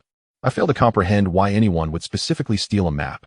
In truth, I had posed this question, and it was evident that Hermione also struggled to grasp the assailant's motives. I inquired thoroughly with Sirius, who explained that the Marauder's map reflects the positions of individuals within Hogwarts as perceived by the wizard's mind, thus proving quite convenient for evading professors. However, strictly speaking, its utility is rather limited. Tom's interest was piqued. Reflects the wizard's mind? This elucidated why the Weasley twins remained indifferent to Peter Pettigrew's prolonged presence beside Ron. As in their minds, he was merely a rat named Scabbers. It also clarified why the map was in Harry's possession, yet Harry had never detected the existence of Barty Crouch Jr., for he had no acquaintance with him. Thus, it indeed appeared to be a map of rather limited application, perhaps attributable to the youthful age of its creators, whose skills were not particularly formidable. If there are no significant repercussions, perhaps we can temporarily forego the pursuit of the Marauder's map, Tom suggested hesitantly. It is conceivable that it was simply kicked aside absent-mindedly. After all, the map appears as an innocuous piece of parchment when not in use, does it not? Harry and the others ultimately returned empty-handed. Naturally, they returned without success. This was due to Tom's adept concealment of any traces, and Sirius was indeed rather disoriented amidst the chaos, uncertain of what had truly occurred. Therefore, we must exercise caution. Tom consoled Hermione. Hogwarts has never been a particularly stable environment. We are well aware of that, are we not? Hermione furrowed her brow, contemplating the myriad incidents that had transpired at Hogwarts over the past few years, and after a moment's hesitation, she nodded. Nonetheless, I cannot help but worry, Tom, Hermione insisted, her brow remaining tightly knitted. This holiday, Harry's scar has been causing him frequent pain, and furthermore, Scabbers has escaped. I am uncertain. Your concerns are not unfounded. Tom responded with understanding, seeking to reassure Hermione. After all, the Triwizard Tournament is about to commence at Hogwarts, and many eyes will be upon it. Not to mention the presence of social media, which will only exacerbate the chaos. Sirius must remain hidden, as one cannot guarantee the absence of any witches or wizards familiar with animagi. The fortunate news was that Harry's anticipated rendezvous with Tom was thus thwarted, as Hermione took charge, asserting that Tom was unwell and forbidding Harry from causing a disturbance. Tom, with a countenance marked by worry yet touched by gratitude, bid farewell to the trio from Gryffindor before slipping into the office of the Defense Against the Dark Arts professor. Barty Crouch Jr. was engrossed in grading assignments, and upon noticing Tom's arrival, his expression bore traces of the torment wrought by his workload, appearing somewhat dazed and vacant. Tom seldom encountered Barty in such a state, and for a moment, his heart softened. He approached and tousled Barty's hair affectionately. What troubles you? Last life, a killer. This life, a teacher, Barty mused. Relinquishing his pen and drawing Tom closer, draping an arm around his waist, and nestling his head against him. I suddenly realized I should have targeted Moody. I ought to have replaced him with Fudge instead. After all, Fudge is rather reclusive, and my assumption of his role would not raise too many suspicions. And how do you intend to approach Harry Potter? Tom continued to ruffle Barty's hair. Surely you cannot expect to have loathed Harry for years, and then suddenly experience a change of heart? Barty merely emitted a grunt from Tom's embrace. The change has occurred. And besides, Moody has already been dealt with. Overthinking this serves little purpose. Tom's hand slipped down to pinch Barty's cheek. Speaking of which, how fares your plan? I believe it is proceeding without issue, Barty replied, his demeanor shifting to seriousness as he released Tom, his expression becoming more earnest. I do not require your cooperation. I can resolve most matters independently. Tom's brows furrowed immediately. What nonsense are you spouting? It is true, Barty insisted, observing Tom's frown and reaching for his hand. His expression one of innocent vulnerability. If you assist me, it would necessitate further interaction between us. Any action taken would inevitably leave traces. It is undeniably too risky for us to act simultaneously. Tom remained silent, merely gazing at Barty, his expression inscrutable. I know this is my fault, Tommy. I should have sought your help, Barty continued, sensing Tom's displeasure. However, the risks are indeed considerable, and while I cannot involve you in my endeavors, I still require your assistance, Tommy. I still need you. This sentiment was somewhat agreeable to Tom, prompting him to nod in encouragement for Barty to continue. I will ensure that Harry Potter becomes a participant in the Triwizard Tournament, Barty declared. Since Voldemort relishes in ritual, let us provide him with a sense of ceremony. After all, his time is limited. It will serve as a final performance for him. I have obtained the structure of the Triwizard Tournament, and in the end, the champions will vie for the Triwizard Cup, which I plan to transform into a key. Setting the details aside for now, how did you manage to acquire knowledge of the Triwizard Tournament structure? Tom raised an eyebrow. It seems Dumbledore places considerable trust in you. Once again, Dumbledore has no reliable personnel at his disposal. The only professors he can trust at Hogwarts are these few. And he cannot openly employ members of the Order of the Phoenix, considering the Ministry of Magic monitors him as closely as a thief, Barty chuckled, displaying a sense of schadenfreude regarding Dumbledore's predicament. Thus, I presume he will come to seek me out, Tom pondered momentarily. He had previously considered the implications of Barty's potential request for assistance, reflecting on the complexities it entailed. The requests are merely about ensuring the safety of Harry Potter. To which young Barty remains noncommittal. I also need your assistance in helping Harry achieve commendable results in his settings, allowing him to secure the Triwizard Cup, so I can deliver him directly into Voldemort's grasp. It sounds appealing, provided you prioritize safety, to which Tom expressed concurrence, emphasizing that none of these objectives should jeopardize your well-being. Do you understand, Barty? I do. Young Barty leaned closer to Tom's palm, obedient and submissive as ever. I will take good care of myself. You must look after yourself as well, all right? I don't think you need to worry about that. Tom emitted a sound of discontent from his nose. Just be a little kinder to me and refrain from engaging romantically with your peers, all right? Young Barty's voice was muffled in Tom's embrace. Tom couldn't distinctly discern young Barty's expression. Please don't treat me this way. It's too cruel to make me perpetually yearn for your affection due to the age disparity. Tom's expression slightly faltered, feeling increasingly self-conscious as his age diminished. It seemed his veneer was becoming thinner. We are friends, dear Barty, and nothing you need worry about will happen. Can you guarantee that? Young Barty persistently sought assurances from Tom, exuding an intensity not befitting his current age. You seemed quite enamored with that Diggory's demeanor, didn't you? Chapter 168, Theodore. You heartless one. Perhaps young Barty was right? After yet another weekend had passed, Tom finally emerged from the Defense Against the Dark Arts professor's office. He pondered over the melancholy on young Barty's face, sighed, and ultimately had to concede that young Barty might indeed be correct. This child he had nurtured was undoubtedly the one who understood him best. Draco, Theodore, and the others were certainly fine, and Harry might not be so bad either. But Cedric could only be described as meeting the right person at the right time. Not entirely the right person, for Tom did not believe he would genuinely develop any romantic entanglements with these children. He simply appreciated the fact that he could openly acknowledge this admiration. After all, Cedric was indeed a splendid boy. Who could resist the allure of a lad so exceptional in every regard, whose eyes seemed to reflect only you? Though it might sound somewhat shallow, Tom felt a sense of pride in this.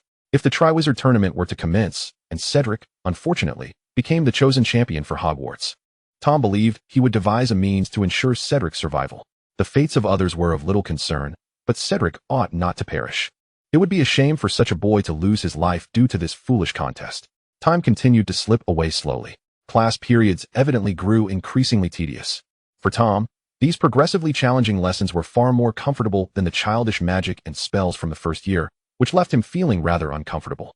It was as if he could effortlessly brew a potion of luck with a commendable success rate, yet during his first year, he had to dutifully follow the crowd in learning how to extract pea juice with a wooden knife.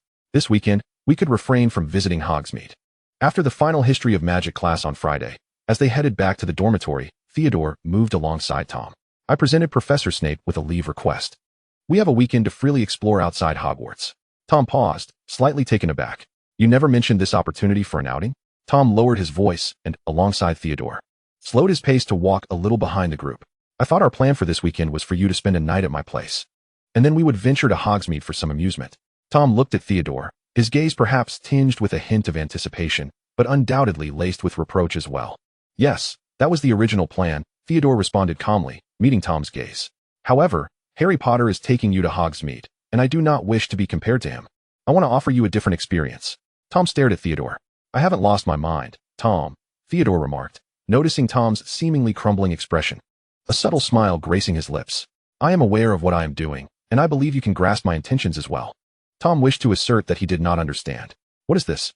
Is spring arriving, and everyone is preparing to confess their feelings? But isn't it autumn now? Winter is fast approaching. I am not asking you to make a choice, Tom. Theodore remained composed, explaining that Potter's actions had instilled a sense of urgency in him.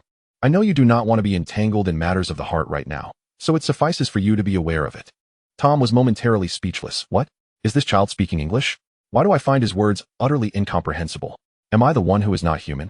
I mean, I like you. Theodore maintained his calm demeanor, his tone as casual as if discussing the pleasant weather. I merely wanted to inform you. You need not take it too seriously. I find it quite difficult not to take it seriously. Tom inhaled sharply, bewildered by the current trend of youth. Yes, I understand it is hard for you not to care, Theodore remarked without much effort to argue. Clearly, I am doing this intentionally, so that when someone else confesses to you in the future, you will instinctively recall me, and then compare me with others. Which will inadvertently help me ward off some rivals, don't you think? Tom's expression momentarily blanked, yet Theodore remained unperturbed, even reaching out to smooth Tom's slightly wrinkled robe from sitting too long. We have a 2-day holiday, but the holiday officially begins at 9 a.m. on Saturday, Theodore stated. So I can still stay at your place tonight. I fail to see why you still need to stay at mine, Tom huffed dryly. You intend to whisk me away on Saturday morning. However, we agreed upon this. Theodore was unwilling to relinquish his share of the benefit. So I will still spend the night at your place. Tom forced a stern expression, emitting another sound of discontent from his nose as he clutched his backpack and walked away. That evening, as the curfew bell tolled throughout Hogwarts Castle, Tom's door was promptly knocked upon. Upon opening it, he found Theodore standing outside, clutching his pillow and carrying a suitcase. I was a bit concerned you might refuse to give me a pillow, so I brought my own, Theodore said, shaking the pillow in his hand. May I come in? Am I that kind of person? Tom shrugged. Come in. I certainly prepared a pillow for you, and even my own can be used, so no need to worry. That's splendid, Theodore immediately replied. Then I'll use your pillow, and you can use the one I brought. After all, I can't just bring it without purpose.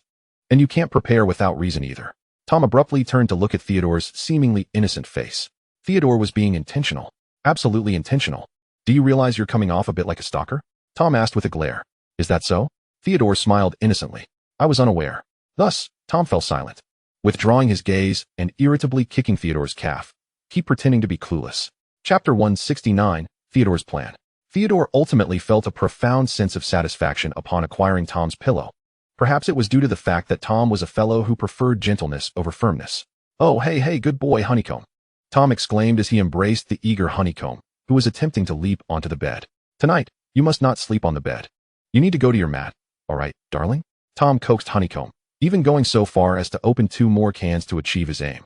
The poor Honeycomb could not fathom why his master was reluctant to cuddle with him. He gazed mournfully at Theodore, his not particularly astute mind grasping that this 2-legged human had stolen his master away. Then Theodore rummaged through his suitcase and produced 2 beef bones.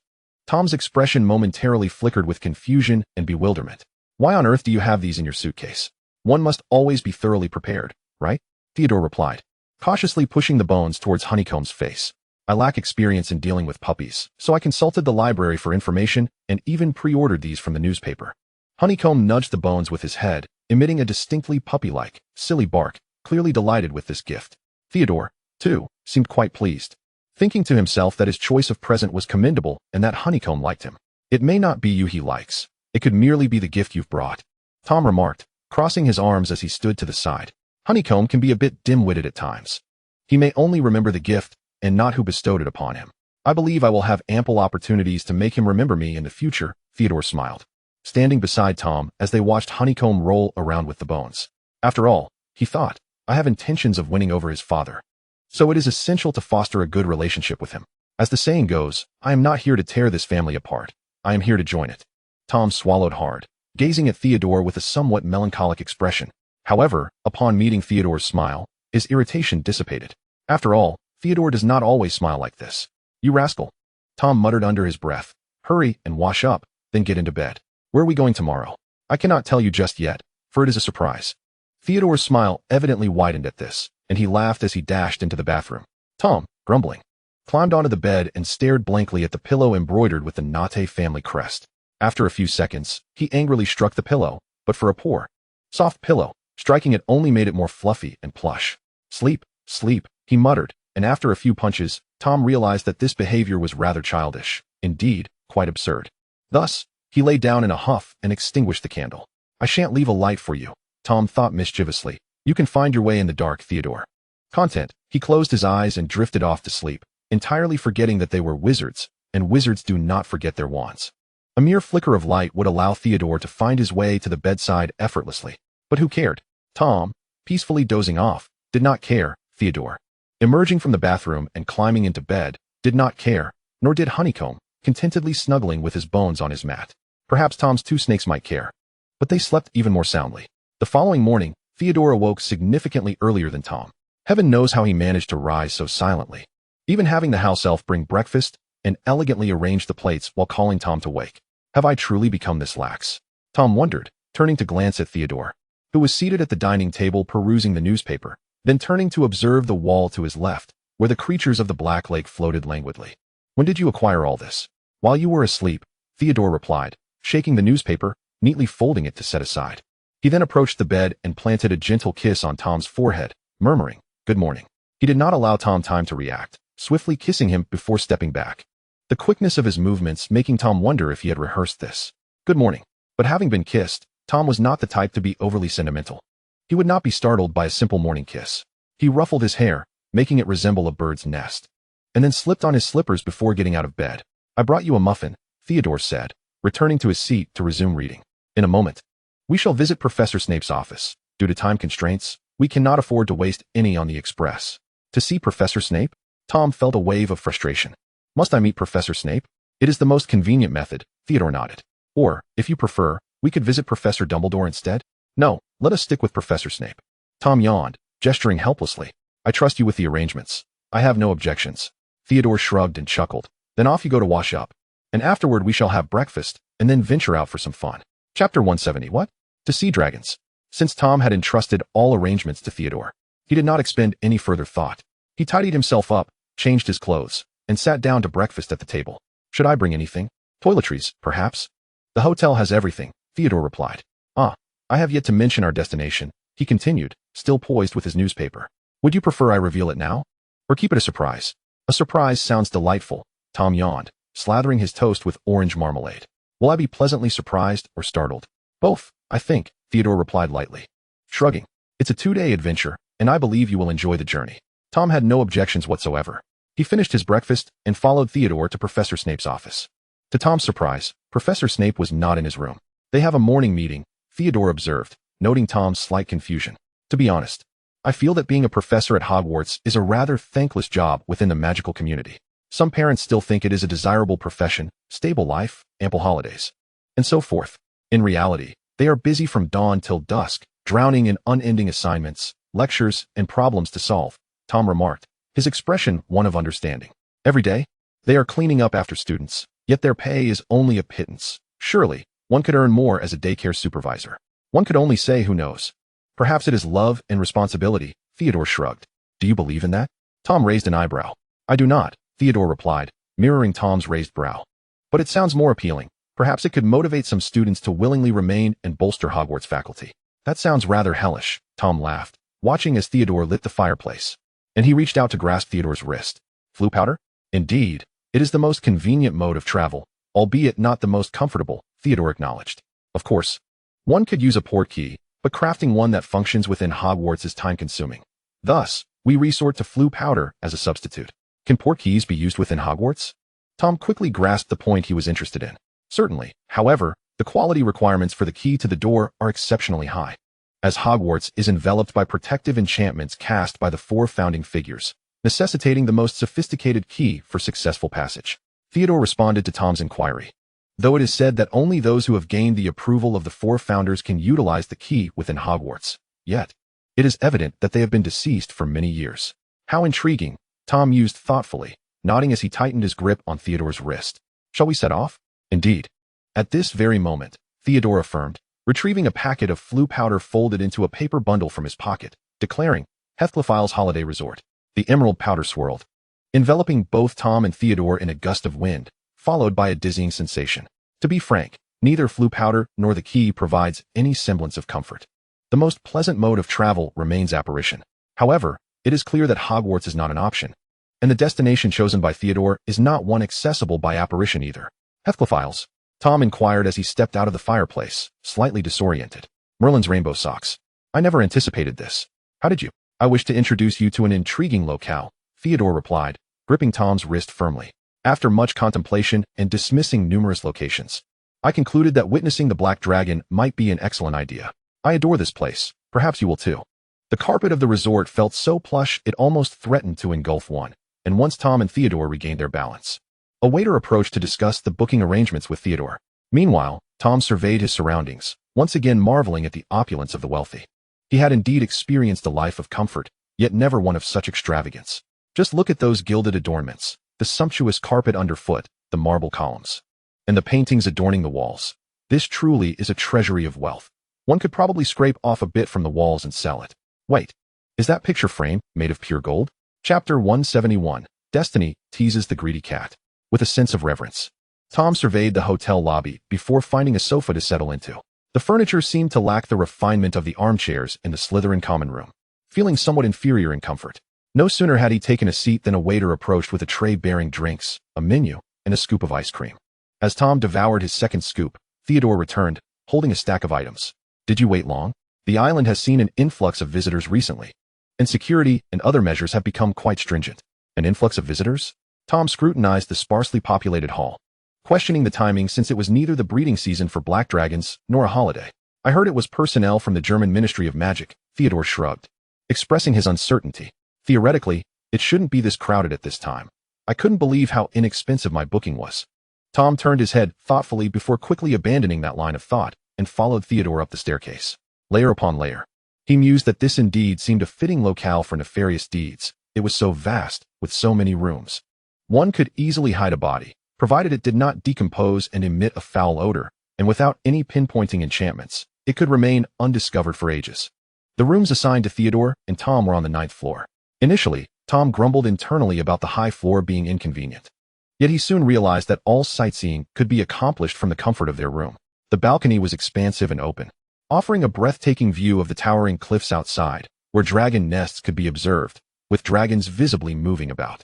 This was indeed the optimal vantage point, nearly parallel to the grand dragon nest. Noticing Tom's gaze, Theodore raised his hand to point it out, exclaiming, "That is the nest closest to us. Easily observable with the naked eye. Although, if you find it unclear, we also have a telescope." "You seem quite knowledgeable," Tom blinked, standing before the telescope and lifting the tube. "Have you been here many times?" "Many times, especially when my father couldn't accompany me and I was uneasy being home alone. Such a tourist hotel is an excellent choice. I simply needed to bring my house elf along, as accommodations and meals are all-inclusive. With supplementary educational opportunities, there is truly no better place." "That sounds rather tragic," Tom remarked, peering through the telescope, marveling at the clarity with which he could see the scales of the black dragon, far superior to the holographic telescope from the Quidditch World Cup. "You'll find that once you're accustomed to it, it's not so bad," Theodore replied calmly. "Thanks to these experiences, I've traveled to many places. Outings with me are never dull." This felt like a blatant self-promotion. Tom shifted his gaze from the telescope to Theodore's face, then contemplatively returned to the view. "Isn't this proximity a bit too close? Won't it provoke the dragons into attacking us?" Tom changed the subject. "Those who can operate a holiday resort here must have some affiliations with the Ministry of Magic. After all, The pricing is not modest, making taxation quite substantial. Thus, developing this area becomes exceedingly worthwhile for the ministry's investment. The defensive enchantments are regularly reinforced by aurors from the German Ministry of Magic, ensuring safety. Theodore seamlessly followed suit, shifting the topic. All manner of requests can be managed by a calling bell for the waitstaff. There's a panoramic platform on the top floor, complete with a roller coaster and swimming pool. If you wish to connect with nature, we could venture outside to wade through the water or feel the sand. However, the weather has turned chilly, making swimming in the sea unfeasible. I must also mention, the sand here is remarkably coarse. Theodore's detailed introduction gave Tom a profound sense of being pampered, akin to an innocent, pure canary being taken out by its benefactor to witness the world. Although it was indeed a grand experience, Tom still observed certain details. On the top floor, they encountered more people, and Tom spotted the individuals from the German Ministry of Magic whom Theodore had mentioned. They appeared to be on a business trip. It was clear that their work was not of a confidential nature, as they had not utilized any silencing charms. Allowing Tom to effortlessly discern their purpose for being there, they intended to capture a dragon. Tom's proficiency in German enabled him to comprehend their conversation. They sought to take away a female dragon that had just laid eggs. However, this request was not easily fulfilled, as it was not the breeding season for black dragons and Hephlophiles, leading to their vocal complaints about returning empty-handed. Such a task should not be classified as confidential. Tom maintained his composure while listening, but if it were indeed secretive, it was evident that these aurors were unfit for the task and ought to return to their training. 2 days and 1 night felt rather brief for a journey. On Sunday evening, Tom savored the last of the exquisite dishes on his plate before following Theodore back to Hogwarts Castle. Heavens, I truly wish I didn't have to return, Tom softly lamented, tugging at Theodore's sleeve. Classes commence again tomorrow, and I must rise early for my workout. I fear I've indulged too much over these past 2 days. You are not overweight, Theodore reassured Tom. You are just right. I hold a different opinion, the two of them. Professor Snape's voice suddenly echoed softly, smooth as silk. Yet it coiled tightly around your neck, slowly constricting with the intent to suffocate you. Oh no, I forgot the designated location was Professor Snape's office. Tom and Theodore exchanged a glance, tinged with a hint of trepidation and guilt, before stepping out of the fireplace. Merlin's favor eludes us, and fate plays tricks on the greedy. I am doomed. Chapter 172. One ultimately yearns for the unattainable. As Tom and Theodore emerged from the fireplace, they carried with them an air of unwarranted apprehension. Good morning, Headmaster. Good morning, Headmaster. 2 voices chimed in succession, imbued with a pitiable and cowardly undertone. This was the natural deterrent of Professor Snape. Return from whence you came.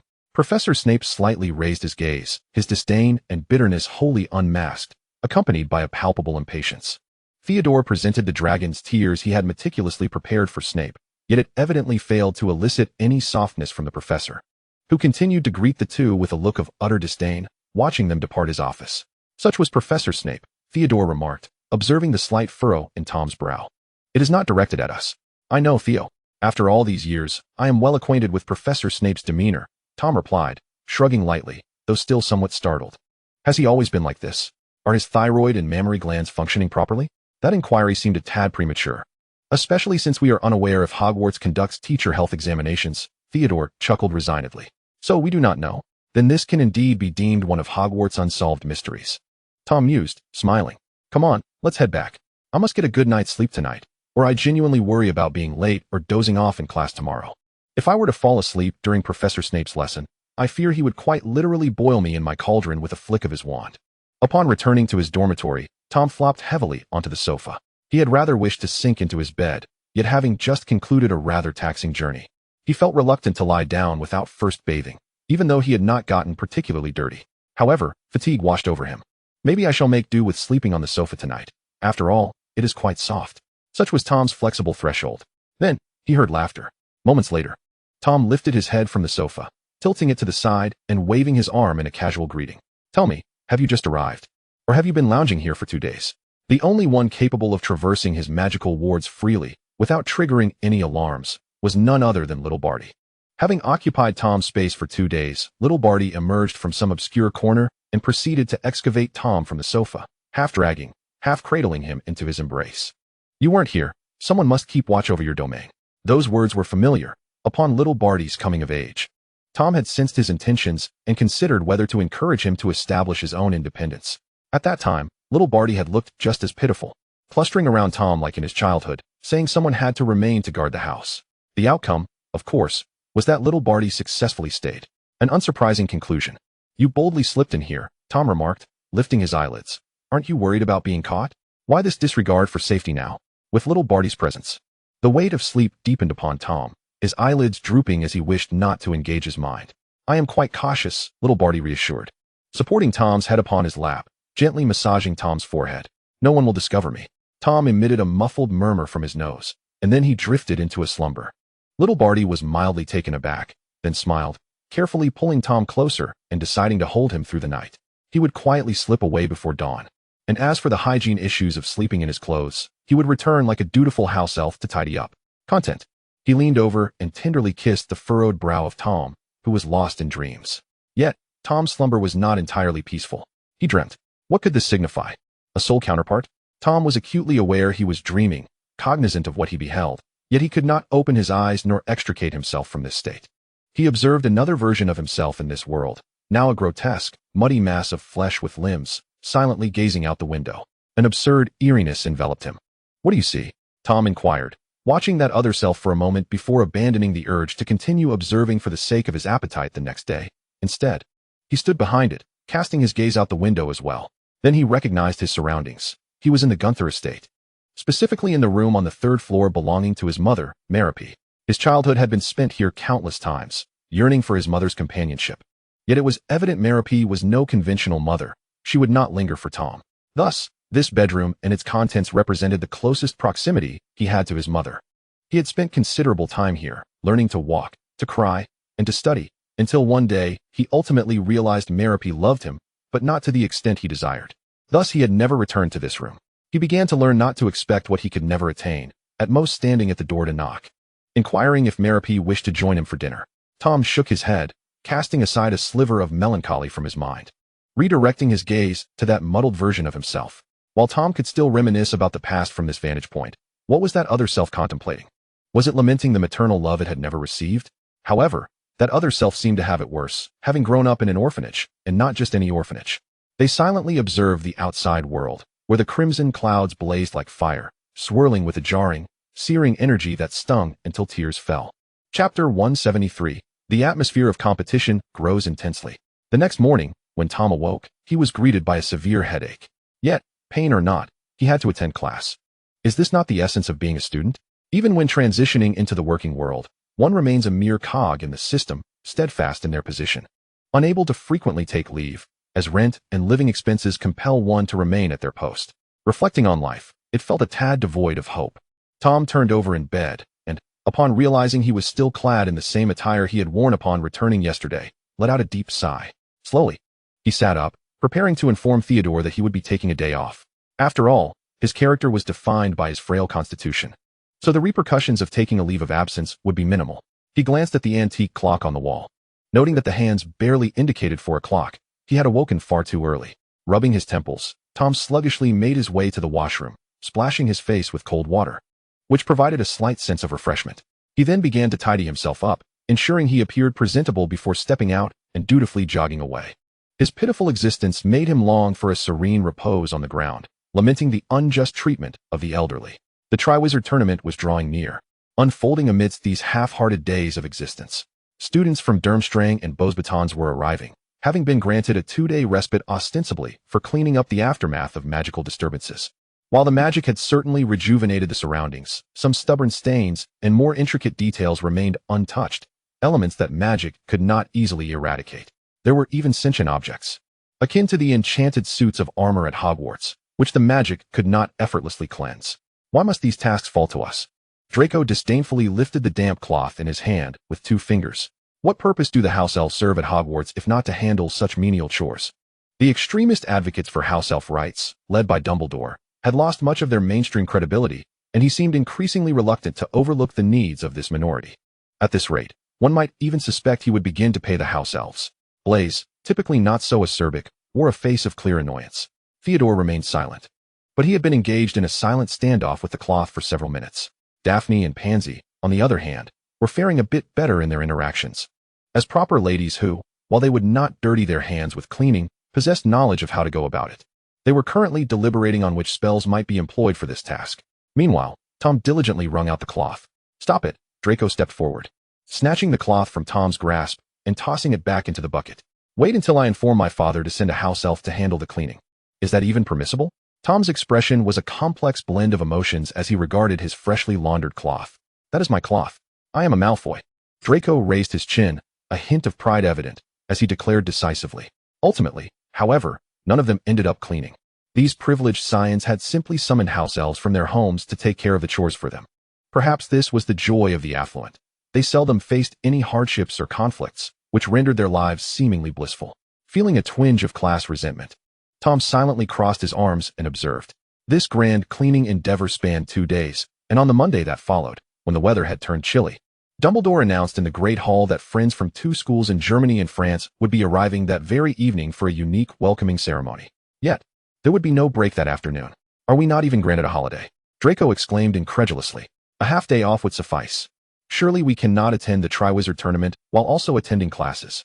The only reprieve would be during the tournament itself, allowing them a brief interlude to participate. I think you are overthinking it, Draco, Blaise remarked, taking a hefty bite of his pastry, his expression resembling that of someone who had been sentenced to a slow death. They will undoubtedly schedule the competition for the weekend, so as not to interfere with classes, while simultaneously ruining our otherwise delightful weekends. After Blaise's comment, the expressions of the others mirrored his somber demeanor. I detest this scheduling, Daphne lamented, resting her forehead on the table, appearing equally defeated. Tom nodded in agreement, mashing his pudding into a gooey mess. A proper holiday should be a genuine holiday. Studying should be for study, and viewing the competition should be for watching the competition. Attempting to juggle all these responsibilities would only lead to a chaotic outcome, poor performance in studies, lack of enjoyment, and an inability to fully engage with the tournament. That afternoon, indeed, everyone was rather distracted. Are you looking forward to it? Draco leaned closer to Tom during History of Magic, beginning to scribble a note on parchment. Pushing it toward him. The Triwizard Tournament? Tom contemplated the subject of Draco's inquiry before pushing the note back. What else could I possibly ask? Draco wrinkled his nose, displaying a mildly forlorn expression as he continued to write vigorously. Tom found himself uncertain whether to pity the parchment or himself as he noted. Are you and Theodore going on a date at the hotel? Great Salazar, that is not a date. I merely thought we were going to Hogsmeade for a brief excursion. Tom wrote swiftly, desperately attempting to clarify his position. Draco merely emitted a soft snort, clearly indifferent to Tom's protestations, and continued to scrawl more words on the parchment. I'll believe it when you join me next weekend. Absolutely not. Tom wrote a resolute no in response, meeting Draco's gaze, which seemed to be threatening to bite him, with righteous indignation. I have already promised our Professor Moody to assist him with grading assignments this weekend. What assignments could he possibly want you to grade? Draco's eyes widened, his irritation palpable. He does not pay you, and there are so many upperclassmen he could ask. Why would he specifically choose you? I will tell my father. I will file a complaint. Please. No, Tom implored, scribbling another no on the parchment. What could you possibly complain about? He does not even possess a teaching certificate to revoke. And he clearly appears to be quite mad. We cannot stoop to the level of engaging with a madman. Draco frowned, clearly unconvinced by Tom's arguments. His expression a mix of skepticism and disapproval. Next week, or the week after, perhaps I could offer you that?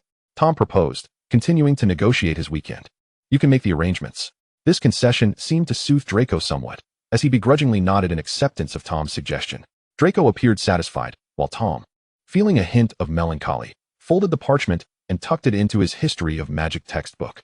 Days seemed to stretch endlessly without hope. The evening soon arrived, and after the final class, all students gathered at the dock in front of Hogwarts. The dock had transformed. The wooden planks beneath their feet were evidently new. The railings had been freshly painted, and even the grass along the pathway appeared to have been tended to, with the pebbles along the path seeming rounder.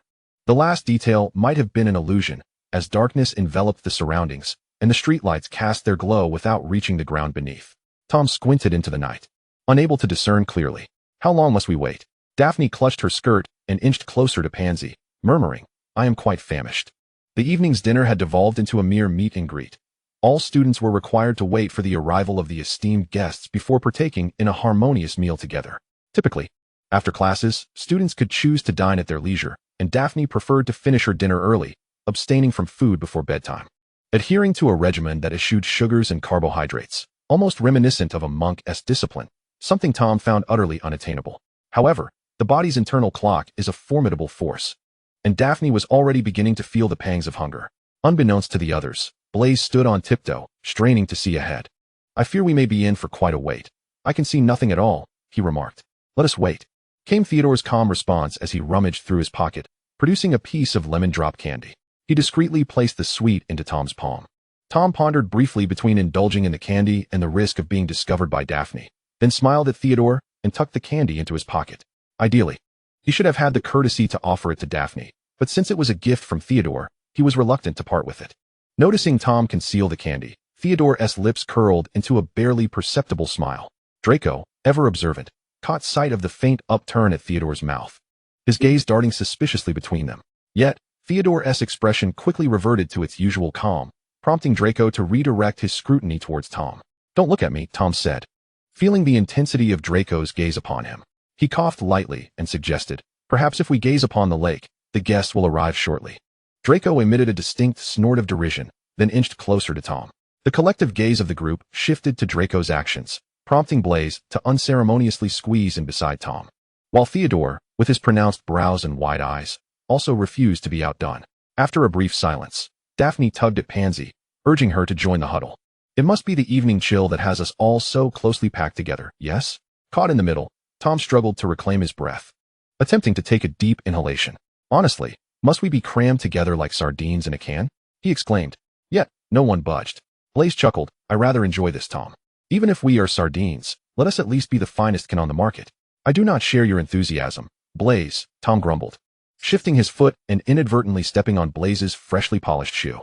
Blaze feigned a cry of distress before breaking into laughter, for the impact was minimal, and his shoes were tended to by the house elves at home.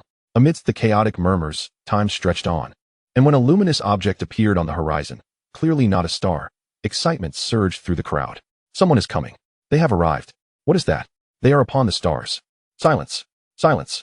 The commotion of the students, along with the professor's attempts to maintain order, filled the air, but when the glowing object drew near enough, Blaze, with his keen eyesight, was the first to exclaim, "It is a pumpkin." His sharp vision was due to the holographic telescope he had brought from the Quidditch World Cup.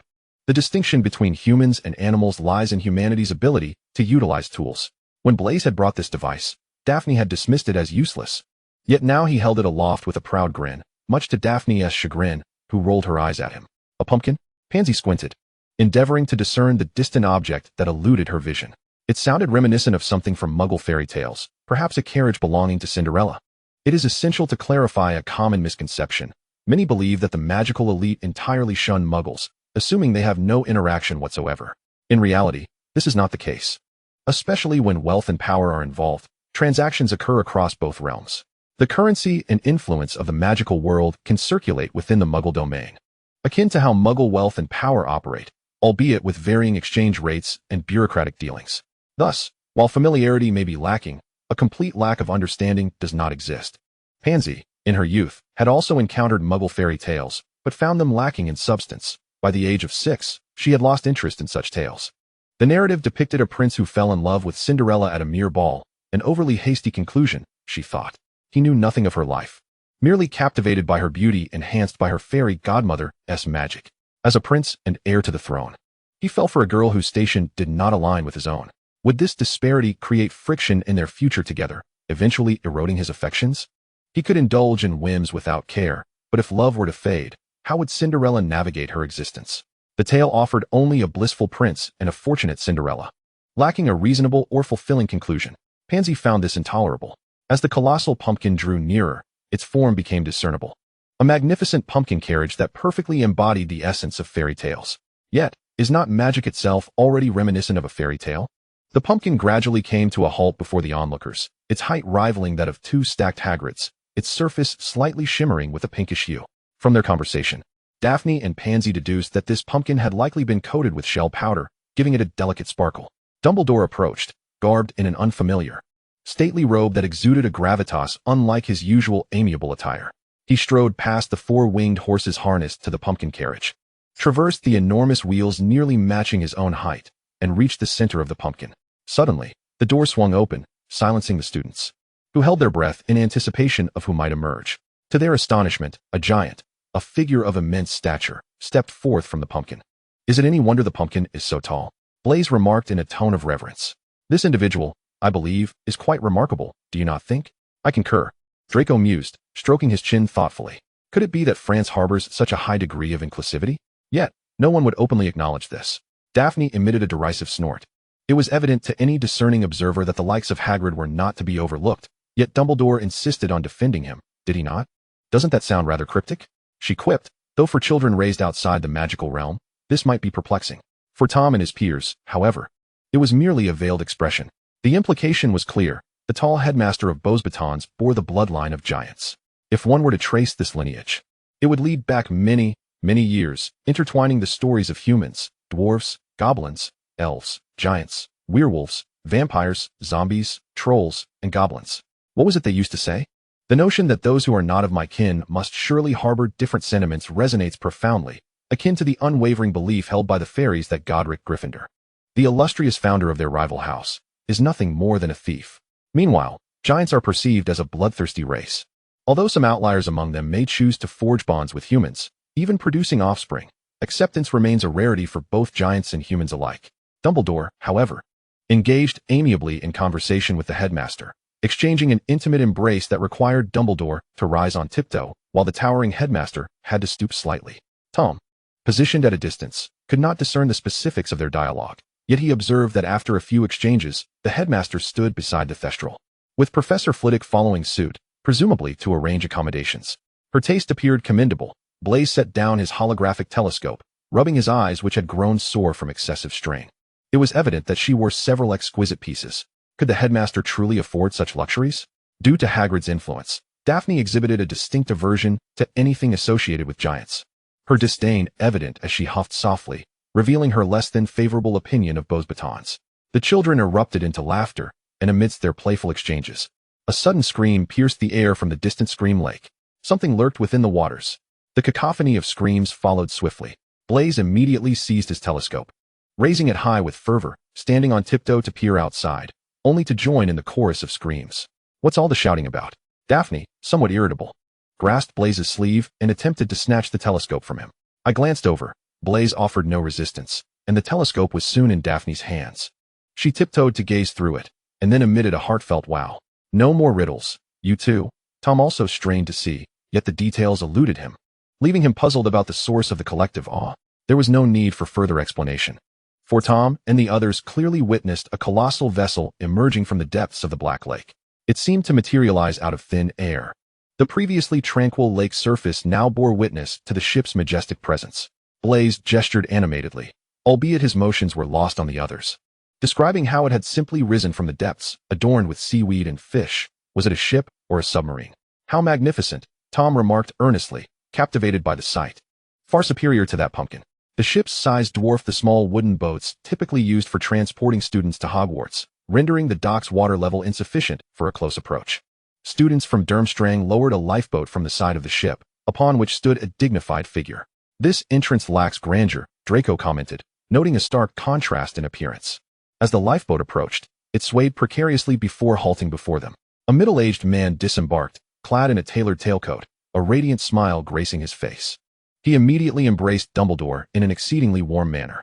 However, through the telescope, Tom perceived something unsettling in the man's overly artificial smile.